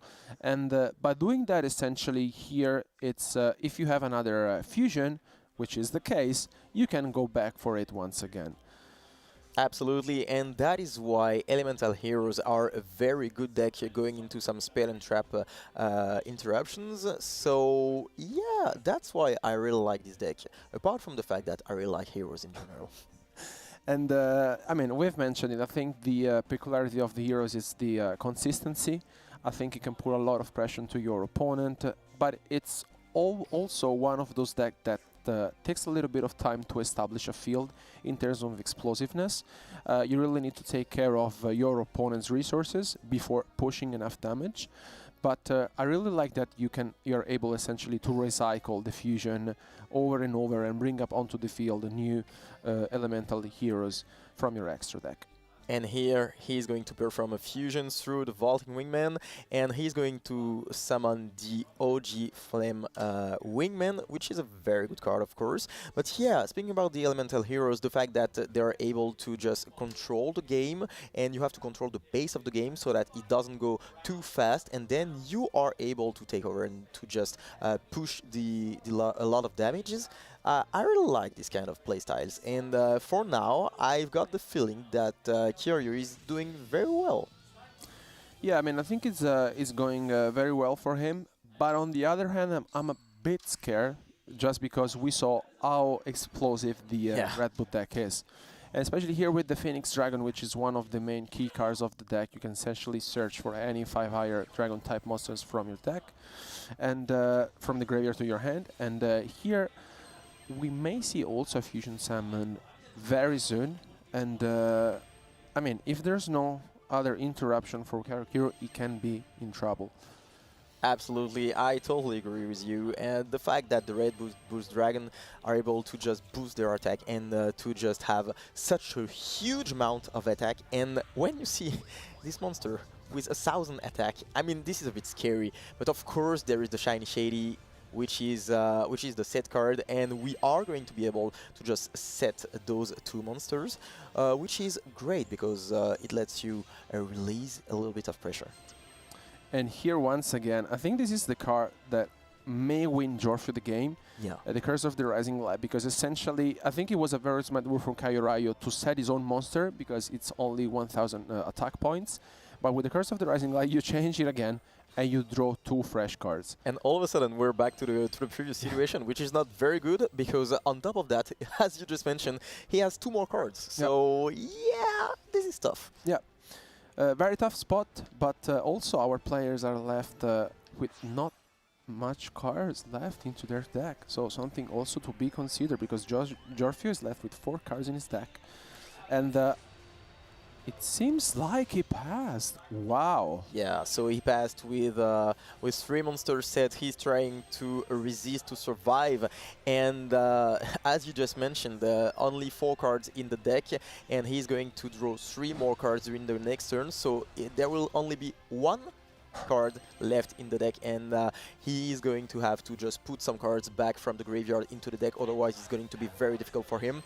Yeah, that is a very interesting duel, and as we just said before, the Elemental Hero trying to control the pace of the game and doing it very well thanks to cards like Shiny, the Trap card, and yeah, I don't know, he's doing very great.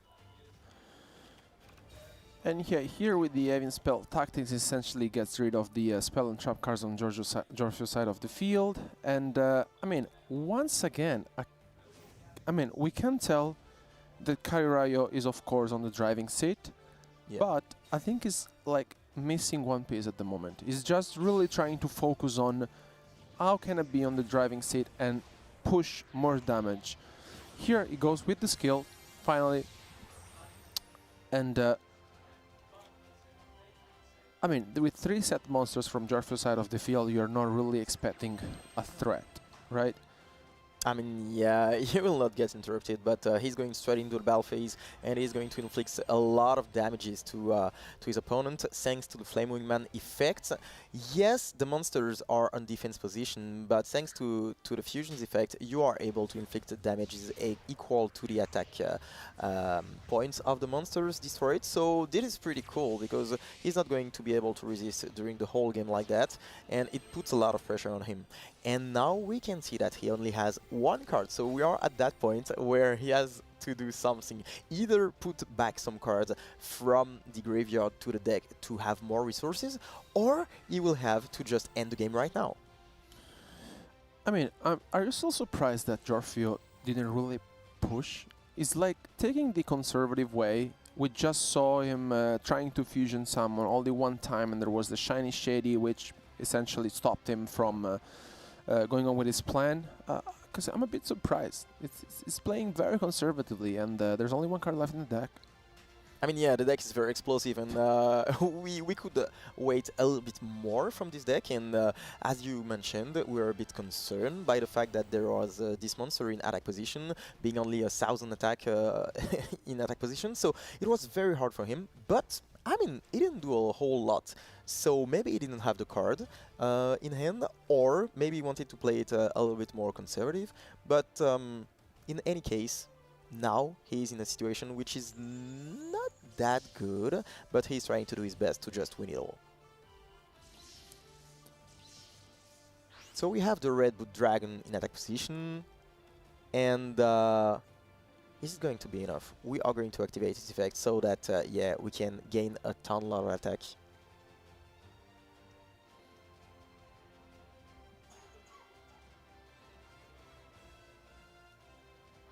Yeah, I think it's just evaluating his option, especially because his graveyard is filled up with monsters. Yeah. And all of a sudden, we have 8 cards in the decks, which is pretty cool. We mentioned the fact that he had to put back those monsters into the deck, and this is a great way to do so that you are able to inflict some damages to your opponent, and you are able, by the way, to just put back those resources. And now we are going to fuse. So the second fusion of the game, slowly, little by little. And there is the Shiny Shady once again. That's meta defining. I mean, wow. He drew the right cards. He had the Shiny Shadies, and he also had the compulsory, which was a very good card, to be honest. So yeah, a lot of trap cards, and I think that might just be the cards that make him win the game. And if that's the case, I mean, we said that before, the spell and traps are very, very important in that game, especially the trap cards, because they allow you to get that extra turn, to get that extra time, so that you are able then to maintain your position and to be able to just push for the game. And in that case, it literally showed us what it is. And yeah, I mean, Kiryu must be very happy with those cards. Yeah, I mean, I really feel like he was able to prevent his opponent's strategy basically every single time, because he had Shiny Shady every time there was the Red Boot or the fusion summon of the Red Boot High Dragon, and also the compulsory evacuation device. So we're back to square one once again. And here comes the Miracle Fusion. What a card. This is, of course, a very good card, and this is a key piece of the hero deck, because you can fusion summon by placing the monsters from the field or from the graveyard, and of course you want to do that from the graveyard on the bottom of the deck. And we are summoning the Elemental Hero Shining Flare Wingman to take the game in style. But what a game! I mean, I'm a bit confused, you know, because we saw the Elemental Hero with a very clear game plan. They wanted to just control the game, and then all of a sudden they pop off, and they managed to just end the game with the Shining Flame Wingman. But on the other hand, we have something very special, because we didn't see much from the Red Boots strategy, while usually we see them going all in, you know, with all those big monsters, with all those attack points, and all of a sudden, I mean, you're down, and you're down 0-1. But this time, I mean, it was a bit special. What do you feel about that? Yeah, I mean, I really felt like it was more of a conservative game, I really felt like both of our players didn't push enough, just try, you know, to things differently. We have to say that Kairi Ryo had multiple shadies and the compulsory evacuation device, which in this specific matchup were incredible. They were devastating, especially because I think he was able to counteract the Red Boot Dragon a couple of times, preventing him to shuffle cards from the graveyard into the deck. He was left only with one card in the deck. And the compulsory evacuation device itself, of course, we know how powerful that is. There is a reason if there's only one in the deck. But yeah, I really have to say that both of our players kept their composure. It was a very, I would say, different game compared to the ones that we saw. Yeah. And also, I think it was the first time we saw Miracle Fusion in action. I was super happy to see that. But also, we know that once Miracle Fusion gets activated, I think most of the time it's just to seal the game, right? And that's essentially what happened. But I really like that our players, let's say, changed their strategy. They just showed up once again on stream. We saw them before in different contexts, during the Swiss rounds. And they brought up for game one a different deck that they brought in the previously matches. So here for the game two, let's see what is going to happen. Yeah, and that's very, very interesting because, yeah, the fact that they are just going to adapt at that point of the tournament is, of course, something that we could plan. But, yeah, they do it very well. And like the last game, we see Giorgio just set 4 cards. And we are going to get rid of one immediately with Ghost Cyclone, a very, very good card. I mean, cards that let you get rid of the opponent's spell traps are, of course, very strong because we saw how impactful those cards are if you let them stay on the field. And here we're going to be seeing spellcasters against heroes once again. I mean, we mentioned it before. It's this is what our players have brought so far to the tournament. For sure, we have like Galaxy, Heroes, and Spellcasters. And let's say that the last 2 remaining decks sometimes can vary depending on you know, what you really felt like playing. Maybe the Red Boot Dragons or maybe the Baseball strategy. It really depends on what your feelings, your gut, your testing tell you. And here, Spellcaster, I really enjoy the deck in general. We also witnessed it before in other different matches. We said that the deck is very consistent, and I also feel like that at the right time, whenever there's a fusion summon being involved, we really know that we push for some damage, and we also know that the 7th Road Charming Witch is one of those cards that really help us maneuver through your opponent's field. Yeah, absolutely. This is a very, very cool card, and usually you just go through that card to go into some more important fusion monsters, and it lets you just, you know, sterilize the things a little bit and then go into the major plays. But for now, we are going to summon the Swordsman of Roadstar, and we see that with the Ghost Cyclone, he hit a very cool card, so he must be very happy with that. And here comes the first 7th Row Witch onto the field, and we're going to be using its effect. Oh, here it is, the 7th Rose Magician, yeah. And the Strange Magician. And we are going to fuse! Fusion activated, and we are going to be able to special summon from the extra deck, and it's going to be, of course, the 7th Road Charmy, which you talked about that earlier, and I think this is one of the best cards of the deck. Of course, this is one of the points which is very crucial to go into the next plays, and if you remove that from the deck, I mean, the deck is totally different. No, exactly. I mean, the card itself does so much, and as we just witnessed, I mean, 3,900 life points, it's no joke. And because, of course, like the pressure is on Jorfio, with his Elemental Hero deck, of course, we'll try to fusion summon and go for some extra deck monsters options. But at the same time, I really feel like the Kairi did what the deck does at its best, just putting some pressure into your opponent. You go for the first fusion summon, and then you get to draw 5 fresh new cards. Absolutely, and that is a clear game plan.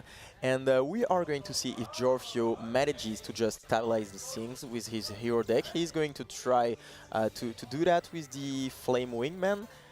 And he's going to special summon back the Sparkman. So Sparkman and Wingman are on the field. He is going to add back the fusion and probably activate it. Yeah, he's going to fuse again with this fusion and special summon from the extra deck, and it's going to be yeah to be the Shining Flare Wingman water card.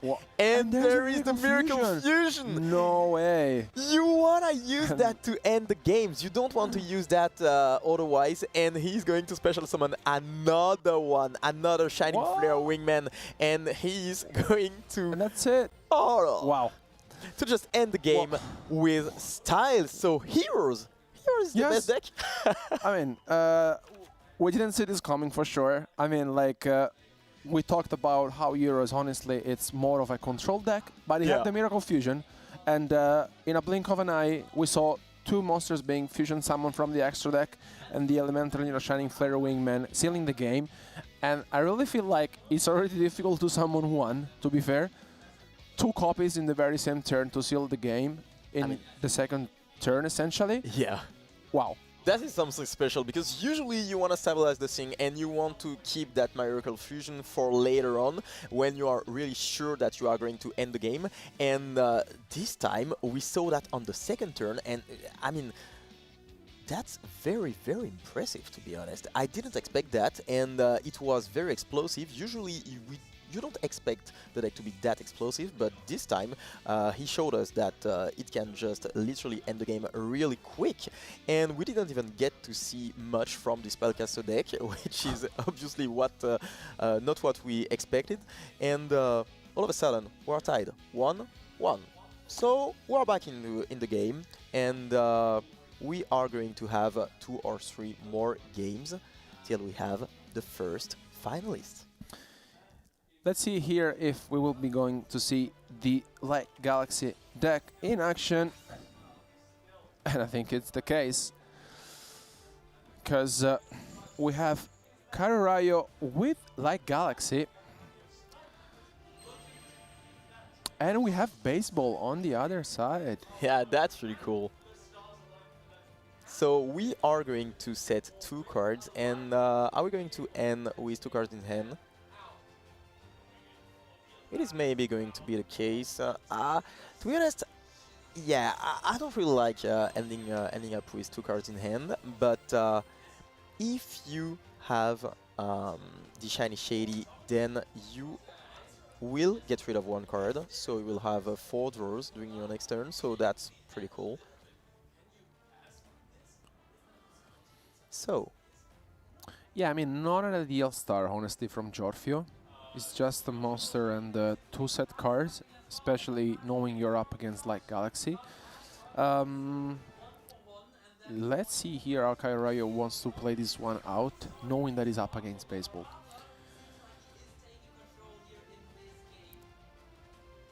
So, still thinking about what is going to be his first move. And his first move is going to be, I mean, something that you usually see. To special to summon 2 monsters. Well, Strange Traveler. That's essentially with the you get to send the first card, the top of the card of the deck to the graveyard. Was a Pot of Great, unfortunately. That's not very good, to be honest. It was not very good. It was a very nice top deck, but it's also true that the Light Galaxy deck plays a lot of monsters, and yeah, chances are that you're going to send 1 monster, but you know. That is a bit unfortunate, to be honest. Yeah. So we are back onto Giorgio's turn, and he has 3 new cards in hand. So he's going to be able to just try to put his strategy in place, because there is no real threat for now on the side of Kiryu. I mean, there is a set card, and we know that those set cards can be very interesting. But apart from that, only 3 monsters and nothing more. So we are going to just get access 2 more cards. And we saw in the hand the stadium.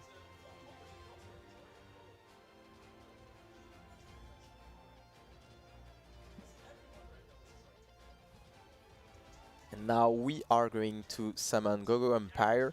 So Gogo Empire is a very interesting card, but you don't usually want to use its effect too early because you want to have those cards in the graveyard, at least 3 cards in the graveyard to be able to perform all the combos, especially with the Grand Slam Dragon. So yeah, you have to pay attention to that, to the monsters in your grave. And I think this is like the main key cards of the deck, which is the player 99, which basically gets you access from the graveyard to the player 39, which can become a 5000 attack monsters, which is very difficult to deal against. But as you mentioned, most of the times you are relying on your graveyard, and if you don't have many pieces, you may be in trouble. But yeah, this basically, player 99 is a great card because it allows you all of a sudden to just put so much damage onto the field. But here comes the shiny Shady. I mean, are you surprised? I mean, I think we have said it countless times. Here comes the shiny Shady, and here comes again, because you know, it was there, but the secret order was being set from Jorfio's side of the field. And here, let's see if he can continue. Oh, Ooh, and there is another one! Another player 99 Grand Slam Dragon, which will be able to activate his effect and to special summon the player 39 if he wants to. So that's pretty cool because all of a sudden you have the Run Hitter just going on the field, and you have the Grand Slam Dragon gaining 2000 attack points. So you have one monster with 4000 and the player 39. And yeah, he's going to just enter battle phase, use his 2 monsters to just get rid of 2 of the monsters of Kiryu. And this is a pretty convincing turn, to be honest. Yeah, I mean, we saw the shiny Shady being activated from Carreo, and to be fair, I mean, we thought that may be, you know, the end of the turn for Jorfio. That was not the case. Of course, it was better than expected for sure after the shiny Shady's activation, but I really fear Light Galaxy in such a situation. Yeah, because with 2 monsters on the field, we saw that it has the weapons to really hit your opponent hard, and I mean, I really feel like we also saw Kairayu in the other future match before.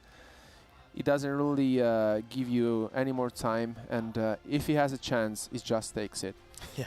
So I'm really curious to see here how he's going to be playing against this, especially because I think there's no set card, I think, from Jorfio's side of the field.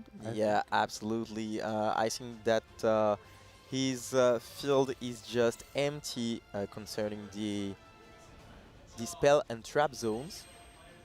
So when you see that, you know that you are basically free to do your full combo, and we know that the combos can be really scary on the side of Light Galaxy.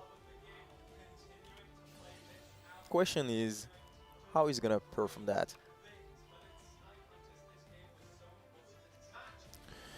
Yeah, I mean, I think he's just considering his options, and I mean, at this point into the tournament, of course, you want to consider your option, but once again, unfortunate cards being sent from the deck to the graveyard, another spell. I mean, what are the chances? I mean, the staple cards you usually pair, of course, are the Secret Orders, the Pot of Greed, there's the Field Spell. I mean, there are not many cards, right? So yeah, and the trap cards.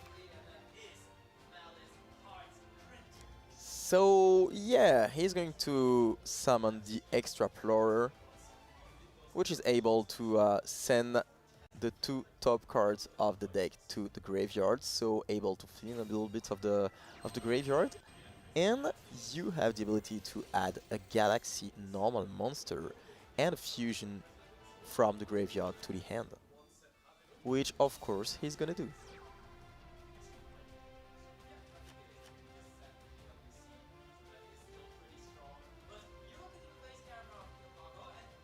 okay, but here he has another Secret Order to bring onto the field the Galactica Oblivion.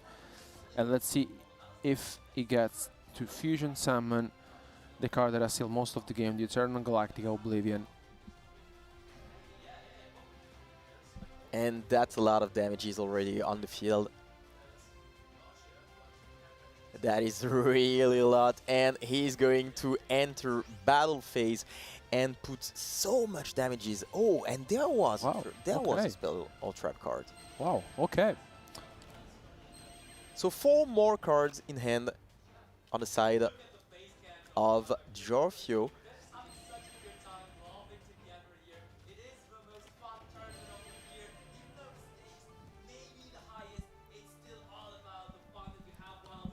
And now he is going to try to navigate through the field of Kyoryu Hero, but the problem is that there are 2 set cards, and this is very scary because he only has 700 life points, which is not a lot, and we talked about that earlier. In Rush Duel, the life points are very, very important, because if you just stand like that with so little life points, then you are you're on the verge of getting out of the game really, really quick. So yeah, he's going to have to stabilize the game, but it's not going to be easy because those 2 set cards can be really scary. If it is something like a Shiny Shady or something like a Compulsory that we have already seen, it can be really, really painful for him. I mean, definitely, especially because with 2 set cards, Kyoryu didn't activate any trap cards so far, and I really feel like that it may be the case. I mean, we saw before a Shiny Shady being activated from him, but again, playing, maximizing all of them, of course, gives you an advantage. Of course, your life points are relevant, as we mentioned, and also gaining 300 life points can make the difference in such in such a matchup. Here, once again, we go for the player 99. Absolutely. Is there something? Is there Shiny Shady right there? No, no Shiny Shady, so we are going to be able to activate the effect of the player 99 Grand Slam Dragon and try to bring back from the graveyard the player 39 Home Run Hitter, and that would mean a lot of damages, but that would not be enough yet. That would not be enough, even if he were to activate its effect and made it a 5,000 attack points. It will be 3,400 on the... yeah, it will not be enough. He just lacks a little bit extra damages. That is not enough, so let's see if he can find a way. I mean, it doesn't seem as if there's any response from Kyoryu so far. Yeah, nothing so far, so he's going to set another card, and he's going to enter battle phase. He's going to try to stabilize the situation, but is it enough? That is the question. I've got the feeling that this is a very scary situation to be in for Giorgio, because yeah, of course, he has some 2 set cards, but during the last turn we saw that he didn't activate the first set card, so maybe this is a bait. And the second one, I hope for him that is a very good one, because yeah, Kyoryu is in the driver's seat right now. He has 5 cards in hand, he has 2 set cards, he didn't activate them during the last turn, so maybe this is, I just say maybe this is some spell cards that are able to just help him in this game. So yeah, I am, I'm waiting to see what he can do, but he's in a good spot. Yeah, I mean, I think if you're Kyoryu, you need to be, you need to imagine that your opponent may have 1 Shiny Shady, so you just need to play around it in case your opponent has 1 copy. And if he doesn't, of course, even better. But in case he does, you really need to think about, okay, what can I do if he has a Shiny Shady in response to my cards? You're the first guy using Galactara Fuse Eve, and of course, there's the first Shiny Shady. I mean, we were mentioning this. In case there's one, what's the backup plan? Yeah, totally, and I think that okay. Curse of the Rising activated, and he's going to be able to just flip it back face up and to draw 2 cards. And this might be the 2 cards that he needs to just end the game right there, because remember, only 1,000 life points on the side of Jorfio, which is not a lot, to be honest.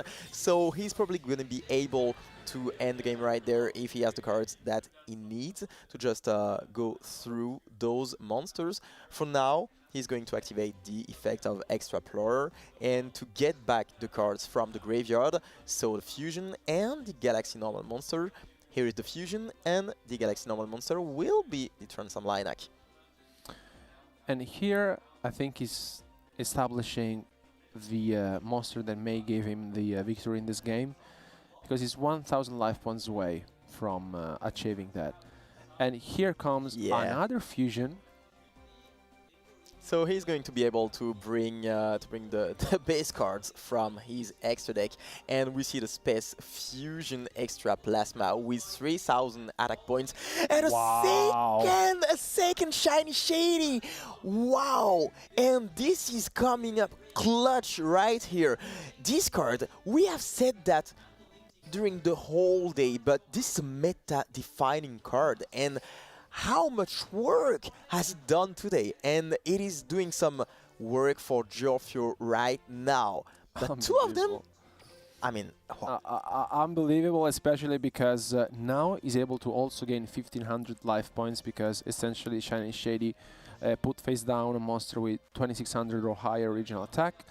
And will this be enough to stop Kairaios to close this one out in this turn? Looks like yes. Looks like yes, because he's just setting 2 cards, and I think he's going to enter battle phase to get rid of the monster and to pass turn. And all of a sudden, Jorfio, who was in a very difficult situation, is now up in the life points battle. So, I mean, yeah, those cards, he needed to have those 2 Shiny Shadies, to be honest, and he had them. That's the heart of the card.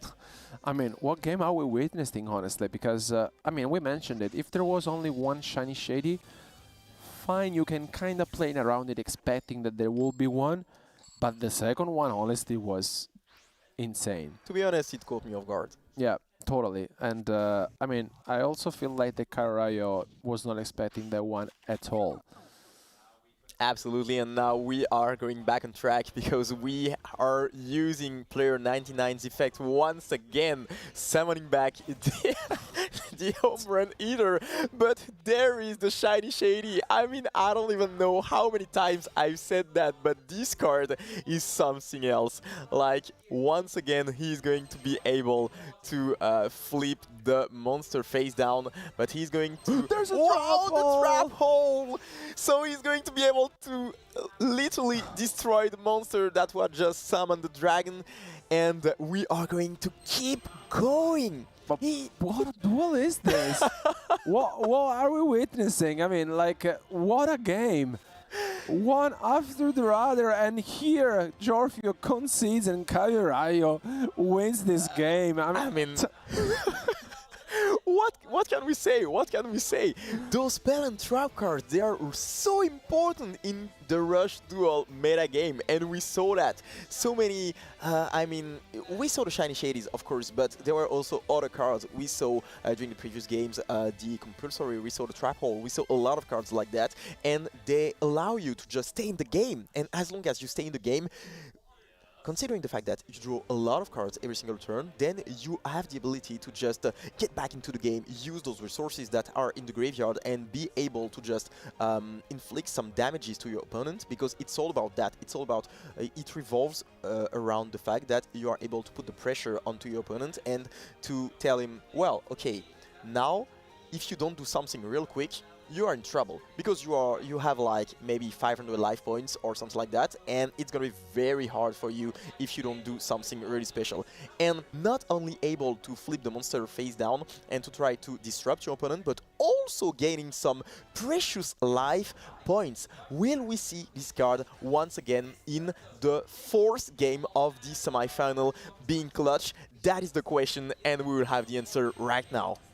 I mean, unbelievable, because both of our players, I mean, you could tell how careful they were in all their choices, in all the cards they were playing. In the end, I mean, I'm just speechless. I mean, what a duel. I lost count of how many shiny shadies we just I don't know, to be honest. I just lost count. And here we are going to see the fourth game, and yeah, we're going to see some dragons once again. Yeah, it's gonna be dragons against spellcasters. Ooh, and that is a very good card. Of course, you want to get rid of your opponent's spell trapped cards, and this is of course what he did right now. He's going to summon the Red Boot Boost Dragon, which is of course a crucial piece of the combo, and activate its effect so that he is able to just inflict some damages.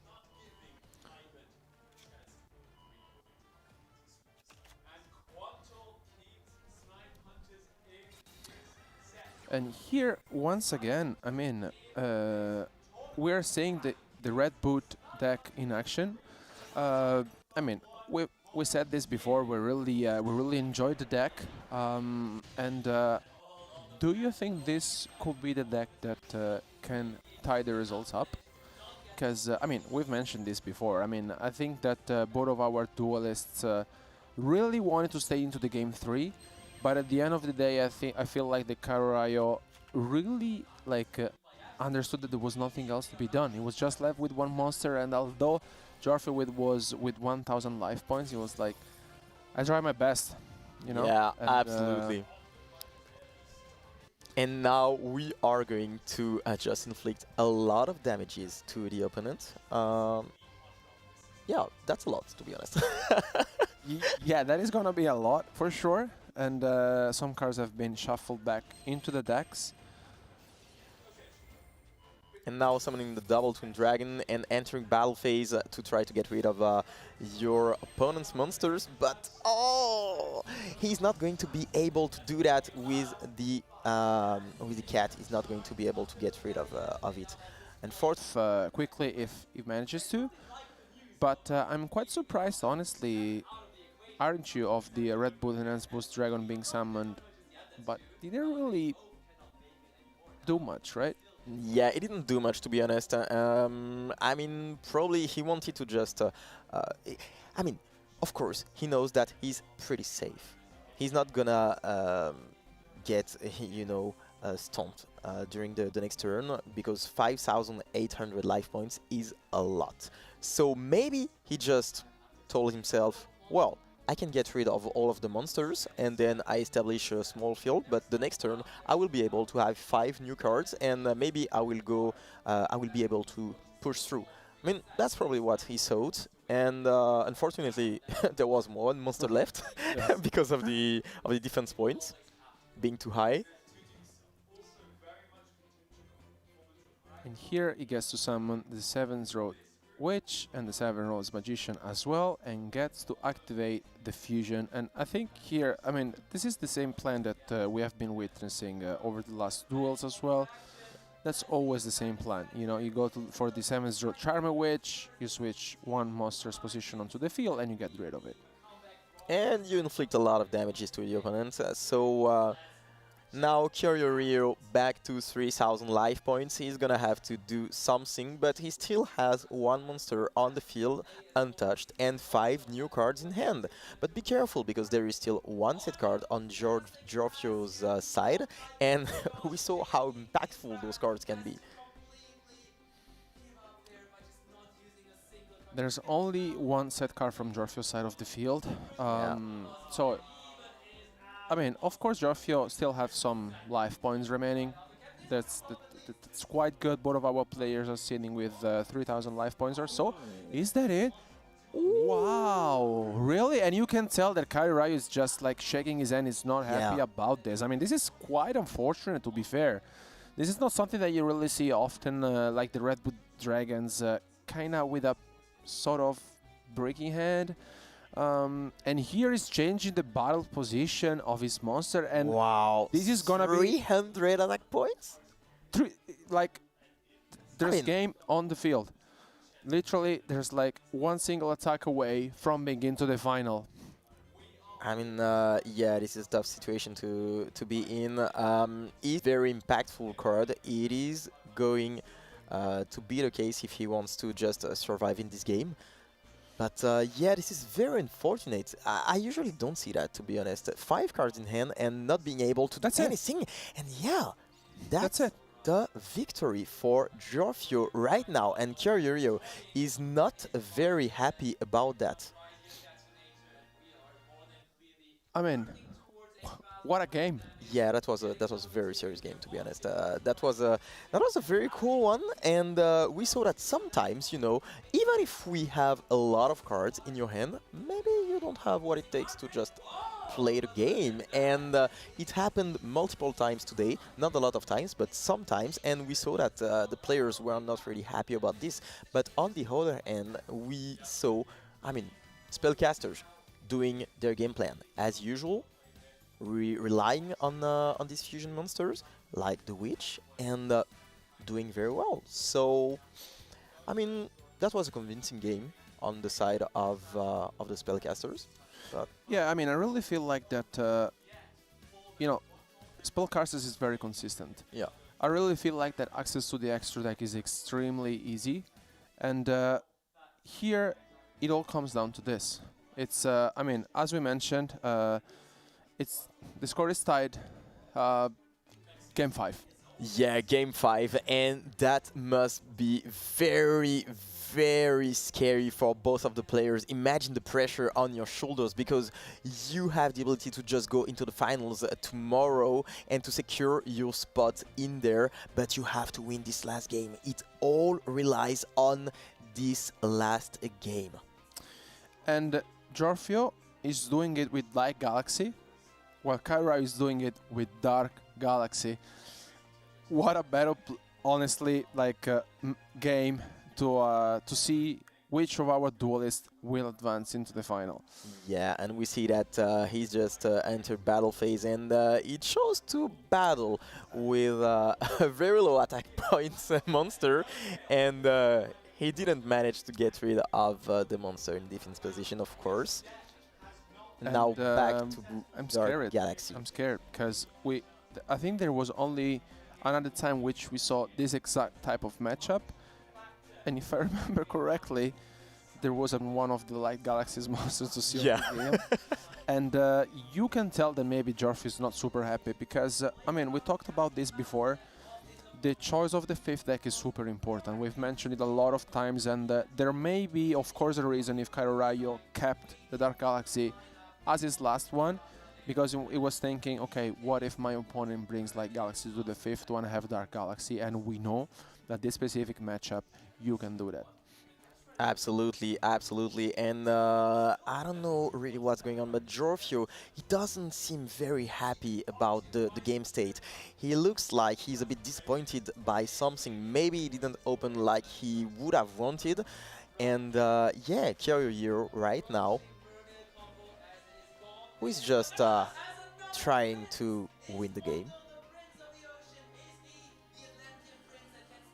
I mean, Kairorayo is considering his options, of course. It's just, I mean, there's a set card from Giorgio's side of the field, so of course he needs to take care of it. And here comes the Voidwell Requiem, which is one of the most important card of the deck, of course. What the trend, of course, it's been playing with the graveyard a lot. A lot of cards in the graveyard, gaining attack points. It's super relevant, and both of these decks doing incredibly well. It's not a case that, of course, the Dark Galaxy played mostly monsters, of course. And here I really want to see how this will turn out, because as we're witnessing, the Voidwell Requiem is 4,000 attack points. Absolutely, because yeah, of course, we have some light monsters on the opponent's side of the field, and it is even more attack points on the side of the Voidwell Requiem if your opponent controls a light attribute monster. So that's part of the reason why this deck does so well against the Light Galaxy strategy. And yeah, this is pretty cool to have such a big monster on the field, especially considering the fact that on the opponent's field there is literally a 300 attack monster. And there's another one! Wow! Yeah. There's another one, and here, thanks to the effect of the Voidwell globally, essentially you can treat it as 2 monsters to summon a dark monster, and here there's another one. I mean, this is getting scary, to be honest. The set card better be a very good card. Yeah. Otherwise, it's gonna be over. Yeah, it better be. Void Veil Requiem, which is a very good situation to be in, considering the fact that in front of him, he has only low attack monsters in attack position. So, will he be able to seal the deal right now? That is the question. But there is the Shiny Shady, which is, of course, a very good card in this situation, because you are going to be able to set the monster of the opponent and to be able to literally gain some life points. Yeah. And, I mean, it didn't seem that happy, to be fair. Yeah. While it's at all, it's an okay situation. It's if you ask me. It's totally not ideal. It's still okay, but you're kind of forced to activate it. To be fair, you know. Absolutely, and here it comes. We are going to activate the Tearfing, which will allow him to do some piercing damages. Of course, it doesn't matter right here because all the monsters are in attack position, and this is going to be it. Kiryu Ryu will be the first finalist for the Rush Duel World Championship. And yeah, we can see on his face that he's pretty happy. Jorfio's on his side is not that happy, of course. I mean, looking at that state, it must be very frustrating, but I mean, he can be proud of himself because going into that stage is something that is very, very cool anyway, so he can be proud of him. I mean, absolutely. I really feel like that he was obliged to activate that Shiny Shady. Yeah. And I think either way, either you activate it or not activate it in that situation, you're gonna lose. Yeah, totally. I think with the last two cards remaining in Kairu's hand, it would have not mattered. I really feel like it was a very tense match, an incredible one. We went to Game 5. We had very back and forth ones. Congratulations to Jorfio, which 2 years after comes back to the World Championships and secure again top 4, which is no joke. I mean, we are the World Championship. Yeah, absolutely. And on the other hand, Kairu Ryo is the first player of the Rush Duel category advancing to the final.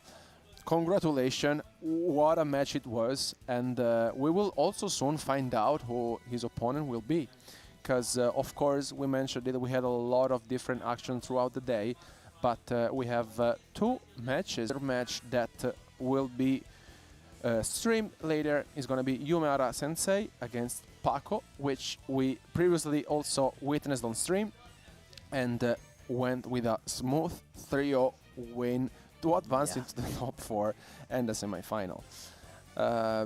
So thank you so much for watching. It's been an absolute pleasure to also cast this second semi-final. But don't go anywhere because we will be back soon with the next match, semi-final for the Duel Links category. Keep watching. Hi, my name is Kiryu. I'm from Australia and I've been playing Yu-Gi-Oh! Ever since I was little. I've been playing competitively since 2012 and I've been playing Duel Links ever since it came out.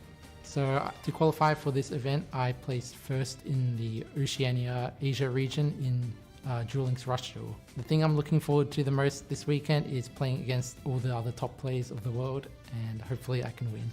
My ace monster would be Blackluster Soldier, Envoy of the Beginning. It has one of the strongest effects and attack points in the game. I would probably prefer croissants because I've never had a macaron before. He wasn't supposed to win. Wasn't the favorite. Wasn't the smartest one out there. Wasn't the guy with the shiny, rare, whatchamacallit card. He was the third-rate duelist with a fourth-rate deck. Hey, listen to me. I say talk is cheap. I fought my hardest to get where I am right now, and I never let anyone get the best of me, even when all hope seemed lost. So why should I start now? The whole gang's rooting for me.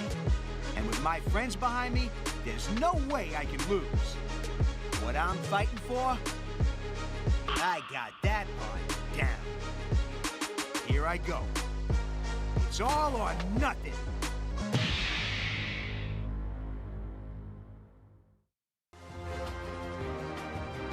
C'est l'heure du duel!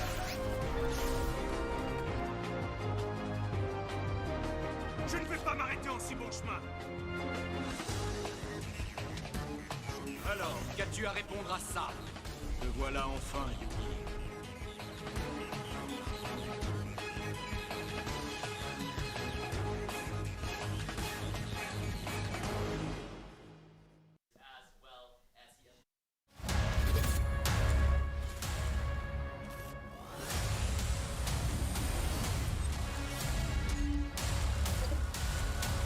Made for the best. Made for who you can be. And welcome back, ladies and gentlemen, for the Yu-Gi-Oh! World Championship 2025 here in Paris. We witnessed the semi-final of the Speed Duel, the first one, and the first final of the Rush Duel. And we had some incredible games, with some back and forth games, with some strategy, some mind games, and also some creative things. Now we are back to the Speed Duel with the second semi-final to know who will reach the final for tomorrow, and I think that it's gonna be a very interesting duel. I mean, up until now we had some incredible games and I can't see that stop right now. What is your feeling about that? I mean, this is exactly what I was expecting when I was going to watch the semi-finals of the World Championship, right? Both in Speed Duel and in Rush Duel. So currently we can also have a look at the current standings as for the Speed Duel, since we have already Sniffus in the final, as we experienced an amazing match before, and now we're going to experience another great semi-final, Misaka against Kama 3. I mean, what do you expect with players of such a high impact on the current meta game, meaning that both Misaka and Kama 3 have both very unique strategies. Of course, Kama 3, we saw that he doesn't even brought to the tournament the SPS strategy, which is quite extremely surprising for me, to be honest, meaning that we consider it to be one of the best decks, right?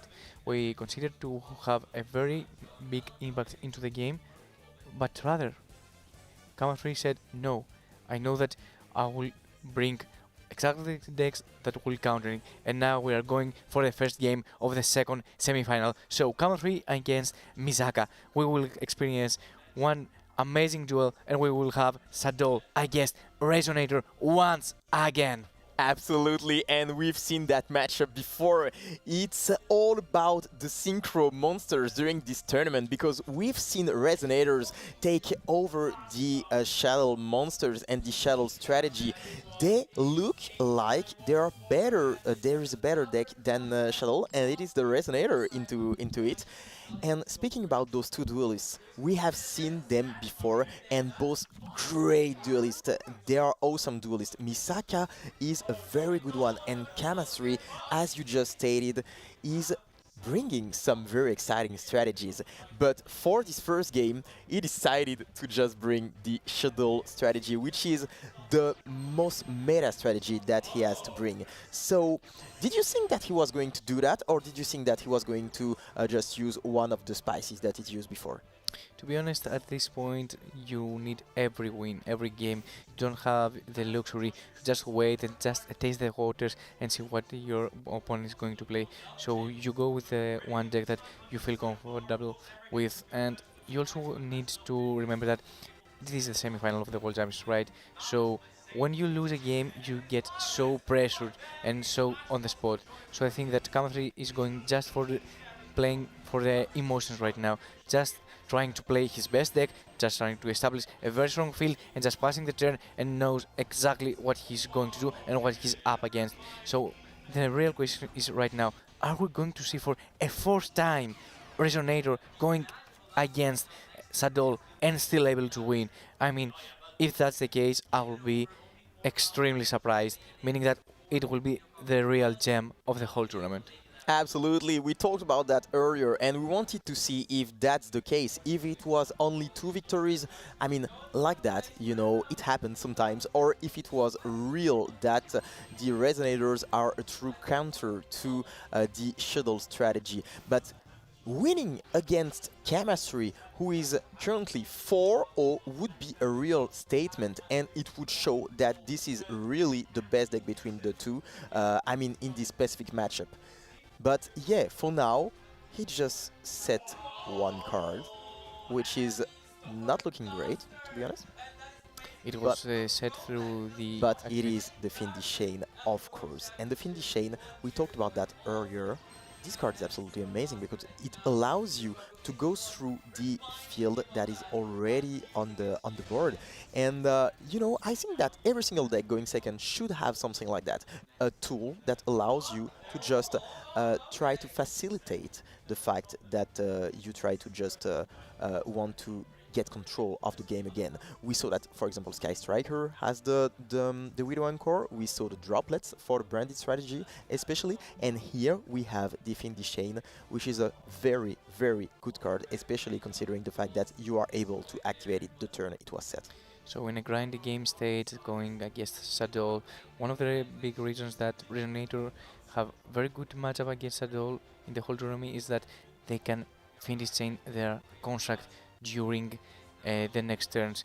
So this is very, very important to cut off Shadoll from keep looping their resources, keep sending motions to the graveyard and activating their effect. And I think at this point we will have our first fusion summon, probably for winter, since the Resonator has been activating the hand to special summon itself from the hand, and now winter will be face up on the field. So when Crimson Resonator gets summoned, now Misago will not have more special summons in order to go through. So we will not normal summon through Resonator, but remember, we cannot access more special summons. And this is a very scary position to be in. I mean, Winda is a very, very strong card, of course, because you know, I find this card like, you know, for example, the Masquerade, because it puts so much pressure on the opponent. You know, Masquerade, because you are paying some life points and you have a limited amount of times that you can pay those life points, and here you can only special summon once, and when it is activated in response to an effect that special summon itself, I mean, you are kind of trapped, you know, and this is very, very scary because for now he cannot special summon anymore. So we will see if there is a card that will prevent himself from getting stuck in that position or not. But if he doesn't have anything else, then it's going to be very hard for him to just survive the next turn. And Abkalon has been summoned through the effect of Shadoll Seism, sending Crimson Dragon to the graveyard, and I think things are pretty good for Kama 3.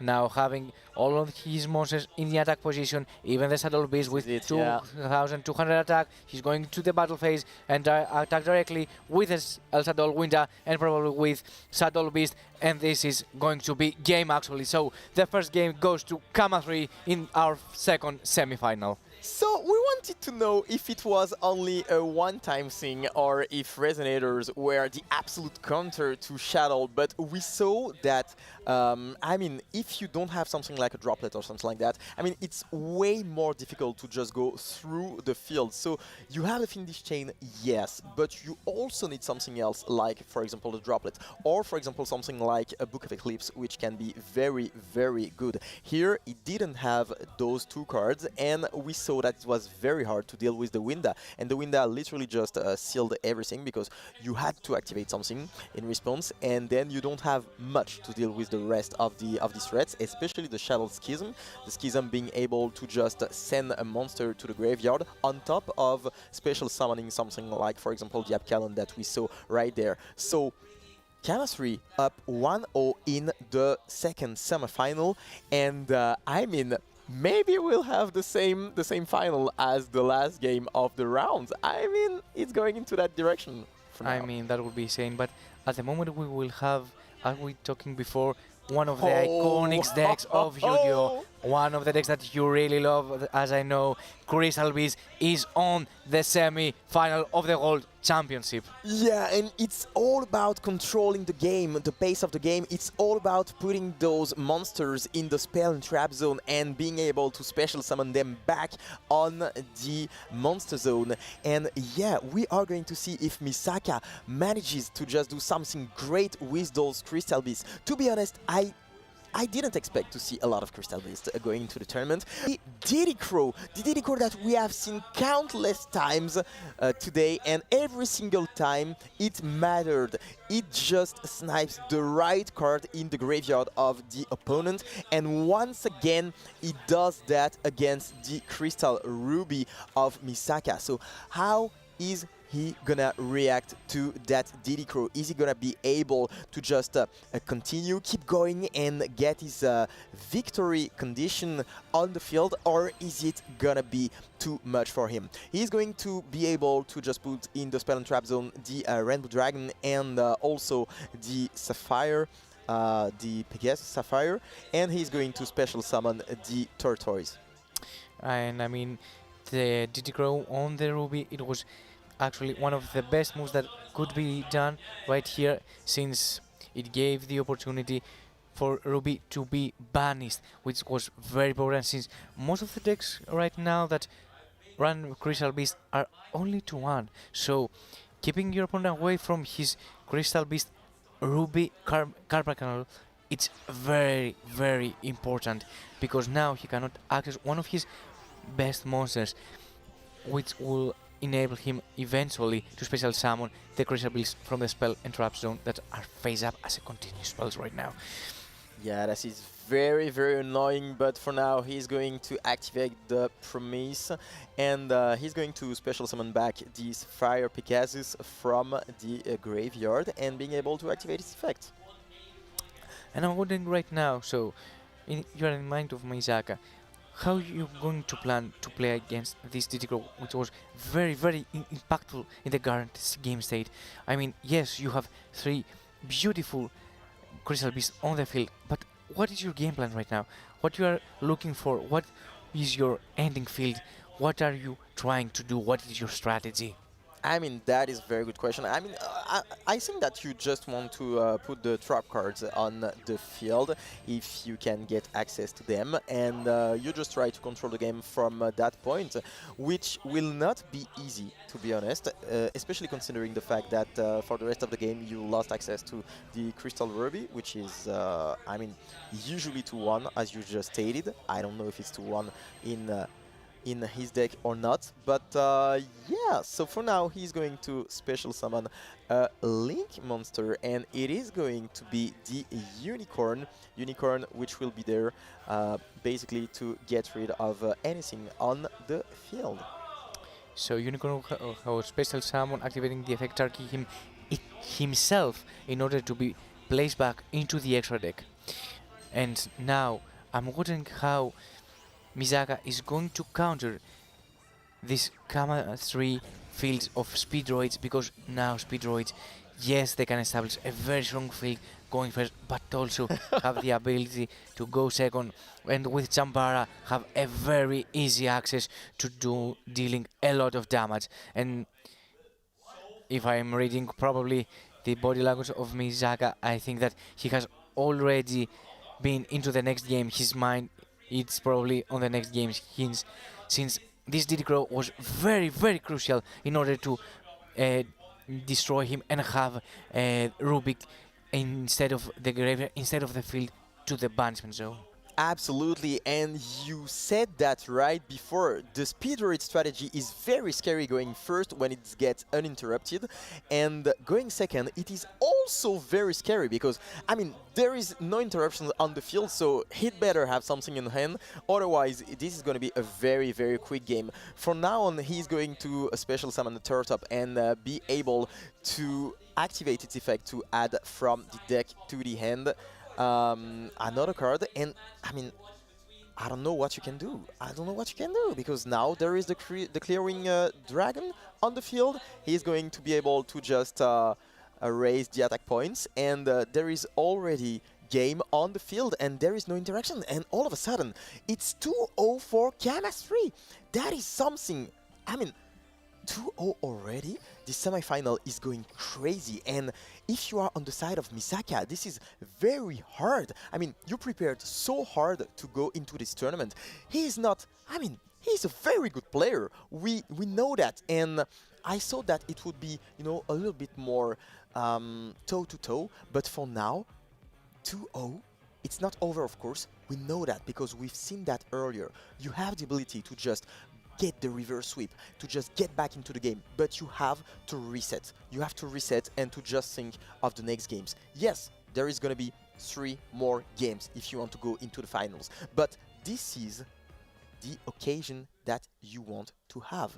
So we are going straight into the game 3, and Misaka will have 3 games to win, while Chemistry is a bit, you know, less stressed, I guess. So we will have another Shadoll against Asian Gear, one of the matches that we're really interesting and really looking for in this event, since yes, Shadoll can establish a very strong field, yes, Sism is an extremely good card, yes, Winda is the horror of this meta right now, but Asian Gear have so many good options against it, and one thing that they want to see is monsters in defense position. So I'm wondering right now how Misaka will approach this ending field. We have discussed before that Shadolls have the unique that they can establish any field that they want, meaning that they can sit to a lot of fusions, they can sit to a lot of spell and traps, they can sit to a lot of links, they have the ability to go in any approach that they like. So I want to see how Misaka will approach this, how Misaka will establish a strong field in order to establish a field for Kama 3 and his Ancient Gear engineering to go against with. I mean, yeah, and Ancient Gear, this is such a strong deck going second, and this is very scary, but I'm very curious to see if he's gonna be able to go through all these threats of the Shadoll deck. You mentioned it, of course, the Winda, which is very strong, the Shadoll Schism, which is also very strong, but we have some cards. We have some cards like Droplet, like Eclipse, or maybe that you planned on that and you have some spell and trap removal. So if he has that, this is totally possible, because you know that the Ancient Gear strategy has a lot going for it going second, and it has not only some great monsters, but also some really cool interactions, considering the fact that you can just, for example, prevent your opponent from activating some spell and traps until the end of the damage step, which can be sometimes useful. So yeah. For now, we are seeing the Shadow strategy going on. We are and we see a Silent Magician. Silent Magician. This is what we are talking for. In order to be here, you don't have to only bring the deck that you are comfortable with. You don't only need to know what you are doing. It also needs the uniqueness. It also needs the extra tech cards that will give you the edge and the advantage against your opponent. Obviously, every opponent here knows how to play and has a very good insight in the meta, but you need to be 1, 2, 3 steps ahead and bring the best cards that you can think of and how to counter meta cards. So Silent Magician has been summoned in defense position, and now we will go and future summon Winda in our own turn. Absolutely, and as you said, it's all about creativity, it's all about being 1 step ahead, 2 steps ahead, 3 steps ahead, and being able to just create some new things. And the Silent Magician, I'm not sure that it is something that is really expected in this deck, but he's playing it for a reason, and now we are going to see Chemistry trying to get his spot for the final tomorrow. He's going to activate the field spell, the Gear Town, which is of course a good start, but he will need more than that. He will need some cards like the Droplet that we just mentioned. Is he going to activate it at some point? Because for now, he's under Winda's pressure, and Winda is a very, very, very scary card, because you can only special summon once, and there is the Forbidden Droplet. You said it before, we've all said it before, this is the card of the tournament, because yeah, you can not only set it during your own turn, but you can also use it to just get rid of these threats on your opponent's turn, and that is very, very good, considering the fact that there are some things like the Masquerade, like the Winda, which are some very, very scary threats. And I mean, Kama 3 has targeted Winda with the effect of Ancient Gear Catapult in order to destroy, and if he does, then he gains the extra effect to special summon 1 Ancient Gear monster from the deck, ignoring summon conditions. Pretty strong. However, Droplet has been sending 2 cards from the hand to the graveyard, and now Misaka can actually activate Shadoll to fusion summon with the both monsters that are on the field into another Shadoll, and then there will be only one monster into the field, so Droplet will not negate the effect of the new coming monster, since Droplet needs to negate the effect of the monsters that are currently on the field. However, he activates Incarnation to summon Abkalon onto the field, and now he can start and comboing off in his opponent turn. Absolutely, but what a game it is, what a battle between those two players. Misaka trying to get back into this duel, trying to get the 3 victories in a row. It will be a hard task, but he will try his best to do so. He's playing one of the best decks of the format, if not the best decks, and he's paired up against a player who is so impressive during this tournament, playing the Ancient Gear strategy and trying to end the game. So, yeah, Chemistry trying to solve the puzzle basically by activating the Droplet and searching the Ancient Gear Advance and the statue. So, Ancient Gear Dark Golem, when it has been summoned, can search up to 2 Ancient Gear cards, then discard 1 card. And as we saw, we had and one of the most powerful cards in the Ancient Gear strategy, Ancient Gear Fusion, which provides so much to the deck.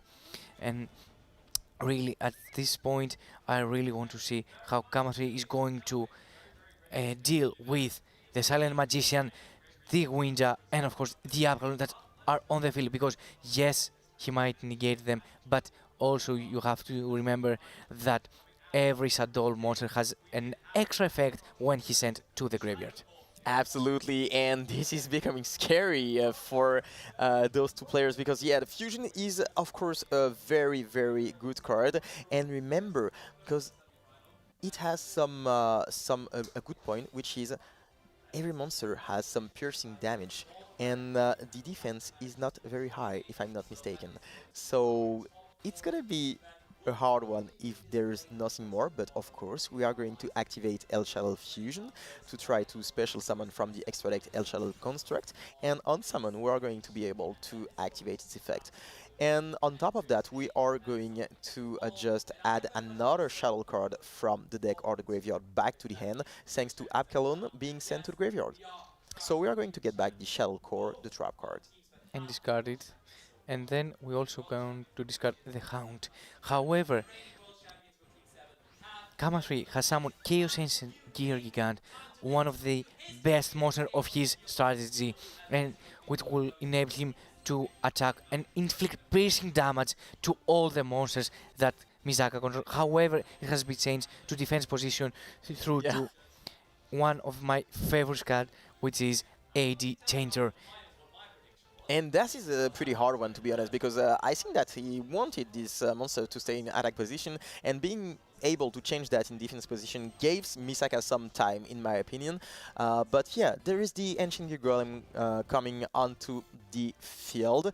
It's not going to be enough for now, but he's still continuing, and he will just use the 2 monsters and special summon the ultimate Ancient Gear Golem on the field, and he is going to enter battle phase and just win it all. So we have our second finalist, KONAMI, winning the semi-final in a very convincing way, 3-0, and it didn't let Misaka any chance. Look at that. He has some confidence going into the tournament, and he's still very confident. He was very focused during the game, during the rounds, and yeah, I mean, this guy is very impressive. He came into the tournament playing some very, very creative decks, the Sky Striker strategy, the Speed Raid ones, and he didn't even come with Branded. Imagine coming to the World Championship and not playing Branded in those 5 decks. I mean, this is very, very impressive.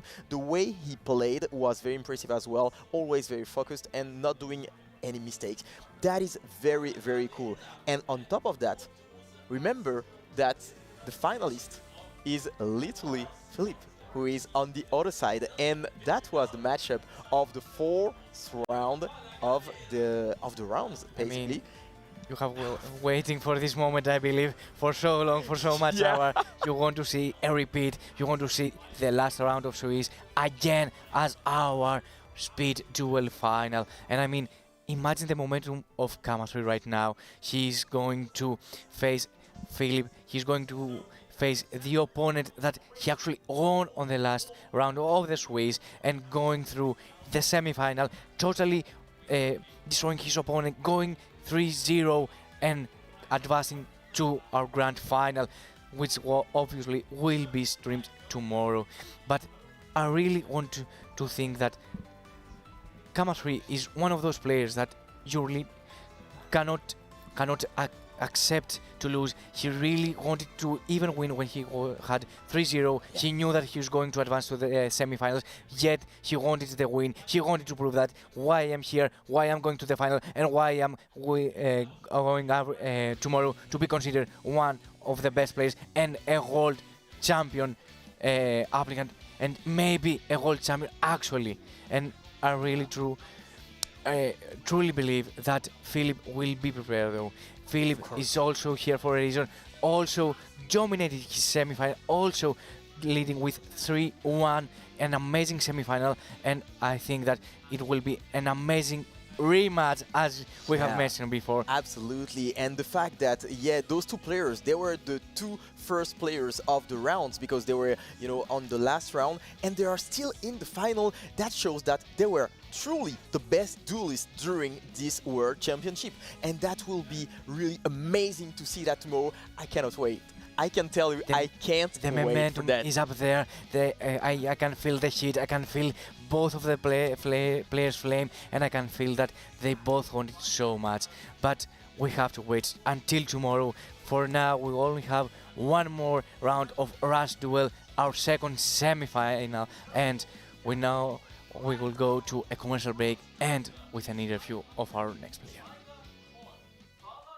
我是卡马森，我来自台湾，然后这是我第2次来 WCS， 在6月 WCQ 拿到了亚洲第1，我最期待就是能用我的牌组赢下比赛的瞬间。我的王牌怪兽是 Salaman Great Pyro Phoenix， 我喜欢通心粉。 So what's inside this thing? Come on, Joey needs a new pair of shoes.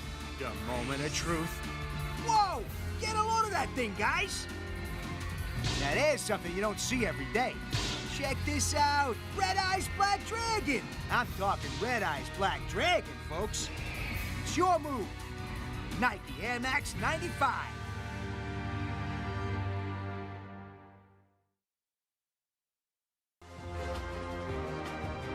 C'est l'heure du duel!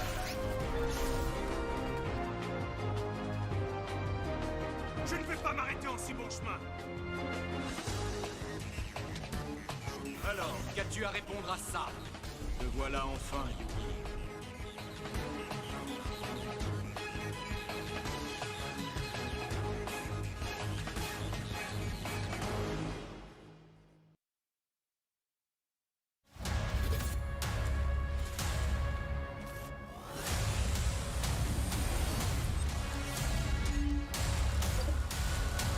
Made for the best. Made for who you can be. And we're back to the coverage of the Duel Links World Championship 2025 live from Paris for the last semi-final of the Rush Duel category. I mean, we have witnessed 3 incredible semi-finals, and I mean, here we are for the last ones for an incredible day of action. I mean, I think we could have not asked for more. It was an unbelievable day of actions, incredible decks, an incredible final that is already waiting for us tomorrow for the Speed Duel category. But now, talking about Rush Duel, we have 2 incredible players sitting at the table. One is going to be Paco, which we have already witnessed, and the other one is going to be Yume. And I'm really curious to see the approach that our players will be playing through this match. What do you guys think? I mean, yeah, I've been impressed by Paco a lot. You know, the fact that he was able during his duel to just come back from 100 life points, get the victory after 15 minutes game, and then after that a convincing 2-0 after that. So 3-0 in just the blink of an eye, and it was very, very impressive to see, to be honest. And I'm eager to see what is gonna be, how his semi-final gonna be, to be honest. I mean, I really want to see how both players will have approached already the meta, and as we have talked so much, but I cannot get bored by talking about this. Sunny Shady, one of the cards that really changed the format, really changed the game. I want to see how those players have adjusted to it. As we have seen before, we saw that Redwood, for example, or Dark Galaxy have been come back to the meta, but for now we are going to experience the first game of the second semi-final. So Paco against Yume, Yume against Paco. Who will get the win? Who will get the spot to the final tomorrow here in Paris? That is the question, and we will have the answer shortly. But for now, we are seeing heroes going into the game, and we know that heroes, they want to control the game. They want to just establish their game plan and all of a sudden activate the Miracle Fusion, as we saw during the last games, and just take the game. So yeah, they are going to go slowly. And we already see a draft card in the graveyard, a famous one. We are going to search the fusion and activate the fusion to go into our fusion plays. And this is going to be the Elemental Hero Voltic Wingman, which will allow then Paco to just fusion summon right after. So he's going to fuse Burstinatrix and Avian and go into Elemental Hero Flame Wingman. So as we mentioned before, I really want to see how Dark Galaxy is adapting to this meta. We can see that it is in the semi-final, and a lot of players, when they are thinking about Dark Galaxy, they thought that yes, it might not be the best option for the World Championship. Yes, it has come out of the meta, but yet we see it in the first game of our semi-final, and you have to admit that it is one of those decks that you have to respect, you have to take consideration of, and in any time it can break through and catch people off guard and take a win. I mean, we also witnessed Kaio Rao in our last Rush Duel match taking over Jorfio with the Dark Galaxy deck. I mean, we mentioned it a lot throughout the day, how powerful the deck is, how it can cut off guard a lot of our duelists. And I really feel like here, Paco really started things off with quite of an aggressive approach, I would say, in terms of he went for Fusion Summon right away, 2 monsters onto the field. And I mean, this is a strategy that we haven't really seen from heroes so far. I mean, I really like, and as we also mentioned, our players are adapting their strategies depending which decks they're facing and also depending which opponent they're facing. So everything that has been played today, it's of course like Paco, I think it's, I don't know, it's happy, it's dancing, and yeah, I mean, this is the semi-final, you need to be happy, right? Yeah, absolutely, and he's very happy. He's almost dancing on stage, and that is really cool to see. But for now, he's going to be able to just resist to the Dark Galaxy deck. And yeah, as you mentioned earlier, we saw the Dark Galaxy deck going onto the Light Galaxy deck, and it was a very intense battle. We saw that the Shiny Shadies were very, very good into those games. And once again, we see the Shiny Shady being activated, and yeah, I think that it is a very, very good contender, to be honest, and especially against the Light Galaxy. However, Hammershot has been activated, destroying one attack position monster with the highest attack on the field, and now the game has been reset. Paco is only to 1 monster set on the field, while Yume has 2 set monsters and 2 cards in hand. However, this is Rush Duel. Paco will draw 5 cards in his next turn. However, we see Yume passing only to 1 Spell Trap with 1 card in hand, and this could mean only one thing. If it's not a bluff, it's probably another Shiny Shady, and we said how important it is to have, for a player to have, as response to a Shiny Shady, his own Shiny Shady. So we see Volley Wingman getting back to attack position and ready to activate its effect and attacking any monster, it being in his own way. And this is very interesting because we saw that the legend card which was chosen was the hammer shot and not something like, for example, the pot of a pot of greed that we often see for players. And I think that this is a very interesting choice. We talked about the fact that you have to adjust to the strategies of your opponents. You have to just be one step ahead, and this kind of decisions is crucial for me to try to win the whole thing. And here also we see the amazing dealer, which is something that we haven't seen, I think, throughout the whole day. But I mean, we also mentioned how our players have basically adapted the deck, and you can tell Paco is smiling. I think he's really enjoying his time here at the semi-final, and how can you not, to be fair? Absolutely, absolutely. This is, of course, a very, very important moment for those players, and you have to enjoy those moments. Of course, there is, you know, the pressure of the tournament, because you want to win it all. You want to just have a good tournament and to try to bring the title at home. But you need to think also of how cool it is to be there. You know, you have to enjoy the moment. There is only gonna be one person who's gonna win the entire thing, so it might not be you. Yeah. But as long as you had fun, that is the most important thing, in my opinion, at least.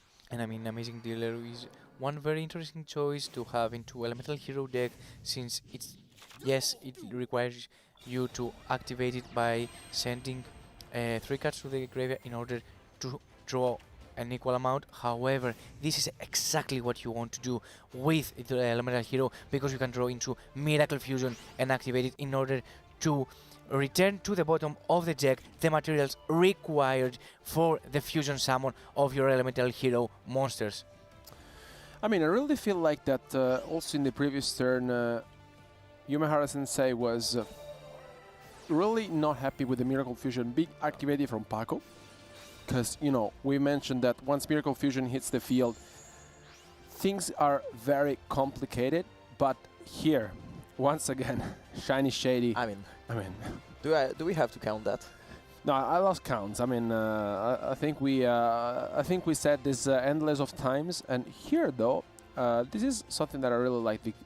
Like, you get to draw 2 fresh cards, and I mean, I really like this, to be fair. It's very nice addition. Both of the players get to draw 2 fresh cards.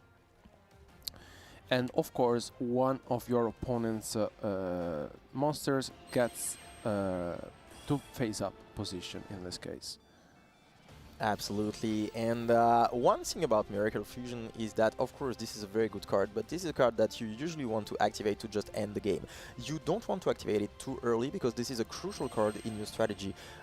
So yes, of course, it has been activated, but it did some stuff, but it didn't do that much, because it didn't end the game on the spot. And that is something that we have to think about, because usually we only play 1 copy of Miracle Fusion, and because we do not want to lizard brick on it. So yeah, on the other hand, yeah, Paco doesn't have the copy of Miracle Fusion anymore, and that might cost him some things in this game. As we saw, Yume did the exact thing that we were discussing before, setting a spell as a bait for Shiny Shady, keeping a card in his hand despite not being Shiny Shady, in order for his opponent to think that, yes, Yume has the Shiny Shady, yes, I have to play around it. And as we saw, it was actually a very powerful spell, Voidwelk Terrifying, which is a quick spell that provides the monster with 400 attack and also with effect to inflict piercing damage. So right now Yume is in a very weird spot, to be honest, because yes, you attacked, yes, you were able to take away one of the threats of Paco. However, Paco has his turn, he has 3 hands in hand, and his fusion summoning one to the best Elemental Hero fusion monster, Volting Wingman, again in the field. So now he's facing 2 Volting Wingman and 1 Elemental Hero Avian, which will be tribute summon. And now it's time for another fusion, I believe, Absolutely, yeah. You have the ability to just fusion summon using the effect of Vaulting Windman, and you also have the fusion back in hand, so you are going to just put all the fusions on the field, and you know that you have no threats on the opponent's field because there is no set cards, so nothing to be worried about, and I think this is just gonna be it. He is going to attack for this game, and it's gonna be 1-0 for Paco in this semi-final. It was a very interesting game, and he's just now in the driver's seat against Yumehara. I mean, this is explain all the happy dance in the start, right?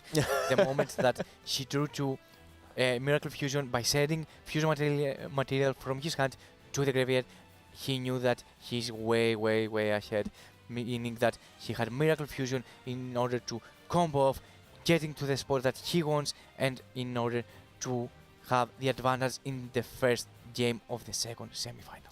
Yeah, I mean, especially I really feel like that we kind of knew that he was happy about the hand he's playing because like he was dancing, he was smiling, and I mean, we could really tell he was really into it. And I mean, if we're talking about tension here, I don't think there's any tension from Paco, honestly. I mean, what if he has any? I mean, or maybe just tell us how you do it, because you know you're just sitting here in the semifinals and you just won game one very swiftly, and against an opponent which hasn't dropped a single match during the Swiss rounds, because Yumi is sitting on a 3-0 record, and impressively Paco takes home the first game, and now really wants to find out the strategy for game 2. I mean, we have talked about this multiple times, how our duelists are approaching the format, and how basically they're shaping their decks depending not only against the player they're facing, but also the deck choices that they could be bring into the match. And yeah, very solid choice from first game, game 1. Shiny Shady once again. I think it's the card of the tournament for sure. Yeah, it is, of course. I mean, Mike told us that, and I mean, he was absolutely right. That's not a surprise, of course, because this card was told to be that was designed to be the card of the tournament. The fact that you just gain an extra turn, and the fact that on top of that you are able to just gain some life points is very important in this game, because of course the life points are a resource, but also very important in Rush Duel. But we are going to jump into the second game right now between Paco and Yumehara Sensei. Paco, 2 games away from a final here in Paris. He is going to set 2 cards and a monster, so 2 cards in hand. It might be Shiny Shady set, so that he only has 1 card left in hand at the beginning of his turn. But yeah, we are going to go into Yumehara Sensei's turn, and we are playing the dragons. And I mean, another classic masa is Red Boot against Baseball. Those decks that, yes, they have been a little of the meta due to White Galaxy, of course, being introduced. However, both decks are very strong right now. They are the 4th option, 5th option for the players to bring into the tournament, and obviously, as Alberto has mentioned so many times, it is the baseball deck that he's believing in. He's very biased about it, and to be honest, I can see why.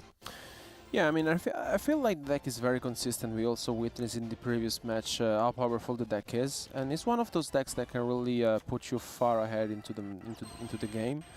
Of course, it depends a lot on the kind of matchup. Of course, the deck can be having, you know, upside downs, but I really feel like that it plays very well around Shiny Shady most of the times, especially because some of the monsters he has, it's just normal monsters without effects, which may save you in that case.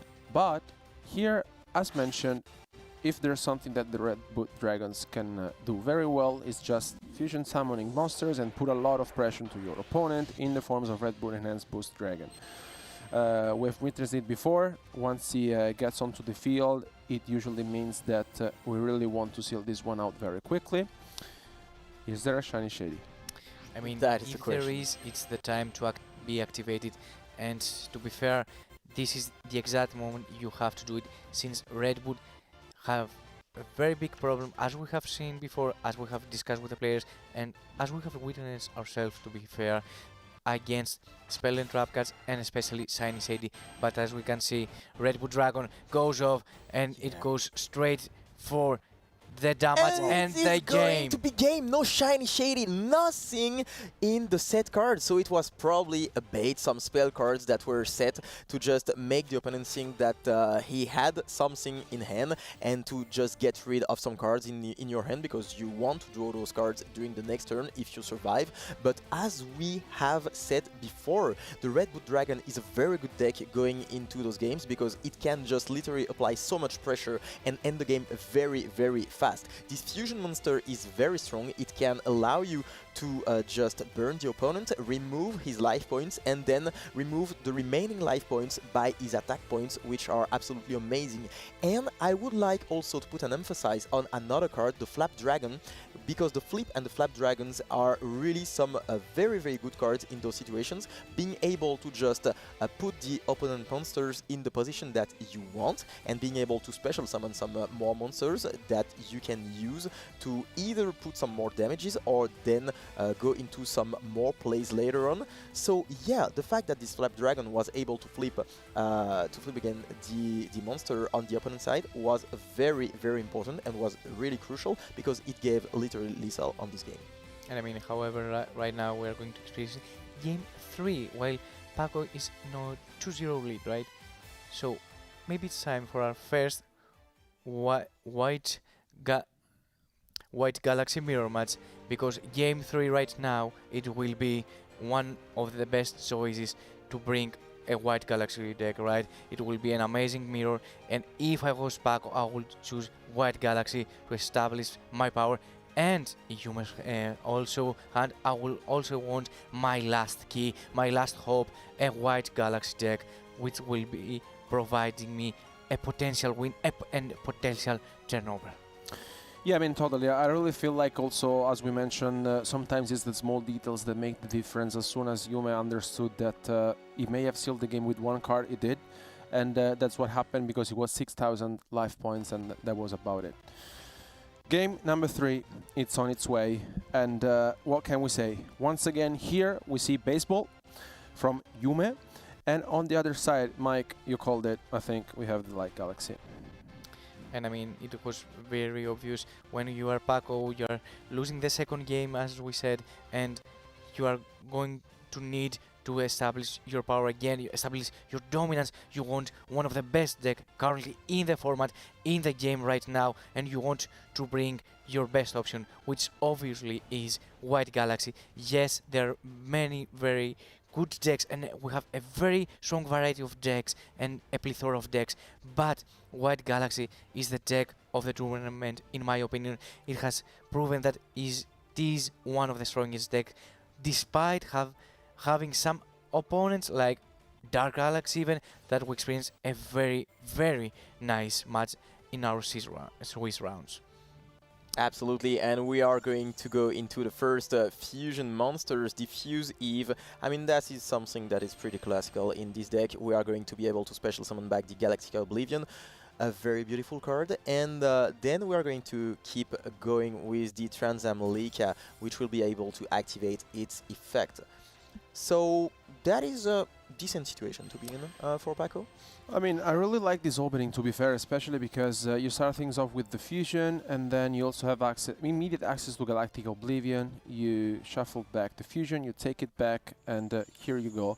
And I feel like it's one of those starting games which you're really looking forward to having every time, especially because, as you're saying, Paco is playing very fast because he really wants to know where he wants to go next, and Yume, as you can see, is not happy about this at all.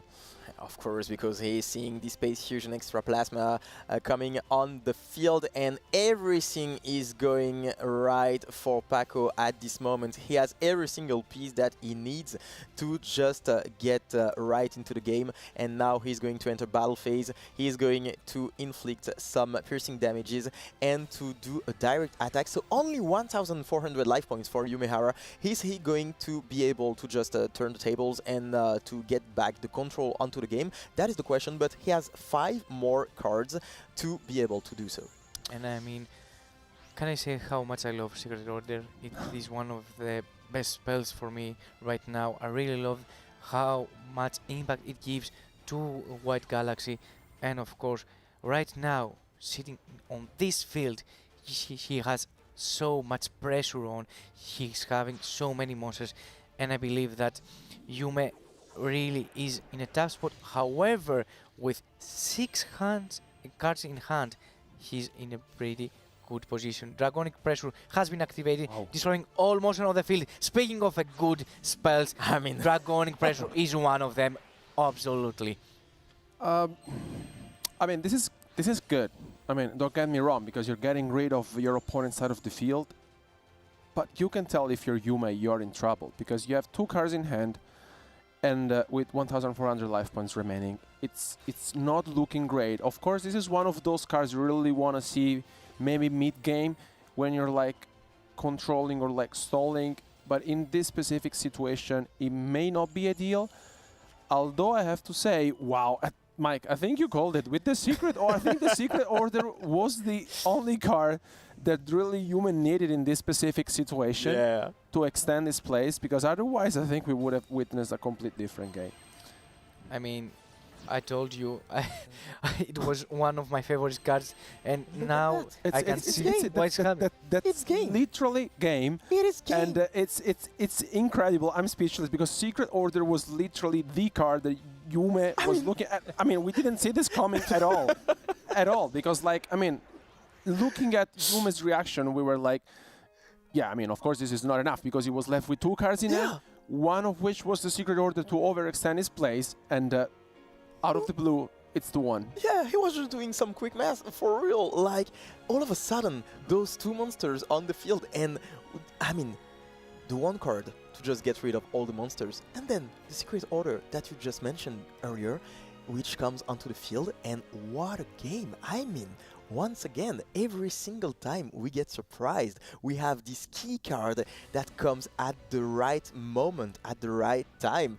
And yeah, I mean, I'm still surprised, and I'm speechless, to be honest. You have to respect the heart of the cards. It is one of the main reasons we love this game, and it is the exact moment to have the Secret Order, the card that we were thrilled to see, and obviously one of the cards that we are looking forward for this day and for this event, because it truly has an amazing effect. It is one of the best spells of the deck, and it was actually the key. As you said, Albi, it was the only card that Yume could have at that moment in order to bring more monsters and go for game and gaining this win, because at the next turn, Pago will draw another 5 cards with an established graveyard, and White Galaxy is not a deck to do so. However, it is our 4th game for the 2nd final, and I see once again what I love to see, a mirror match. I know you're a fan of it, Mike. I know you're a fan of it, and we're going to get to see a Spellcaster's mirror match. And just to quickly mention, baseball beat White Galaxy. And I'm just saying this. And that is right. Yeah. You had called it. Yeah. It's baseball. I mean, I don't know. It's just it's really paying it off. But I mean, anyways, here Spellcaster's mirror match. Very quite similar start more of. We said it, Spellcasters is like more of a control deck. Sometimes you really want to push whenever you feel like it, thanks to one of the best cards in the deck, the Seven Swords Charming Witch, which essentially allows you to flip summon one of your opponent monsters and then basically swing over it. And I think also the deck has this very easy access to fusions monsters, thanks to the skill as well. I mean, I really like it. It's one of the must decks of the tournament. And here, let's see what we hit. The Shiny Shady. Wow, I mean, both players really hit the right card in the spell and trap zone of the opponent, because we saw earlier that a trap card was hit as well, and it's a pretty good one, by the way, which lets you survive, which is all about what it is for the spell and trap cards. And yeah, I mean, this is a control matchup, and both players try to establish, you know, their control on the game. And here we are going to see Yumehara just trying to get back into the game. But, you know, everything is very slow. There is no some big monsters that just end the game on the second turn that we saw on the previous games. But it is very interesting, to be honest, and I do agree with you, Mike. This is very interesting to see some mirror matches, especially here at the World Championship with the best players of the world, so that we can see who is really the best one with those small interactions. I mean, when you have a plethora of decks, it's very cool to see some mirror match, because yes, sometimes you don't want to see all the time the same deck again and again competing with each other. However, sometimes when there are so many decks in the current format, we have 5, 6 different decks consistently in our feature match. However, now we can experience Spellcaster, Mirror and Missile Alchemy in attack position, activating his effect. And I'm pretty sure that we are going for a fusion summon, as you said, Alberto, for our biggest fusion and our most important one, the 7th Road Charmy Witch. Yeah, this is one of the best fusions because it basically allows you to just go through all your combos. This is one of the most important ones, and yeah, it also allows you to take control in the game because you can literally just inflict piercing damage, change the battle position of the monsters, and yeah, that's all about, you know, controlling the game and just little by little getting to the victory conditions. And also we witnessed that the Ghost Cyclone previously hit the pot of avarice being set. True that. And you could tell that Yume was not happy about it, because if there's one card you really want to win with the card is the Shiny Shady, of course. So there may be a reason why he's really thinking carefully about his next move, because you don't really want to make a mistake in this position. And if that's the case, of course, you're going to be losing one of your monsters, being face down. But it doesn't seem like Paco at the moment is just concerned about this. As we mentioned, sometimes it's more of what is my gonna move be, especially because you don't really want to give away a lot of information to your opponent. And with 2 set cards from Yume, I mean, I think it's it's quite good, but it's it really needs to put in some effort, and we are really telling it's taking some time to understand what the next move can be.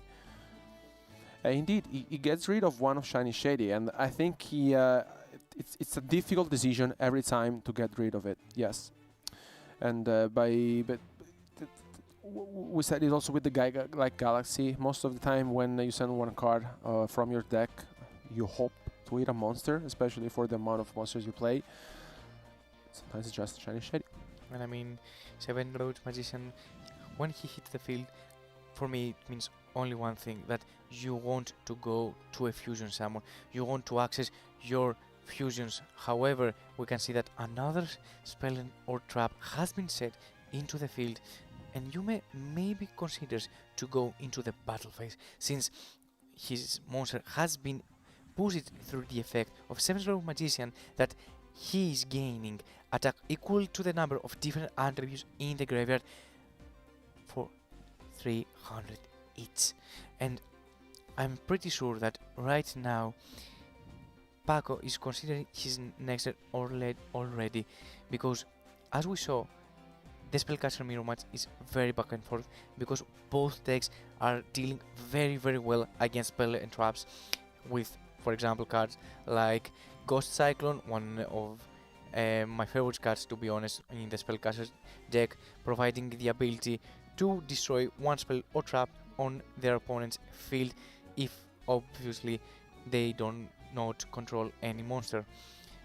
So I'm guessing that we'll probably enter battle phase in order to clear the field in Paco turn, and maybe, yes, this is what I was going to think of, maybe we can let one monster in his field in order to play around his Ghost Cyclone. That was a very smart move, honestly. I really like it, especially because if you notice, he's just set a monster, tributed summon, and then set another monster.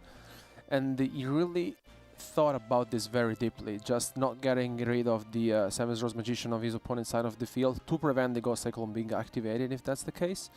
But yeah. Yeah. Anyways, ooh, the Widespread Ruin was hit. That is a card that I really like. And another one. Cyclone. Another one. And you can see Yumehara is smiling because he thought about that and he wanted to avoid that at all costs. But all of a sudden, Paco manages to use those Ghost Cyclones. And now he's in driver's seat because he is able to summon the Strange Witch, which is a very, very good card and which allows you to get all the pieces that you need to get into the good position. He will then summon the 7th Sword Magician and will be able to fuse once again. So that's a very good situation to be in, and I'm actually impressed of the fact that yeah, he had 2 Ghost Cyclones to deal with the 3 spell traps of Yumehara.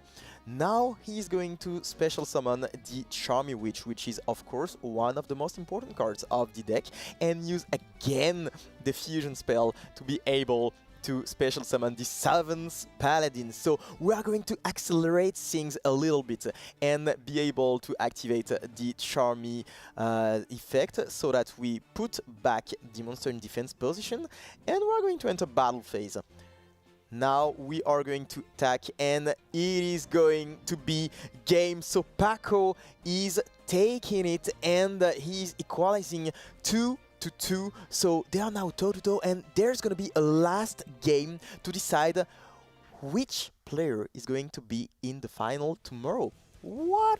And I mean, this is what you want from a semi-final. You want all the back and forth, you want all the tension, you want to feel the heat, you want to feel when the players are competing with each other, and you want to feel the 5th game. In every round I wait for the 5th game because I want to see every deck strategy that every player has brought to the tournament, and what the best match for us from the semi-final in order for us to experience it. And now going to the 5th game, no more the last game for the semi-final to see who is going to the final. Absolutely, and it's gonna be really interesting to see how they are going to approach that. So first turn for Paco, he's going to set 3 cards, so this is very, very scary, and he's going to be able to set another monster, and all of a sudden we flip that monster thanks to the spell card. I mean, this is one of the best spell cards, to be honest, in this, and yeah, we are going to summon the Extraplorer, which is a very good card, and which will be able to send the top 2 cards of the deck to the graveyard. And on summon, we are going to see a card, a legend card, which is very good in my opinion, the Compulsory Evacuation Device, which will just bounce back the card and send it back from where it comes. And that's a very, very good way to deal with some threats from your opponent, in my opinion, yeah. And I think here Yume drew into the Secret Order. We mentioned it. I mean, the card is incredible, and by itself, yeah, it just revives the Galactic Oblivion here. And there's another one. Wow. That is a very, very strong opening right there for Yumehara. 2 Secret Orders and the Meteor Charge, which will be able to give some piercing damages. So this is a very good situation. We are going to set 1 card, and we are. I think this is gonna be it. This is gonna be it. I mean, Paco is not activating anything, and we have our 2nd finalist. Yumehara is very happy. We could see him show that on his face, and of course, because he's going to be there tomorrow for the final, we can see him. Oh, Yumehara, you did such a great game. Congratulations, because he was paired against a really strong opponent, Paco, who showed us that he had what it takes to go into the final. But all of a sudden, we saw that Yumehara had the right cards, had the right mindset to get into the final, and yeah, I mean, I was really impressed, you know, at that move when he decided to, on purpose, let the monster on the field so that there is no spell trap removal. But I mean, this guy looked amazing during this series. I'm incredibly well played, especially because he's currently undefeated. Yeah, he hasn't dropped a single match, and he's going tomorrow into the final, and it's gonna be a very incredible match against Kirayo. I mean, I really feel like both of our duelists really fought hard to get their spot into the final, especially because we got to see in both semi-finals 5 games, and I mean, congratulations for advancing into the final, and still, I mean, congratulations as well for Paco for such a commitment, you know, into the semi-final. And here it is. Tomorrow for the Rush Duel final, we will be having Kaio Rayo against Yumehara Sensei, and it's gonna be a battle. And I really love the fact that we saw a card that you actually, Alberto, mentioned, Compulsory Evacuation Device, which has an incredible effect. However, it was not enough. As we saw, Yume knew exactly how to push around it, knew exactly what to do, going second, and I mean, summoning 2 Galactica Oblivion with piercing damage when your opponent has just played 1 turn. It was just one very fast game that we have not yet used it, to be honest, because all the games from the morning are very, very grindy. Every game takes a lot of turns, and this is, I believe, one of the good things of Shiny Shady providing to the game, that they have become very back and forth. From the other hand, for tomorrow, we can also see the standings for the speed duels that we will face again, Philip against Gamma 3. So we discussed before with Jean Alexis that we will face another rematch. How do you feel about this, Alberto? I mean, honestly, we could have not asked for more. I mean, for the history and for what we also witnessed between these 2 players, we remember Kama 3 being 2-0 up, and then the score was tied by Philip, and it all went down to the final game. Tomorrow is going to be absolutely incredible. I can't wait to have both of our duelists on stage for the finals. But today, guys, thanks so much for being with us, especially because we have had quite a day ahead of us, because we saw a lot of different decks, a lot of different players, a lot of action, and I mean, we see a variety of decks. I mean, we could have not asked for more, to be fair. A lot of sought after matches, and I mean, we've mentioned this before. This is the World Championship. The tension is palpable, and our players have been competing throughout the whole year to come here to this stage, and I mean, 16 players for the speed duel category and 8 players for the 8 rush duel category. 4 Swiss rounds, 3 Swiss rounds plus the top 4. I mean, they really fought hard, and tomorrow we will be crowning 2 new champions, 1 for speed duel and 1 for rush duel. I mean, thanks so much, Mike and Jalexis, for being with us. It's been a great pleasure. Thanks so much for you watching the live stream, but remember, tomorrow we will be back for the finals to crown the new champions of Speed Duel and Rush Duel. Don't go anywhere, and see you tomorrow. なんだなんだなんかドキドキするなうわ来た来た来たこれはすっげえ見てみろよこれどうよ俺もびっくりしたぜおいみんなここにすっげえのが見えるぜレッドアイズブラックドラゴンさあお前のターンだぜナイキエアマックス95 C'est l'heure du duel.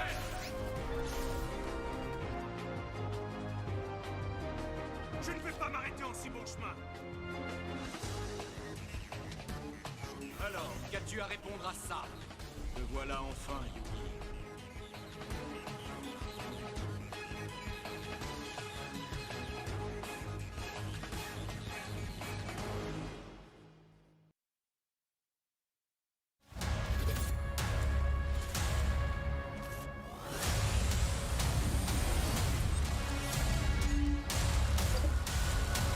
Made for the best. Made for who you can be.